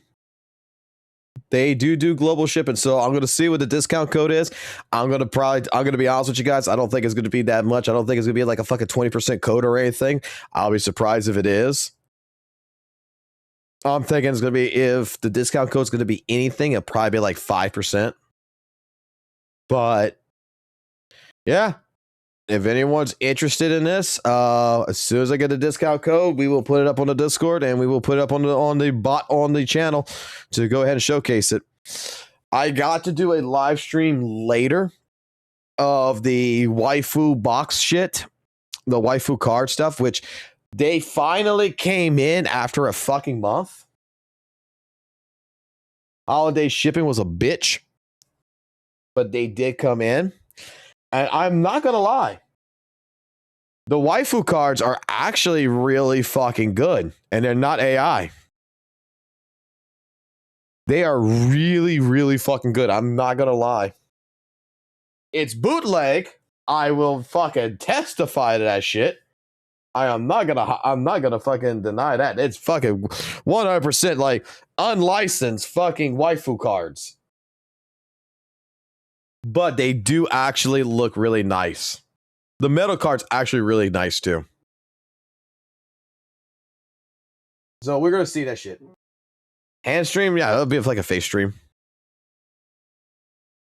I plan to do that within the next couple of days. Set up everything for that. Oh, 166. I forgot I got 166. Will we get it? I doubt it. Go!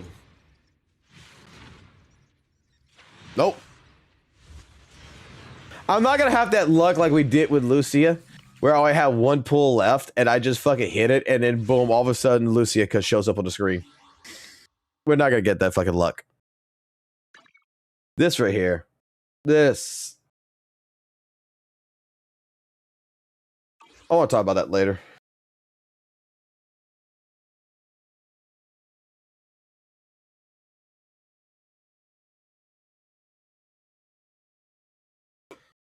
Oh no, like I'm not putting no money in the game right now. I gotta pay rent and everything first, and I'm gonna wait my next paycheck before putting any more money in the game. I won't lie. For Christmas for the kids, we went a little bit overboard with them. Although I need to talk. Thank you for reminding me. I need to talk to someone.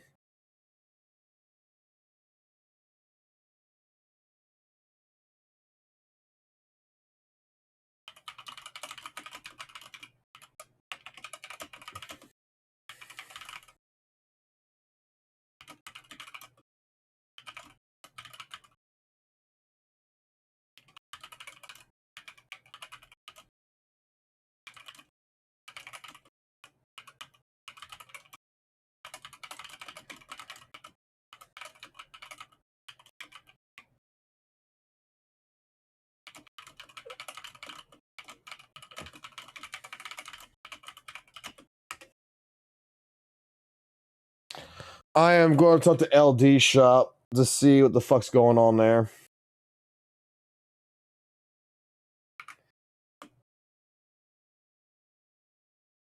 I mean, pretty much deal-wise, we had a couple of situational... We had the situation where nothing's been happening. Let me see.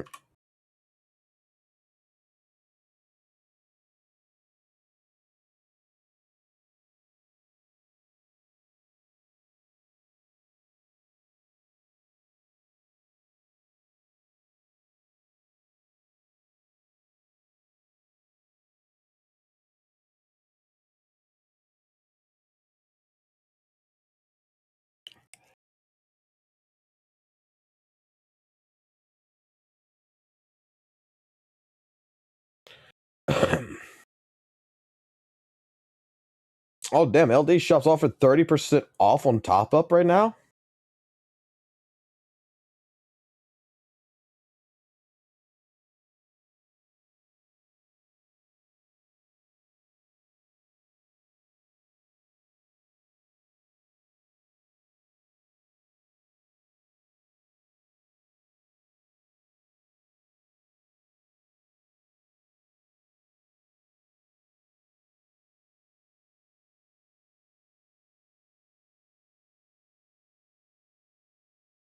It's not a bad price.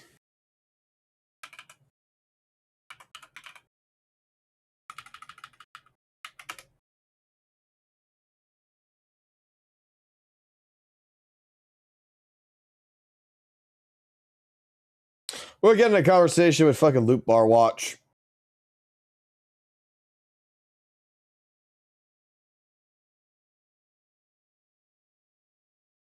Dang, even Loop Bar's got fucking slightly better deals.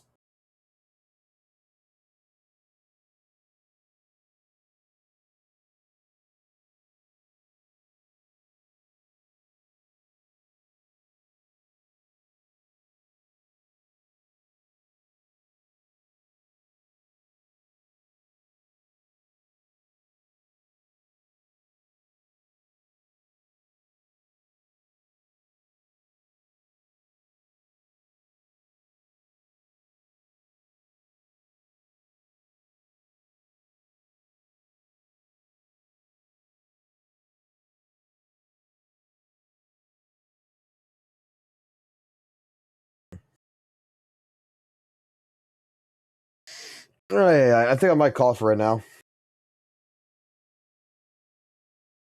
Fox, do you think old characters like Haramasa and Quenji will be in the standard banner at some point? Probably will, to be honest. I would assume so.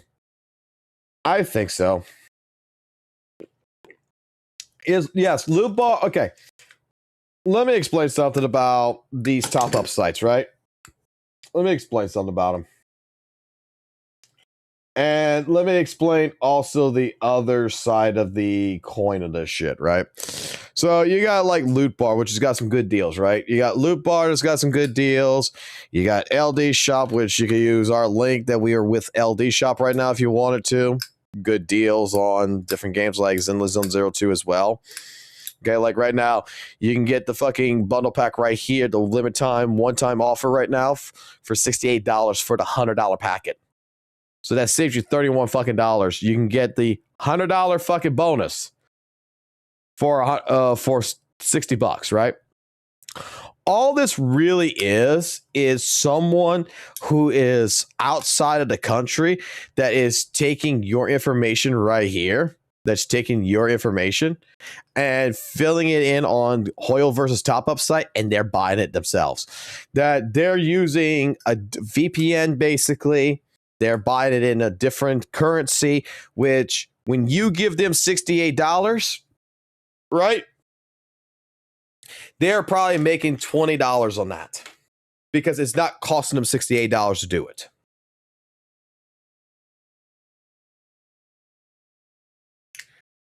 Technically speaking, you don't even need this shop to do this. You need a VPN and you need to go all around the world and go find the one that has the cheapest currency and convert it yourself to your current currency to find out which one is the cheapest one that you can use your currency in to get the deal. Now, there has been some remarks because in the terms of services guideline, okay, with Hoyoverse and with Weather and Waves and everything else, that using top-up sites can get your account banned. Is it true? Well, yes, it's in the terms of services. The odds of that actually happening? No. Because there's a reason why they have it in the terms of services, and the reason why they say it could potentially ban your account.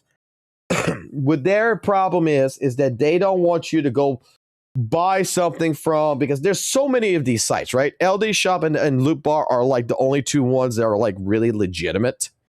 I'll be honest. Like I would trust. Loot Bar and LDSHOP's the only two that I would trust, okay?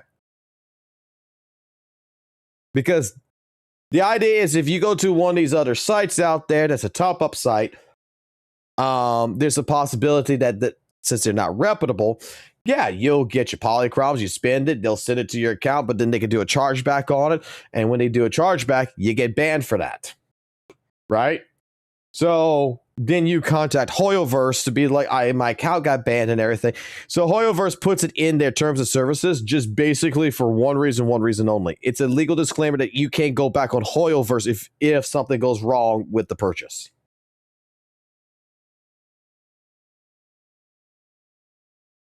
That's why. It's in the terms of services for one reason only. They don't want you to go spin on Loot Bar and then blame them. That's it.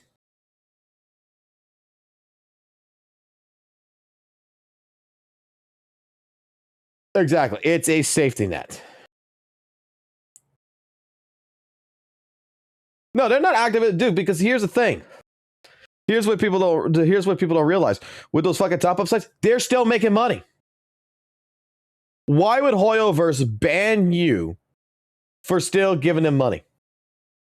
They're still getting their payment, regardless. Someone is still paying them for the game. Regardless. It's just that the thing about it is that if something goes wrong, Hoyoverse has that in there for the purpose that you do not try to go after them. You don't slander basically Hoyoverse's name and say, well, Hoyoverse, I've spent like $60 of polychroms and I never got my $60 worth of polychroms on my account. Or monochroms on my account. Hoyoverse puts it on there to be like, we're not responsible if you use a third-party website, bro. And it's subjected to be banned at that point.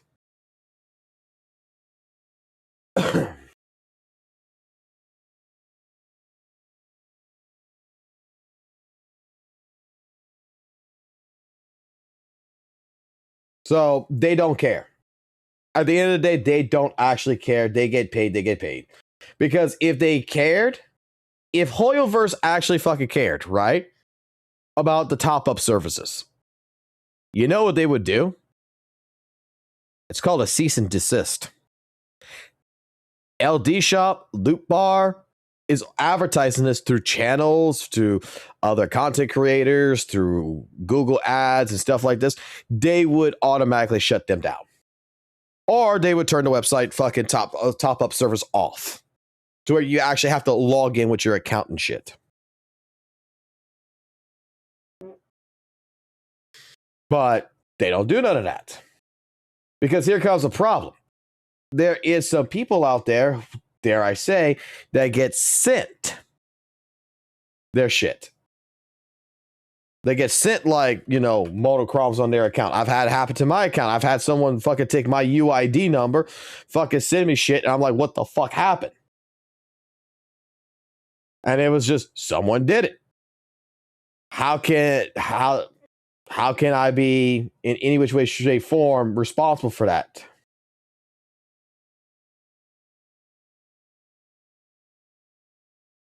Simple as that.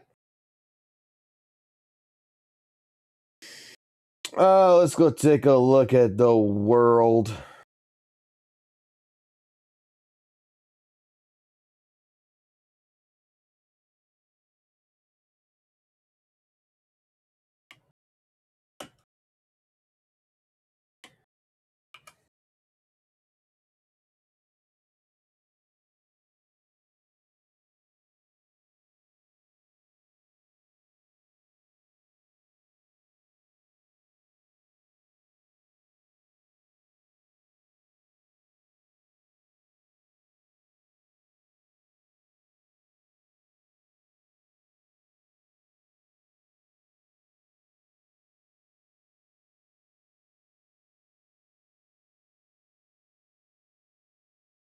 All right, nothing interesting right now. Alrighty, guys. It is 5:41 in the fucking morning. I like to go ahead and take a nap. Get myself prepared because we're going to go do some grocery shopping today. Come back, do a short live stream probably. Well, not really a short one. It's going to be like 4 hours at least probably. We're going to do a live stream. Then in that live stream, go do the fireworks shit and then come back. I still got family responsibilities I got to take care of. So if you guys don't mind, I'm going to call it quits. And I'll check back with you guys later.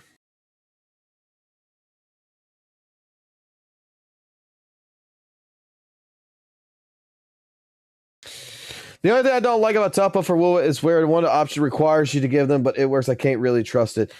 I thought they stopped that. I thought like Loot Bar or LDSHOP stopped doing that. Like you just gotta get them the UID now. You don't have to do any of their stuff. Happy New Year's, everyone. I'm gonna sit here for a minute. I'm gonna edit out a video and get that posted up here shortly too. And you guys have a good one. And I'll check back with you later today because we're on a 5-day weekend yet again.